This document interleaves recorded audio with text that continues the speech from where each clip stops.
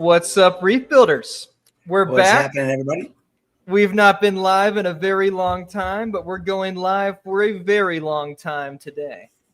I'm here with Chris. We've got the schedule posted up. We're going to have different guests on. This is like an old school telethon. So we figured it'd be a great way to end the year. We've got energy drinks. We're going to have quite a few drinking games as the night goes on.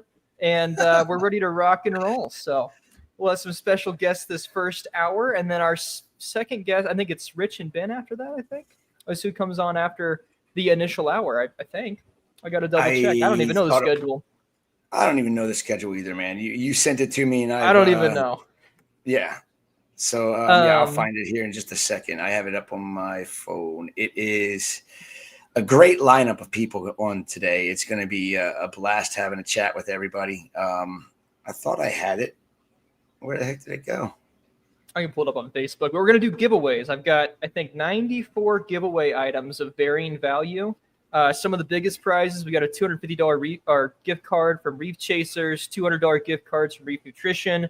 Orphic is giving away 4 of their Natura icons, the new lights they've just released. So a lot of good prizes. We're going to do winners. Remy's in the background here, so he's me moderating the chat. And he's also doing random wheels on everyone that entered into that giant Google form. So he's going to be doing, spinning, and then we're going to announce like about 8 winners at the end of every single hour. And then we'll contact you all tomorrow with email, introduce you to the manufacturer, and then they'll ship it out to you. So should be pretty straightforward. Well, here's the lineup. I just found it. So since you and I couldn't remember who was going to be on, it starts it off with Mike Paletta, and then we got Ben and Rich. Then we got Keith Berkelheimer. Then we've got Mark and Alex from Coral Magazine. Then we have Bobby and Nick. Bobby from Humble Fish. And we and Nick. He made the new ick test that just came out. Yes. Then we have Eli and Andrew Baumer. And then we have Kenny from High Tide. And then we have some coral spawning talk with Carrie O'Neal. And then we have Ken from Hydrospace and Teras. And then we're going to end it out with Julian Sprung. And then we have the outro at midnight here. Midnight, yeah. We have the outro at midnight, 12 hours. So, yeah, there's a lot of fun talk. So we're going to have the carbon dosing science data that we did, the community science project. That'll be what Eli and Andrew are on. There's a lot of new data from Ken and Teras that was actually done at your farm for Hydrospace. So that'll be a pretty good talk, too. Definitely. Let me make sure Paletta is coming on at that time. Because I think he said 5 o'clock. So let me make sure he said 1. He sent me a message. He'll log on 5 minutes until 1. Okay, we're good. Gotcha. Yeah, he sent me a message about the link, and I said, I'm sure Salem's on top of it. He'll get it out to you guys here soon. Did you send everybody the link, right? I'm pretty sure. You might want to send Julian and Carrie the link just in case. That's who I need to send the link. That's exactly who I need to send the link. Because they're not on Facebook a lot, so. But yeah, what do you guys? So I think maybe, Chris, we can either talk about what we want to talk about, or maybe we could answer some user questions. That's the great thing about the live format. That's something we could do too. We also have our special guest we'll bring on at 10 minutes in here, so we can have 5 minutes. We can talk some questions. I already saw some popping up in the chat, and then we'll bring our special guest on. So let's see. The first question I saw was, let's see, talking about allelopathic inhibition with anemones and zoas, leathers, softies with SPS. Is there inhibition of growth in a mixed reef with SPS and other types of coral? I know that I've seen some data. So there was a peer-reviewed study that was published like 2 years ago about zoanthids in Acropora. And zoanthids do indeed inhibit the growth of Acropora. There's specific compounds they found that zoas emit that directly are antagonistic towards acros. So maybe carbon takes it out. Maybe a skimmer takes it out. Like, that's the thing, is in a system, though, it's probably being removed, right? I don't know. Oh, I mean, you break it down, when a zoanthid encroaches on something, usually whatever it encroaches upon starts to either recede or doesn't, backs away. If it's a softie or a mushroom, whatnot, I've noticed that, even mushrooms or coral morphs will start backing away. They'll move away from the zoanthids, and I mean they have a pretty powerful toxin that's in them. So I mean it makes complete sense to me that when they want to move into a space, they're gonna just say, "Hey, get out of the way, or else." Yeah, I mean, like that, and like obviously, like most of the softies, leather, sarcophytans, we know produce tons of different compounds. Like I think some inhibit euphilia, indirectly, I think.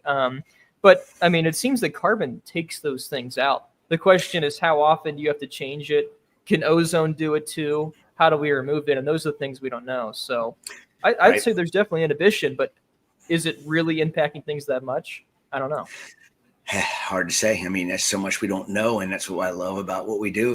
It's always learning. There's always something to be discovered, and it's going to be that way for the foreseeable future, the way I see it. And anybody that wants to work on the studies, gosh, I wish I had time to do more, because there's so much that fascinates me that I just don't have the time to do. That's why I'm doing the test tanks, man. We're gonna get it rolling here. I'm excited. There's gonna be a you lot of take care of it. experiments. Well, I'm right there with you, man. I'll be listening along the way and chatting along the way and figuring out some things with you. I'd love to brainstorm with you when you come up with some observations that you've seen with the new studio test tanks and all that good stuff. It's gonna be fun. Yeah, it'll be a path to get there, but I think we'll get it rolling probably by restock time. So here's a second question. How long can bacteria live without ammonia dosing in a fishless system? And I don't actually know about those strains specifically. Like some bacteria, gram-positive ones, can form endospores. They kind of go into like a hibernative state. They can live indefinitely like that. It's like how ick can insist. I don't know if any of the nitrifiers can do that, though. I mean, I would say that if you're trying to get a system going, you definitely want to have an ammonia source of some sort. Throw pellets in there, use ammonium chloride. You definitely want to be feeding them. For sure. I mean, I'm revamping a system right now, and we just threw a bunch of boat rock in that was, sitting in a box for like a month and a half, 2 months, and we got ammonia building already from that rock, which is exactly what I wanted. The OG way to cycle a system, not this new chemical formulation for cycling a system. And within 12 hours, we had 0.5 ammonia in the system, and I only put 200 pounds of rock and 1,300 gallons of water. So it's not bad. It's not enough, but I'll have to boost it up with some ammonium bicarbonate or some ammonium chloride just to make sure I get the extra ammonia, or my other method, which I won't mention because it seems to get to Yeah, we've talked about the ammonia stuff before. We'll probably save that for not this chat, but a little urea. Yeah, urea's fun, man. I'm telling you, I've been dosing urea in the systems here, and I did it at my systems at home, and it's like I was already dosing ammonia, and I added urea to it, and it's night and day difference. I mean, they're definitely organic. Having that, organic source, I think, is definitely important. So I want to test that long term as well. I think Paletta and Sanjay were both messing with it too. So urea might be the way. I learned a long time ago. We used to, when we imported fish at the end of every year, because of the possibilities of superbugs building in the system, we'd have 2 weeks with no business and no new shipments. We would just bleach the systems right before we went on our break. And we used to just use ammonium chloride. We get to like 4 to 8 ppm and dump some turbo start in, and boom, we thought we were good to go. And then we'd throw fish in, and all of a sudden we'd have ammonia spikes again. And I'm learning, okay, well, I guess organic ammonia, there's so many different forms of ammonia that we needed the organics as well. And once we started doing the ammonium chloride with organic ammonia, we never got that miniature cycle going on again after we added fish to the system, which was learned a lot, learned some things the hard way. You add a system that's supposedly cycled with chemicals, and then you throw 50, 60 boxes of fish in that system, and all of a sudden you got a 0.5 ammonia spike, and you go, oh shit, what am I going to do here? I just put a whole bunch of fish in here. And I'm sure some of the families metabolize different forms of ammonia differently, more efficiently. So the question is what? I don't know. Dr. Tim probably know. That's what he studied. That was his thesis. He'd probably be the person to really know about it. But let's see. Andy Bauma's in here too, so I'm sure he would have a good answer for that. Andrew might know. Here's one that'll get you turning. Here's the drinking game starting, folks. Can you do Kalkwasser with the addition of Alpha Reef in a 100-gallon system? You had some very good thoughts on this the other day, I think, that you could I'll let you take this one. I wouldn't recommend it because calcium formate is you're going to end up having some compounds forming with the addition of kalkwasser with that, and it's not a matter of if, it's a matter of when will the issues pop up. And I know people that do regular water changes, they use Alpha Reef. They don't do kalkwasser in the same, way we do it here, the ACI method. It isn't something that is added, but in a big system, because of the fact that you're not doing as large of water changes, I've found that over time, again, it's not if, it's when will these problems come about. I don't know. I can't tell you. All I can tell you, if you're doing Alpha Reef and there's nothing wrong with Alpha Reef. It's great for beginners to get a basic idea on maintaining their, a smaller system, in my opinion, is the best route to go with Alpha Reef. I don't think it's a good idea long-term on a larger system. A newer system is great, because it's something that's easy. It gets you the ability to learn your parameters, test, always test. That's the thing that a lot of reefers don't get into the habit of doing on a regular basis. And they get complacent and they add the Alpha Reef, and, it keeps things going. And as long as they're consistent with it, that's fine. But if you're not understanding your water chemistry by doing those tests, you can and will come into problems. I don't recommend Alpha Reef on a long-term basis dosing kalkwasser. I would say Alpha Reef is going to end up being a money pit for you in the long run, when you can literally spend that money that you'd spend in a year on Alpha Reef on a calcium reactor. And honestly, people are afraid of them. They're so simple and so easy to dial in and use, especially with the controllers that we have now. If you're running an Apex or a Hydros, it's so easy to dial in a calcium reactor. There's automated calcium reactor components now from like AquaWiz that'll link to a KH controller and it automatically adjusts it to flatline. I mean, there's and if you're using a calcium reactor and calc, having that CO2, you'll get carbonates and bicarbonates. So it's like, that's the wombo combo right there. And exactly. Something else people have to realize about Alpha Reef is it is an organic carbon source. So calcium formate, you're carbon dosing doing that. And what we don't know is, does that shift the microbiome? I don't know. That's what I want to test. So a lot of unknowns there long term, I think. It obviously does a good job. I know people that are running, Alpha Reef, and they have great success. And most of these people that I'm talking to have a nano tank or 55-gallon or less, and they're able to do a 20-gallon water change, once a month, and maybe a 5 or 10-gallon weekly. And that's going to keep all of the possibilities of what can happen at bay, but it will not keep them at bay forever. And the things that you'll notice by dosing Alpha Reef with calcium or with kalkwasser, I hear these stories about people saying your rock binds up using kalkwasser long term. I'd love to see that, because I haven't seen it yet. Mine hasn't. Within 4 years of doing it, and I haven't seen the precipitates that everybody says is going to start happening, and I haven't seen the rock being bound up. I do know that with people using, say, the Alpha Reef and kalkwasser, that their sand bed turns into a solid brick that they're not constantly stirring and churning up. That's a given. Same with somebody that's using kalkwasser and they're supplementing just straight soda ash. You're going to get a concrete brick in your sand bed. Also, I've noticed that people are saying their ball valves don't turn as easily. Well, it's sticking to the surfaces because and I'm not a scientist. I just know from talking and understanding it that, there is compounds that are formed that will cause, it's basically calcium carbonate that builds up on your pipes. And if it's near a ball valve, well, your ball valve is going to eventually stick. It's not going to move. And getting that to free up, because calcium carbonate's so insoluble in water, you got to use acid, muriatic acid or vinegar or something like that to break down the calcium carbonate. And I mean, heck, I've used screwdrivers smashing at it, trying to get the stuff off.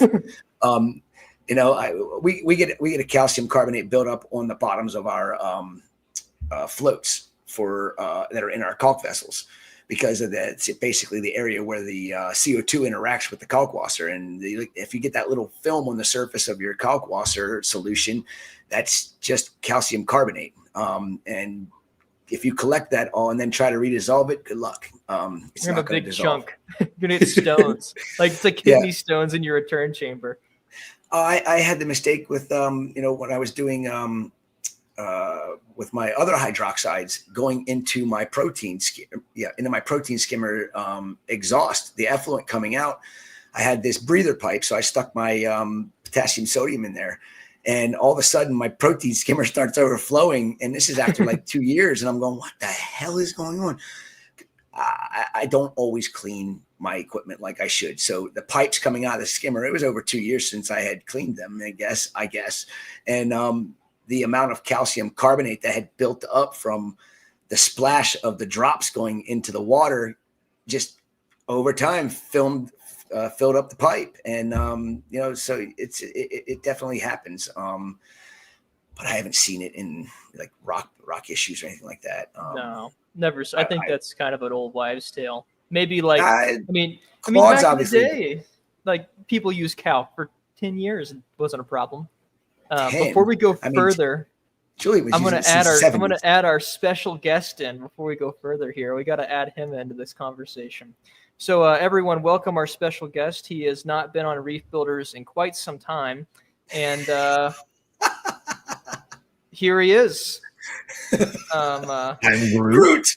I am Groot. Remy. What's up, Remy? Oh, guys. What's going on, buddy? How are you? Do I spill the beans and say that I'm not actually this special guest? Yeah. Okay. He's not. I'll be lurking in the shadows and picking winners and all the things. So I did pick our first 7 winners that we'll get to at the end of this hour. So I'm excited about that. We've got 94 prizes, guys. 94. That's awesome. I think there's I think there was like 250-ish entries at this point. Pretty good probability. Chances are pretty good, right? Thank you to all that donated. That's amazing. Yeah. That's before we even keep rolling. Thanks for everyone that supported this, that actually came through and helped us out, and thanks for all the guests that came on. So hopefully, make this a fun event. And it looks like our special guest is actually here now. So we'll add them on. Add them on. It's Windsor. How are you doing, Windsor?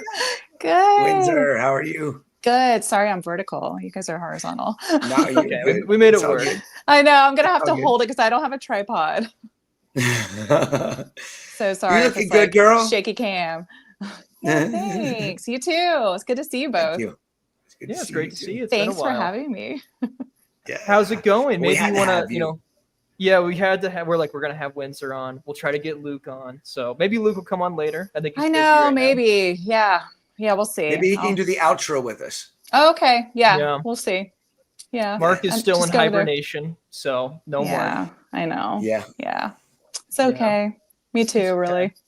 Yeah. So why don't you update people on what's hibernate. going on with you? Seriously. As you see, I'm mom to Reef. So that is what I'm doing. Hopefully I can get him on here in a little bit, but he just woke up from a nap, so he's super cranky. Yeah. He's Jake's son. I know. I didn't know Jake got cranky. Oh my gosh. You know that, right? Oh, was I not supposed to say that? Oh, I know. Yeah, he has a cranky son. Yeah, I saw. Would you take me to the aquarium the day? He was pointing at coral and stuff. That's so cool. I know. Yeah, I took him to the zoo yesterday. Yeah, I think that's his second time going. But yeah, they renovated the reptile and aquarium complex, so it's all new. So it's really nice, and they're a part of the Reef Track program, so they have a lot of those Caribbean corals in there too. Oh, cool. Yeah, so Reef will learn them all one day soon, I promise. I'm working on it. We got Pora down. Oh, that's cool. Is he talking now? Oh yeah, full on. So he said Pora? Oh yeah, he said Pora. In the video, I don't know if you could God. tell in the video if you turn the audio on it, he says Pora. Because I'm trying to get him to say Montpora, but he's just Pora. So cute. Yeah, he's so cool. Full on mobile, full on talking. Yeah.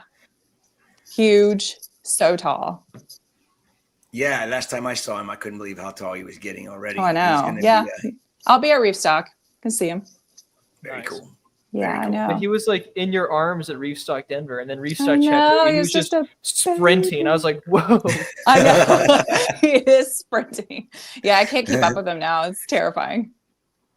Someone has a question for you, Windsor. They say, What's do you up? have an aquarium at home? Oh no. Only one baby right now. But hopefully one day soon. I mean, I've got, I know some people. So I know someone will But help me one day. You do have something of Jake's that you got Oh established yeah. at your home. And Yeah. I was excited to hear you say that you had, gotten the time to get I a showcase know. for all of that stuff. So At the end of July, we moved. So I was living in Virginia for a time, and we sold my family home there. So my mom's family home. And we moved back to South Carolina, to Columbia, South Carolina, actually, where I met Jake. Yeah. And so we're back, and everything's been in boxes for a while, but I finally opened up all of Jake's book collection, which is actually behind me. it's a great And book I know it's the best. Reef will inherit that one day. And all of Jake's coral skeletons that he kept, all the ones that were sad losses, and the clams that were sad losses, including the devil clam that he swore he had to have, even knowing he was probably going to lose it. And he did. I think it was 3 weeks we had it. Oh. It's actually that one, when I opened it up, it still had like guts inside. I was like, nice. So I had so it's outside right now, just like cooking in the sun. I cleaned it out to make sure it doesn't stink when I display it. But yeah, we found an old curio cabinet, and I put all of his, little treasures, little collections that we found. And that he's kind of kept over time. So yeah, I know it's nice to have it all out and displayed. Definitely. Yeah, I'll run upstairs in a little bit and I'll show it to you. Very cool. Yeah. Very cool. That's great that you got all of his books. Sorry, go ahead. I know. I was going to say, wasn't the devil clam, when I was out there in January a couple years ago, wasn't the devil clam outside? Yeah. And I put it, okay. Yeah. Yeah. And I was telling Salem, I'm like, I think the devil clam's still out there. And he's like, no, there's nothing out there. I don't see any clamshells. There's nothing there. Yeah, I think it was because it's still, I think he put it out there obviously to, kind of cook. Cook. Yes. Yeah, but he did do a great job cleaning it out fully. All we have here, we got a big F-flow skeleton. That's all that's here is a huge F-flow skeleton that's on top of the. It's like really big though. Like I don't even know how you would have brought it. It is big, and is there a piece missing from that by chance? Because I feel like I have a huge chunk of coral, and I am not sure if that was a piece of the F-flow. You know what? I can go bring it on the stream. I guess. If it's not, but I mean, we've got someone that could probably ID it for me. I'll show it to you in a little bit and see if it's actually, I don't know. I was like, what is this big piece? I don't know. F-flow. That was always one of Jake's favorite corals. I was with him when we got that. Oh, you were? Yeah, we got it at, I can't remember the name of the shop, but it's the one in Boulder. One of the ones in Boulder. Gotcha. Yeah. They had probably a big piece. They're like, okay, we need to rehome this thing. The whole thing. Yeah. Yeah. The owner was like, yeah, I've had it with it, but that's probably not what doesn't look like there's anything broken off of that. No. Okay, then you guys are saying, but there it is. There's no piece missing from it, but no. Okay, then it's something else. That is so pretty. It is. It's amazing the growth of that coral. I know. That was sad. They tried so hard, but the flatworms were all over that thing. They're flatworm magnets. Actually, I used them when I started the flatworm treatment that I announced back at Peace Reef Bum. That they were always, all my F-flows are always the ones I go to first because for some reason flatworms are always a magnet to them. It was nasty. It's so nice to see them so clean and just coloring up and growing. And hell, the one I thought was an F-flow turns out it's a solitary ensis. And they're so close and you can't tell the difference until they actually get to be a decent sized colony. And now that it's grown out, all the branches are coming off the edges and hey, we got a solitary ensis, not an efflorescence here, which is pretty cool. No, I got plenty of F-flows. Trust me. They're big plates that shadow out everything. That's why I have it nicknamed the Shadowcaster efflorescence. Well, we'll probably need another one for the studio, right, Sam? Yeah. Well, that's Eventually- the only skeleton of Jake's that's here, but there's plenty from the car crash. Oh there's, no! there's a new graveyard. I'm so sorry. Ah, That when that happened, yeah. that reminded me of a time when I was at the studio alone when Jake was on a trip with his brother, and I was outside with my brother who was actually visiting, and I heard a loud crash sound inside the studio. I'm like, oh my God, please tell me a tank didn't just explode, because that would figure. So I go and I'm looking, I don't see anything. And then I look up where Jake had mounted some like brackets above the sump, and he had some plants over it in glass vases, and the glass vase fell into the sump, completely shattered to a billion pieces all over the floor, everywhere. I cut myself trying to clean out all the glass out of that sump. Man, every time Jake is away from the studio, something like that happens. So maybe this is his way of being like, it's time for a reset. As my Aussie friends would say, that's Murphy. Yeah, for sure. Murphy's showing his face. Murphy's had me by the throat, man. God, you don't deserve that, Salem. You don't deserve it. I know. I see Jim tough. just popped on. Fans what's on. up, Jim? Carney's on. Oh, yay. Hey, guys. A lot of people. Oh, there's 100 people on. Wow. I was lucky. I was Oh, like, I wow. hope there's like 5 people that'll be on. That was my goal. I want to know how many Okay. people are still hanging on at the very end. We're going to have Like, a bingo who's- card at the end, I think. We made a drinking game bingo card. Oh, so- God. Oh, gosh. Dude, we I'll have never to- figured out all the bingo slots for that. I know we were sitting there Remy, one night. We went through a bunch of them. So Remy's here. And I've got the list. And I'm going to send it to him. And Remy, your new task is to finish the drinking game bingo. Nice. She is now smiling behind the scenes. I can see his face. And he's shaking his head. He's very disappointed in us. Hey, we came up with most of them. I will be staying out of that game. Thank you. But that sounds fun. Hey, Rob Mouget's on. Yay. What's up, Hey, Rob? Rob. Oh, he's a hero. Yeah, Rob helped me so much. Yeah. Rob and And Chris me too. Cap and his Yeah, wife. and and, Chris, yeah. Everyone came in that helped. So I That's know. awesome. I'm sure you had a huge outpouring of help. I mean, when I was out there, I couldn't believe the help that came out when I was helping Windsor, figure out what we were doing with some of those big monster pieces. And Larry was great. Jack and Gabe were great. And, Rob Mouget, Chris Cap. I mean, Yeah.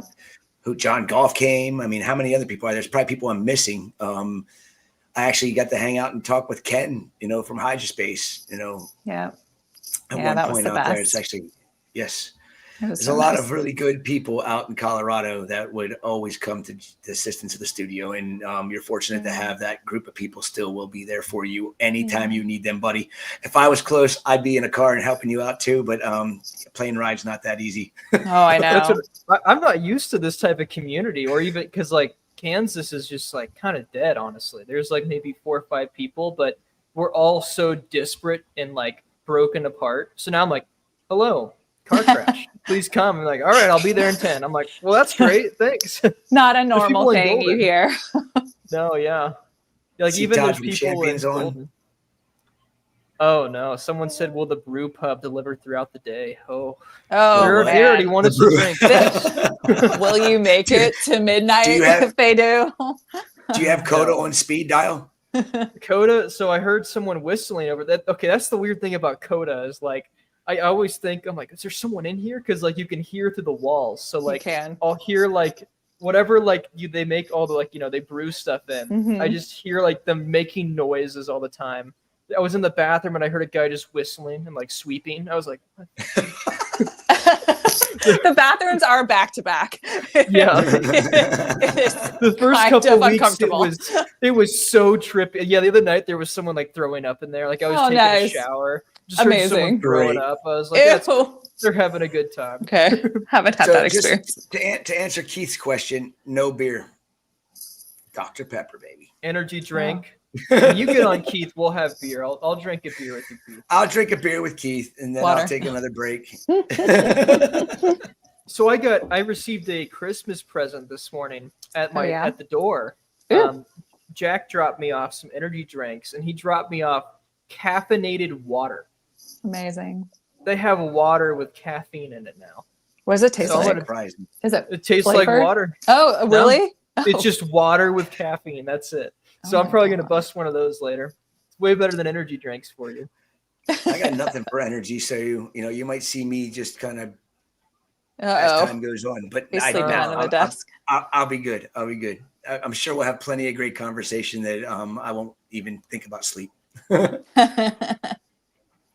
This is a cool, I don't know where I am. This is a cool, you can't really see it, but it's a photo of Jake diving, actually snorkeling. Oh, I see it. Can you Very kind of cool. see it?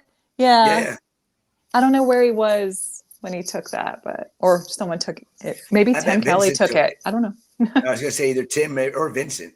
Oh, maybe. Yeah. Yeah. I don't know how old that photo is, but I always loved Yeah. it. And the colors Yeah. are so beautiful. A little night snorkel. Didn't you Jake go to did. Australia with them, Windsor? I did. Yeah. Mhm. That was a blast. What was that with what? Oh gosh, what's his name? Ultra Corals. Nick? Yep. Nick. Yep. Yeah. Yeah. Nick's still Should in I, it. should I tell? He is should I still tell him in the it. frus- Should I I tell him know. the frustrations with Nick that time? Oh. We all love Nick. Oh, we but do. Jake We do calls love me Nick. from the.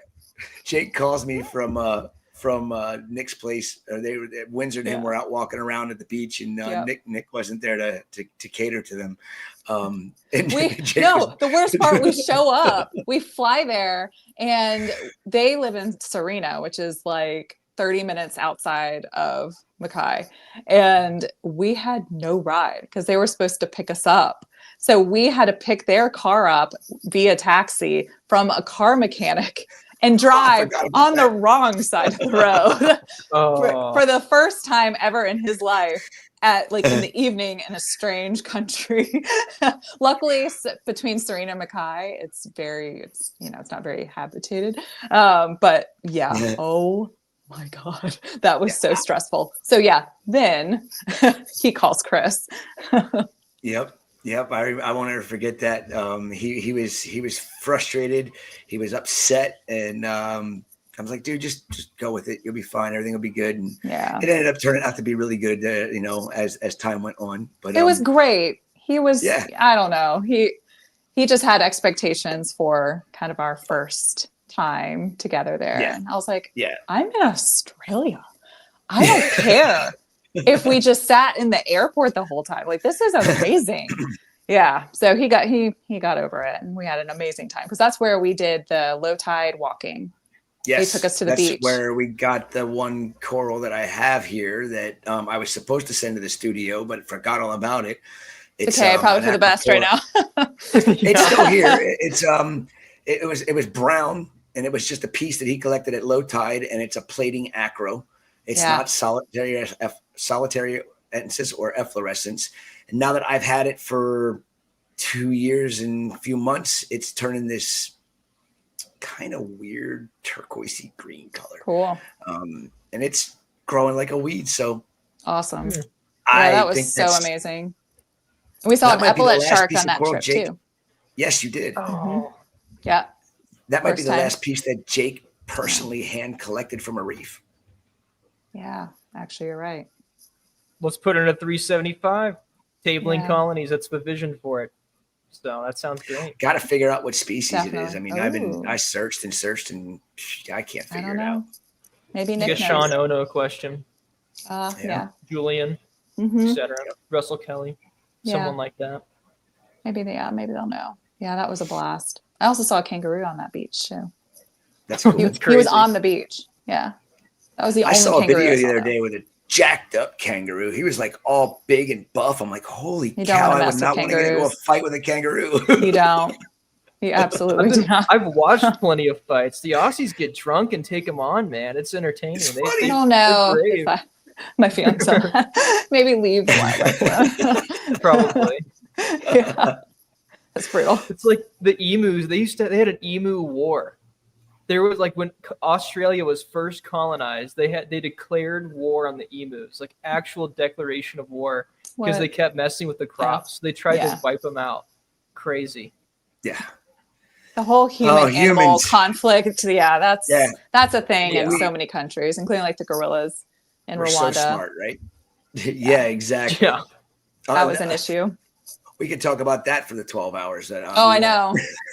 All right, everyone, let's get into Rwandan politics, avoiding the 1990s. Maybe not specifically Rwanda gorilla politics.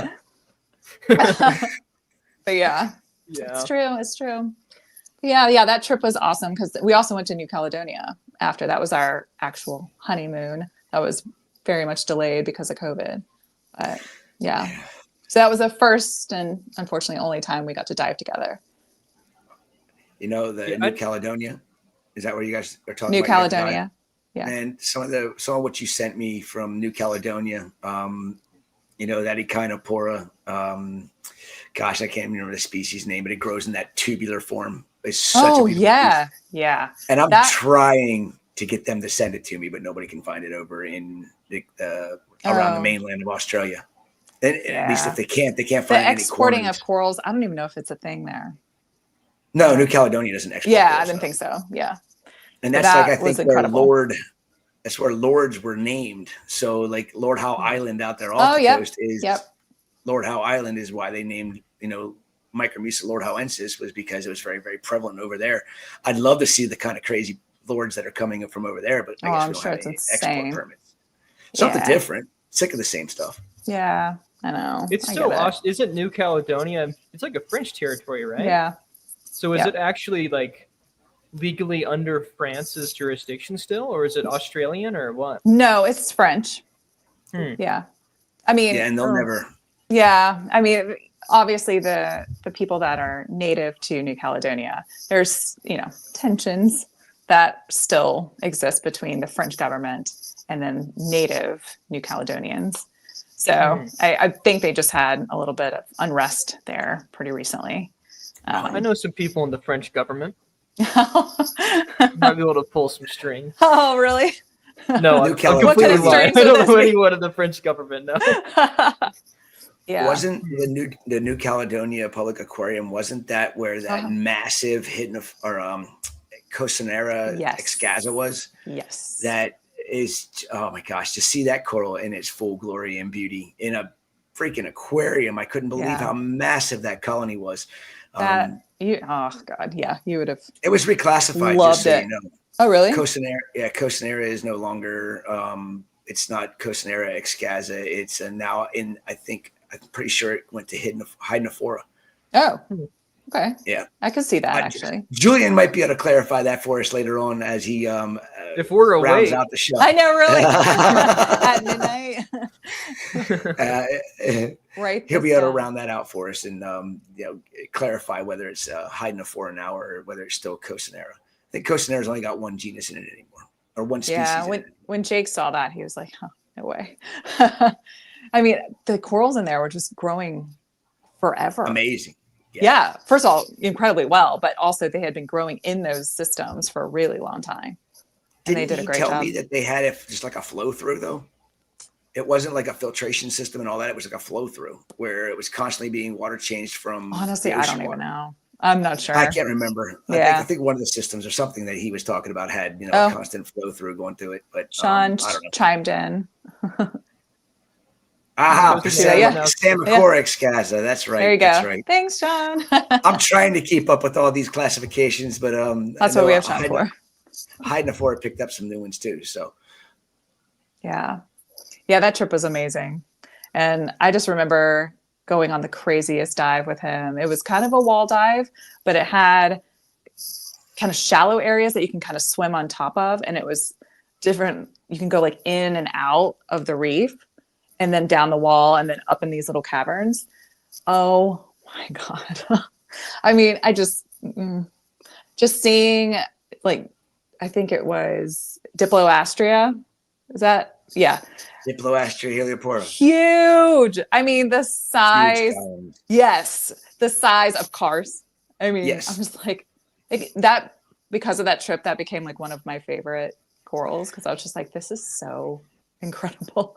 And I mean, we're being followed by sea snakes, and clams are just sitting on the edges of these. Like, I'm just like, you've got to be joking. And Jake found this naturally grafted acro, and he was going to take a photo of it. And then I feel this tapping on my shoulder, and I look back, and he's pointing to his camera. He forgot to take the lens cap off. Oh shit! Before he put the waterproof housing on it. And called me after that dive. Figures. And he's just like making all the expressions like, oh, but honestly, that was probably the best dive to put the camera down, to really just take it in. Because out of all of the dives, that one was the most diverse. It had, oh God, I don't know if I'll ever have another dive like that again. And of course, I don't remember what the dive site was called. Just like that whole trip was just like a whirlwind. So I don't know. I mean, maybe that was just it, but hopefully that one clam is still doing well, because it was like the color of a rainbow. Nice. Yeah, it was. Nice. Yeah, he loved it. I think my child's outside. Can I flip this around? You see my baby out there? There's Reef. Oh, he's quick. Oh, he's running. He's running. He's with Granddad right now. I'm sorry. The glare is horrible. But okay, well, he's outside. Yeah, he's full grown, like teenager now, as far as I'm concerned. I mean, they tell you how fast it goes, but you don't even realize it until it's happening to you. Yeah. I'm just sick about it. Yeah, the time is I don't know. I can't believe it's also been 2 years, over 2 years since we lost Jake. Insane. Mm-hmm. I know the day that it came about, I was like going through the day. I'm like, today's feeling really weird. And then I actually looked at the date, and I'm like, okay. So that's why things have been kind of off with me. It's just kind of, I didn't even think about the date until I looked at it, and I'm like, oh shit. Yeah. Your body remembers. Yeah. It's weird. Mm-hmm. Very weird. Very weird. Yeah. But I mean, we're all things considered. I mean, we're doing great. We love the new house. It's nice, being back in South Carolina. We're closer to family. We've got a lot of friends here because I worked at the zoo here. I worked at Riverbank Zoo for 11 years. So I was a zookeeper for 8 of it. And then the rest, I was on the dive team. So It's nice being back with, my zoo crew. And also being close to a zoo that I can take Reef to, which is nice. Show him the corals. Show them the aquariums, because we don't have one. That's coming. I guarantee you that. Oh, can you come? When he's old enough. At about 10 years old, he needs a nano tank that he can just be infatuated 10. With, so that we can do that. Simple, easy. Just do water changes, son. Once a week, do a 50% water change. Put your corals in. They'll be happy. That water change once a week. Done. Make it easy. Perfect. Make it easy for mom. Yep. Yeah. I know we'll have to get one of the pieces of the Blastos that Jake had when he had his tank here at Carolina back in the early 2000s. But he said he grew it out. Oh yeah, Carney since the still 90s. has that. Yes, he does. So I need to get a piece of that from you, Chris. I know you're on here. How you doing, buddy? I know. Chris is local. He can help me. There you go. Chris, you have to come and help me set up this tank for him when he's 10. So 8.5 years, please. I'm sure Chris will be right there to help out as much as he can. And that's a very good soul right there. I like Chris a lot. Yeah, he is. All right, you hear that now, sponsors? 8.5 years. Let's get it lined up. I know, Reef needs his first Reef tank. I know.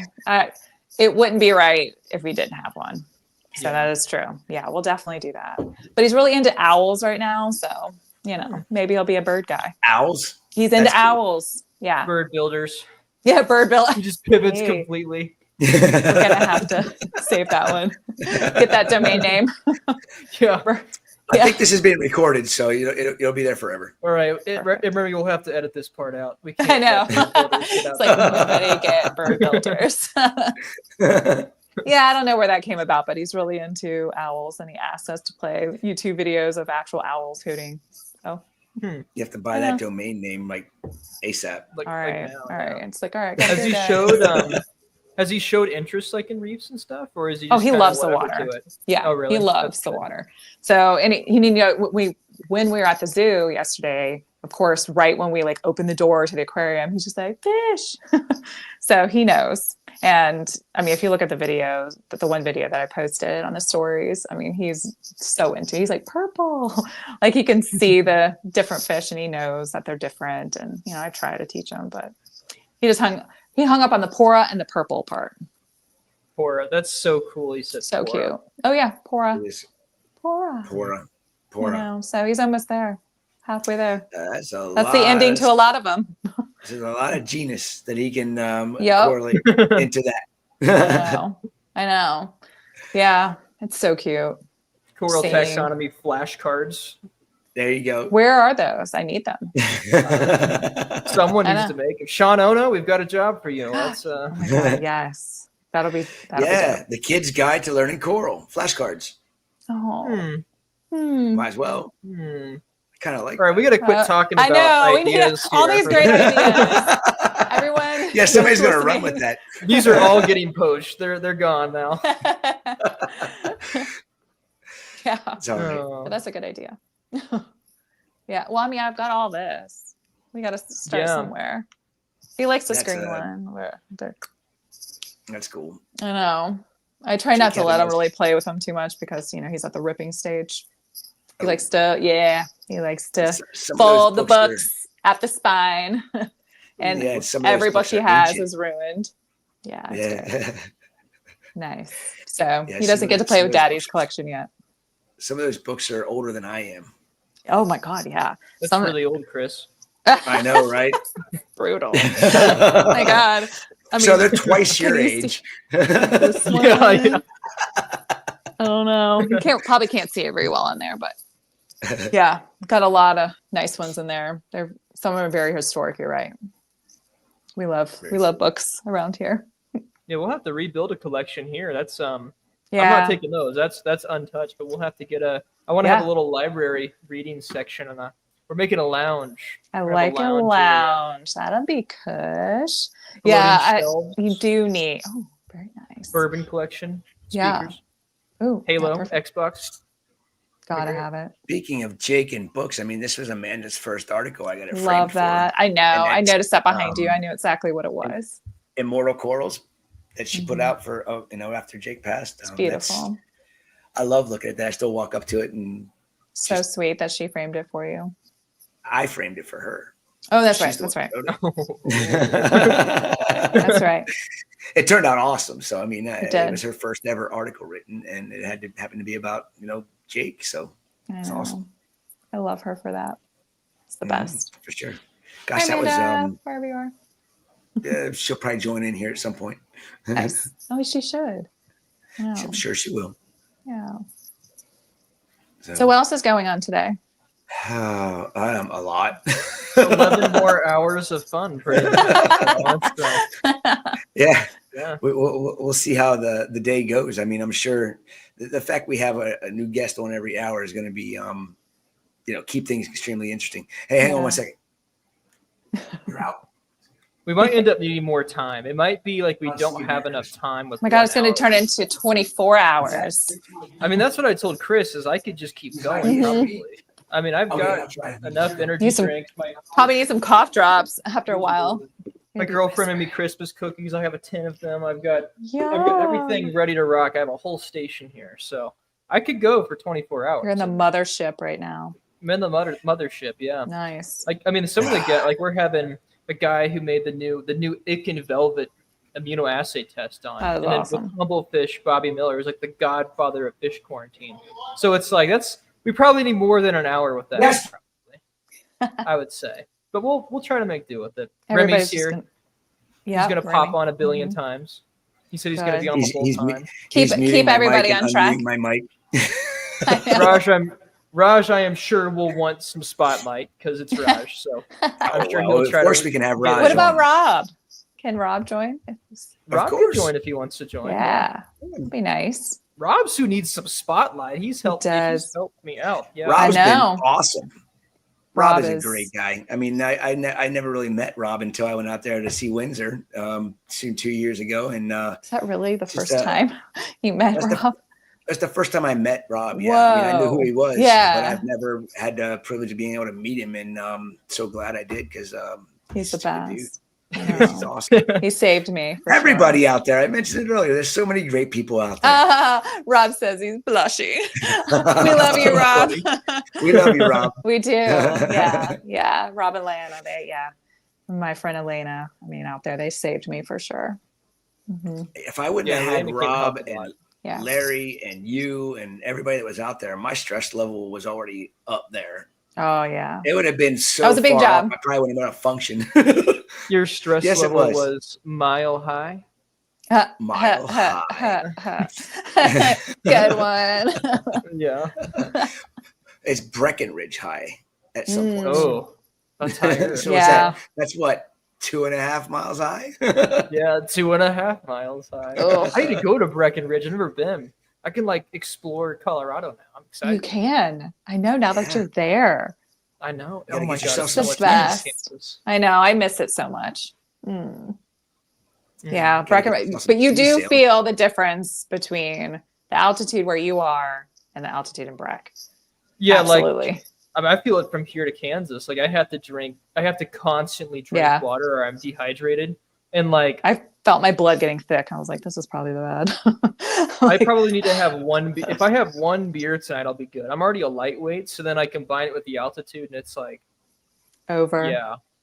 My metabolism's slower too. I can I don't get as hungry. It feels like. Oh. I don't know. Whoa. It's weird. That is weird. I know. I haven't heard that one. Yeah. So in 6 months, we're going to see Taylor. He's going to be he's going to blow up like a balloon. Be what happened, Salem? Man, my metabolism slowed down being up here in this this high altitude. And I didn't stop eating. That and the food trucks, man. The food trucks. I was going to say that would be the food trucks' fault. Oh my gosh. The food trucks next to Coda there. It was every weekend.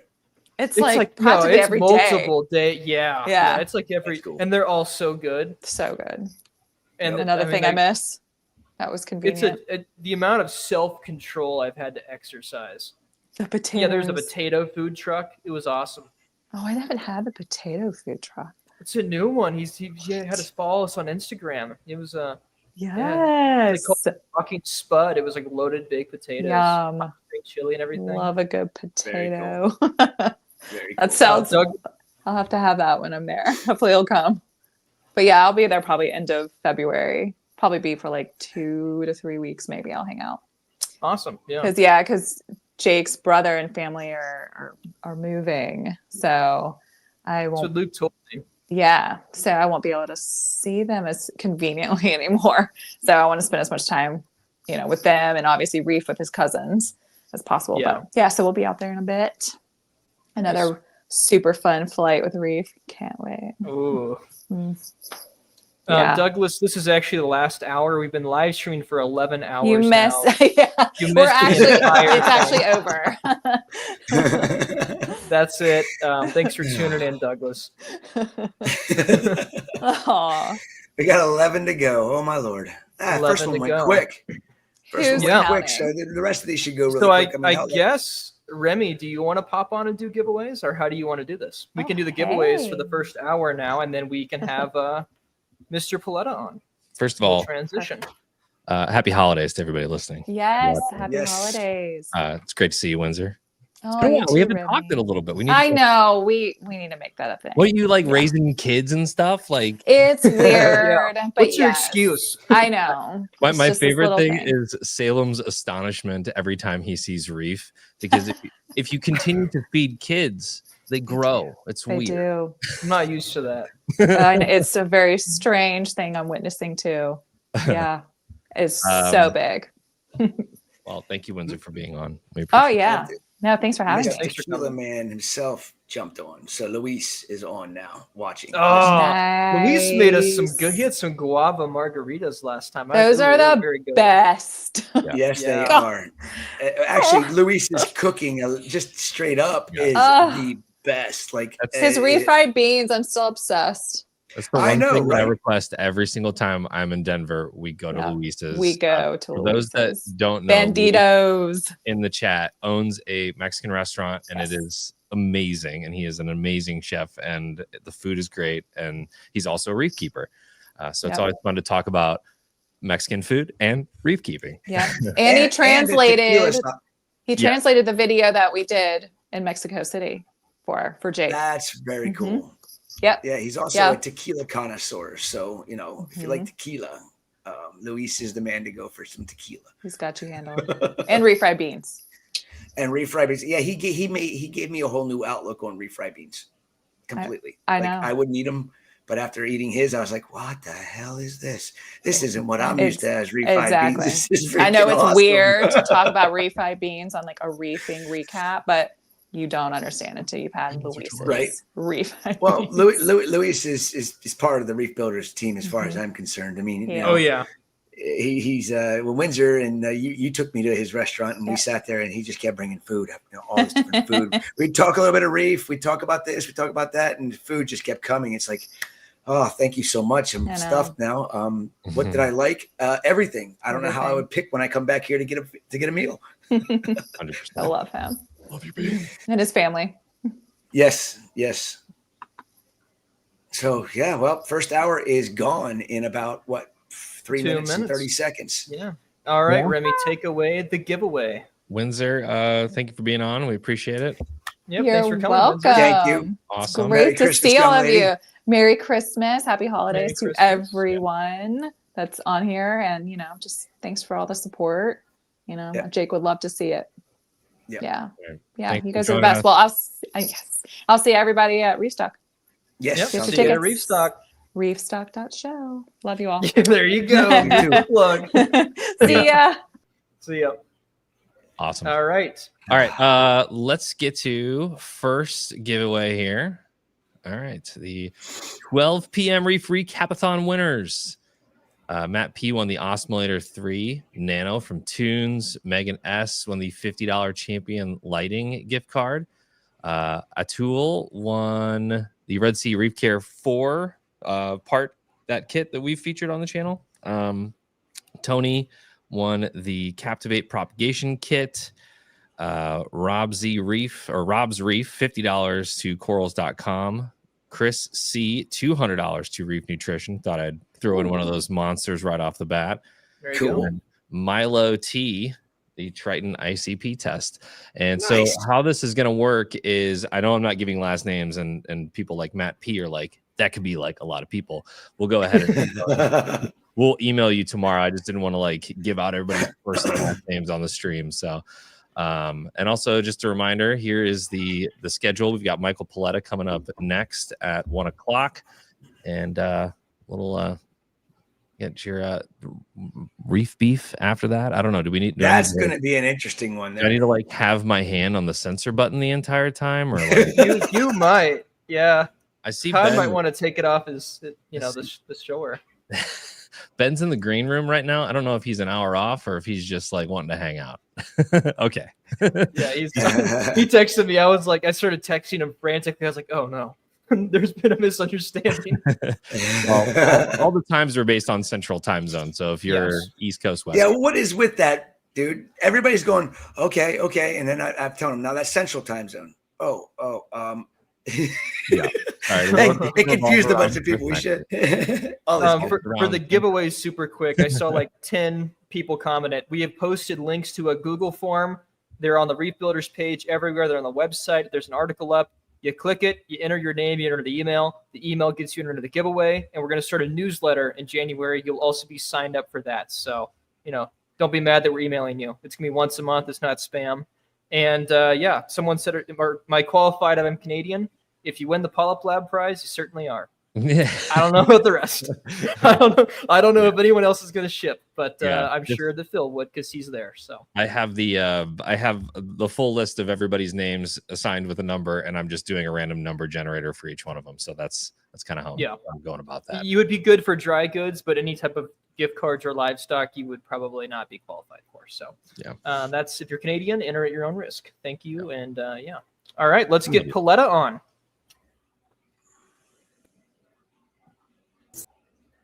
Oh, I had him, and then what? Yep, there we are. What's up? How you doing? Good, gentlemen. How are you today? We're great. Happy Thanks holidays. for coming on. Happy holidays. Happy holidays. You doing well? Oh yeah, everything's good. You ready for Presents Christmas? are bought and wrapped. The house is decorated. We can relax. It's Perfect. way more advanced than I am. That's for sure. I'm not even close. I've been doing this longer, so you learn to get things done, because otherwise, frantic at the last few minutes isn't good. Yeah, I keep telling myself that every single year. And then this, 6-hour thing I did on Friday popped up. And then, this thing popped up today. So I'm like, well, these are the last, they're 2 days I was going to go and get ready to go for Christmas. And well, I figured out on Monday. Be scrambling around like a crazy man and getting everything done, and maybe on Christmas Eve. That's how my cousins all operate. I don't do that anymore. Yeah. So what do you want to talk about today? What do you want to talk about? I figured we'd talk about everything and anything. Well, since this is a recap, there's obviously lots to talk about that happened last year. A lot of it was good. Some of it was bad, but just a lot. I mean, like in the bad, Masna going away, Keith not doing Reef Bum anymore. The quality of fish coming in has just been incredibly poor. The number of shops and other facilities that have closed because the economy was bad. I mean, that's the bad. I mean, the good is that Andrew and Polar Reef have picked up a lot of slack, and they're doing a lot of things that we all would like to see, like doing experiments, particularly with quarantine and clams and fish. Because like I said, with the quality of stuff coming in being so bad, pretty much everybody needs to have a quarantine tank and know how to treat each individual species. And fortunately, Andrew's not keeping it as a state secret, but he's sharing it with everyone. So whenever you get in something, with the high price of everything, you can't afford to lose stuff, because obviously that's the most expensive stuff you get, is the stuff you have to replace 2 and 3 times. And I don't know about you guys, but when I get in a fish and I really like it and I lose it, I want to get in another one just like it. Well, that gets to be try expensive. again. Go through 2 or 3 of them. So I appreciate that. What else happened good? Started using ammonia about a year ago, actually in November. I've probably talked to 300 or 400 other hobbyists that have switched over to dosing ammonia.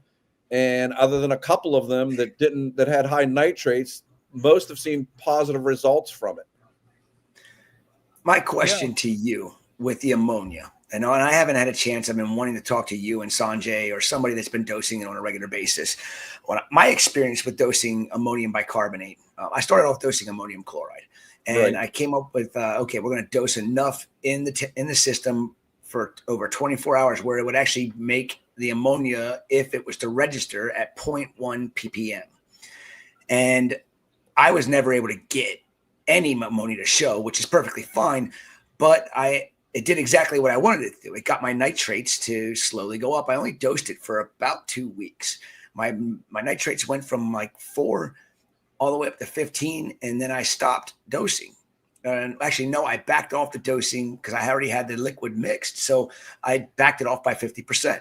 And it continued, my nitrates continued to rise. Yep. And I'm going, okay, so I backed that off by 50%, and they still continued to rise. So then I shut it down completely, and now they stayed stable now for the last 4 or 5 months. And I haven't dosed any ammonium bicarbonate in the system since, and it's still right around 12 to 15. Is that what you're experiencing, or are you continuously having to dose it to keep the nitrates? Over the first month, my nitrates gradually creeped up, and then they kind of plateaued at 10, and they have stayed 10 for 11 months. But I have also increased my ammonia dosing over that time. Initially, I was doing about 60 milliliters of the stock solution. Now I'm up to 200 milliliters a day. I'm doing 5.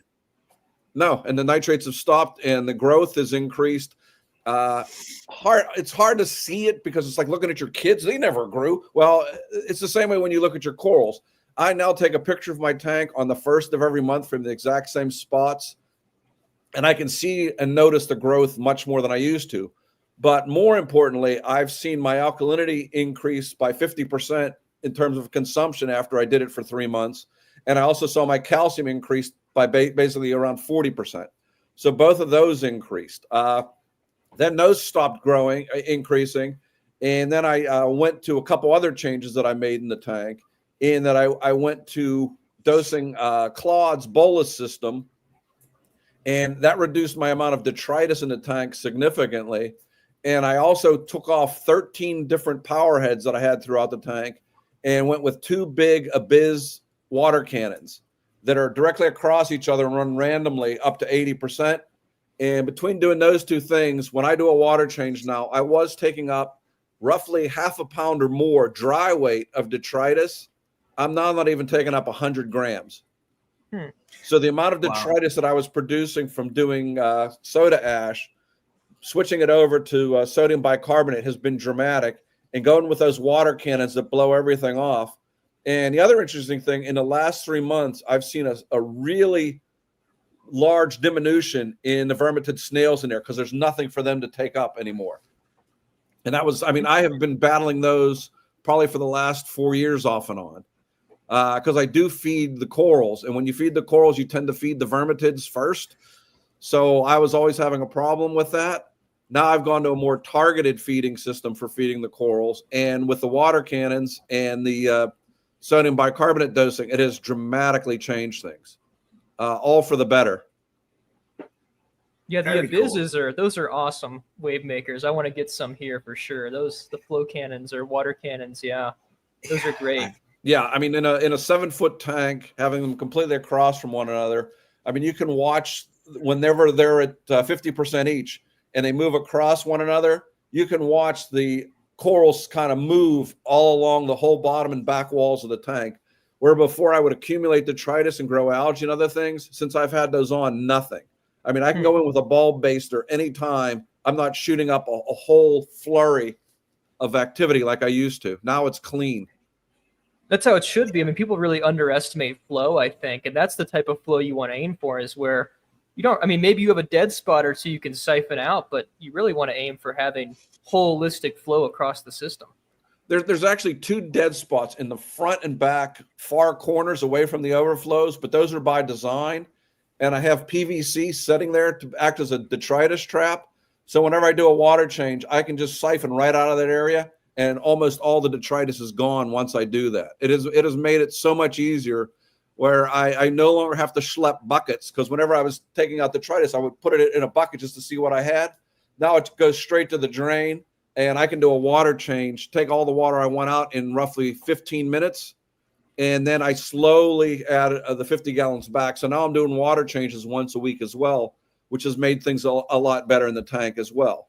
I mean, I still dose trace elements. I still do other things, but doing the water changes and getting everything out easy and quick has made a big difference in the tank. Yeah, I'm going to have to implement some detritus traps. That's a really good idea. Going back to ammonia dosing, so I started doing it around the beginning of the year as well, and I was never able to actually reach saturation at my grow-out tanks. I just kept, bumping it up, and my nitrates were still undetectable.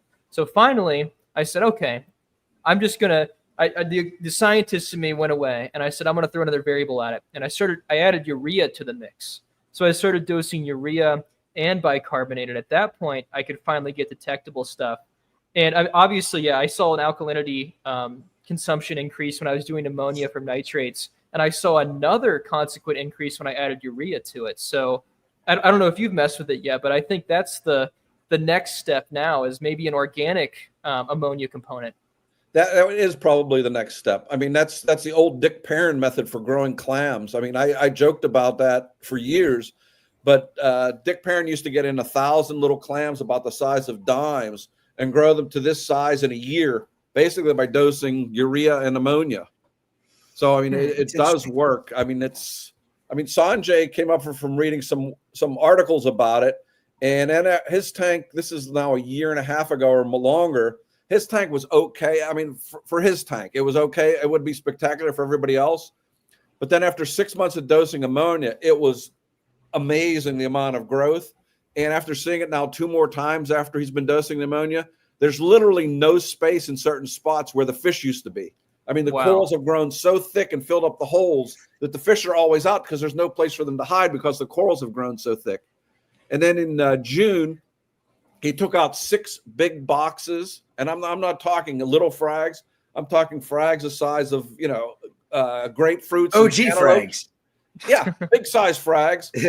Got rid of all 6 of those. I saw his tank 5 months later. You couldn't tell he took anything out of the tank. Wow. I mean, Sanjay's always been able to grow corals like nobody else because he blasts them with light and had high nutrients. But now with the ammonia dosing, the amount of growth and the healthiness of the corals is even more spectacular. His tank, when I saw it, was it summer, is a year and a half ago. I was pretty impressed with it then, and he wasn't happy with it. And it was just coming back from all these issues he was having with it. And now I see the progression shots from 6 months later to a year later to now, and I'm just going, holy cow. It is just looking spectacular. It's like Sanjay's tank, reboot all over again. He's got a green thumb for what he does, but I still say it's because he runs his daggone lights, at 100% for 10 hours a day. He's just cooking them, and those corals just suck it all up. And now he's doing the ammonia dosing. I mean, Sanjay's got a green thumb for growing corals. That's for sure. His tanks always look amazing. Yeah, I mean, and plus he has a ton of fish, so he's getting probably natural urea from how much he feeds. He doesn't really have to add the organic urea. I mean, he's always had a lot of big fish, but now with the addition of the ammonia, and he's also brought 3 or 4 years ago we were there, and the tank looks spectacular. And I always test his water because we always trade frags with each other, so I always want to see what he's doing when I come home. His nitrates were over 90, and his phosphates were at 0.5. And there was not a speck, and I mean a speck of algae anywhere in that tank. And the corals were spectacular. And that was when he was running. He still runs his lights for all Ecotechs, all channels, 100%, 8 to 10 hours a day. I run mine not quite as crazily. I run mine for about 6 hours. Plus, I run halides for 2 hours. And I mean, it does make a difference. And whenever it does switch down to blue, the colors, because you're getting the growth tips. I mean, a lot of people don't understand. You're not going to get really colorful corals unless they're growing and you have colorful growth tips. I mean, if they're growing slowly, you don't get the really vivid growth tips, so you don't get the coloration of the frags you bought that the frag farmers are growing that have this spectacular growth on them. So, I mean, and that's one of the groups that I've talked to the most is so many people that are growing corals, that are dosing ammonia, they're now getting faster growth and encrusting in corals they couldn't even keep alive before. Like speciosas and echinatas that were always been troublesome. They have basically said, look, until I started dosing ammonia, I always had problems with those. Now they're growing like all the other corals. Yeah. I had one of my. Oh, go ahead, Chris. Sorry. I was going to say, with Sanjay, I'm skeptical to buy or to trade I like to do the Reefers Code trade with people that want to, swap corals out, and I don't like to exchange cash. And Sanjay sends me stuff, I send him stuff back, and my theory about LED grown corals versus, halide grown corals kind of got a wrench thrown in it when I got the corals from Sanjay, because of Sanjay's way of doing things. He runs his radions at 100%, like you said, on all channels, and putting them in my systems with the halides and the T5s, I was expecting, about a year to a year and a half of stunted growth. And Sanjay's corals didn't skip a beat. They went into my system and they just grew like they were as no tomorrow. I mean, I've got his from a year. He sent me a piece of his aqua tuberculata, the toxic green one he has growing in the middle of his tank. Right. Just a little piece. And this thing grows like a trumpet. It grows up, it trumpets out. It's got all these tears inside. It's starting to shoot the spires up. It's amazing. And then I got, at the same time in November, some corals from a hobbyist that grows his under, I guess it's the Radion Gen 6 blue, and they're still not even puddling onto the plugs. And I'm like, okay. And he was telling me about his PAR levels and everything else. And the blue light, the corals can adapt to the blue light really well, but going back up to the white light and the closer to full spectrum, it stunts them. It takes them a while to readapt back to, the better quality light. And what Sanjay's doing, I think it's awesome. I mean, the fact that he's likely dealing with wrong. some like PAR adaptation too, though, right? So, I mean, I think if you had someone that had equivalent PAR with an all blue spectrum, you're still going to have stunting, but it would be less than someone that's got an all blue spectrum and like 300 versus 600 PAR you're throwing them under, So it's, I think spectrum for sure, but I think PAR is also probably something you're dealing with in terms of the stunting. Well, also how the light is delivered. I mean, in the early days, I remember getting my first set of LEDs probably 14 years ago and putting them on an LPS tank, and they were like laser beams, and you could see the burn marks where they were causing on gonioporas and other LPS corals. And I'm going, I don't understand this, but compared with a halide, an LED is like a laser beam shooting its light down, unless you have a good diffuser or you have it way up. But it's a lot more of a focused light than is a halide. I mean, I've seen the same thing when I've gotten corals from frag farmers that grow them under LEDs, and I put them under the 100% radions or the halides that I got from Tulio. Either way, they're stunted or they get bleached because there's just so much more light, even though the par levels are comparable. So now everything new I get starts off in the frag tank with lower light. It gradually gets acclimated, and then it finally goes into the tank once I've done that. And that's been the only way I've been able to reduce the mortality rate dramatically. Because, I mean, people don't think about light bleaching, but that's still a problem, particularly for me and for Sanjay, when you really put them in a completely different light type. Yep. I think panel style LEDs are probably the future, you know, like the Strattons, the Coral Cares. Having that can at least give a little bit more spread that's comparable to the older fixtures. But I mean, there's still no beating T5s or halides. I mean, it's going to be a long time to get the diodes made just for us to engineer UVA, UVB diodes that are efficient. And then the spread is another component that is probably never going to be beat, at least 10 years from now, maybe. But well, at times I've run the halides and I've run Reef Brights, Orphics, and Blades as the complement, and they look to me like the old style halide tanks that I used to run with the actinic blue fluorescent tubes, but with a super blue fluorescent tube on it. I mean, a much better than the old fluorescent tubes were in terms of intensity and the color spikes. And you can get some really nice color just from halides and those. You don't even need to do anything else. So, I mean, with Tulio coming up with fixtures that actually run pretty cool, I mean, you can run them for 4 hours and still put your hand on the ballast or on the fixture, and you're not going to burn your hands. Unlike the old days when you could cook eggs on top of the fixtures. I mean, it's a lot better system. So, I mean, I think you're going to see more people adding halides or going back to halides, particularly as a cost savings, because a lot of the LEDs have just gotten so super expensive. Right, particularly for new hobbyists. I mean, that's how you recoup that money. One of the other dark sides of the hobby is, in the last 2 years, I've not seen the same number of new hobbyists getting into the hobby that I have seen previously. It's just gotten too prohibitive and too difficult. I mean, when I started, and when most people started in the 80s and 90s and 2000s, most people started with a soft coral tank that was pretty simple and easy. Now everybody wants to go with the little crown jewels of little tiny coral frags and think they're going to have a big garden overnight, and then they get disappointed and get out of the hobby. I mean, from reading in the literature, the average life expectancy of someone in the hobby is between 18 months and 2 years.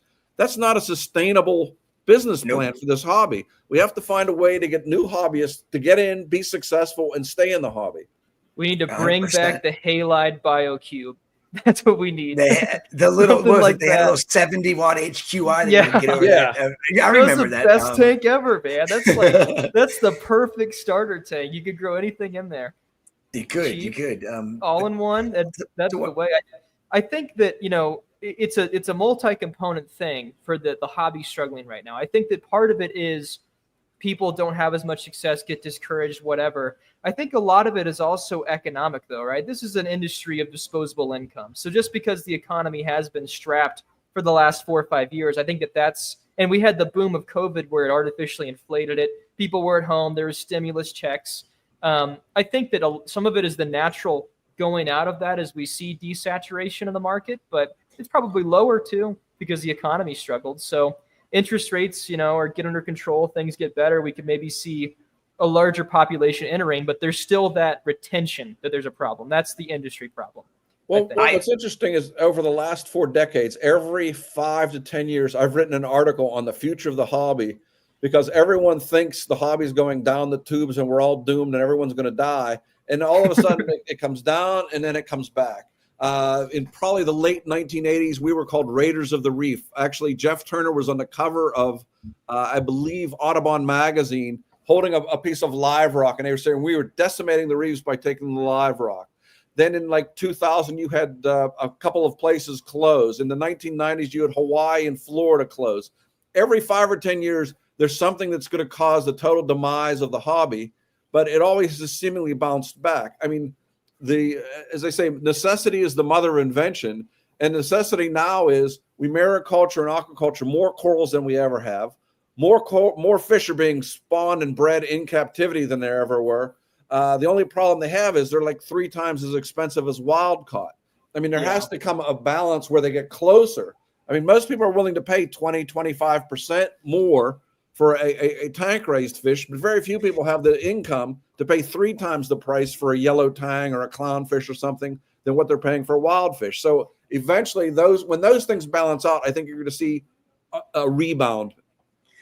You know, with you're talking about the prices of fishes and stuff like that. I mean, I remember when I was, really getting into the hobby and having my personal aquariums, and flame angels were $60, and nowadays you can go to a shop with flame angels and they're really not that much more expensive. We're talking 25 years ago. Why have they not moved with inflation per se? Why is it that everything is still so dirt cheap? Why is it that the hobby thinks that a yellow tang should still be a $30 fish in a store? These people collecting them, they deserve to be paid for their hard work to go get these things. I think it's just a matter of mentality. You gotta be willing to pay more money for something. These animals are precious to the planet, and we're fortunate enough that we are able to keep them in our aquariums. They should cost more money, in my opinion. Now, should they be $250 for a yellow tang? No.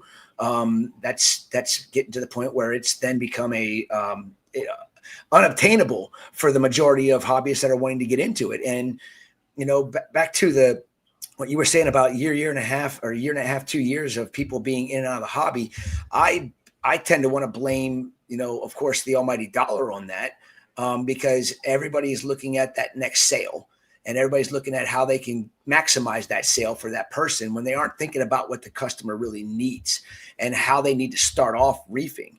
When I started off reefing, nobody told me a damn thing. I converted my African cichlid tank with an underground filter on it and dolomite as a substrate, and had 2 little power heads and an aqua clear filter on the back with 1 T8 bulb and a 20-gallon long aquarium. And that's my first reef aquarium. And it did so well, but I learned so much about it. And I kept a lot of softies. I kept, bubble corals. I learned the parameters. I learned where I needed to be. And you don't see that these days. You see shops telling people they can be successful when the shop doesn't even know that person and how dedicated they really are going to be to it. And they sell them all this fancy equipment, and they spend, $5,000 on a 55-gallon aquarium where, you should be able to set up your first reef tank for a couple of $100, $500, less than $1,000, and learn how to maintain the animals that are simple and that are easy. Like you were talking, soft corals. You got to start off with soft corals. Don't jump right into it and go for these $1,000 boogers that you want to put in your aquarium. Guess what? It's going to be a money pit for you, and you're not going to enjoy it, and you're going to get out of it. Start off with the easy stuff, and then shops should be willing to take back all that stuff that these people were successful in growing, so that they can start off a new generation of reefers with stuff that's been in captivity for a long time. We import soft corals. We have to. It's make softies great again. We got to bring make them softies back. great again. And there's some stupid nice soft corals out there. I mean, I've got 1,000-gallon tanks out there right now sitting full of different types of leather corals and mushrooms and zoanthids and it's endless, the amount of beautiful corals, and they wave, and that can be very rewarding to the what was hobbyist. Interesting. Whenever we were switching over from soft corals to acroporas, the people in the soft corals goes, "Why do you want those brown sticks that don't move? We got all these corals." And I agree with you. My sunlight tank has probably 20 different leather corals in it, and they all have different colors. I mean, there's more cool, different colored soft corals than there ever have been. And whenever they get above frag size and they start to look like something, they actually are as spectacular, at least to me, as some of the SPS corals that I've seen. The other thing I think that we neglect to understand is there is so much information and so much misinformation out there now. I mean, when you go on the internet, you could have a guy who doesn't even have a tank, who's quote unquote a guru because he knows something about something, or he wrote something 5 years ago and continues to post because he likes getting the kudos from everybody about being so brilliant. He doesn't have a tank. As Ray, my friend from Pirates Reef, says, if you don't see their tank, don't listen to them. I mean, and Ray is a good dude. Line. I love Ray. I'm glad you brought Ray up because, I'm sure you're doing, you're feeding the food that Ray told me about for aquating flatworm treatments. It also takes care of the vermitids and the spinoid snails. Well, I've been feeding it actually to my angelfish in the tank behind because they also get in with things too. So I mean that's the other thing. A lot of saltwater people now also have freshwater planted tanks because they're easy relative to the other ones. I mean, I have cheap. 5 tanks. I don't need a 6th tank. I mean, it's just out of control. But that food does. I mean, I have given it now to 2 people that were overwhelmed with acro-eating flatworms, and they've only been using it for a couple of weeks. But in their minds, they already have seen a diminution in damage. But I mean, then Sanjay said, okay, why don't you just dose a lower amount? So that leads to the question, is it the fenben or is it the metabolites of the fenben that actually go through digestion that are helping to wipe them out? And that's why you're not getting any killing of the snails and everything else. Because that's what I want to know. Because I used the original fenbendazole to kill the daisies, sarcophilia, the stuff that is just horrid. I mean, I did everything I could to kill it. I mean, I took out the rocks and literally hit them with, I have a butane blowtorch. I hit them with that. They still came back. I mean, these things. Oh my God. Because they were apparently in the rock. I'm going to step out for 1 second. I'll be right back. You can do anything to these things. Eventually, they always came out. The only thing that ever killed them was treating the tank with fenbendazole. I mean, I wrote an article for Reef Builders about that I still get questioned about. I mean, you can't add any snails or leathers or anything else for 6 months at least afterwards, because it does kill everything. I mean, it killed the vermitids, it killed the acro-eating flatworms, it killed everything. So that was a blessing in disguise. But this new method using an incredibly low amount, and whether it's the low amount that you're doing or it's the metabolites after the fish have consumed it that still kills them. I mean, that's the question. There's no debate, though, in my mind, that it does work. I've heard a lot of good anecdote, and luckily here, there's still a ton of acro-eating flatworms in the system. So once I get dialed in after the holidays, a big video I want to do is I'm actually want to quantify it. So I'll do egg counts and actually do counts of them over time. And then I want to do the eDNA testing from Aquabiomics. You get a population size. And I've got 2 systems I can do it in. So one, I want to actually try low doses of fenben, not the flakes. I want to actually dose it. And then I thought about the potential of throwing some fenben, like doing like an ethanol extract or something, so we could get like maybe an approximation of metabolites, then dose those. So hopefully maybe by like Q1, Q2, I'll have some data to see if we can dial this in better.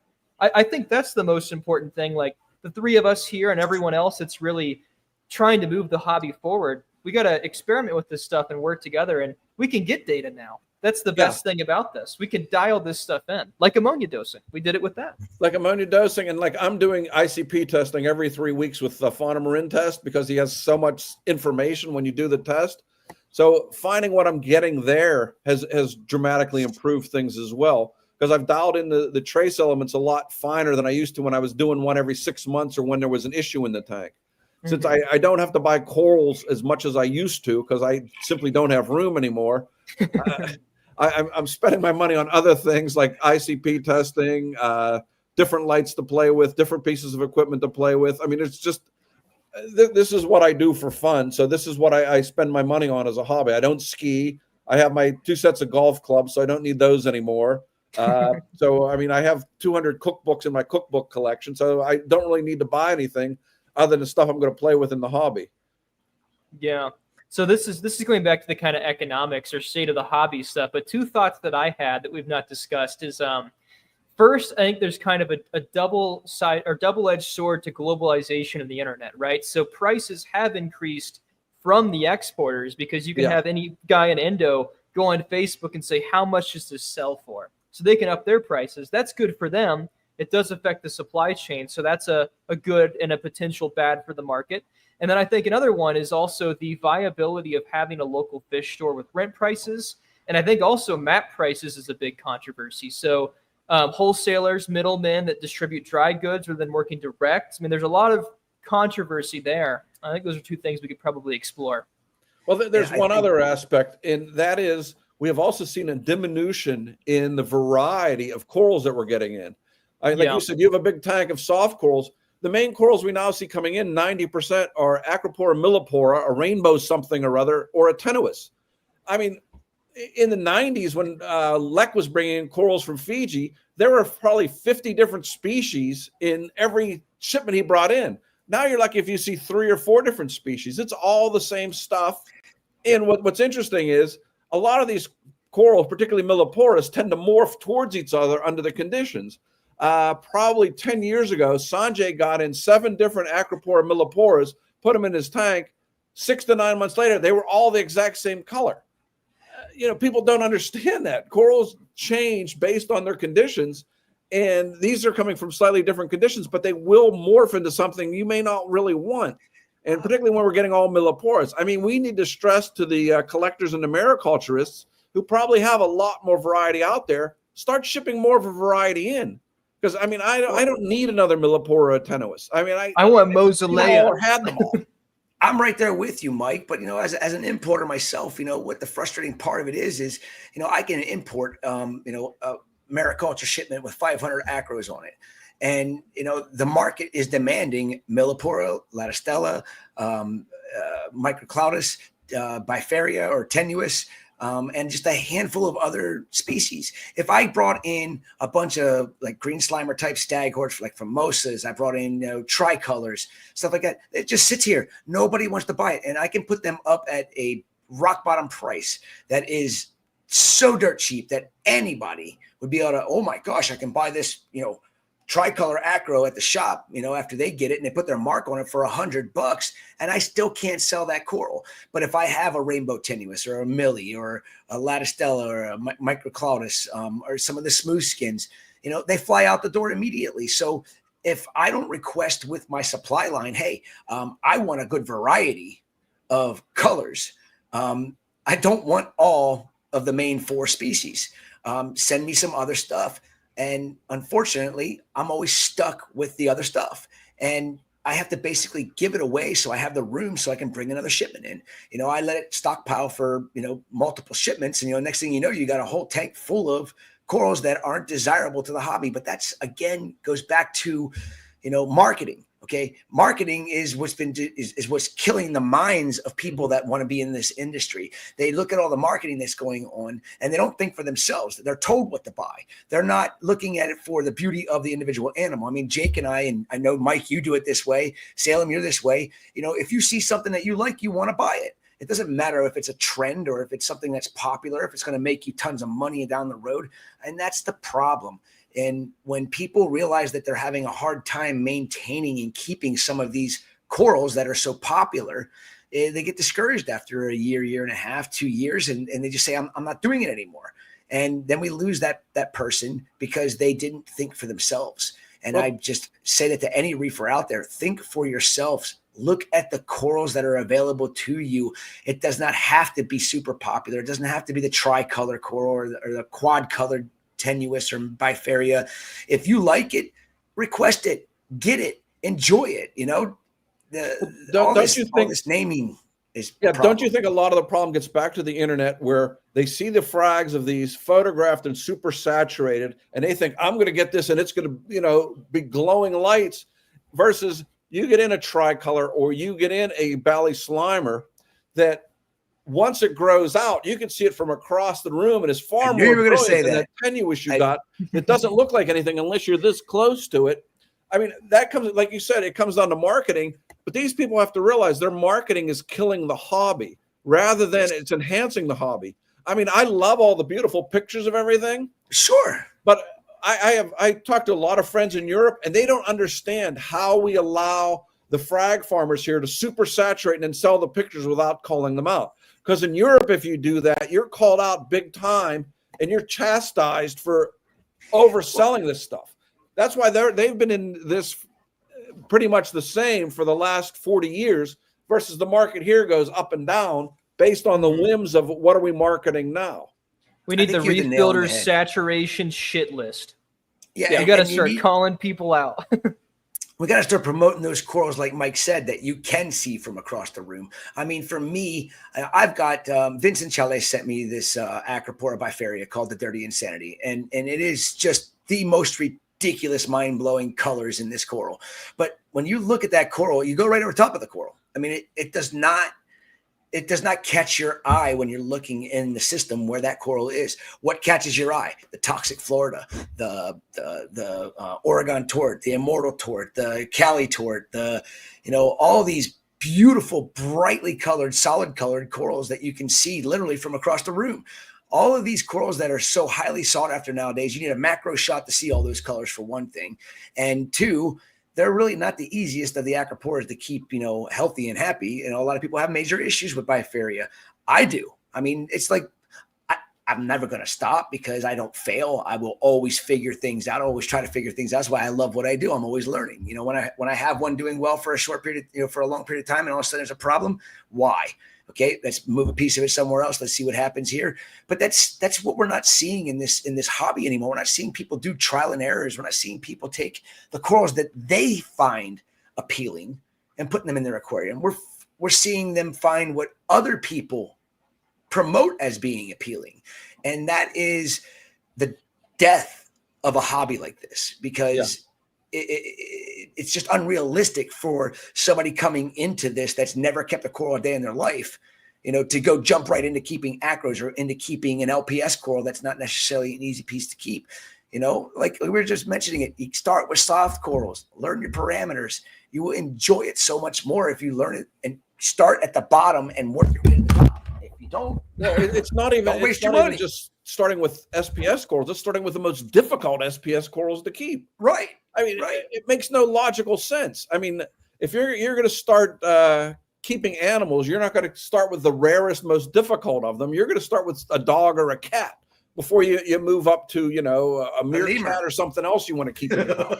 You're not going to start off with more difficult things that have specialized needs. You're going to start off with something like a bally slime or a tricolor, which have been coming in from Fiji for the last literally 40 years. I mean, okay, there's a reason they've been coming in for 40 years. They do well and they can grow and thrive, but those don't come in anymore. The other thing is with the usage of LEDs, you have to have the most colorful coral possible under there. The purples and blues, no one brings in purples and blues anymore because they're washed out under the LEDs. I mean, when I run for my 4 to 6 hours of white light, I mean, I have corals that are as blue and purple as I've ever kept in my life. And you can see them literally when you walk downstairs. I mean, the other stuff is like, eh. And then whenever it switches over to LEDs and off of the halides, I get a whole different aquarium. I mean, So I basically have two aquariums. I have a halide aquarium and I have an LED aquarium, and the two don't really mesh up. So people don't understand that. But those corals to me are more appealing. They grow faster and they're dazzling. I mean, you can literally see them across the room. Yeah, when people keep a coral like that in their aquarium at the beginning, it gives them the confidence to be able to reef. It gives them, a sense of worth when it comes to I can keep corals alive in an aquarium. And when these store owners that are setting people up for the first time, they don't give them that scenario as the way they should be doing things, and they set them up with the setup that they need for all these exotic, difficult types of corals to keep. Honestly, the failure rate is what disgusts me about it all the time, because if I was a store owner, I'd be wanting people to be residual customers for a decade, not just be here and gone. Oh shit, we're going to eventually have nobody coming in because everybody's going to talk about how difficult it is to keep a reef aquarium. And it really isn't difficult if you learn the way I learned, the way Mike learned. The basics. Nobody teaches the basics anymore. I mean, I think part of it though is think about what they have to sell to the customer though, right? LEDs have been getting bluer and bluer and bluer. Finally, there's some companies that are stepping out of line and going more full spectrum. But for the past 5-6 years, the only thing that most LFSs have had to sell to beginning customers are LEDs. So they're already walking in with this trap of the only corals that can keep that look good are those under blues. That's what they see the LFS running. So, I mean, it's a very cyclical thing that's reinforcing to where the only corals that look good are the hard ones. Those make people money. They look good under blues. I think it has to go back to we need full spectrum lighting, and there also needs to be the education piece about soft corals, about these things, and a disassociation from just the hype of the name game. Let's name some. Let's throw a stupid name on a cold coral. I don't know what the solution is, but no, I mean the name game is a whole nother realm. I mean it's all marketing. I mean it started with Steve Tyree to sell rare pieces and to check the lineage, and now it has gotten where every dealer has the name. They've gotten the same corals from 12 different guys. It has 12 different names, and it's the same coral. So that's a problem. The other problem is the local fish stores. A lot of the older ones didn't understand the power of the internet. So only in the last couple of years, the ones that have survived have started to understand and accept that the internet is not their enemy, that they can use that to their own benefit if they're smart. The problem is you're basically changing people that are used to manual transmissions to switch over to automatic transmissions. They fight it and they don't want to do it. And it's difficult because, I mean, I've consulted for a lot of local fish stores over the last 20 years, and the ones that have survived have accepted it and come into the 21st century. I mean, in Pittsburgh, there's currently one saltwater store. There used to be 7, and there's only 4 stores. There used to be 9. So there's been a maximum diminution in the number of stores that are here you can even buy stuff from. So and I'm assuming it's that way in a lot of places. Yeah, the OGs that had their shops, the reason it's diminished is because all those OGs got sick of seeing all of what was going on with the industry when they were so successful for, some of these stores that went out of business 30, 40, 50 years, and they see how it's gone, and they see how people could set up a tank for cheap. And then all these people coming in wanting to get stuff, they're told that they need to buy this stuff from the internet. And then these OGs didn't necessarily carry all that stuff. They start to finally get into it. And when they start finally getting into it, they're not on board with it. So they don't really push it. And then these new hobbyists would go to somebody that was going to push that stuff. And the narrative has changed to the point of diminishing the hobby. And it makes me sad because, it's a great hobby. I mean, I do what I love every day of my life, and I'm very fortunate to be able to do that. And I just wish that we would see more people, the OGs that are still here, continue to stick to their guns, still move along with the times, but do it the right way. Instead of setting up your customers that are into this for failure, set them up the right way and say it's a year-long process for you to learn how to keep a reef aquarium. If you don't have a year-long process, then guess what? Don't buy it because you're just wasting your money. And that really is the truth. And there's two other aspects of this. One, no offense to you, Salem, but your generation is more of a television set generation. You turn it on and it's there and you look at it. And anyone that has been doing this any length of time knows there's always something. Something always is going wrong. It's always like plates on a stick. You never saw this on the old variety shows, but some guy would come and be spinning plates on sticks. That's basically what we're doing all the time. The other thing that we haven't even talked about that is another big problem in this hobby is going from dry, dead ceramic rock and not using live rock anymore. Yep. The reason that tank behind me is a planted tank, I gave up after 4 years of dead rock and doing everything I could to get it to grow. It never matched any of the tanks I have set up with live rock. It never came close. And I think that's another problem that a lot of new hobbyists have. I mean, they can inoculate it with bacteria. They can put it in another piece of live rock. They can do whatever. To me, it still never achieves the health and vitality that a tank started with live rock does. I'm curious what you guys and here's a big thing. There's so much misinformation or just ignorance about the bottled bacteria. What you need to replicate the ocean's microbiome is not in a bottle on a market. Yeah. They've all been Telegram. He went and tested them all. It's small sample size, but if that's indicative of the entire batch, it's all terrestrial strains that have been repurposed from the human health industry that are cheap to buy, that maybe have a bioremediative property. They can maybe lower your nutrients, but they are not the families you need that you're going to get from live rock. You can't replicate it. That's and the key. Everyone is just pour in XYZ. That's just a marketing gimmick or ignorance, and it's not going to replicate that. Got it out of the ocean.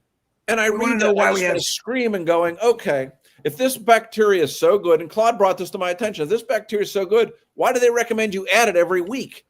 Bacteria in the right environment grows and takes off. Yes, if you got to add it every week, guess what? That's a red flag. Bacteria. It's like I was mentioning a couple of weeks ago on, about boat rock. Everybody says, oh, boat rock isn't good for your system. Well, you know what? Boat rock is dead rock. It still has moisture internally. It still has microbiome in it because it is moist. It's not completely dead. It is actually the way I cycled almost every single system I ever set up in my reefing career until I set up my 50 or 4,500 gallon reef system, and I set it up with dry rock. And that has been the biggest nightmare system that I've ever had to deal with. And it has now just been swapped out, and all real rock was put back into it after I went through a cycle on about 500 pounds of boat rock, and I haven't noticed anything yet. It's only been a month, but I'm hoping to see, especially after I do a microbiome test, because I have my previous one and I'm doing another one here down the road, to see what happened to the microbiome in the system by having that boat rock put into the system.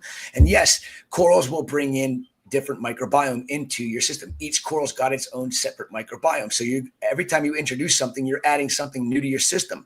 But it doesn't necessarily mean it's adding it in the balances that it needs to be, where the rock itself that came from the wild is where your balance comes from in the microbiome, because it came from the ocean. And so I got 4 things. A lot of that. Here you go. Okay. So first, this is what you and I talked about to an earlier question before Michael was on. Cycling with dry rock, right? Live rock. You're gonna have die off if you're not curing it, whatever. And that having that natural mixture of organic and inorganic compounds, you're likely to grow more than just what you're growing from adding ammonium chloride too. So maybe the solution is you throw that piece of shrimp in to start the tank, or some pellets instead of just having ammonium chloride. That could be part of the problem too. Second, so you mentioned the coral microbiome, and this is a really big misunderstanding too. And that is, most of the species that live within the coral, the endoderm and the gastroderm on the mucus layer, they're not planktonic. Sometimes they are, but they are associated with the coral. People have this big moniker of, if I throw in maricultured colonies, it's going to nuke my tank, brown jelly disease. And that's not how coral disease works. And those things are not going to grow in the quantities where they're going to affect every coral in the system. It's highly unlikely they're even going to transfer between species unless they're very close. You have more worry from, actual pests, black bugs, gray bugs. You got to cut the base. That's your problem with wild pieces, not the microbiome. And then, so with rock, the belief right now, and that's what's, we talked about so far with this conversation, is that it is the holy grail for the microbiome. But I have tested a couple different live rock suppliers, and I won't say what, but it's not very good. You get nitrifiers and you get some of the families, but I think that there could be room to improve still. And I think the future is something that has the benefits of live rock and dry rock. So the only thing in the market right now is Aquabiomics has the seeded aquaculture rubble. That means you have no pest. It's been tested. There's no coral pathogens, but it has the ideal microbiome.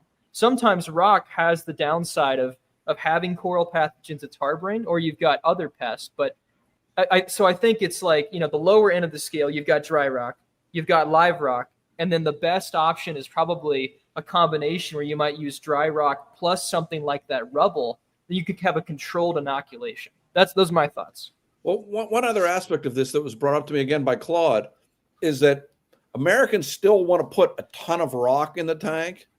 His theory is you put as good a quality of rock you can, but as minimal amount, and you have the corals be the main consumers and be the main source of the biome rather than the live rock itself. I mean, when I started, the goal was 2 pounds of live rock per gallon. Think about that. We would stack it like a fruit. We'd have walls of rock in the back of our tanks. And then the corals were all on shelves, and you looked at the corals like you were looking at, okay, I'll take this peach, and I'll take this pear, and I'll take this banana. We don't do that anymore. Now it's much more open. There's much more space. But I mean, when I look, I have pictures of Sanjay's tank from 20 years ago when he started the tank. There's literally a minimal amount of live rock, and now it's totally jam-packed full of corals. It's the epitome of what the Europeans suggest we do. A minimum amount of live rock to start the biological formation, and then the corals become the main source of the biome and of the consumption of stuff. It's not the rock that's taking up the nitrate and the phosphate and whatever. It's the corals. It's the corals. Yes. So the more corals you have that are being prolific and the faster they're growing, the more nutrients and other waste they take up. Algae can't compete with corals when they're healthy and consuming stuff. There's a reason why a healthy coral reef, obviously you have herbivores and other organisms, but the corals themselves tend to repel the algae when they're healthy. When the corals are stressed or not healthy, that's when you have issues. And people tend to neglect that. If you have the corals growing, corals are either growing or dying. There's really no in between. They're either happy and growing or they're dying. I mean, that's how I look at it. I mean, thriving or surviving. Yeah. They're surviving. If they're thriving, like everything you're saying. Yeah, everything you're saying about, if a coral is thriving in your system, you're right. They will repel the algae. They will remove the nitrates from your system. They'll remove the phosphates from your system. They will maintain their ecosystem, and like they do in the wild. And it's everybody's an expert out there that talks about how to take care of a reef tank. I still don't think I am anywhere near expert status. I know what I'm doing, and I know that, there's a lot of things that are controversial that I'm doing, but I don't care. My experience, I do a lot of things and they work, and I do them because they work. And one of my sayings I've been saying for the last 4 years is, do you want your corals to thrive, or do you want them to just survive? I want mine to thrive. Surviving corals will die. Thriving corals should not, unless something, is introduced or something happens. Pest or something else. Yeah, exactly. So but even if you have pests, if your corals are thriving, they can repel most pests. I mean, Sanjay's had acro-eating flatworms in his tank for probably 10 years. Guess what? Yes. His corals survive and thrive. Why? They grow faster than the flatworms can eat them. They've evolved to produce compounds to slop them off and poison them. Like these are predators. They're there, but they don't bother any. They don't bother anything. And that's the same way with a lot of these pests. Obviously, there are some pests like Monty-eating nudibranchs, which are, to me, those and dinoflagellates are the two kryptonites for my tank. If I have those issues, I have issues. I don't know what to do to get rid of them. Although this fenbendazole may be one of the ways to get rid of the nudibranchs. But in terms of dinoflagellates, I mean, I was literally using 5 different things at the same time, and then suddenly, poof, they disappeared after 3 months and after they killed a ton of corals. And I don't know what did it, but it took 5 different things. I mean, it took everything from hydrogen peroxide to ozone to raising my phosphates and nitrates and a couple other things I was doing. And like I said, nothing was seemingly bothering. Then one morning I went down, and it's like, where'd they go? They were all gone. I to this day, I have no idea. And I've had that happen a couple times with a couple of different pests I've had in the tank where I'm trying to manipulate it and poof, suddenly something goes away. I think that dinos, there's a large DOC component to that. And that's something that not a lot of people have considered. And that's likely part of the issue too. I mean, this is going back to the rock comment about how there used to be 2 pounds of rock per gallon. Like if you really think that you need that much like nitrifying community, just get a bioreactor, get K1 media. Like there's so much more efficient ways to do it now. I was talking, I can't remember who it was, but they were talking about trickle filters. And I'm thinking to myself, well, it was that actually might not be it. We talked about that on Keith's the last time we were on. Yes. We should start adding trickle filters for nitrogen production. Less live rock. And also for better oxygenation. Less live rock and also CO2 scrubbing. Yeah. When you break it all down, the trickle filter was taken away, and I always wondered why. And I was like, oh, well, they do produce a lot more nitrates. But, you think about it as time went on, I'm like, I'm thinking about putting trickle filters back on because we use such a small amount of rock in our systems nowadays. I mean, I just swapped out the rock in all my sumps. I took all the fake rock that was in there and the ancient live rock that was in there and put this new Indonesian rock in. And I'm like, I put a lot less live rock in than what was taken out. Because as I was pulling it out, I'm going, wow, some of these things are just like boulders. They're dense. Now this new stuff I'm going in, that's the same size and it weighs like half the amount. It's going to be better for the system because it's more surface area. It's porous. But what is it going to do? I don't think it's going to be an issue whatsoever, but I still think I might just reincorporate a trickle filter on it because I'm having to dose nitrates on occasions, not like I did there for a long time, but why should I be dosing ammonium bicarbonate in my system if I can put a trickle filter on them and help produce extra nitrates in the system? And as Bob Stark pointed out, the heterotrophs are going to break down dissolved organic carbon. So you're removing DOC, you're producing your nitrogen. Like I was in the Bahamas this summer and we were right on the beach and there was just, like the wash zone where all like, like it was like tidal zones. And I started thinking to myself, and I'm like, this is a part of the biome of reefs that we don't really mimic in our tanks, a really aerobic zone. And trickle filters did that, and they went away because people didn't like salt creep or whatever. I mean, we need to bring them back, I think. And it doesn't even have to be that big. I mean, if you have a 200-gallon aquarium, it doesn't have to be this massive trickle system. I mean, you can have something that's in like an 8-inch tube that water trickles down over the bio balls. That's a trickle system that would work just fine. I mean, I remember back when, and Mike remembers this. Remember the first wet dry filters that came out on the market? They had the wheel that's the bar that spun, And sometimes they had the DLS material, which was horrible. Yes. It was good for the first month, and then it would be plugged up, and you pull it on. It was like you're taking a dead body out of the bottom of the tank. It was so bad. What I liked about the OG's trickle filters back in the day is they changed the game for people keeping fish and corals. And, what I didn't like about them, and they changed this, was you had the water coming in and it had this mechanism that spun the spray bar. It just would spin. They were a pain in the ass because in a reef environment, they would just get clogged up every few weeks, months, and they were a royal pain in the ass. And then we decided to do like we do now, and the water would just flow up and go over a porous piece of acrylic that then trickled down over the rest of the bio balls. And so simple to do, so basic. All this fancy equipment that we have nowadays, I'm not saying there's something wrong with it, but it adds more work to the system than what the OGs figured out a long time ago. That works really well. The OG way is cheaper the last too. Conversation we had with Keith, one of the things that we brought up was, is the hobby better off because it's much more complex than when it was simple? Because in the 90s, when it was simple, a lot of us had a great deal of success. Now, as we've evolved and made it more difficult, is that necessarily better? In some regards, yes. In some regards, no. I just got a question asked about if I'm doing anything to adjust the ratio of phosphate to nitrate. We didn't even talk about this, but one of the things with nitrate, I'm a firm believer that the dose of or the ratio of nitrate to phosphate should be at least 50-1, and even better, 100-1. I don't have literally any problems when it's 100-1, and it doesn't really matter what the numbers are as long as the ratio is there. So I rarely have to dose phosphate. If I have to bring my phosphate levels up to keep it in that 100-1 ratio, all I do is not rinse the mysid shrimp I'm feeding the fish. I mean, I never admit. There you go. I learned a long time ago. In a 600-gallon tank, I have probably 10 fish that are this big. So I have a lot of food and a lot of waste in the tank, so I have to rinse it. Otherwise, the phosphate levels will skyrocket. But that's the only way I adjust the phosphate levels. Usually, I just try to keep it at 100-1, and doing that. And during COVID and since then, I've now looked at 75 tanks of what I consider successful people and looked at their nitrate to phosphate ratio. Virtually all of them had 50-1 at least, and 101, and sometimes 150-1 nitrate to phosphate. And it didn't really matter what those levels actually were. As long as the ratio was in check, they didn't have a whole lot of problems.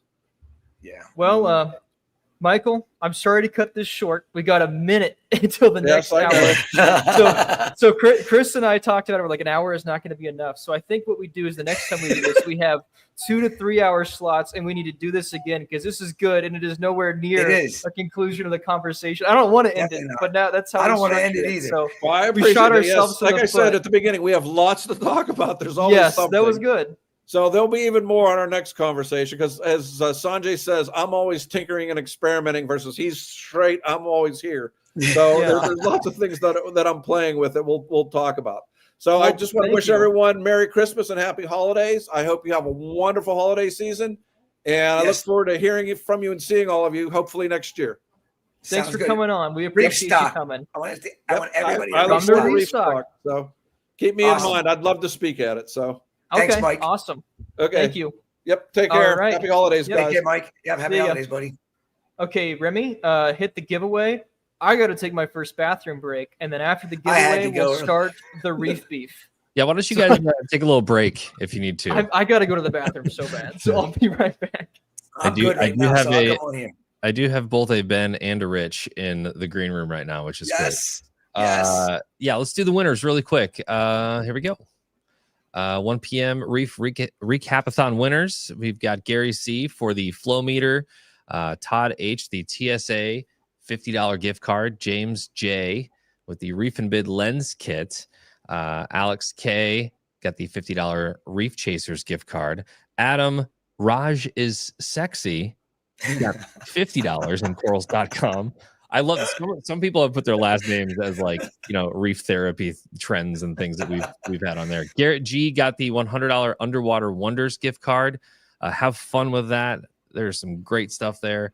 And Douglas got the 2 turbulent flow nozzles from Turbulent Aquarium Shop. So we have so many prizes, guys. I don't think that I've ever done a live where we've had over 90 prizes. So I think it's awesome. Yeah, I think your shot is shot is good. Here's the schedule. Just a reminder: we've got Rich and Ben next, and then Keith Brookleheimer from Reef Bum will be on just after them. So, and then Mark, we got a great lineup coming. I'm excited for this whole thing. It's actually going so damn quick so far.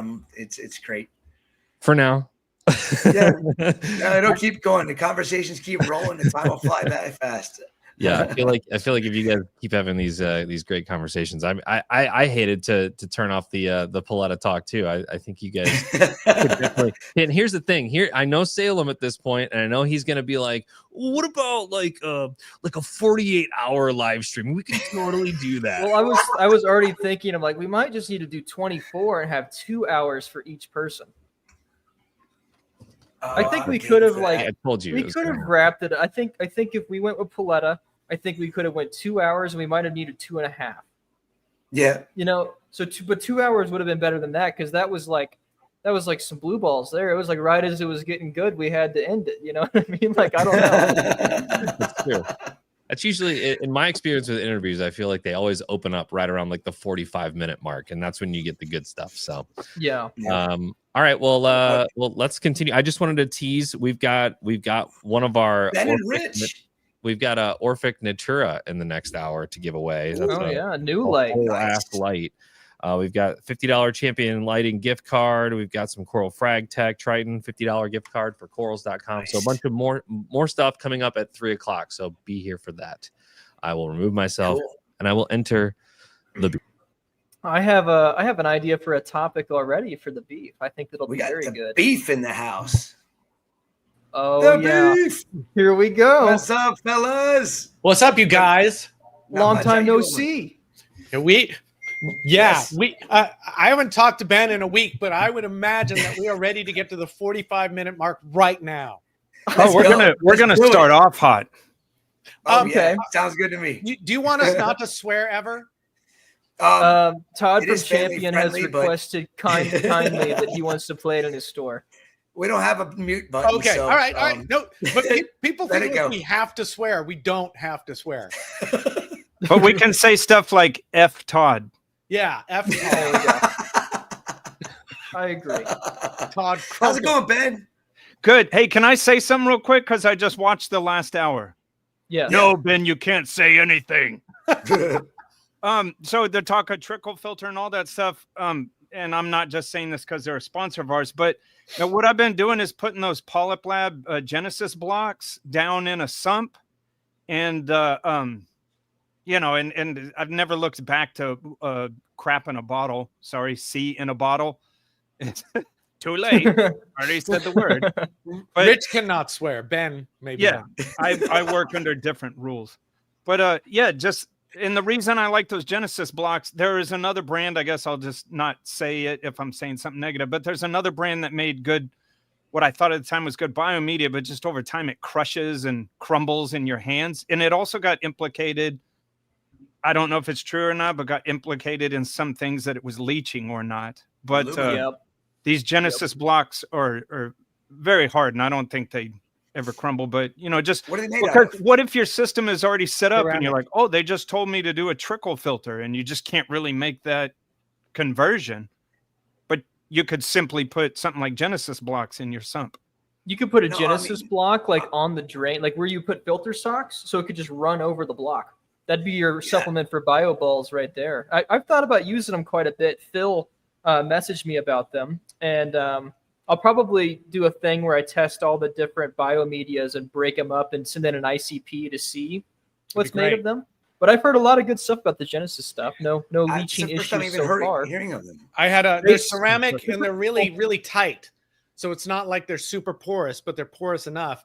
And I found a couple years ago when they came out, I was putting them in my lab because the flow through, the turnover to the sump is not a lot. Right. So I thought each body of water needs its own biofiltration as well as what it's getting from the sump.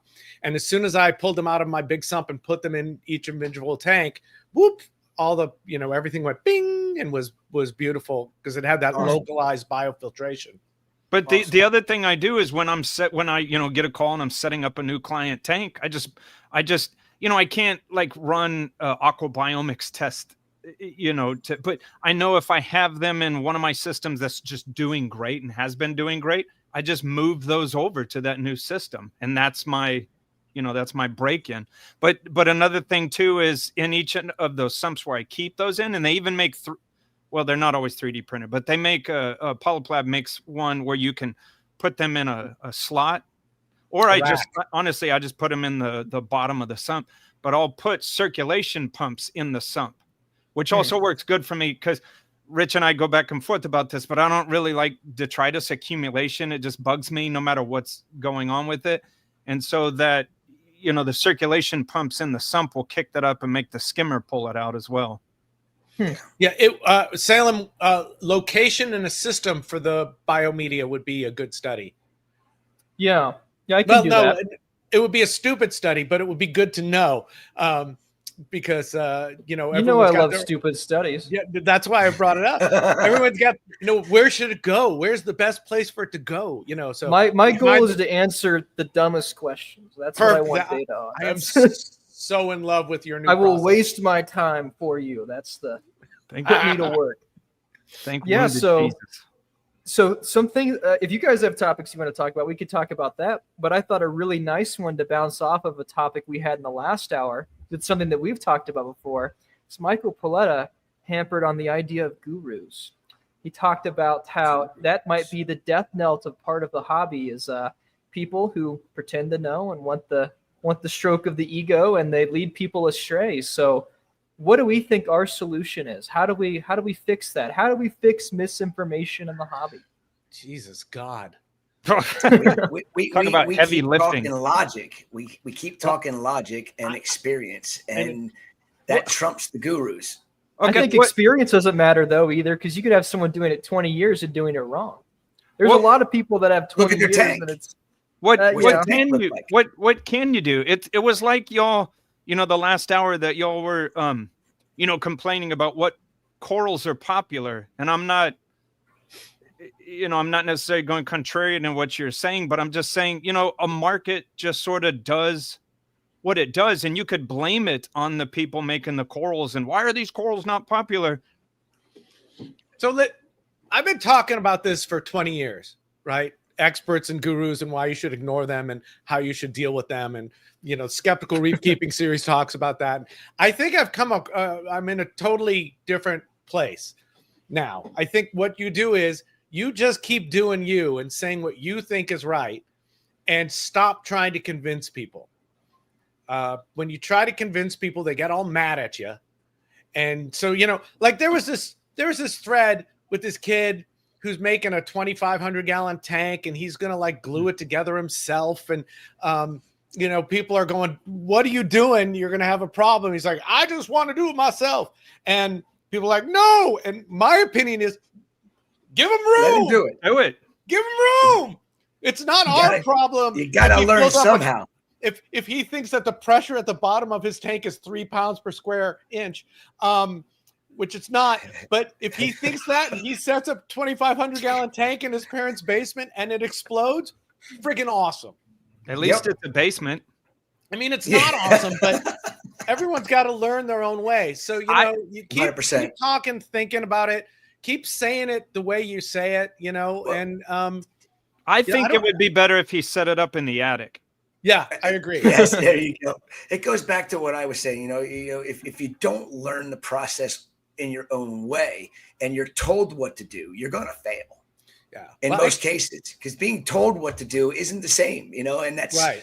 Unfortunately the way this hobby has become, and it's the way a lot of the people that are getting into it, they don't like to necessarily, they want instant gratification, and they think that by being told what to do and how to do it, they're going to get that instant gratification. And the only thing they're going to get is heartache and failure and wasted money, in my opinion. Just sit back and take your tank, be patient with it, do it slow, and work on the kinks and work out the problems. Learn how the system reacts to everything you're doing to it. And don't ask advice about every little thing that's going wrong. Figure it out your damn self. Yeah. I mean, I've been against reef recipes forever. And I tried to put a talk together, Rich's Reef Recipe. And I worked on it for like a month. And at the end, the day before I gave it the first time, or the only time so far, I rewrote the whole thing. It was like, I don't have a recipe. They're terrible. They're bad ideas. I mean, there's some commonalities, right, about how we all kind of set up systems. I mean, people on the show, listening to a little bit with what you were saying with Mike. Yeah, no, nothing. We can get into that if you want to. But my main advice to people who are starting in reef tanks is get a 10, 20, 30, 40, 50 gallon tank, get an all-in-one system, and screw around with it for 6 months to a year. Test it. And learn Dose it. what do you like, Understand it. what do you don't like. Test every day for everything until you learn you don't have to. All that kind of stuff. But do it on a inexpensive entry level with animals that are cultured, because you might as well hit them with a hammer, right? They're cultured, and learn it that way, and then make your next system what you really want with a little bit of experience under your belt. Every hobby has hurdles to getting into it. Some hobbies are more simplistic than others. I think our hobby is a little tricky because it involves life forms, and then therefore you could have morals about that or not. It's not painting miniatures. It's not RC cars. And you should give I was about to cuss. You should give a SHIT. You should give it, but I'm going to spell it out because, if I could speak in Braille, I would. But you should give an SHIT, but if you don't, I think you need to leave the hobby because it is livestock. And so if you're approaching it like, I'll figure out how to do this. Oops, I don't do this very well. And it's like, hey, man, pump the brakes. There's live things involved. Yeah, but we kill puppies every day. And when you go fishing, it's expected that you nail them while they're still alive to a board and take a picture with their gasping, dying corpses before you eat them. While I love the idea that we should be doing the best we can for our animals, as a culture, we have a problem with that with animals who are demonstrably higher up the ethics chain. So maybe this is another, where you we just got to keep saying, yeah, you should treat your animals well, instead of saying you are terrible people because you killed a clownfish. Do you guys know that Richard actually sweeps in front of him as he walks?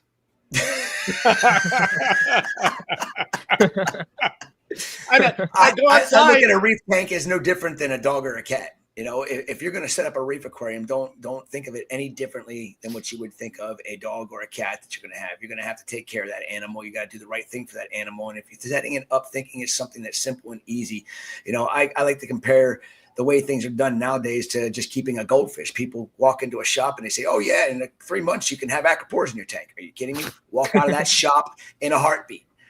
Get away from them as far as you can, because all you're going to do is have a money pit on your hands. Yeah. If you walk into a shop and they're telling you to do the basic setups and they're saying that you need to really take your time and learn it, then stick with those people. If anybody's telling anybody that's getting into this hobby they can keep all these corals that they have in their systems in the first 3 months, they're bullshitting you, and you're going to be the one set up for failure. You're going to leave the hobby in a year and a half. Chris, Todd hates you. No, Todd loves me because he doesn't do that. I know Todd doesn't do that. No, you used bad words. What did I do? Word.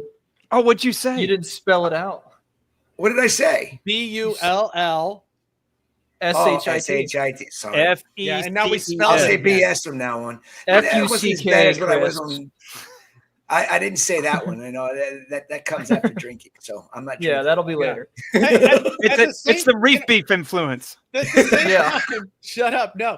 At the same time, people abandon their pets all the time, their dogs and their cats. You got a real problem getting people to take their dog to the vet, right? Of course, you got the other side where people will spend $1 million, spend all of their money to save the pets. But thinking that somebody's going to take their fish to a vet. I mean, people barely are now taking reptiles to vets too, and we have vets who deal with reptiles, but no one's going to spend $500. I mean, that's not true. It's going to be the rare bird in this hobby that's going to spend $500, to get their Antheus's Popeye dealt with, or to get a gill scrape on a live fish, or, we're just yet not set up that way. I'd love it if we were, but we're not. So, how do you do all this stuff? I think, like what I said before, you just keep talking about it and saying it and doing it by example. And instead of, we can not totally demonize people, but when somebody's doing it icky, you go, yeah, that's not cool. I don't think that's cool. So, okay, I think we all agree that people need to learn by trial and error, and that's the best teacher. That's everyone that's in it for a long time had that period where they learned. Get your hands wet. But you don't have to reinvent the wheel all the time. Exactly. Sure. So still take advice. Still take advice. Here's my question. Pick one person. I think it takes a really special person to have the perseverance to go through that. The hobby's grown quite a bit since the 90s, right? So Michael had the whole point about, the ebb and flow of things and all of that. Do we think it's reached a natural limit because there's only X amount of those people who would put in the work to learn and be successful? This is another thing that Richard and I push back on, because while you can make, I love that Salem's drinking water and a Red Bull at the same time. Why don't you just drink watered down Red Bull? I was mimicking Rich. It's hard to quantify what the hobby is. And when people sit there and say, I feel like there's less people in the hobby, there's not really a good way to know that. And I push back against that because you have all the different experiences. And also we live in little like sequestered ponds, because if you're judging how many people are in the industry by how many people you're seeing on the forums, I'm telling you, as the guy that used to be behind the counter or the guy that does maintenance and gets phone calls, there's a huge disconnect between who's hitting what at these different stages. There's far more people in the hobby than there is on your forum, and there's far more noob horror stories than you know about. I think the hobby hit a real problem in the time of what was that show, Tanked? This is when I saw it happening. It was we're growing the hobby. At the time it was like, could you just put a little education in there so people aren't going, I'm going to set up a tank the next day, right? Like a 30-second thing, just a little bit every episode would make me so much happier. And at a Magna, he gave a speech, or he talked a little bit, and it was about, people who are getting in the hobby. And first of all, I don't know why we believed his anecdote, but second of all, some really smart people turned to me and said, well, hey, they say it's growing the hobby. And I was like, but we don't want to grow the hobby in the wrong way. Uncontrollably. It's not RC drones. It's not, it's not toys. It's living animals. It's fine when somebody buys a drone and then they go, oh my, there's a whole lot more to this than going, yoo-hoo! When people do that with a reef tank, it's a little, there are living things. And what is our hobby but the endeavor to try to take care of a complicated and fragile ecosystem, and in the entry, like the entry price to get into what we're talking about is like way past. Here's the amount of people any given day that are getting into the reef hobby, and here's the people that stick with it and get anywhere. This hobby is so stupid. Let's quit. What a stupid thing this tank behind me is. It's crazy. Stupid. Why would a normal person want to do this?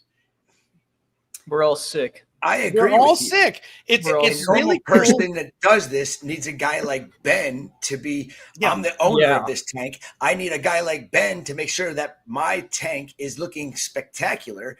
So that's the only reason why somebody like you're talking about, Rich, should have an aquarium. Yeah. Owners, otherwise, for him, an owner is a way better client than a hobbyist. Yeah. And for everybody else, if you want a tank that's not a collectible, a Hummel display of corals, you got to tinker, you got to understand, you got to get a feel for it. It's like gardening. It's like baking. It takes experience. And, you can say that till you're blue in the face, but people want it now. And over the last 10, 15 years, the idea of dry rock and bacteria in a bottle, and, that got pushed, and most of the rest of us were sitting in the back going, no, that sounds like a terrible idea. And now we're back to the people who were pushing it going, well, yeah, no, what you really got to do is this. And it's like, this is what we said before, and you were mad at us then. The huge number of people watching this are hobbyists. I deal with clients. Mm-hmm. And so I know no one watching this is really going to necessarily feel like a client, but to me, I'm out there. I'm not out there trying to convince people. I just feel phone calls, and then people either become clients or they don't. But there's a lot of people that started off as hobbyists, and then they realize that their engagement should probably be as a client because they are some doctor, some lawyer, some hedge fund manager, some whatever, and they're just not getting it done. And it's just like, I can do this thing for you. And so that's, like a difference between a client, I'm paraphrasing the potential person just saying like, oh, I just wanted a cool thing to look at. I didn't know it was all that to get involved with. And it's just people like me in different parts of the country can be like, well, I can give you a cool thing to look at. And maybe you just weren't getting it done as a hobbyist. We need more. I think we need reef clubs to come back in a big way. The other thing is, I keep coming up with these joke things that I'll never do because I think they're a little weird, but I kind of do them. One is like a reef tank life coach. I think reef tank life coaches are good, but that's really just mentoring. That's mentoring or consulting. We have, reef therapy. Yeah, I guess so. That was so we funny. already got that IP, man. Back off. Yeah, that's but this is bad therapy. You guys give me anxiety. We're not trying to help you. We're just telling you what to do. We do calls with some of the reef beef community kind of regularly, and sometimes we don't. And they, somebody wants to talk through, flow. I've actually done the flow conversation 3 or 4 times. Each time, the hour that it takes to talk about the flow and get that person to really understand that there's a lot going on and you have to make decisions for your tank and pumps and how you're going to do it. And then, a month goes by and they go like, whoa, everything is better now that the flow is different and more comprehensive.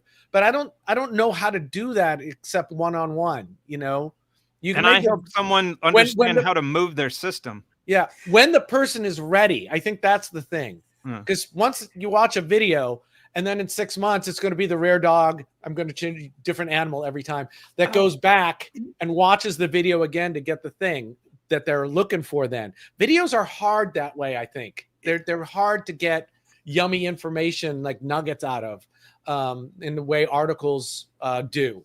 But one-on-one is good. So I like the coaching or the talking or the mentoring or whatever you want to call it, the guruism. I have to bring this up. You mentioned flow as part of something. It just triggered me to think about, you guys ever use the old C-sweeps back in the day? Yeah. Okay, I'm bringing them back. Like I'm bringing back C-sweeps that are mounting up some Voyager HP10s. I'm so excited about that because I'm sitting here trying to figure out the easiest way to put flow in my systems. And I'm like, hell yeah, I'm calling up C-sweep and I'm going to give me some C-sweeps to go back in the systems. I'm bringing back their competitor. Yeah. I've got what is it called? What is it called? Chris. Yeah. I've got one of those. Salem that I need to set up. I wanted to set it up in the reef, but in the display, but it's hard. Nice sticker. I know who you got that from. Todd sent me that yesterday. Those things are cool. And I use spin streams. They work great. It just goes on the end of your flow, and there's like 5 of them in here. Just clean them every month. I still use sea swirls. Or just have a bunch of them. There's the sea swirl. There's same thing as a sea sweep. Just has the swirl. Yeah. You're either sweeping or you're swirling or you're. You're turning and you're tossing. It's about understanding what you want in your tank, and then looking at the different flow. Well, we could talk about that. Absolutely, absolutely. You want. I do like 6-hour sessions. It goes to the right to left. And then it's in the middle, and then it goes left to right, and then it's in the middle. That's what I do on my system. I'm getting these things back because I know that all the water flow I've been putting in our systems, 1,000-gallon tanks. Having 4 C-sweeps, one on each corner, and one in the length of the 12-foot section, and having them just running at 90 degrees, and then in the middle of the night have 2 of them go off, and then I alternate which ones go off. So there's always some weird, odd flows going on in the system. I'm hoping it fixes some of the issues I've been having with Chris, dead spots. you know what I think we need is old school Carlson reactors, like the ones Hell in the yeah. aquarium. We got to rig up those and make them look awesome. We don't need sea sweeps; just have one of those on each side of the tank. I've thought Yeah, about but it, but you got to I have set no up room. that tank the right way. You Yes, set you that do. tank up wrong, it's over. I just can't counting- use them. I was just I have- counting in here. There are 7 plug-in pumps in this tank. 7. And then there's a closed loop in the back, a closed loop on the top, and the return is like 5 different ports, all with sea swirls, spin Yeah. streams. Spin streams. Very Flow cool. is more important than water. Hell yeah, Oh, it is. And I love the DC pumps now because I can ramp them up and down. So instead of just turning it off and have the flow be different, you know, the pump ramps down when the flow changes, and then flow is definitely changed. So You know what's horrifying? Thinking back, I've been doing this professionally since 1995, and thinking back to the late 90s, I mean, different geographical areas probably use different pumps, but in tanks we used to put like 6 or 8 like MaxiJet 1200s like buried in the rock. yeah, and then you just cut the Yes. cord when you're done. I remember a in there. tank in the late 90s where my boss, where I was working at the time, just kept cutting the cords when they died. And Yeah. he didn't realize that, you know, the copper, and just over time, the tank was just CRAP and didn't know it from the exposed wires. What, you mean you don't dose copper in your tanks? Yeah, that was how we dosed copper. But after a dozen of them, too much copper. Yeah, Right? too much. I throw a handful of pennies in, you know, because when Yeah. I go down to the beach, I see coins in the water. Yeah. I You remember think that dosing way. copper one day, and a customer comes walking. He's like, "Oh, what you dosing?" I'm like, "Copper." He's like, "What do you mean? You can't put copper in a reef tank?" Sure, you can. I put a drop in every week. From nail. That's like Nail. homeopathic copper dosing. Yeah. You I don't put do it seed anymore. oils in your reef tank? Yeah. I do high Yeah, fructose right. corn syrup. That's how I carbon dose. I put bullion in my tank once. Chicken bouillon. Well, I noticed that after dosing Interceptor, there's great polyp extension, So you put beef bouillon cubes in? and it's gravy flavored. Yeah. So I thought, let's put some gravy flavor in my Gravy tank. train. You No, need I a don't white label recommend it as it. coral gravy. I don't, richest coral gravy. Yeah. Hey, Chris, Reef beef coral gravy. There we go.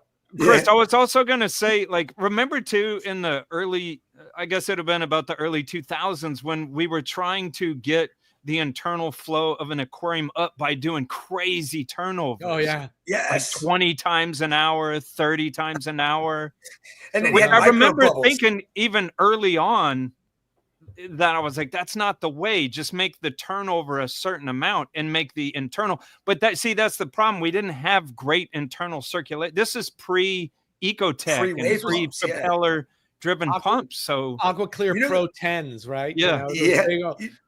You know, the first wave pumps that I ever had, this was back in the early 2000s. A friend of mine went out and bought boat propellers. yeah, Like model boat propellers, and took a Yeah. MaxiJet and extended it out and put this boat propeller on it. And he's like, check it out, man. He's like, look at the flow this thing's The- putting out. I'm the like, dude, first can you one- make me a couple of them? Chris, the first ones I ever used was I think the company was named Sure Grip, and you took a pre-existing MaxiJet 1200 and they sent you a kit that turned that impeller into a Yes. propeller. And then the company was what eventually turned into Magnivore. It had a magnet where you mounted that onto there. So that's the first time I ever Yeah. used propeller driven pumps. My first wave maker was an Amalekite, and they just had a reed panel that they pushed back and forth in my tank all day. I would just use boat trolling motors. We had a chalkboard up, and it said, slow down, speed up at these. Yeah, times. Richard just Here's your paid schedule. a dude. Richard I've just been working paid a on guy. I've been working on trying to figure out a way where I don't have to have any electric pumps in my systems.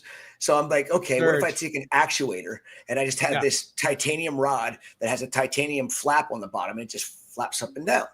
So then I'm thinking about it, I'm like, wait a minute, the wave energy will just continue to grow and grow and grow. Eventually it'll just flop right out of the aquarium. So, how are we going to figure that one out? Well, you So have then a I got- second actuator that goes the inverse, and they cancel each other out. PEMDAS in the middle.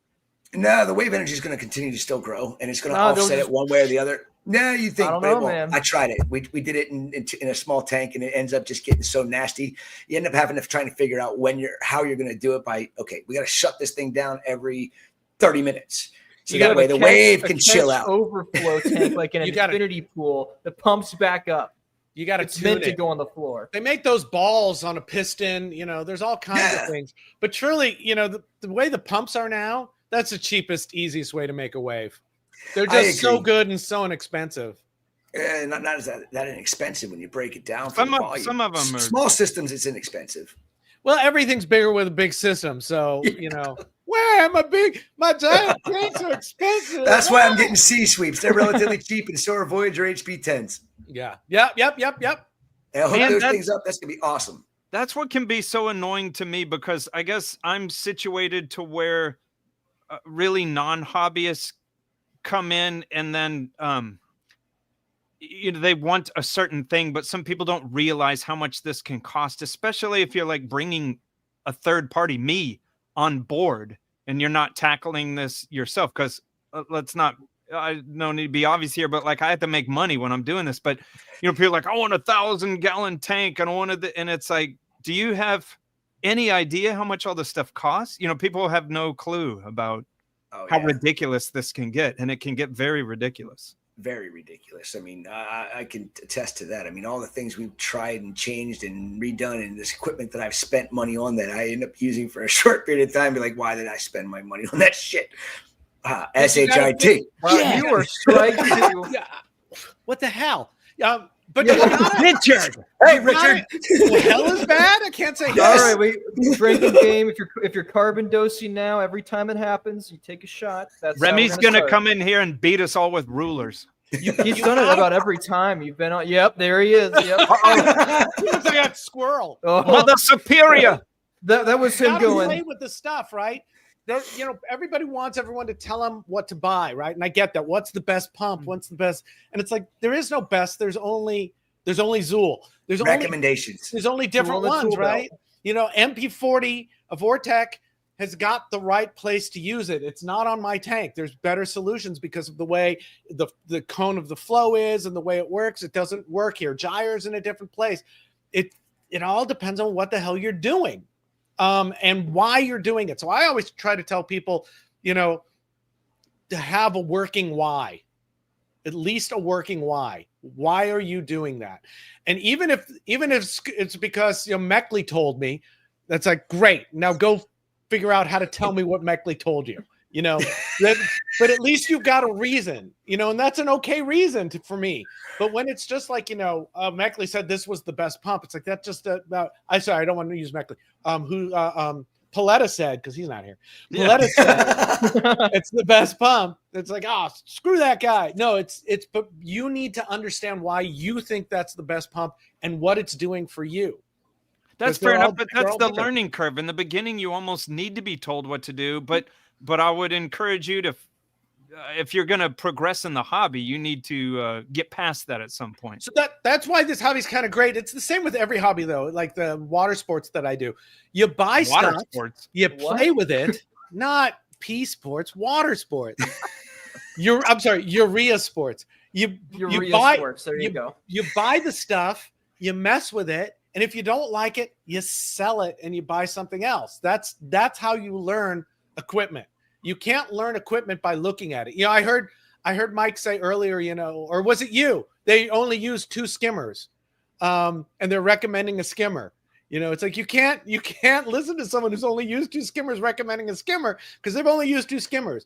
But you can't have a feeling about that equipment yourself unless you've used a bunch of it. So, I'm constantly buying little pumps and trying them out here and there and seeing which ones I like and which ones I don't like. And that's where how you I hope learn. we can go with the systemic reviews of like, oh, my headphones just came disconnected. I'll plug them back in. But like, if we get our hands on every single one of the products in the market and test it and give some data, there you go. That's a better starting place. Then you at least have, it's like you're buying a car, right? You go, and when you buy a car, unless you're Raj, you don't say I like that one and put down the cash. Right. Like you go and you look at all the Carfax and then you figure out what you want to buy. Yeah. You need the mileage and the storage and can I fit my kids in it and the tire, whatever. You know? If you can, visualize the plume when you do those. The pump, so we could see what it's doing. Yeah, no, it needs to be better produced. Remy and I were rushed and it was terrible. We'll have better ones. No, I wasn't saying that at all. That's why it'd be good to have like better videos. I mean, this is me sort of bitching about. We might as well discuss at this point. No, complaining about like decent videos. Raj is here. Oh, I need another car. Start cussing now. Like making videos about equipment that aren't like biased because of who the sponsors are, you know? Yeah. Like, I would love to be part of that because I would be like, here's this skimmer. I like how it uses this pump, but it has this grommet here that's annoying, the blah, blah, blah. Ben and I were just talking about this last week. Ben is not up on what's going on in the world as much. Salem's doing that. We were having a conversation about feeling, and this is, I guess, more geared to those of us who are like part of the industry. It's like sometimes, like, if you're not paying attention to the social media aspect of the industry, like feeling like you're not plugged in. I was saying that to Richard, and Richard was sort of laughing at me because he's like, you're literally in the trenches, like you're in the war. And then you're like, oh, I'm not in the room with the generals, so I don't feel like I'm plugged in. It's like, you're the one. Why am I using war metaphors? I certainly didn't. Yeah. Richard was like, you're in combat. Reef stock certainly felt like D-Day last year. That's yeah. Oh, it's going to be fun with a large beef contingent is coming again. Large beef contingent. That's what they called me in high school. The troops. A large beef. I really hope everybody watching makes their way to Restock Denver this year, and Restock Chattanooga. We're going to be there. I'm going to be there. We got to make sure everybody, all the OGs need to have that as a collaboration. Everybody meets at Restock in Denver or Chattanooga, one of the two. And keep your eyes out for another gathering is coming in June. I heard. Yes, there is. It's called Reef Retreat. The website's not out yet, but keep a look. It's only like 100, 150 people max. So keep an eye out for that.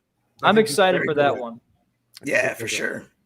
What else can we talk about, Salem? Unless you want to hear Ben talk about military. Yeah, what's your beef right now? What's your beef? Back to the front. What's my beef? I didn't Let's give our beefs. We asked for a beef. Oh Lord. I don't have a beef at the moment. It's the holidays. My bride is here. My child is here. We're having a great time.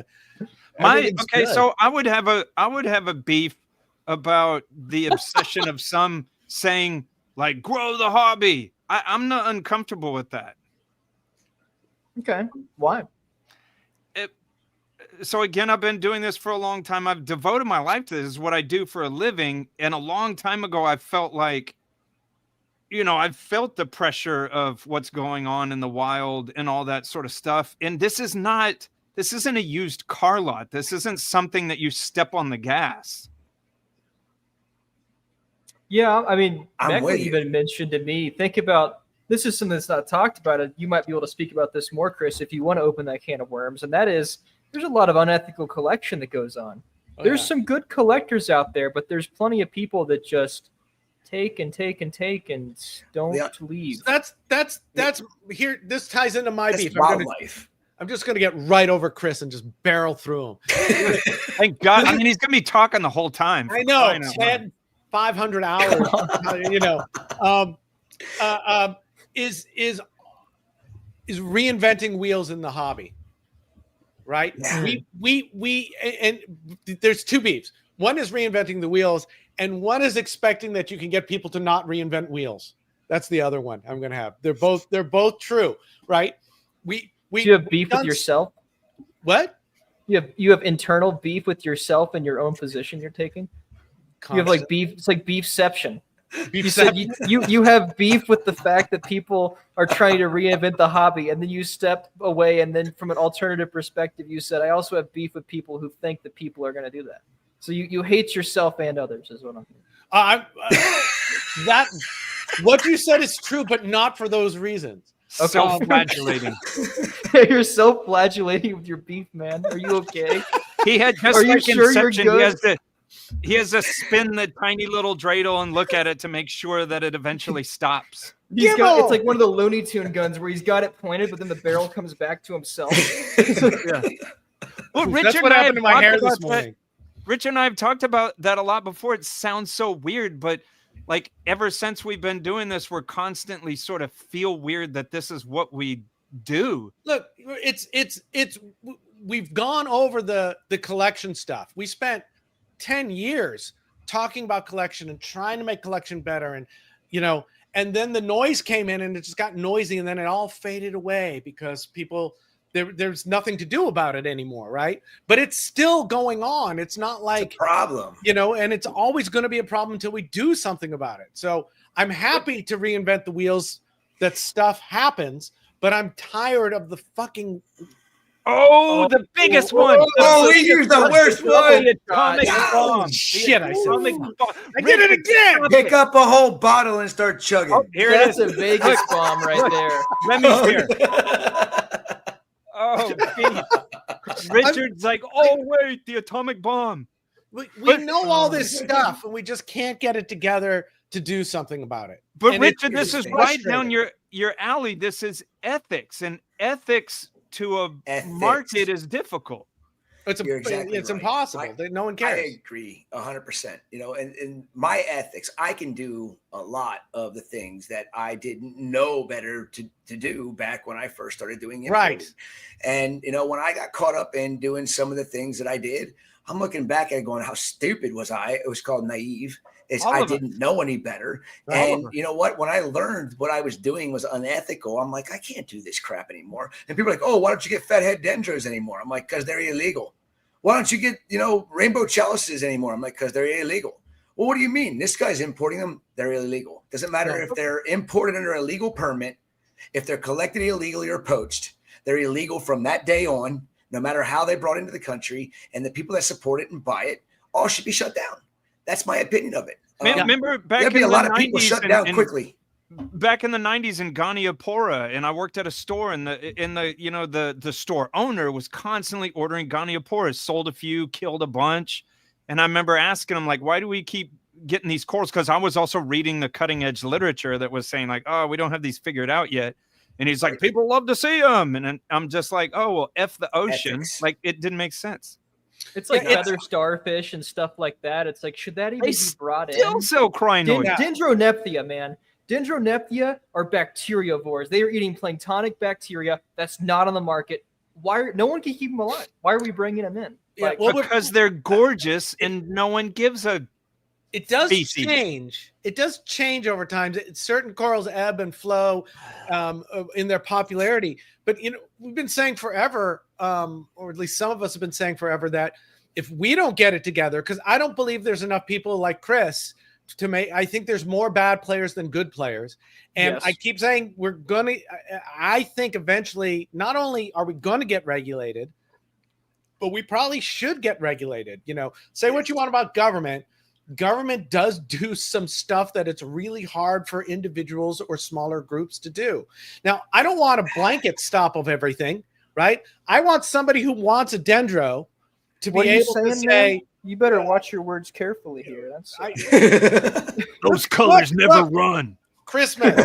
I want people to be able to order weird stuff. I want weird stuff to come in, but I don't want weird stuff to be collected for the supermarket kind of fish store where it just sits there and dies. I like oddball stuff, but oddball stuff collected for people who really want oddballs, and it goes right to them instead of sits in the chain until somebody buys it or it dies, or somebody buys it and then it dies.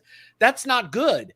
And, unless we do something ourselves, unless we bring back something like the Marine Aquarium Council, unless we have some kind of centralized body that does best practices and certifications, it could be light certifications of import and export in stores, we're going to be the Wild West. And the longer we are the Wild West, eventually, when it comes down to regulating, my fear is that they'll just go, no, because it's Shut it down. It's just easier to say no than it is to differentiate between an alveopora and a goniopora. That's we've the most already seen likely that. way. It's so complicated in so many details that the government, and I honestly, There's other resources. I don't blame them, because they look at it and they're like Richard said, they just say no because like, look, we're running this country, and you're like, well, the this and the that, and you know. But I want these Doge is animals in not my gonna living room. approve the regulation of the aquatics industry. They do Elon not Musk care is about in aquatics. charge of the ornamental fish. You know, Yes. I've contacted the right people that I know from all the years I've been importing corals. I contact all the right people and tell them, okay, you guys need to start watching these areas, and I can do this. I can go in and I can order this stuff. I can bring it in, but my morals say don't do it. You can't, it's not right. And I say, you know, I'm not trying to call people out, but we need to stop what they don't know is happening. And, you know, here's how these corals are being smuggled into the country. And if you don't go and start looking, it's horrible. If they In the don't prison start doing pocket? something about it. Huh? I carry carnation corals in my prison pocket. Single Little polyps. fathead dendro up the back door. Yep. My point, what I'm trying to make is I can tell all the right people, and I still see it happening. You know, Yeah. and it makes But who me are the sad right because- people? People that care? Fish 'Cause and and the Well, government they that don't are give a supposed to be crap. regulating this stuff. Okay, the only people I know of to talk to are the people that are regulating wildlife importations, U.S. Fish and Wildlife. Yeah. I know U.S. Fish and Wildlife agents up in D.C., L.A., all over the place. And I built a relationship with U.S. Fish and Wildlife. And and when they go and inspect my shipment, I say, go do it. Have fun. You know, if there's a problem, let me know. And when there's a problem, they let me know, and I help them work out the problem, and that's it. You know, and if I have to confiscate something from me, then so be it. I'm not going to The fight them. I real, don't there's a want to. double-edged sword though of reporting in general, right? So here's the real downside of, even if we are attempting to communicate with them now and say, look at the good players, here's the bad ones, that still makes it so they're looking at the industry, and they might still say, all right, let's just get rid of it all. So Well, there's that's why- always Look at that the risk parrot that industry. this is how Look we at end look at the things. bird Yeah. industry. Look at the reptile industry. Yeah. Bird industry was in what 1994 in October. They shut it down. It's Shut gone. it It's down. forever. The first pet store I ever worked at in '95, the boss had been in business since the late '60s, and he told me about the days of like selling alligators, selling monkeys. He told me about how they would duct tape birds from South America, like duct tape them and stack them in a box. And it was just understood that some of that died. So if in a shipment of 12 parrots, you got like 4 alive, that's just how it was. Yeah. And it's not going to, I don't want government regulation. I want our industry to regulate itself, to take some responsibility for our own stuff, because But they anybody won't. else is going to But do how it do you wrong. how do you enforce that? What power It's do we like- have without it's like law besides saying, divorce they're It's bad? not funny. this. Well, look at the U.S. ARC, right? Isn't that the That's the reptile reptile one, group? right? The Yeah, they're reptile good. group. They've got a ton of money, and they get it through donations. But we need a group of someone's to run that, Like that, and that's always the hard part, because 100%. getting up and running is hard, and it could be voluntary. You know, the MAC was doing pretty well with the voluntary stuff. People who cared went and got certified, and then places, you know, people who don't know go, oh, that's certified, I should do something about. Well, I should buy that rather than the not certified one, right? So I mean, People is do that that. your hope? Is just consumer trends change over time, so the bad actors are just eventually lose enough money they get out? My And then, hope. or you aggressive approach, you call them out. That's probably not a good angle. You get sued or whatever. I mean, Well, what I think I don't know. would be an easy way to do some regulation on some illegal imports of wildlife legally is if U.S. Fish and Wildlife understood the geographic regions that these permits come from.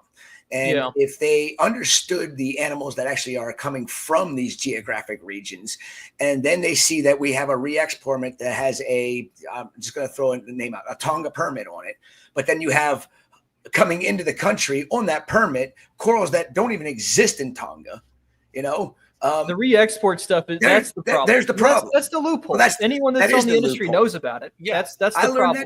that 15 And it's not years even- ago. That's the loophole. And it's not even just that, though, right? You all know within 50 miles of where you live, there are abattoir fish stores. right? Yeah. That shouldn't be doing what they're doing, and they're just rotating things through and have an abysmal death rate. That needs to be we should be good enough about our own house to clean it up and have it run in a way that makes sense for everyone. If it's just a money grab to make the most money as you can, we can't fight that.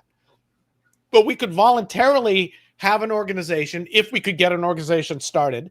Right. There. Yeah. Rod says you could be convicted of smuggling fish and killing your diver and still be in the industry. Right. Yep. I know. Oh, I know who that is. I know exactly who that is. Everybody on here knows who that is. And they're big. Yeah. And still able to do business to this day. And that makes me disgusted that guy's still doing because business. they offer cheap stuff. And then gets mad at me when I don't want to buy from him. I'm like, is the solution the nuclear option where someone says these people did this?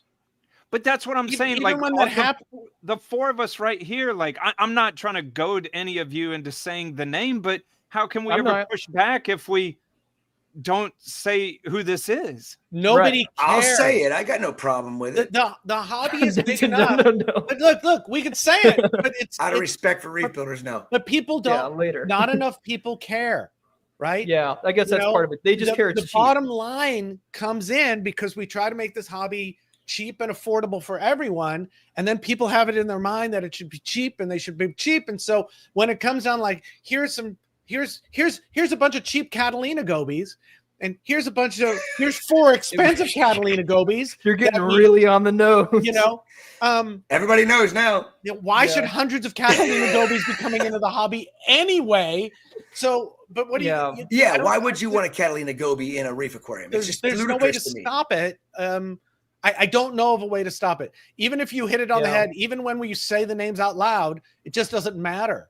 Don't get in trouble for Clarion Angels either. Or Clippertons. Clippertons is what you mean. Oh God! Okay. All right, I remember the blue passers dancing around. Blue passers. They came in as blue passers into LA one time and fishing fish. I was there for that delivery. Were you there for that? Oh yeah, me and that one girl were there for that. Yeah, I heard all about that, and I was like, "Are you kidding me?" I'm like, somebody brought in blue passer angelfish. I mean, that's like a red flag right there to Fish and Wildlife. Just say passer angelfish, you idiots! If you're trying to do something illegal, I'm like, you just brought the red flag on yourself. Salem, you're like Gen what? What's after Z? He's like Gen. I am technically Gen Z, but you're the Gen alphas Z are babies. These are breathing on my neck. How do you see to fix it? Do you see something we're not saying? Can social media fix it? That's what I mean, that's the thing, right? You've got the good point that a lot of people won't care. Even if you were to like have this like burn down the world campaign of like, here's all the bad people in the industry, know about it. It's like the scam, saltwater scammers, but you really go about it. People won't care because it's still cheap. And there's also, it's never going to reach everyone. So I think that you're right that potentially a slow game of trying to shift consumer trends towards a regulated party that says these are authorized dealers. So like the only thing I can think of that's similar is like how Bobby Miller has the Humble Fish certified fish. Yeah. So right. It would be like that, but like large scale. It goes through Coral Magazine. It goes through all the LFS. It goes through every type of avenue to reach the masses in every way possible. And it just, you have to have a network established throughout the industry where all the good players get on the same team and push it for a generation. That's probably the only way. We could even or the government regulates it. In this new time, so many of the online or so many of the content creators, I don't even know if I want to call us that. What are we?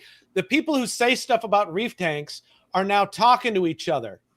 Right? We're not all siloed. There's Vanessa from US Arc, by the way. So she says it right there, and that is 100% right. You don't want it already. It's already regulated. We have CITES permits. That's the regulations that we have. But now we need to make sure that the people that are enforcing those CITES permits know what they're looking at. See, I like this. I like this comment. I like this angle. We incentivize the good people. You have the Michelin star. Maybe that's the best route. I don't know. That's what I was going to say. Right now, with the people who are now talking to each other instead of, trying to be like siloing for viewers, we could come up with the Reef Consortium right now. We've talked about it before, Salem, and we could just start giving people,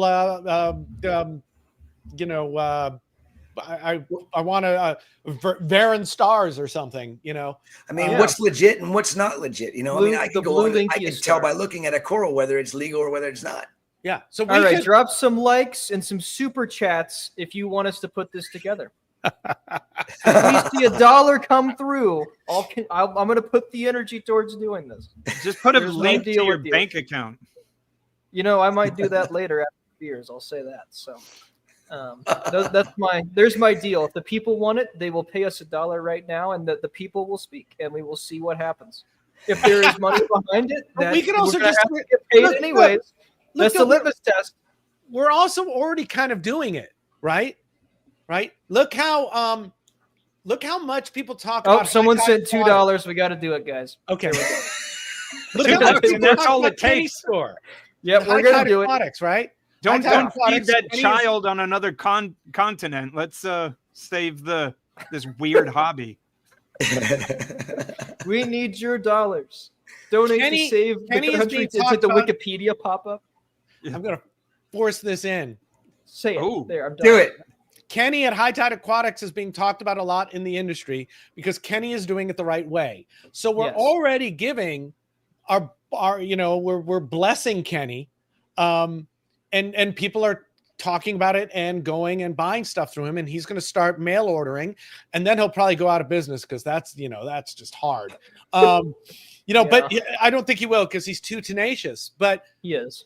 You know, he's fighting the good fight. We do it. Maybe we just need to do it a little more. Maybe this next year, Reef Stock and at the Reef Retreat, we'll figure out some things to do. Well, we have $7 behind us now, so I think we ought to figure it out. We should all four go up on stage and just have a beef about, you know, the bullshit going on in the industry when it comes to, you know, the loopholes and things that people maybe need to that's keep their eye out for. We'll do a reef therapy live. Yes. In the name of the talk is what Richard just said. We all do it. We should just do it a little bit more. It's just called we all. Yeah, that's the title. Yeah. Reef Consortium does the industry. There we go. Reef Telegram put a good Reef Avengers. Telegram. It's back. Oh, Telegram sent $20. Corey sent $5. Oh my god! Holy! I didn't mean to start all this. Thank you guys. Oh, there's still $2. He did. No, what's great about this now, Salem, is you've got that money and you don't have to do anything. Wait,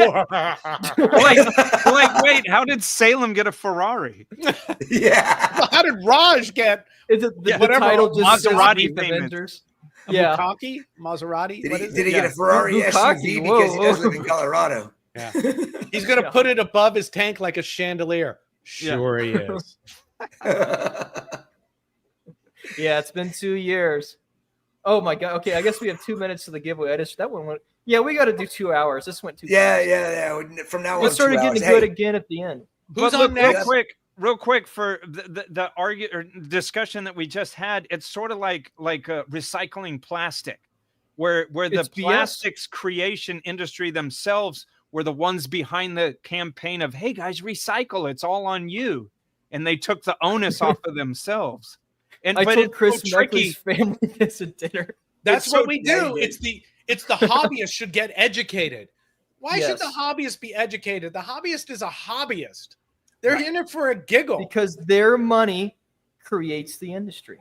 But imagine you get into a hobby, and besides all this complicated CRAP that you have to get into, they're also saying like, oh, we're in trouble and you should police us. It is up to the industry to police themselves. Otherwise, we will be told what to do by governments. Exactly. We need more of that self-beef where we have the gun pointed at someone, it's the industry, and it comes back. And now we're Elmer Fudd. Full circle. I'm Elmer with Fudd. The Spider-Man Elmer Fudd, triangle. the industry. Well, Ben and Rich, I'm out for about 2 seconds. Bio break. Oh, you're guys gonna were awesome. I enjoyed this. Chris, I want to come on and have some beef with you guys. Okay. Number 1 or number 2? I just want to know. All right, Remy, do you have the next giveaway ready? We'll do the giveaway of the hour, and we'll get him on. Remy is the one that Pay is going to. He's doing the work. I hope Chris is taking his microphone with him. Yes. all the money goes to a secret account. So. Yeah. Oh, there you go. I do want to make mention of that. And Rich, oh my gosh, 200. Whoa! Thank you. That's all. I can eat tonight. Yeah, thanks to everybody that has given any money. But Rich, I think you could speak seriously. to this. I feel like everybody thinks that these studies cost thousands and thousands and thousands of dollars when like $5,000 could go so far with just these little one-off studies here and there, right? Yeah. There's nothing else to say. It's there's lots of places willing to do studies. I know a guy who's got a facility in LA, and Dale runs it, and I actually keep not calling Dale back because I don't have an idea for Dale for something to be done. But there are people who want to do this work. Andy Ryan students want to do work. Salem wants to do work. If I got $5,000, I could solve activating flatworms. I'm gonna say it right. I am so confident I could do it. There's like 3 rabbit holes I've been down. The research is there. I don't have the equipment or the ability to do transcriptomics work. So it's not. Can't afford it. We just that's what in my head. That's what this organization, the centralized organization, would help do, and it would help collect monies to give to people who need to do some research and help fund that research and get it done. The grant it's not work. that hard. It's just getting it going is onerous. And it takes time, and my brain is only freshly fixed. So you have to give, I'm looking to jump on someone's coattails and help make this go. All right. Well, it sounds like we'll have some toxic coda this time, and we'll figure this out at Reef Stock. I think that's the plan.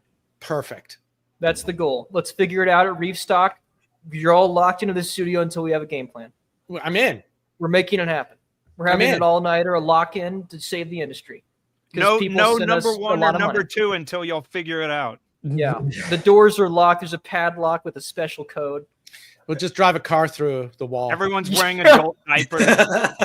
Dude, I gotta say, man, that is the best promotional gig I've ever seen anybody do. How much? Remy, I called him. He said, "Start filming now." I said, "How much did it cost to get someone to drive a car into the building?" Well, let's see how much money we just got sent. I think we have enough to cover our costs now. We could buy 2. That's crazy, but it's also pretty cool that you get to refresh crazy. the studio. I think that's actually great. I'm really a pain excited. in the ass, but I've got a can't lot wait of to see it. ideas I've always wanted to do for tanks, and I can do them now. I've got a blank canvas, so I'm honestly really excited. Now that the work is over, I've got it dialed in, and I've had a night's rest. I feel honestly really good about it. I think it'll be a good thing. And Remy, have you got the list of the next winners? I do, but I was going to let you guys go first and tell you Merry Christmas and all that. I just wanted to ask if Rich Wants Free Stuff is on your list. It is. Did you win? Is that you? No way. 2 + 2. No, I'm telling you, random number generator. I don't know who's getting what, but here you go, man. Rich wants free. No way. He won the Orphic? There you got an Orphic. Where do you? We were just not talking an about inside that. Job. Oh, that's not Promise right. you. That's There's not right. no way. Swear to you. Thank right. you so much. That's Congrats. hysterically What? wonderful. Rich wants The free hell? stuff to the Orphic Natura. I would Right. never, Right. and also I would never buy that because it's it's on the periphery of what I would do. So if you actually send me that, I would be loving to play with it. Oh, there you go. I mean, we What didn't the exclude FUCK? Hey, Oh, there you go. hey now. Hunter S with the Genesis Reef Rack and Genesis bottle. You get some of the stuff that the guys were talking about at the very beginning of this talk. Eric H with the $50 Champion Lighting gift card.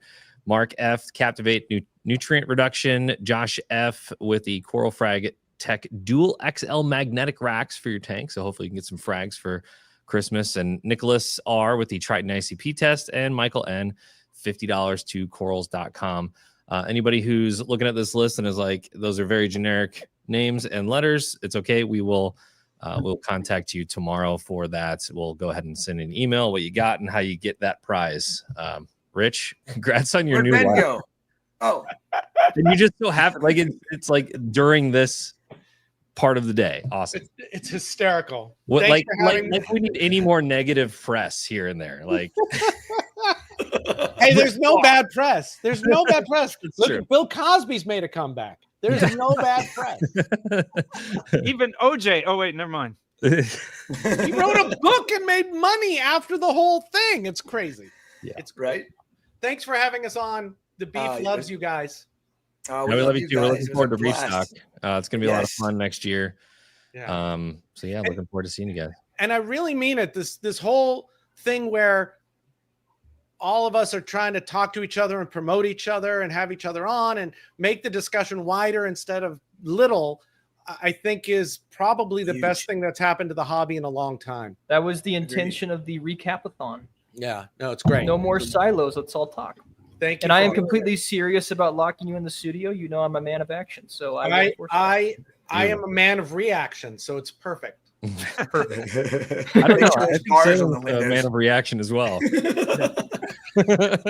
Thanks for having us. We really had a good time. All right. Yeah, thanks for coming on. Thanks, guys. See you guys Hey, Merry later. Christmas, Happy New Year, Peace. Happy holidays. All right. And now we have someone coming back from his years-long hiatus. He's just came back from the slopes. We have the one, the only, Reefing. Keith Berkelheimer, what's up, my friend? It's only been 2.5 weeks. Getting sucked back in 2.5 weeks later. I didn't have to twist your arm too hard. Let's just No, say you did not, my friend. Thanks, you guys, for having me on. Thanks for Yeah, coming. man, good to see you, buddy. Yeah, you know what the temperature was skiing today? 12. What? Minus 25 degrees with a wind chill. What? God. How'd that go? Yeah. Face Make mask? one or run how or did you two? do it? I did 3 runs. Oh, damn. Yeah, that was all I could take, man. That was all Your I could cheeks take. are a little bit red right there, you know? Yeah. Anything like not covered up, man. Frostbite for damn sure. I'm telling you. Yeah.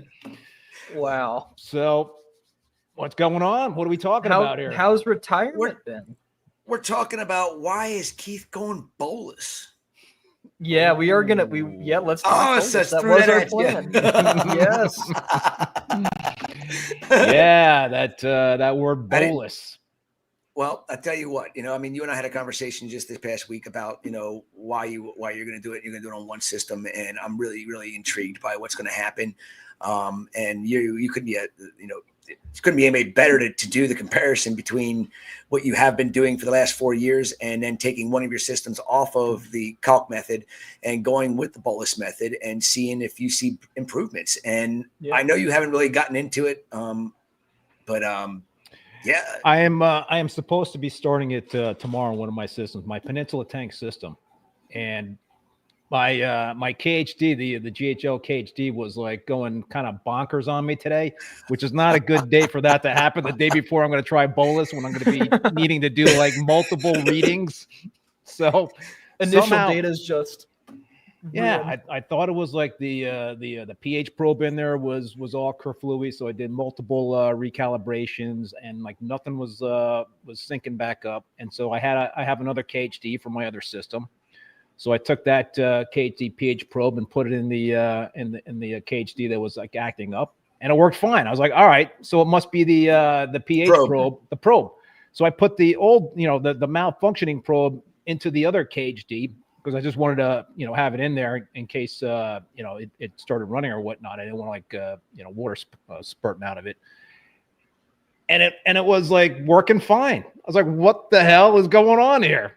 So it made absolutely no sense to me. So I think I'm good to go in terms of running it. But yeah, man, I think, the reason that I'm looking to experiment with it is, I've been noticing certain things.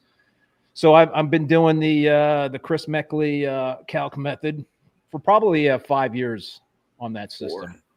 Is it 4 years? You've been doing it 4 years? We started talking about it on your show 4 years ago. I think it might be to the day.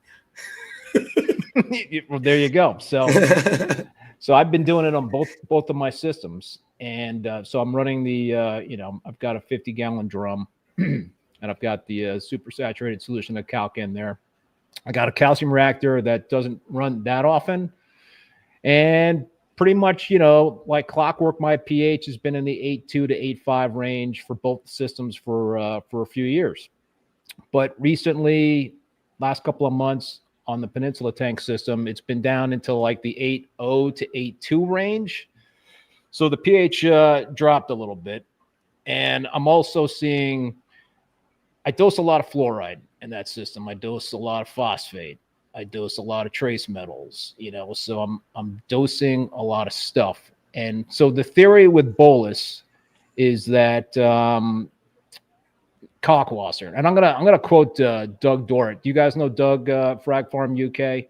He's like one of the bolus gurus. He works pretty much hand in hand with Claude Schumacher at Fauna Marine, and he explained it to me in terms of the whole precipitation stuff, because that's a big bone of contention. I know there's a lot of people out there that are very feel very strongly about about some of the things that have been talked about with bolus, and some of the claims about Cockwasser potentially can cause old tank syndrome. And I know, Chris, man, you haven't seen any of these things with your systems, right? I mean, you've been, like you said, for 4 years going strong with it.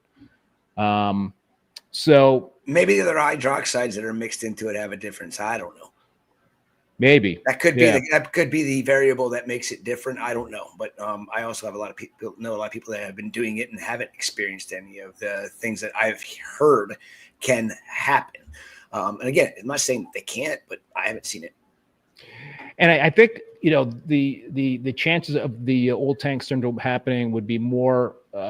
The likelihood would be more so if you're just using Cockwasser as your sole alkalinity and calcium supplementation. If you're like just leaning on that, not using a calcium reactor, then I think that's where the more of an issue would come into play. Exactly. But according to Doug, when I asked him, I was like, all right, just explain the chemistry to me in terms of what all this stuff is about Cockwasser potentially causing precipitation. So, he said to me, when Cockwasser, which is calcium hydroxide, comes into contact with carbon dioxide, it forms calcium ions and carbonate ions. The buffer system determines the permitted concentration of carbonate ions based on the pH. It's a fixed amount. When you add extra carbonate ions, most will be converted back to bicarbonate ions, a move which will increase the pH. But some of them won't convert in time and will fall out of solution as calcium carbonate. That carbonate forms in areas where the pH is slightly elevated. For instance, the surface or nucleates where the organics or fish waste are present. So, I don't know if you guys probably have more of a chemistry background than I do. Any thoughts on that theory in terms of the chemistry at all, the explanation?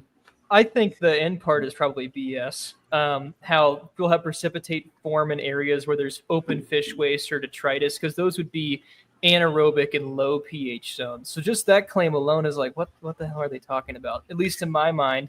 The rest of it, yeah, I can see that working, and I think that it makes sense from like the coral growth perspective, right? If you're gonna not have available, carbonates at the time right before lights on, and you dose it then, maybe you could get better growth.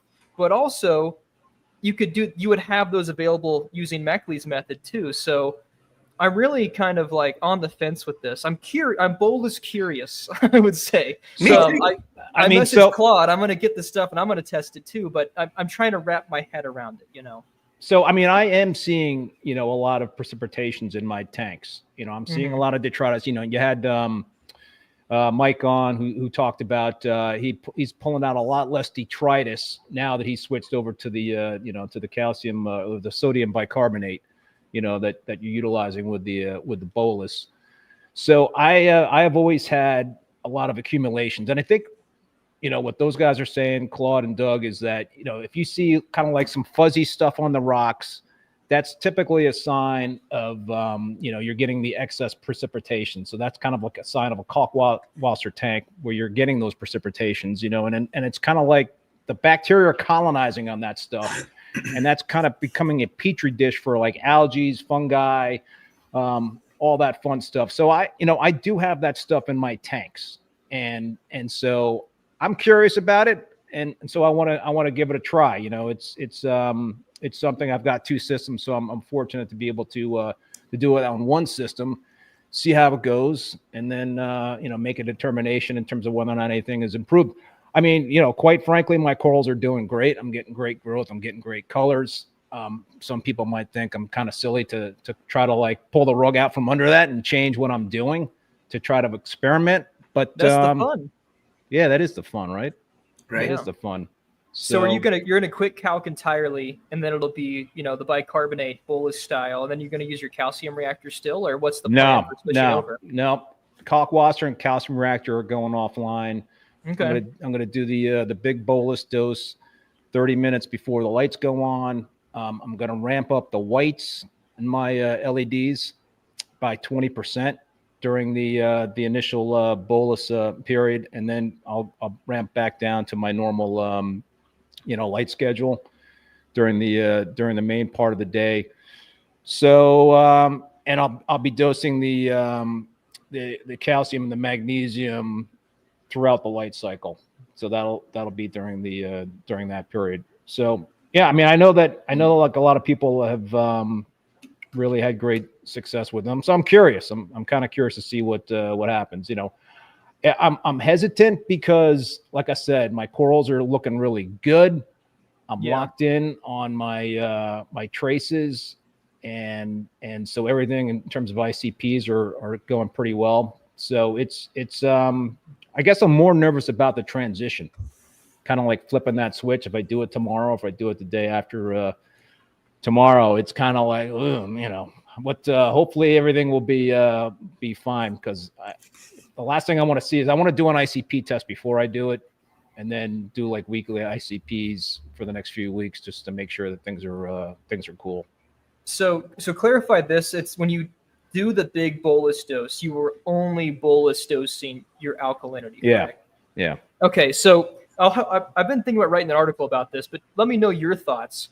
In my mind, it doesn't make sense to only dose alkalinity bolus style, right? If you're following their argument that that's the time where you want to prepare everything in the solution, so to speak, for coral to grow, why would you not dose every other cofactor involved with calcification? So why would you not dose your inorganic nutrients and all of your traces that can be incorporated into the skeleton, like strontium and stuff, at that same time?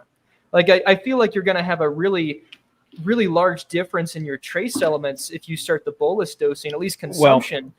Because you know what I mean? I don't know. In the bolus dose with the alkalinity, you do have traces. So there are certain traces, and I don't have the bottle in front of me here, so I can't rattle them off. But there are traces in the alkalinity that you're going to be bolus dosing all at once, and then in the calcium dose, there is also going to be trace elements as well. But the magnesium, there's no traces, so it's just a straight up alkalinity and calcium.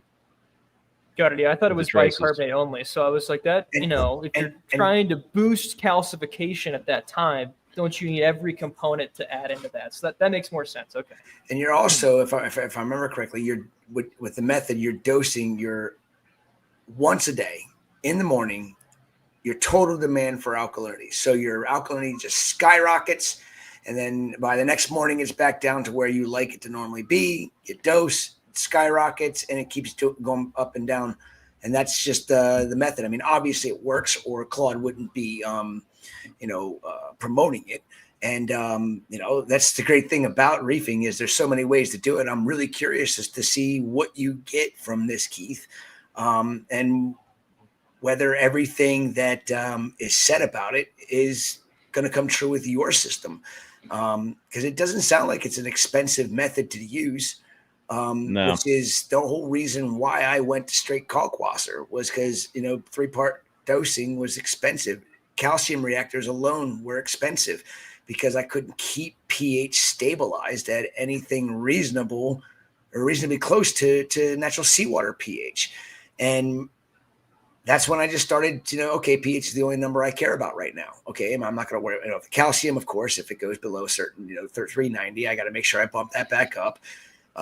But that's really the only thing I have to monitor a whole lot is, in my alkalinity. I mean, it can swing from 6.5 to 13, and it doesn't matter when your pH is balanced.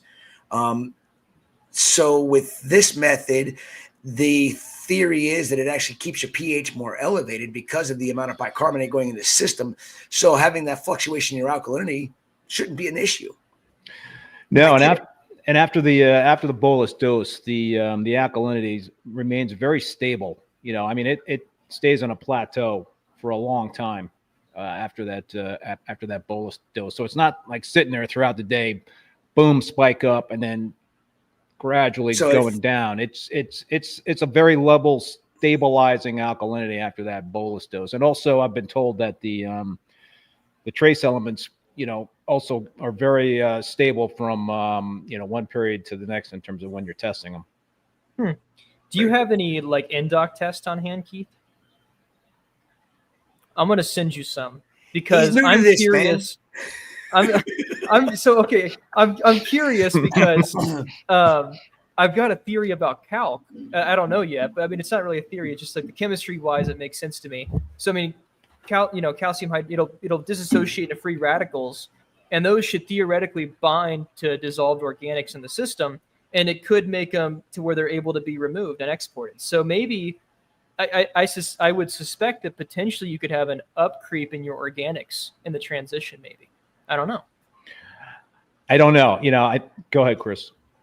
I was going to say, I know that when one of my vessels, it sticks when the float on the surface, when somebody overfills it or I overfill it, and it actually sticks and doesn't dose because of the float being on an angle.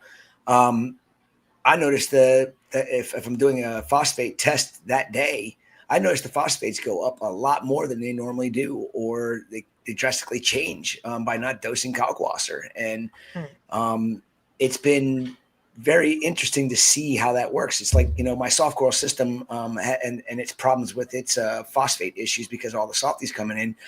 If I'm not keeping my kalkwasser saturated that I dose in that system, it will definitely, you'll see a 0.2 to 0.3 rise in phosphates daily if it's not saturated. Yeah.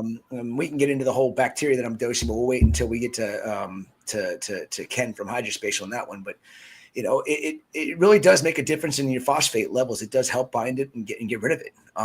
And that's what I'm curious is to see what's going to happen with you, Keith, because I know you've been having to dose phosphates, correct? I dose a lot of phosphates, and I got a lot of corals. What's that? I bet you might not have to dose as much with this. What they're saying in terms of the precipitations is that precipitations are absorbing a lot of the traces and phosphates and all that stuff. I mean, I dose, what is it, like 120 mLs of fluoride, to my system over 30 days. That's a lot, right? Is that Chris's concentrated fluoride? Yeah. Holy shit. Yeah, that's a lot of fluoride, man. I right? said it again. Bottoms up. I think I saw where Todd said, don't worry about it. So okay, good. No, so I dose like a shit ton of fluoride, and I dose a lot of phosphate. So I dose a lot of the traces, and like I said, I'm seeing a lot of detritus. I'm seeing a lot of precipitations. I had a little cyano on one of my systems, and that's pretty much cleared up because I think I've got my my traces in balance in terms of the halogens, and I had very low fluoride, and I do have very high. This is interesting because I was also told that I've got very high bromide. And I've been told that potentially could be due to the kalkwasser. It's not due to the salt I'm using. I'm using Chris's, Chris Wood's salt, Captivate Aquaculture, and his bromide is like around 66. And my bromide, what's that? Ionically balanced salt. Yeah, and my bromide's testing out at like sometimes over 80. Is that the tank with your cryptic sump? I took that offline. Oh, okay. So Never mind then. I don't even have the cryptic sump going on. So you can say sponges can produce bromide sometimes, but if you don't have that, I've also been told that it could potentially be from nori. That there could be some bromide in nori, and I do use a lot of nori to feed my my tanks. So I don't know. I mean, I'll see. I initially I was not going to use the traces from Fawn Marine, because you're supposed to mix the traces with the alkalinity, the calcium, the magnesium salts from bolus. But I've been talked into using the Fawn Marine traces, and so I will go full bolus initially to see how everything transitions. But that's not to say I wouldn't experiment with my second system if I like what I'm seeing with bolus and trying to kind of mix and match a little bit in terms of using bolus salts and maybe Captivate. traces. So, but I think there are a lot of people out there that are kind of doing their own thing on bolus. There's a lot of experimentation from what I could tell that's already going on out there with bolus. I don't think Mike's doing the whole exact method. I think he's doing basically just the bicarbonate dosing. He's not doing the trace elements. I don't know. I don't remember him saying anything about that. I just, I know that he was doing the basic bolus method, which is, I imagine, it's like every method, you can tweak it how you want to, and if you're happy with the results, then you don't change it. If you're not, you go to the method and you do it right. So, Chris, dude, why are you thinking about bolus? I'm not. You're not. I thought you were. I am. He's not. Salem is. Actually, All right. I thought you were, dude. I can't say I'm not. I'm just not convinced yet that it's right for us at ACI. I don't want to go back to the money pit that I got away from. And I honestly believe that there's no other way to do reefing as cheap as we do it, and that's with kalkwasser. And I'm afraid that going to a dosing schedule with like bicarbonate, then I've got paperweights sitting out there called calcium reactors. What the hell do I need a calcium reactor for anymore if I'm going to use this bolus method? It's just going to be, equipment that I know is proven and tried and it works. I'm just having a hard time going away from what I know is working well and what has saved the company so much money. But again, if somebody can convince me otherwise, damn right, I'll try something, not just to pick the smallest system I have. And unfortunately, that's like 1,300 gallons. That's a lot of freaking water to be doing a test on. Yeah. Well, Salem, what's got you interested in bolus? Well, I kind of want to test everything, that's being at the studio now, and I'm going to have a lot of new systems. I'm like, well, why not? I think it'd be great for me and reef builders and the industry to have objective point of view. And I want to have a test, like 3 test systems, identical, same frags, run different methods. I can just measure growth. I can figure out the density of the coral in a certain time and put some data behind this stuff. So, bolus has been a hot topic. I've had a ton of people ask me about it, and I've not used it yet. And the more I look into it, it looks pretty interesting. So I want to try something new. Do one of calc and a calcium reactor. That I'll do, traditional 2-part probably, the 3 main methods. Bolus, this has been talked about before, but bolus is not new. It's been around. And I used to do like 2-part when I first got into reef keeping. ESV 2-part, and that's similar to bolus because there's trace elements in the B ionic parts A and B. I didn't do the whole bolus dump at the beginning of the day before the lights came on, but I was using ESV 2-part, and I had a great success doing it, man. I was like kicking ass. It's really easy, and it's not rocket science in terms of doing the 2-part, and if you got a smaller system, then that's a great way to go. But I got to a point, the reason why I switched off of the 2-part to the Meckley method of calc dosing is because I was dosing like 300 mLs of ESV 2-part, each 2-part a day. Yeah. That was friggin' expensive. Exactly. Well, and I'm reading a comment here by Rob B's Reef. And I'm sure he's referring to me by people in this stream. I have taught people how to dose kalkwasser in their system the way we do things. And a lot of those people come back to me and say, I can't get to 8.29 pH. Well, that's okay. And that's where I think that people need to understand, the way we dose kalkwasser and the way I keep my systems is for our farm. It's for our growth. It's for, just complete stability of the pH. And as a hobbyist, if you're achieving an 8.25 pH or 8.22 pH, and that's the max that you can get it to by dosing your evaporation in kalkwasser, be happy with it. And I've said that hundreds of times, but so many people have not heard me say that because of the way I originally started talking about it. And as I've evolved and I've talked about it, you don't have to get to where we get the 8.29 pH. If you're dosing kalkwasser according to your pH or according to your evaporation, you're going to achieve way better reefing success than if you're not dosing kalkwasser at all, in my opinion. But that doesn't mean you can't go bolus, you can't go 2-part, you can't go just straight calcium reactor. If you want to achieve the results that we've been able to achieve, and you don't get to the 8.29 peak for the dosing to stop or commence, then be happy with 8.2 something, because during the day, your pH is still going to be a hell of a lot higher than what it would have been if you weren't dosing kalkwasser in your system. It's think just, so. it's just Go an ahead. easier Sorry. way to do things. No, you're good. Yeah, I think something else that people have to be wary about when applying the Meckley method for pH, they need to have sufficient coral biomass to consume all of that alkalinity coming. Of in, course. right? Yeah. I mean, yeah. you can have it set to 8.2, but your alk is 19. You're going to hit a precipitation point, and you don't have enough coral to consume all of that coming in. But if you've got a grow out system, a mature system with enough coral to where the pH or the alk can then stabilize out, that's the way to do it. It just It's like, for a bio cube or something, it's probably not the way, no, I mean, I get newbies all the time messaging me. They listen to the podcast I've been on. Keith, yours is always the one that pops up. I've listened to you talking on Reef Bone about dosing kalkwasser. How old's your tank? 3 weeks. Okay, then call me in a year. Call me in 6 months. Anybody can do kalkwasser, but don't do it the method that we do it. If your tank's brand new and you have no biomass of coral inside your system, or you have a biomass of soft corals, I don't recommend you do that. I've told everybody that has contacted me directly about dosing kalkwasser. I always ask the right questions, and I didn't in the beginning with mentioning all of that, but I was so excited about what we had learned and how much money the company had saved and the results that we were getting. I had to take a step back and think about it. Okay, got a lot of people trying this, and now their calcium's gone to 500. Okay, you have no demand for calcium compared to the kalkwasser that you're dosing, so step it back.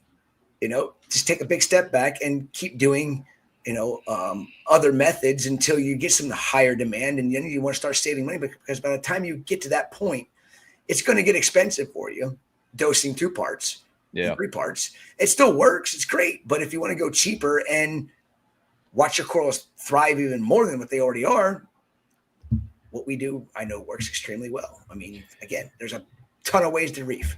If you like my way, do it, but be cautious. Yeah. these are all tools. Go ahead, Keith. Sorry. Yeah.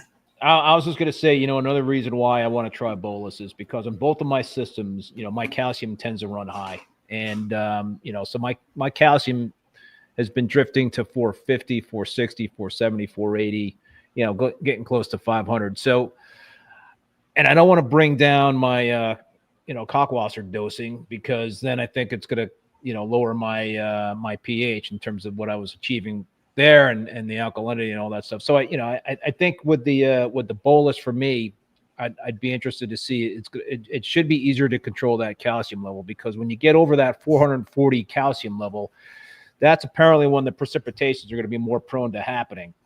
So perhaps that is why, I'm seeing it more so in my system, is that I'm kind of falling into that, little dilemma there with the calcium that's creeping up on me. And it's tough for me to control it.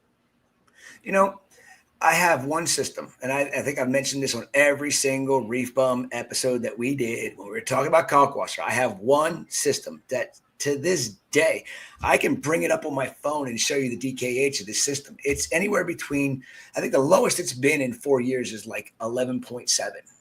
It's always in 13, 13.6, in 12.8, 12.5 DKH. Wow. And the pH is always 8.29, 8.3. The average is always around 8.3, 8.31. The calcium in that system is always between 450, 480, and it's gotten all the way up to as much as 500. And a 1360 kH and a 500 calcium level, why am I not seeing any precipitations just blowing snow out of my return pipes? I've never seen it. What's your magnesium at? Magnesium is usually in that system. It's 1350 to 1450. Okay.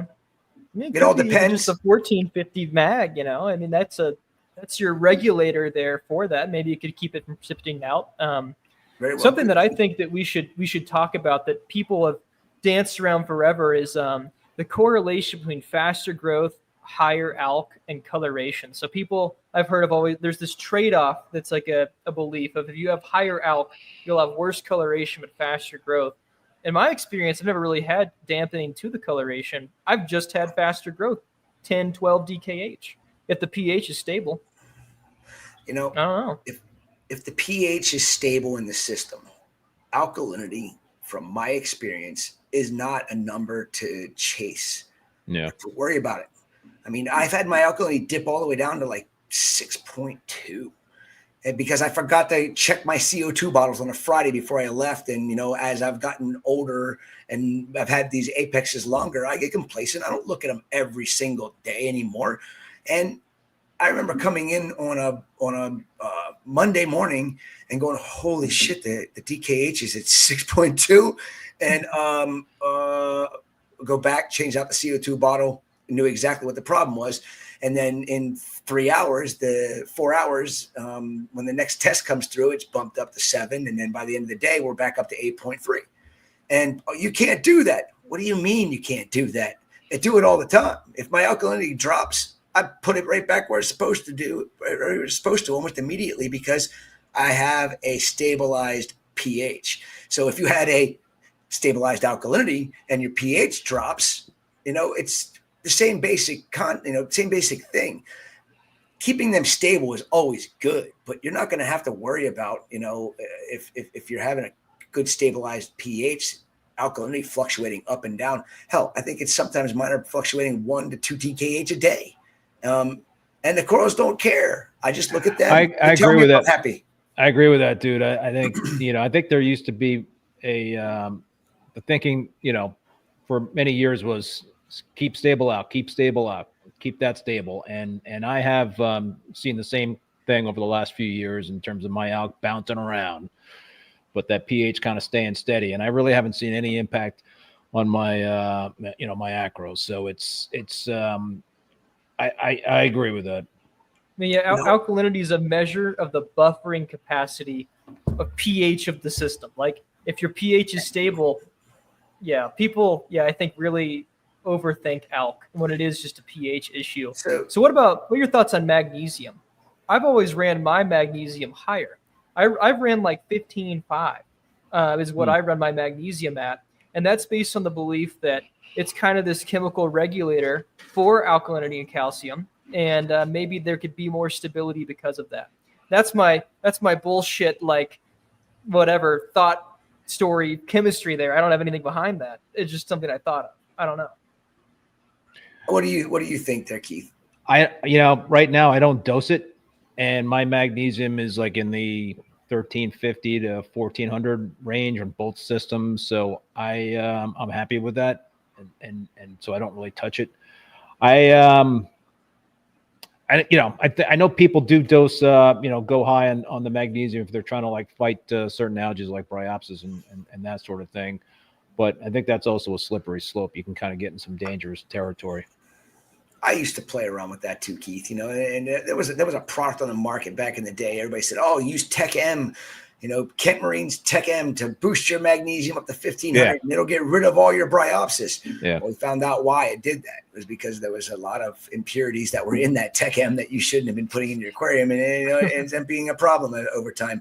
But magnesium ice, I keep in certain systems that have a lot of Montes in. I like to keep it in the 1450, 1500 range.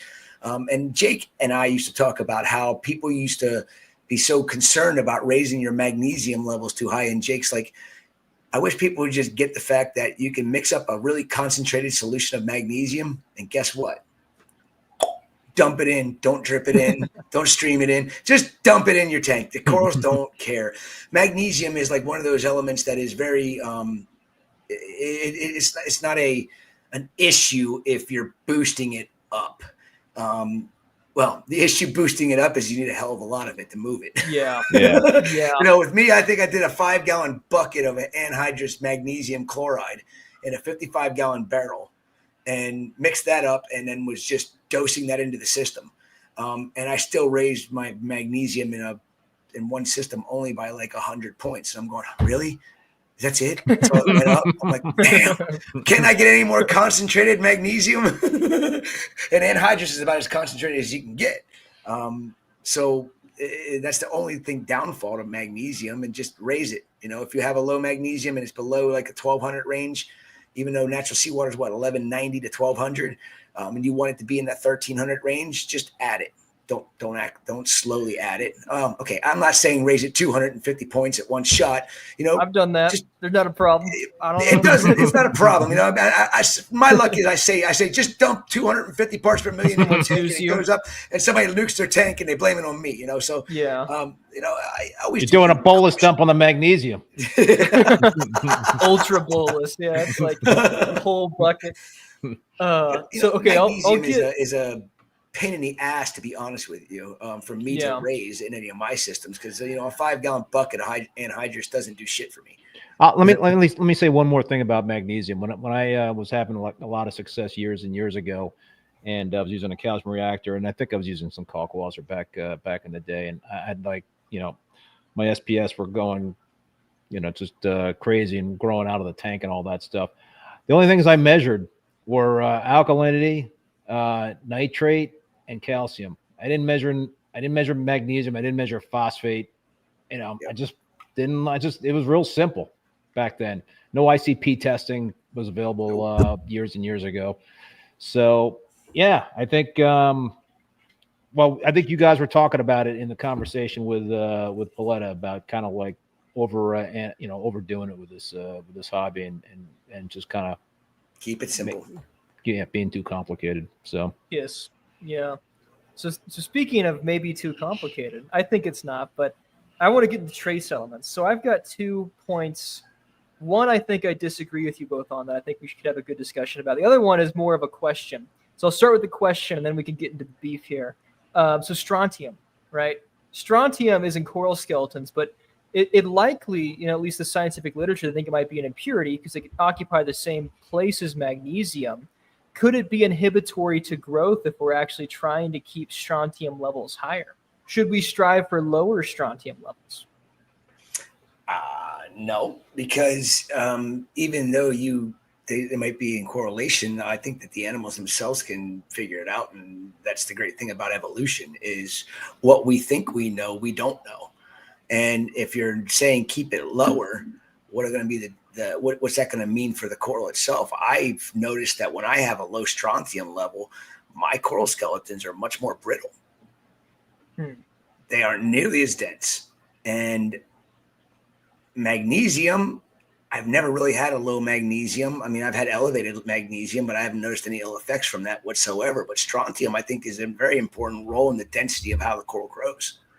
And I don't think it's something you would want to steer away from keeping at natural seawater values. Because if it's utilizable. If it gets too high, doesn't it have a toxic effect? Of course it does. Yeah. Any element that's elevated too much, even magnesium at too high of a concentration can be toxic to the animals. Strontium, though, I know for a fact it can be very toxic to the animals if it's above a specific mark. And where that is, I don't even remember. I talked to Chris Wood about this a while ago. And I think if I remember correctly, it's somewhere in the 16 range can be very, very. My understanding was 12, but maybe. Is it 12? I can't remember. I said 16 because that's all I can think. But I have had, I've been up there pretty close with like an 11, 12 when I was playing with strontium hydroxide for a while. That was about the dumbest thing I ever played around with. Go ahead. Oh, yeah, I was going to say, my understanding is that strontium can cause more brittleness in the coral skeletons. So, or slower growth as well. Oh, yes, I guess. Okay, Todd, I don't know where I heard that or saw that. That was my understanding. So my thoughts are, if that is true, and it's incorporated as an impurity, like some data suggest, perhaps there should be an experiment done where someone runs lower strontium versus higher, and you compare growth, skeletal density, stuff like that. Like maybe we're doing this wrong. I don't know. Well, I think maybe we should think about strontium. Maybe I did mix them up. I might have mixed that up, what he was talking about. I'm not a chemist, so everything that's come in here is not always stays. Dude, think about it. You're on hour number 3 on this live stream or something. You're coming off a 6-hour live stream on Friday. You did a 5-hour live stream. Dude, I'm a little worried about you, man. What's going on? This is his binging. Okay. Hey, the way I look at it, after this is over, I've got 2 weeks where I can do what the hell I want, when I want, how I want, because I'm. Well, you should do it. You should mess around with low strontium and get back to us. I'm curious. No, I'll wait until the new year. I can get back into it then. I gotta actually just I gotta take a step back and chill. Go do some range shooting and have some fun. Hell, I'd love to go up and do some skiing. Yeah. But I'm burnt. Put it that way. This 2-week reset the burn will go away. I'm having fun though, so a lot of good people chatting with us in the past few days. It's all that matters. Yes. Okay, I'm gonna bring out the topic that I know Chris will disagree with me. I don't know about you, Keith. I don't know what you're doing. So I think it's worth taking a second thought in terms of dosing some of the heavy metals in terms of traces too. So while I understand that copper, aluminum, etc., are found at low concentrations in natural seawater, as far as I have seen, there is zero peer-reviewed evidence that suggests that they are utilized by the coral. So that begs the question, obviously, that over time, all of us have tracked consumption of these elements, dosing them. Are they being consumed by the rock? Rock can absorb it. What are they being consumed by? And is it worthwhile to dose them? I don't know, man. Keith go. I'll let Keith do this one first, and then I'll sail him up. I don't know, man. You'll light them up. You can't convince me, man. Your experience alone is not going to sway me on this shit. I'm dosing. Go ahead. I'm dosing zinc, copper, nickel, molybdenum, vanadium. So I'm dosing. What else did I miss? One I missed. Yeah. So I'm dosing like all those dynamic elements, those metals, and yeah. I mean, listen, I'm dialed in on the ICPs with that stuff, and corals are looking good. So I can't tell you that it's helping or hurting me, but I'm just kind of going with the program there.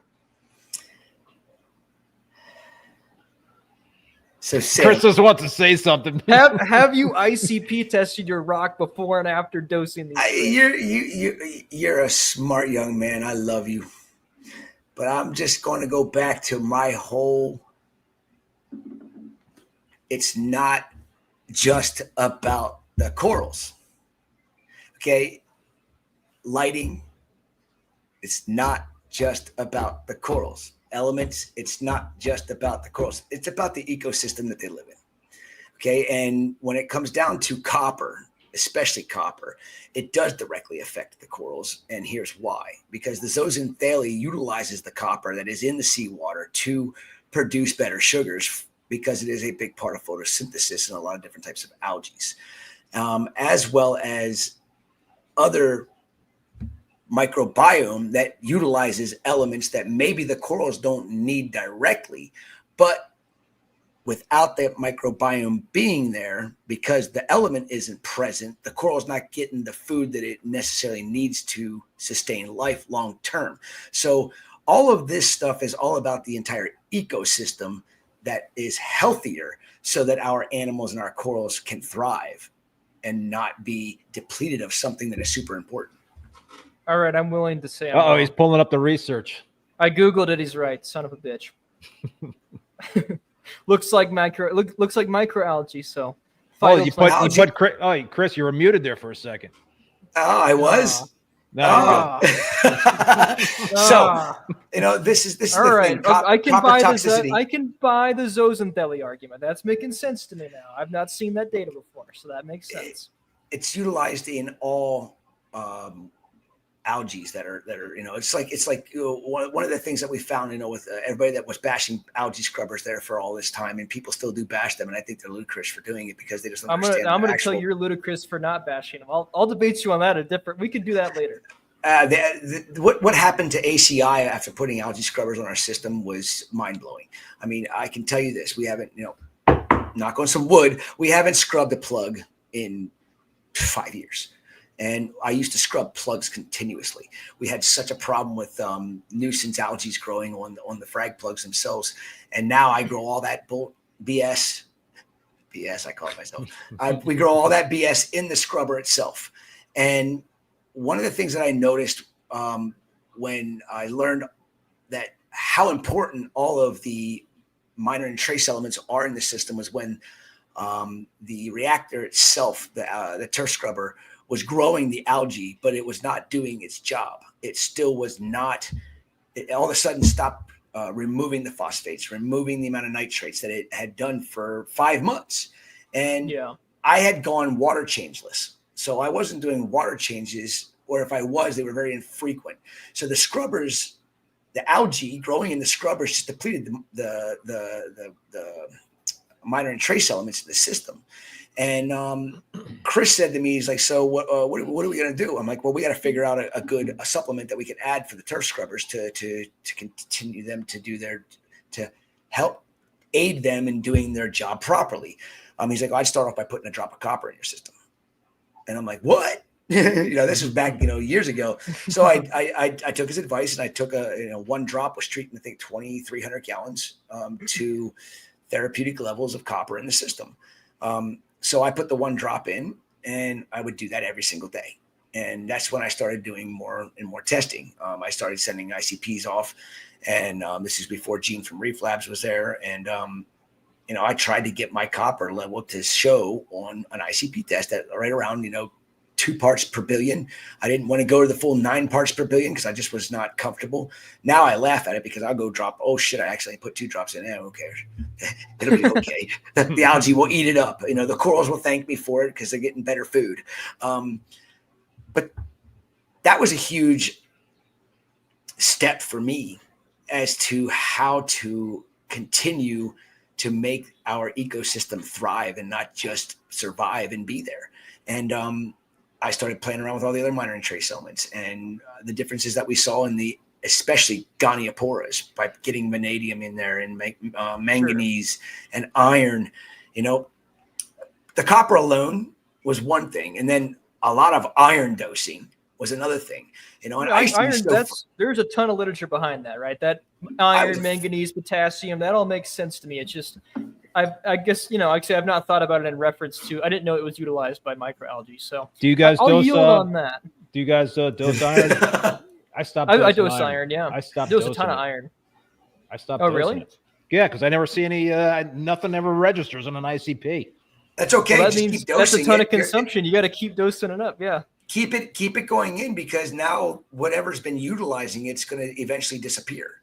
And as important as the organisms are that need the iron are for your ecosystem, if you cut it out completely, eventually they're going to go away, which then will in turn cause an imbalance in something else. Because a lot of times the organisms that are utilizing one particular element utilize more than one of those elements. And I can tell when my vanadium and my manganese are low in the system that I keep the majority of my Gonioporas in. I can just look at my gonies and say, okay, I got to go get some manganese and just give it a squirt, and even though I'm dosing it 24/7, it gets to the point where there's more uptake than what's being put in. And every once in a while, that little extra boost of vanadium and an extra boost of manganese is just like, okay, we're back to normal. The gonies are happy again. And what is the reasoning behind that? I don't know. That's way beyond my pay grade. I don't think have the money or time to sit there and test it. So rapidly. Like I talked to Shane Danger, and he was talking about how a lot of the Australian gonies are found like right at river mouths. So there's a lot of red clay. So there's natural deposits of that's just continually dumping. But I mean, yeah, manganese, iron, iodine are ones that are really hard to keep detectable, at least like in my systems where I farm coral, because they're consumed so rapidly. I was told by Claude at Farm Marine, when I was having cyano issues and what have you, he was like, you know what? Stop dosing cobalt, stop dosing manganese, stop dosing iron. You're over fertilizing your tank. You're dosing too much stuff. So I would just back it down. He told me to just ratchet it down to nothing, in terms of those elements. So I that's what I've been doing, so my everything has been fine except the iron. I get zeros on the iron. I do all the time. Yeah. I was bumping mine up. Chris's iron was 1 drop per 2,300 gallons, got you to natural seawater levels of iron. So for me, perfect, 1 drop. Well, when I was noticing that it still was undetectable, I've been just adding more and more and more over the years. I was at the point where I was adding, I think, 90 mils or 100 mils of his iron. Holy mackerel, dude. No, in my monthly concoction. Yeah. So when I'm adding 100 mLs, but you break that down. If you're only supposed to put a drop a day in, here I am putting mils per day in. when you break it down. Yeah. You know, three mils per day, which is what on an average a mill is 20 drops, right? So I'm adding enough. You know, 1 mil should be enough, or 2 mils should be enough to do a whole entire month. But because of the bioactive system, you know, it sucks it out so fast that I was putting in literally 100 mils in a 2,000 gallon system on a dosing pump. How much, man, do you think the scrubbers are pulling out the traces that you're putting in? Oh, I think they pull a lot out. Got to be a ton. I really do. Especially your iron. So why what do you how do you think in terms of that balance, right? I mean, you're using algae scrubbers to obviously manage the algae problem, you know, in your systems. They're also pulling out traces, you're dosing traces. You know, what kind of balancing act, you know what I'm saying? I know exactly what you're saying. Yeah. I look at it this way. It's a conundrum.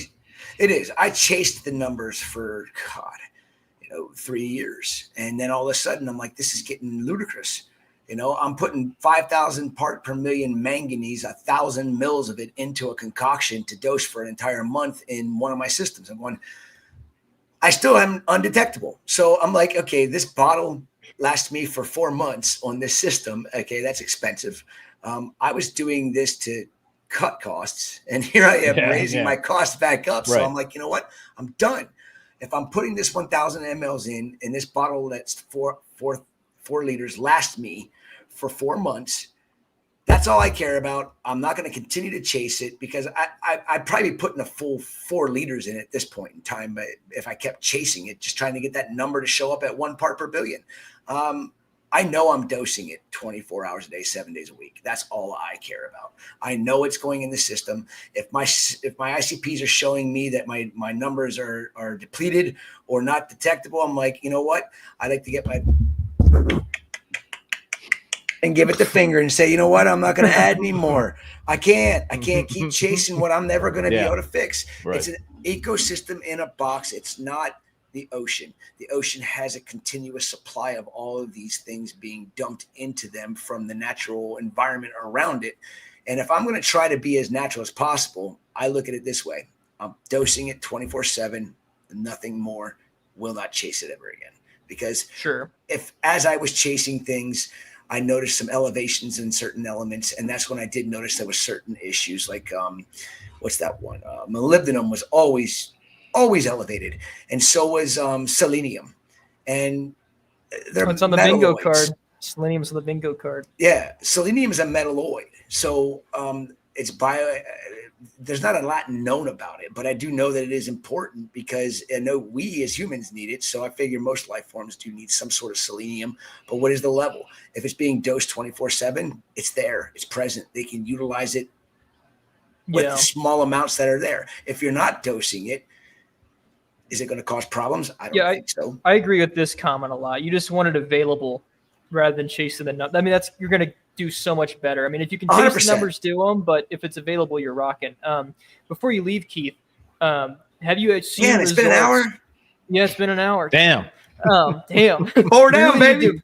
We need 2-hour slots. Seriously. Have you seen results? I don't know how you guys are doing this, by the way. I mean, how many more hours you're going? I mean, for crying out loud. I'm drinking Dr. Pepper. Here. That's got caffeine. Dude, you didn't drink a beer for me? I mean, oh, hold up. Let's crack. You got one? I'll crack one right now for Keith. I'll do it. I said I would. There's only 1 minute left. I got to crack one beer for Keith. Oh, yeah, the cooler right there. Damn right I have a cooler. The Yinglings. Right Keith. Cheers, brother. Cheers, brother. Yeah.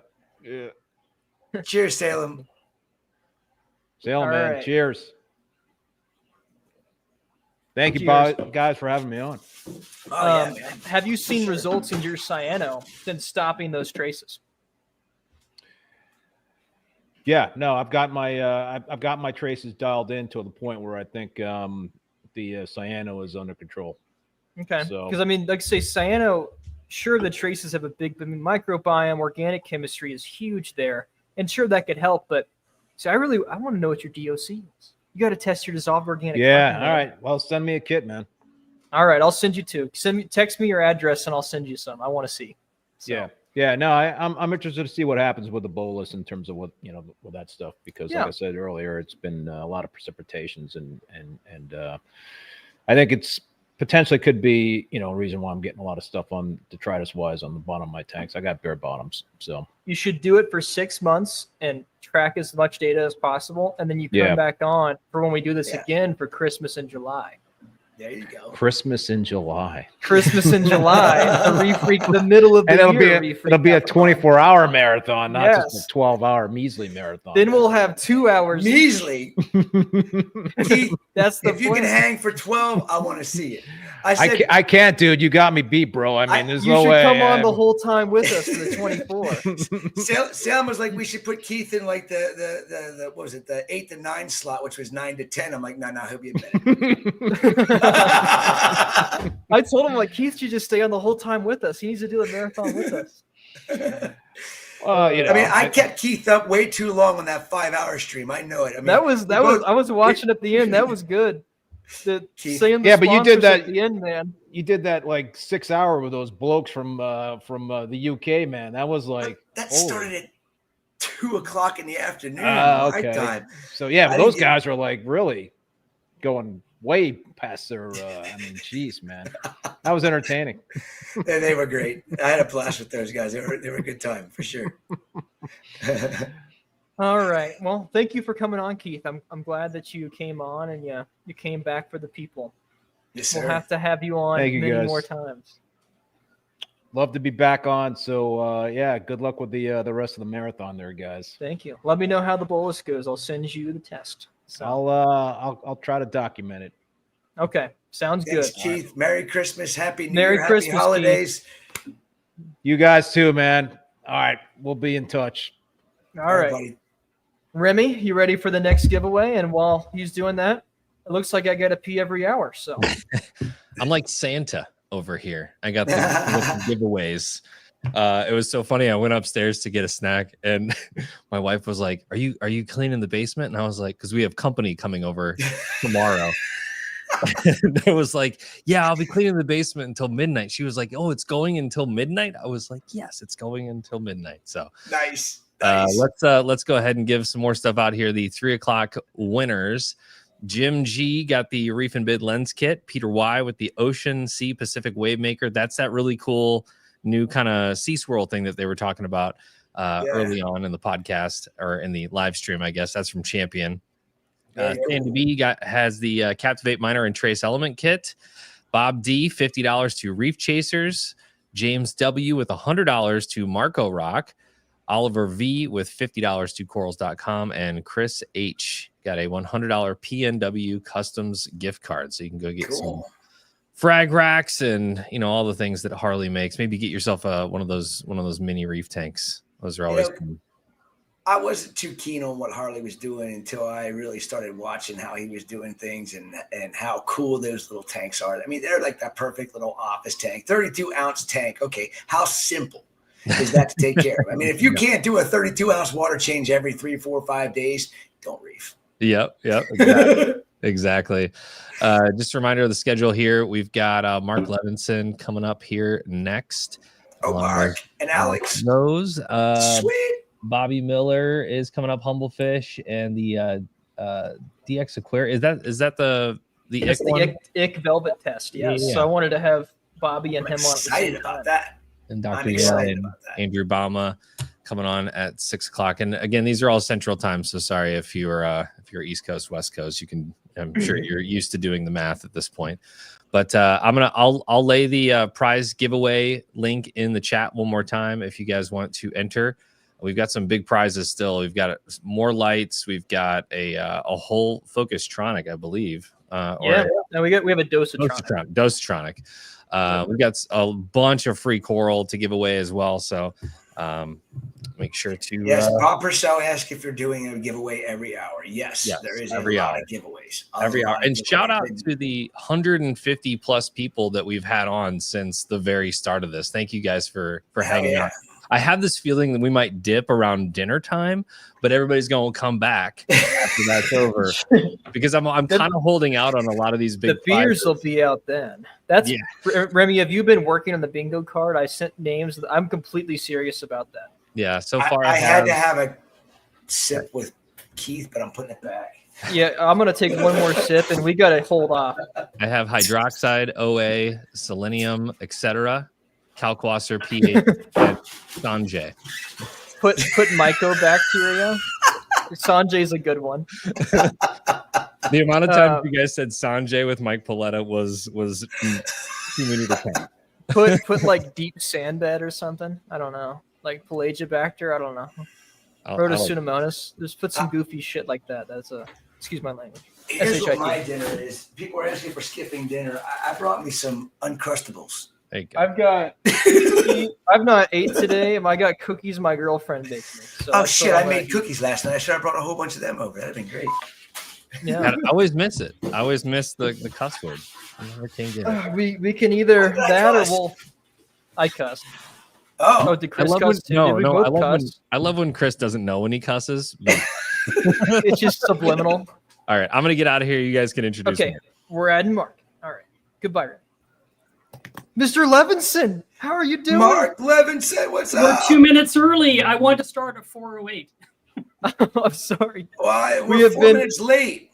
We're 2 minutes behind every time, and it's like having a cumulative effect. It's not good. That is what happens. I like the shirt, the Christmas board. That's great. Oh, look at this. Oh, it's not I'm going to wear this till Christmas. I'm just not going to take it off. I brought some eggnog to the show. Nice. Oh, that's perfect. Mm-hmm. Is it spiked? Well, it's got nutmeg. That is exciting. How you doing, buddy? Cool. Yeah, I'm doing good. Alex will be here shortly. She had to take a flight, and she landed about 30 minutes ago, but then has to get her luggage and then drive to her destination before she can join us. Okay, so would you like us to start without Alex, or is it like 2 minutes? Yeah, we're just going to leave her behind. You know, she's got freshwater stuff to talk about, so whatever. Okay, I'm so down to talk freshwater. The crowd is, we're just going to have a dip in viewership. I don't even care. I'm going to walk away. Yeah, I'll talk fresh. I'll bring back some memories. Freshwater talk. Yeah, you did fresh too. We can talk about food and stuff and everything. It'll be great. Discus, angelfish, African cichlids. I love apistogrammas, man. Pistos were my cockatoides and agassizies. Yeah, the triple agassizi. My time talking about the crap. Okay. So, are you breeding anything, Mark? No, I don't breed. I grow corals. He grows coral. He's a real man. He grows corals, and also he's the editor for Coral Magazine. How has it been? How's your first year been?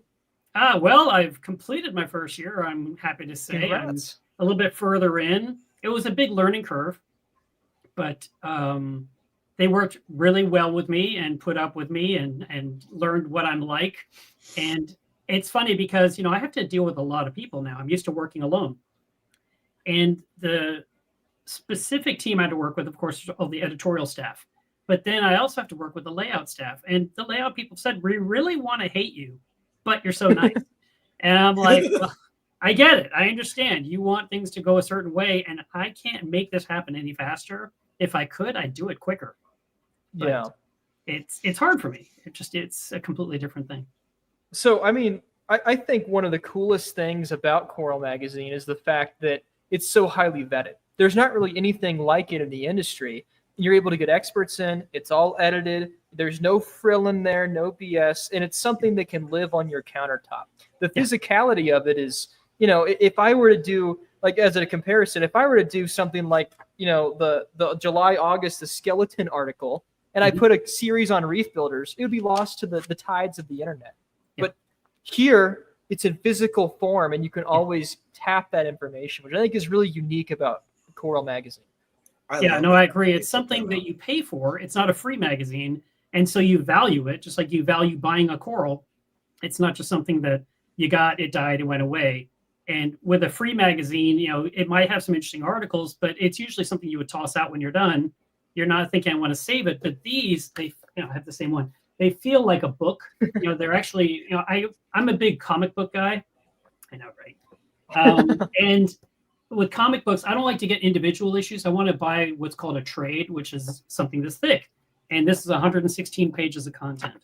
And we proof every single spot. I mean, none of the pages are ignored by anyone. There's about 8 or 9 people that pour over the magazine before it goes to press. including Chris's wife.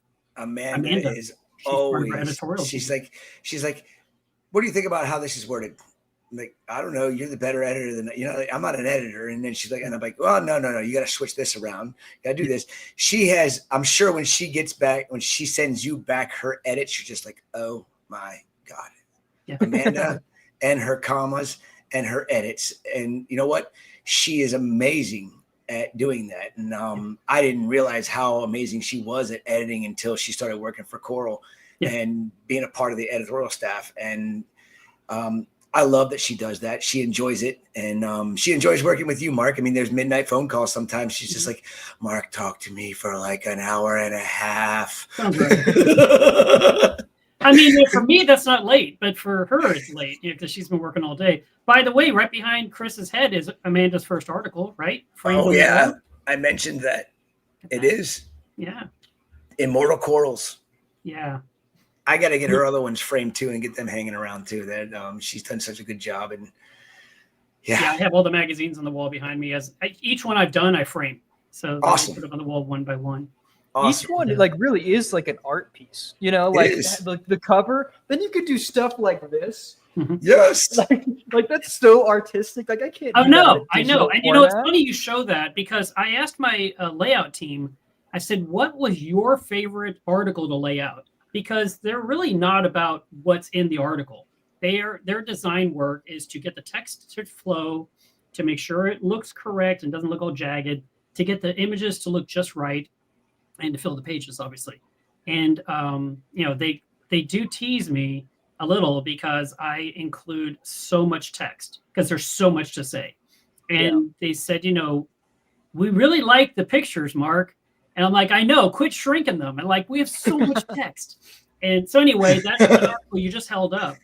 That was their favorite one for the last year, which was those corals on the black backdrop. That was not our normal style. And they loved the look. It was funny. I picked it as one of my favorites for the year. And then both of the layout team also picked that same one without any prompting. And I was like, wow, we're all on the same page on that one. That was a really cool article. Very cool. What I read through the year's article, our releases last night in preparation to refresh myself. And I turned that page and I was like, oh yeah, this is like, it was like, this is awesome. I know. So okay, you've mentioned, communication being a very big part of making the magazine work. What are the largest, barriers or struggles to putting out, print releases? That's something that no one else in the industry is doing. It's funny because I come from a totally different background. I'm all about something happens to my tank. I update a build thread or I write a blog on my website, which I've gotten really out of the habit of doing because I'm so busy. But blogging was my thing for many, many years. And people would go read my blogs. They'd subscribe, just like people subscribe to Reef Builder's blog to find out the latest. And I would blog about everything. And if I went to Coral and I said, hey, I've got this really cool story. Would you like to run it? They said, yeah, we might run it later this year. And I'm like, later this year? Forget it. And I just made a blog on my website and I released it to the planet because I had no patience. And now I'm on the other side of the curtains. And I'm just like, I would love this article, but I can't run it yet. I've got to sit on it for a while. And I just imagine they're thinking the same thing, like, what? Why are you waiting? Why are you sitting on this? But my goal with each issue is to put out a really good, high quality magazine. And a lot of times we try to theme the magazine so that a lot of what's on the cover is going to be multiple articles. And then there's some others scattered in, because if you just do all of one thing, like if we just talked about, I don't know, Zinnia and just Zinnia for every single article, people are like, I don't even care about Zinnia, next. And they would toss it aside. So we try to also have other things in there with eye candy and travel stories and something that's advanced aquatics that's deeper. But then we want something lighter for a newer hobbyist to kind of get their footing. We try to make sure that the language is understandable, that the comprehension is there.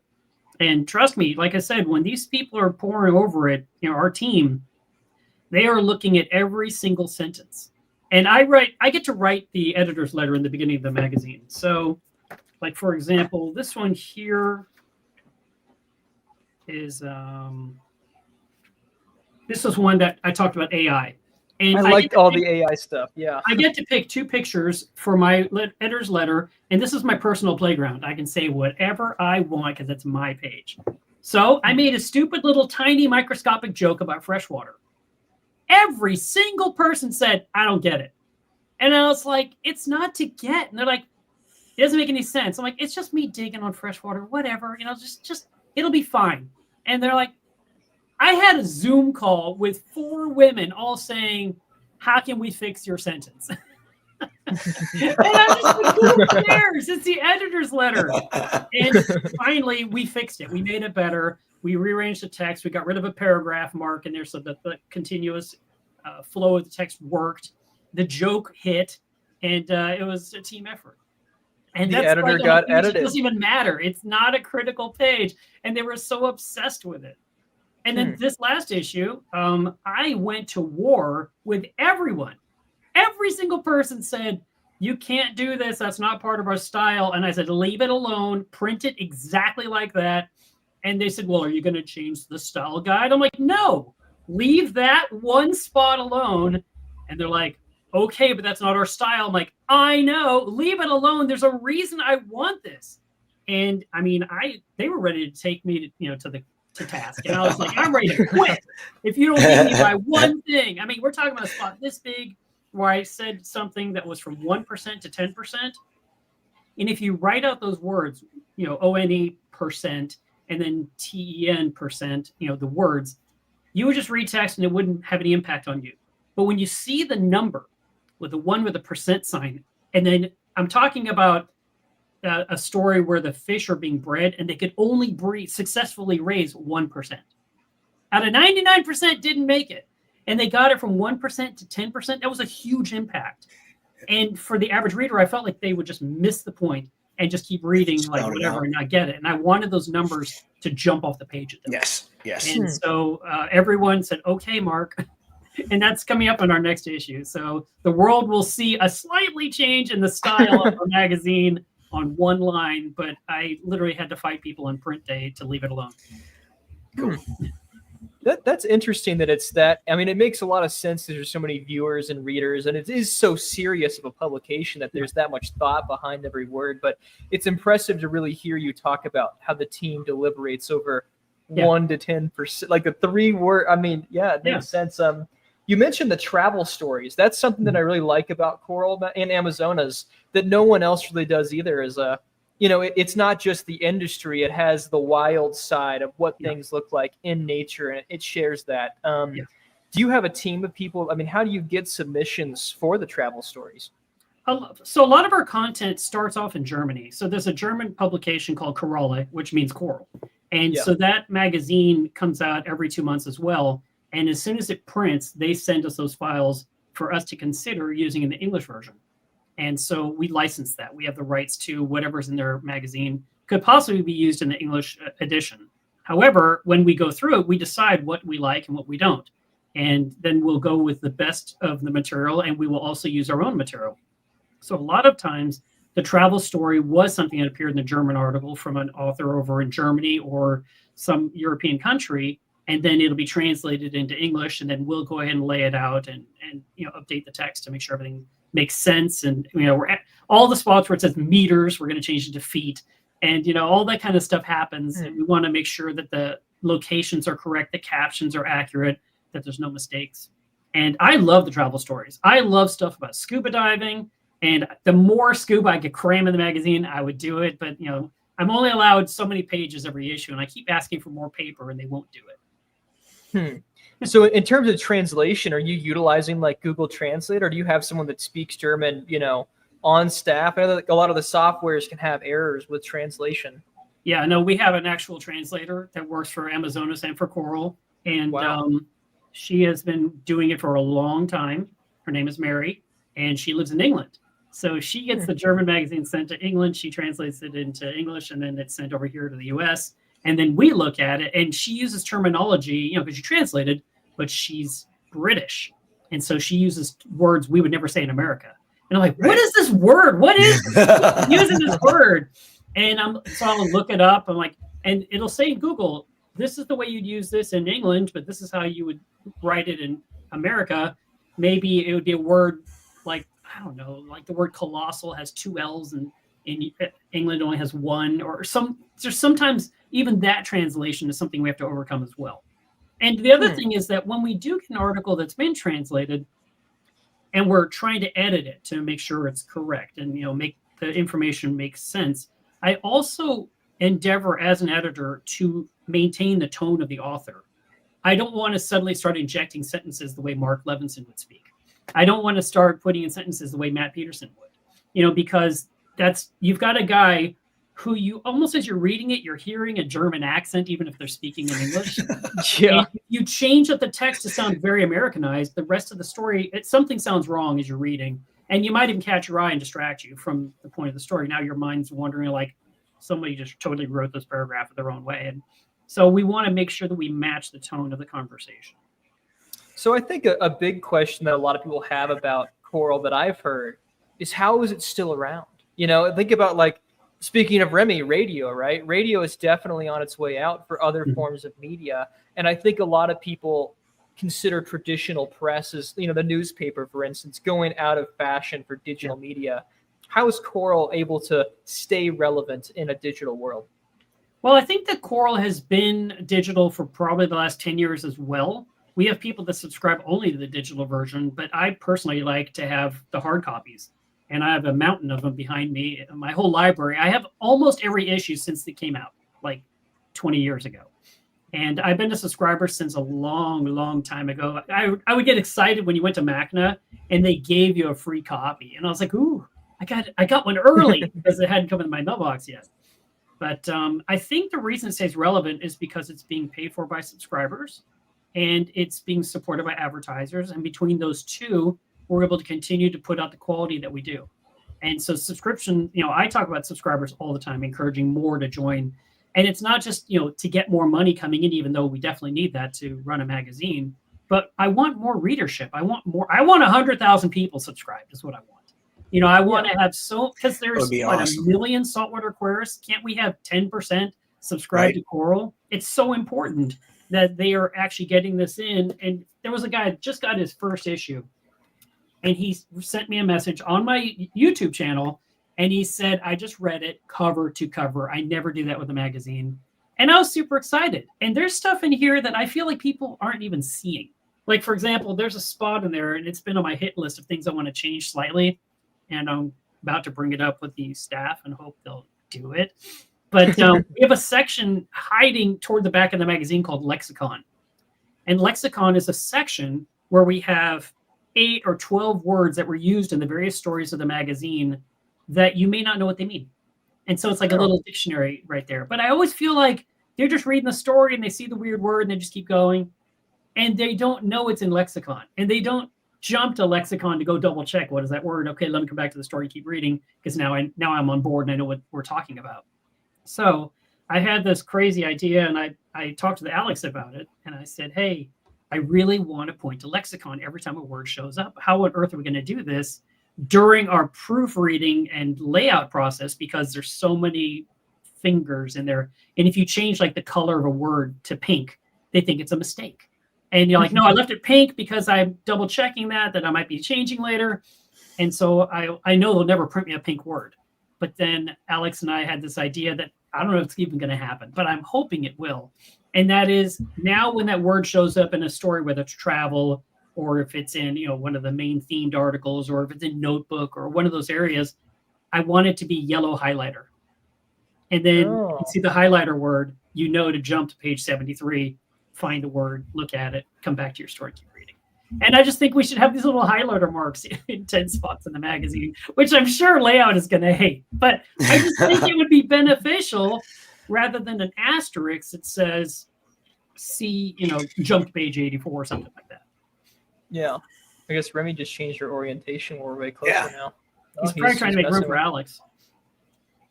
She should be able to just pop on. I don't know. What else was I going to say about Coral?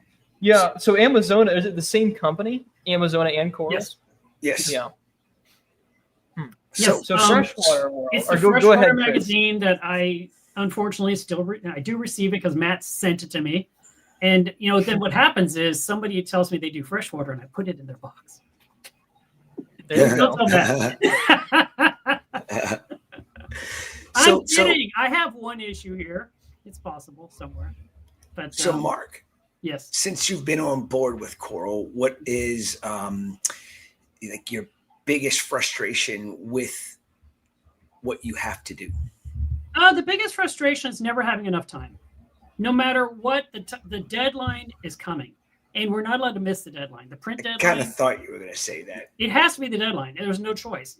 And it doesn't matter how much I do early on. It just seems like there's a race during the final, Coral Week is the week right before print, and we're working around the clock, and I'm trying to get as much possibly knocked out so that the layout people will say, yes, it's all built. Now we just need to proof it. And then I make corrections, and then they have to make an update of the files, and then we have to look at the files and make sure they're updated correctly. And then they want to start going over it word by word, trying to figure everything out and look for stray periods or the lack of a period or a word that was hyphenated that shouldn't have been broken, those kind of things. And there's a lot of that happening on the final 2 days or the last day and a half of print. And invariably, I'm always still involved with articles on that time when they should literally be just doing their thing and I should be hands-free. And they want me to be done, and I want to be done. And yet more little errors are coming into my inbox saying, we found this, and we're making changes. And I just wish that we didn't have to always struggle so close to the deadline.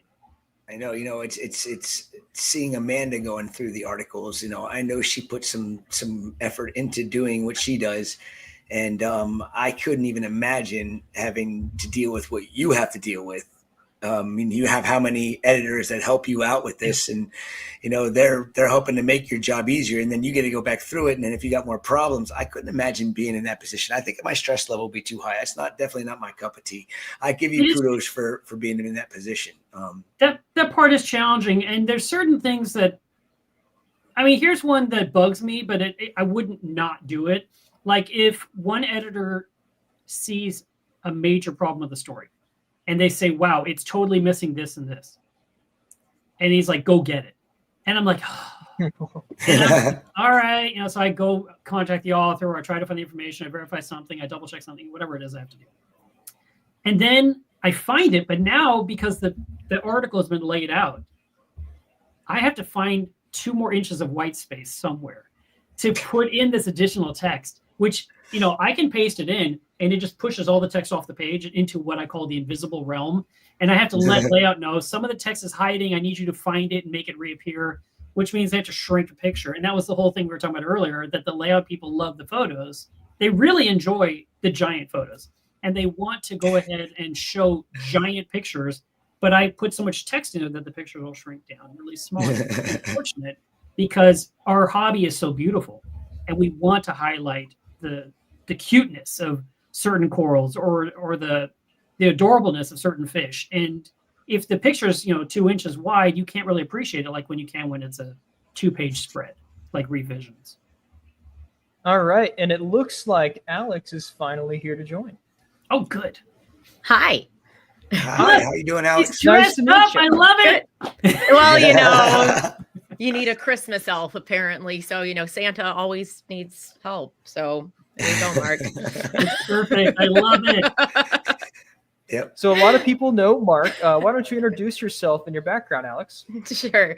So I live at the North Pole. No, I'm just kidding. So hi, my name's Alex Rose. I've been in the industry a really long time, kept tanks since I was a little kid, and now get to show other people tanks, which is exciting. So I've been with Coral for the last year, with Amazonas for the last 2.5 years, and worked for some other magazines as well. Pretty much my whole life is centered around underwater things. I'm an underwater photographer and an environmental journalist. So I do a lot of scuba, a lot of travel, a lot of underwater photos, and now get to do stuff with the Coral team. So yeah, that's my deal. Awesome. So I think one question that is on my mind, I've got kind of a vision for what I want reef builders to do in terms of good in the industry. What do you all hope you can accomplish with Coral Magazine and Amazonas going forward? Well, I think it's always the same, right? Like there's so much content out there, and a lot of content is not necessarily a bad thing, but just because it exists doesn't mean that it's correct or that it's right or that it is even useful, right? So there's a lot of sifting through information that needs to happen. And when you've got a print publication, the amount of resources that you pour into making sure that the content that you print is truthful, is accurate, is helpful for people is pretty high compared to a lot of other kinds of media.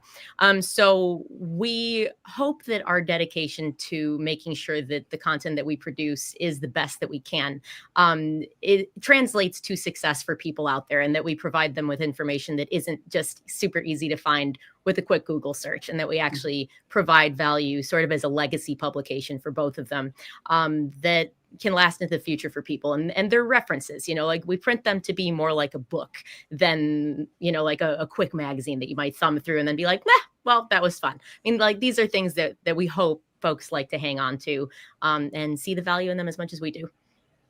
Yeah.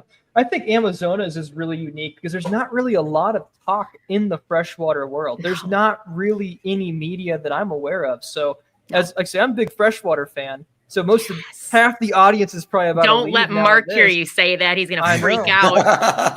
Like Neon Tetra one. I had no idea the history of like all of the neon. Get out of here, Mark. Get out of here with your colors. I'll go freshwater time. Keep your colors out of this. This is just as colorful. Show me your brown fish, Alex. I will show you brown fish all day, Mark. Yeah, what I like about Coral Magazine, yes, look at the quality of the magazine from Amazonas and from Coral Magazine. The fact that, you know, when I was a kid, my mom and my grandparents had every National Geographic magazine that they ever got in, and, you know, stacks and stacks and stacks of them. And I would hope that people would take the Coral and Amazonas magazines and keep those stacks of, you know, and keep them in the archives. You know, I mean, you can still go to a public library. Maybe they don't have them anymore, but you should be able to get any National Geographic issue that was ever put out, because they should have it in their archives. Yeah. And, you know, yes, we can do it digitally nowadays, but there's still nothing like putting that in your hand and paging through it. I'm guilty of not looking at the magazines enough, even though I have a stack of them over here, a stack of them down there, Amazonas at home. I've never been one to sit down and read a magazine, but actually I've gotten into some articles, and especially in the Amazonas, the last issue with the pipefish. My mind was going like this, going, what the heck is that? I never knew there was such a beautiful pipefish living in fresh water. I'm like, why did I know about this? They're incredible. I would have never known about that if it wouldn't have been for Amazonas coming to the house. That's great. That's so fun. I mean, this is one of the reasons we love doing this. And freshwater in particular, it's kind of a funny distinction with the fresh and the salt, because like most people who are into anything water related, they always gravitate towards saltwater. Because I mean, it's very visually appealing right off the bat, even if you know absolutely nothing about fish. Like if you see a female guppy versus seeing, you know, like a female anthias, you're not going to be like, oh yeah, that chubby little brown one, that's the one that I want to know more about. You know, like, obviously, I understand. Yes. Mark, I'm not trying to deny reality here. I'm just saying, okay? So like, I get that. So like, it's a very visually appealing thing to want to know more about, right? So it tends to mean that the folks who want to know more in-depth things about aquariums and about fish in general take longer sometimes to get there, like because they just automatically go, oh, color, pretty. And that's fine. There's nothing wrong with that. But that means that a lot of not just the fish that are freshwater components, but their habitats get ignored. And you see that in conservation constantly. And whether we're talking about huge freshwater fish like sturgeon or tiny stuff like a little Mexican split fin, you know, like they just get ignored. And a lot of these species only live in one, sometimes two river systems. And if we're not paying attention to those, and if hobbyists aren't interested in keeping those fish alive in their home aquariums, a lot of these fish don't have a chance out there, because, you know, if a river system gets polluted and they have nowhere to live anymore, we need people who want to keep those silly little brown fish in their basement or in their room, because we can put them back later. Like once it's fixed, we can put them back. And that's a really important thing to be able to do. The Right? pupfish found in the Death Valley. I mean, nobody even knows about that fish. It's You know, such and a cool I actually fish. forgot about that fish until I Yeah. saw something. I don't know if it was Amazonas that put it out or what. A But while ago, yeah, we did a desert hole was like, pupfish starty like shit. years ago. Yeah. I forgot all about that little guy. And there's only what, Yeah. like 30 or 40 of them left Yeah, living in it's- the wild because it's only one little. Yes. That is It's so cool. But yeah, I mean, you know, there's so much that we don't even know, and so much that's probably already gone because of Exactly. us, you know, humans. But Yeah. you know, having it in print, you know, Yep. and having Amazonas and having Coral put all this stuff out there, Yeah. you know, more awareness that we have, and that's where I Yes. look at Amazonas and Coral magazine as keeping the awareness of what we Yeah. are so fortunate to be able to have and enjoy in a Absolutely. hobby. And it should never be taken for granted. And, Nope. you know, unfortunately it is in a lot of cases, but, you know, it's just great Yeah. to see and read articles. I mean, Good. I put my foot in my mouth and I'm doing an article. This, Oh, you are? yes. There you go. What? I'm not going to say what it's about. Mark, should I tell them what it's about? For me? For Do coral? you even know what it's about? I No. don't. Oh, you don't? Is I'm it not for gonna tell coral anybody. or is it for Amazonas? Calflosser? For coral. No, No, I don't know. no, it's about two species that are commonly misidentified. Oh, I think I know what it is then. I think it was Yes, one of you your do know rants. what it is. I know exactly what it is. It's I one of won't Jake's spoil it. favorite corals that he was chasing forever. And when I finally got them in, unfortunately, he passed away before I was able to send it to him. But yeah, I still have, I don't have that piece, but I just got new ones in a couple weeks ago. And I'm like, I know exactly what it is. though. talking to Matt Pedersen on the phone. And I'm like, Yeah. yeah, I'll do it. And he's like, you got to the end of the month. And I'm like, oh shit, you dumbass. Yep. So Careful what you agree to with us. yeah, I mean, I'm happy to do it. I just hope that I can get it all out that I want to get out. Oh, it'll be great. I'm you know, sure it's it'll be gonna great. Fun. Yeah. It's, That's awesome. Yeah, it should be fun. By So the way, I think- Salem, I want to let Yep. you know that you said you like travel articles, and Alex wrote our latest one because she. I Oh, traveled really? all the time. Mm-hmm. Mm-hmm. So Yeah, what was your process like for writing it? You know, what did you have a roadmap in your head of how you wanted to do it, or what was that like? Nope, I'm a maniac. I don't do any roadmaps for anything.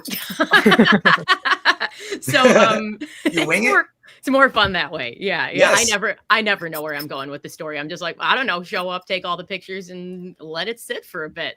So Fair enough. yeah, this most recent travel piece was about diving in Seychelles. So Seychelles are not an easy place to get to. They're smack in the middle of the Indian Ocean between Madagascar and East Africa. And so they're this little island chain of 115 islands, and some of them are granite. So there's granitic islands up at the top, and then you get more into the coral atolls as you go closer to the mainland. And it's got a really odd collection of species because it's got Indian Ocean stuff and then some Indo-Pacific, and it's just this odd mix of things, which is pretty cool. And I wasn't really sure what to expect because like I'd never been there before. And in my head, I had this vision from like the Cousteau days, because like when he did like in his 1956 film Silent World, part of the exploration stuff that they did was through Seychelles and on Aldabra Atoll, which is where the giant tortoises, the Aldabra giant tortoises live, and there's over 100,000 of them there, and the coral reefs were incredible. And I thought, oh my god, I hope it's amazing. You know, like you go to these places that you've never seen before, and you hope that they're what you envision. And some of it was, and some of it wasn't. I mean, it's unfortunate, but there's so many places in the world, especially coral reefs, that just are suffering from a variety of issues. And, you know, there was a very warm year. It was a particularly warm year, and there was a ton of coral bleaching. So a lot of the spots that I was hoping would be super healthy were bleached from the surface all the way down to 60 feet. And I mean, you don't normally see 60 feet. Yeah. Like I was sitting at 30 oh, feet and you man. look up and you look down and it was like white. That's Wow. not good. So like So that I've was- never seen it that deep before, ever. So I've never north- seen deep bleaching like that. North So- of Madagascar, you said. Yeah. Yep. So Yeah. there's a fish that only comes from that area that I have like, it's like a holy grail. I'd love to have it. It's Oh. two fish that people don't like. It's a hybridization between the two. Oh, It's okay. because you know, sohal tangs from the Red Sea, Sure. they make their way down that way. Yeah. And you also have the beautiful lineatus tang, clown tang, that come up that way Oh, as well. yeah. And Oh, that'd be cool. I saw a hybrid that was collected in Madagascar like 5 or 6 years Whoa. ago. and it was just stunning. You know, Wow. I mean, everybody loves a clown tang, but everybody's afraid of a clown tang. Everybody loves a Sohal tang, but they don't want a Sohal tang because they're really just a bunch of jerks. Yeah. And living honest are the same way. Clowns. Yeah. Clown tangs are just unfortunately when they're collected and as juveniles is the only way to get them. Sure. They don't handle the process of going through what needs to be done for export, and there's juveniles, so they need to be fed daily. They're pickers like crazy, and they go too long without food. By the time we get them, you got to really baby them. I've got one that's about this big. He's 4 years old. Wow. Stunning fish. Now I just wish I could figure out how to crossbreed a Sohal and a clown tang, but nobody's done any of that stuff. So. Talk to Sounds like you Biota. got your work cut out for you. Yeah, not happening here. Probably not. No. Well, So Pretty dope. oh, go ahead. Sorry. Oh, no, Nope. go ahead. We were talking. I was going to shift topics again. Yeah, sure. We had just touched on it. How people tend to have a bias for things that are more aesthetically accessible or preferred, right? Yeah. People like the story about the giant pandas or the anthias compared sure. to sturgeon, which are getting destroyed by the caviar trade or whatever type of conservation event. Yep. So when you all approach a story about something that is less aesthetically desirable Mhm. to the general populace, what are your strategies for getting someone to accept that it's important for conservation? So, like for me, so I come from a biology background, so I love nerding out on the weird little things about any animal that you're just like, Yeah. what? How strange. And I think if you can find a cool hook, no matter what, like all of us, if you're still keeping fish and you're still loving keeping aquariums and you're an adult, you're a nerd at heart, and that's a great thing. And you should just embrace that. And I do. So anytime I can find just a cool hook about an animal that's just an interesting thing so that we're not constantly beating people over the head with bad news. Because I mean, like, if you're being honest, there's bad news to be had everywhere, and we just don't need to hear about it constantly. And if you want people to care, that's not where to start. Don't start with the bad news. We never start with the bad news. So find something cool to talk about. I know. Whatever. Everyone can approach things how they want to, but I'm not trying to interrupt you here, but the whole thing with the good. bad news which was really frustrating for me, and I stood up and was screaming at the end of Chasing Corals. Oh, screaming at it because here we are. Was it 5 years later? The Australian Marine Institute of Science there's more coral diversity on the Great Barrier Reef than in recorded history. Yeah. Why isn't Chasing Corals redoing let's and talk doing about a that. follow-up? Let's talk about the good things that are happening, not just the bad things. Yeah. That's no, why I it's got very frustrated true. with that Well, no, I had one thing where I think it was that 2015, 2016 or 14, 15 Great Barrier Reef. Yeah, the 16, 15 16 event that was really bad. And I mean, it was really bad. Like a lot of coral definitely died, but I mean, a lot of it came back too, which was great. But I remember reading an article, I don't know, probably a month into it. The title was Obituary for the Great Barrier Reef. And I was like, nope. No. That is naive. Such the wrong approach. And like, why say things like that? I mean, like, I get that it's a good headline and it's going to make people, oh gosh, wow, I better read that. That's so sad. I'm like, well, yeah, you should read about it, but not because it's sad. Exactly. Like there is bad stuff happening. Yes, a lot of coral did die, but the place isn't dead. And if you go out there telling people that it's gone, why would they care to save it? What's there left to save then? And it's just totally the wrong approach. And we also have to look at the fact that not everyone reads a story. No, they read a headline and they'll flip the page. That's right. Or they'll picture, see a headline and they'll make a comment without even clicking through to the article online. Yes. And like, for example, my friend Jesse lives on Maui, and Lahaina had the huge fire over a year ago. Yeah. And everyone thinks, okay, Maui's no longer there. It's ruins. There's nothing left. It's like, no, Lahaina is one little tiny town on the island of Maui.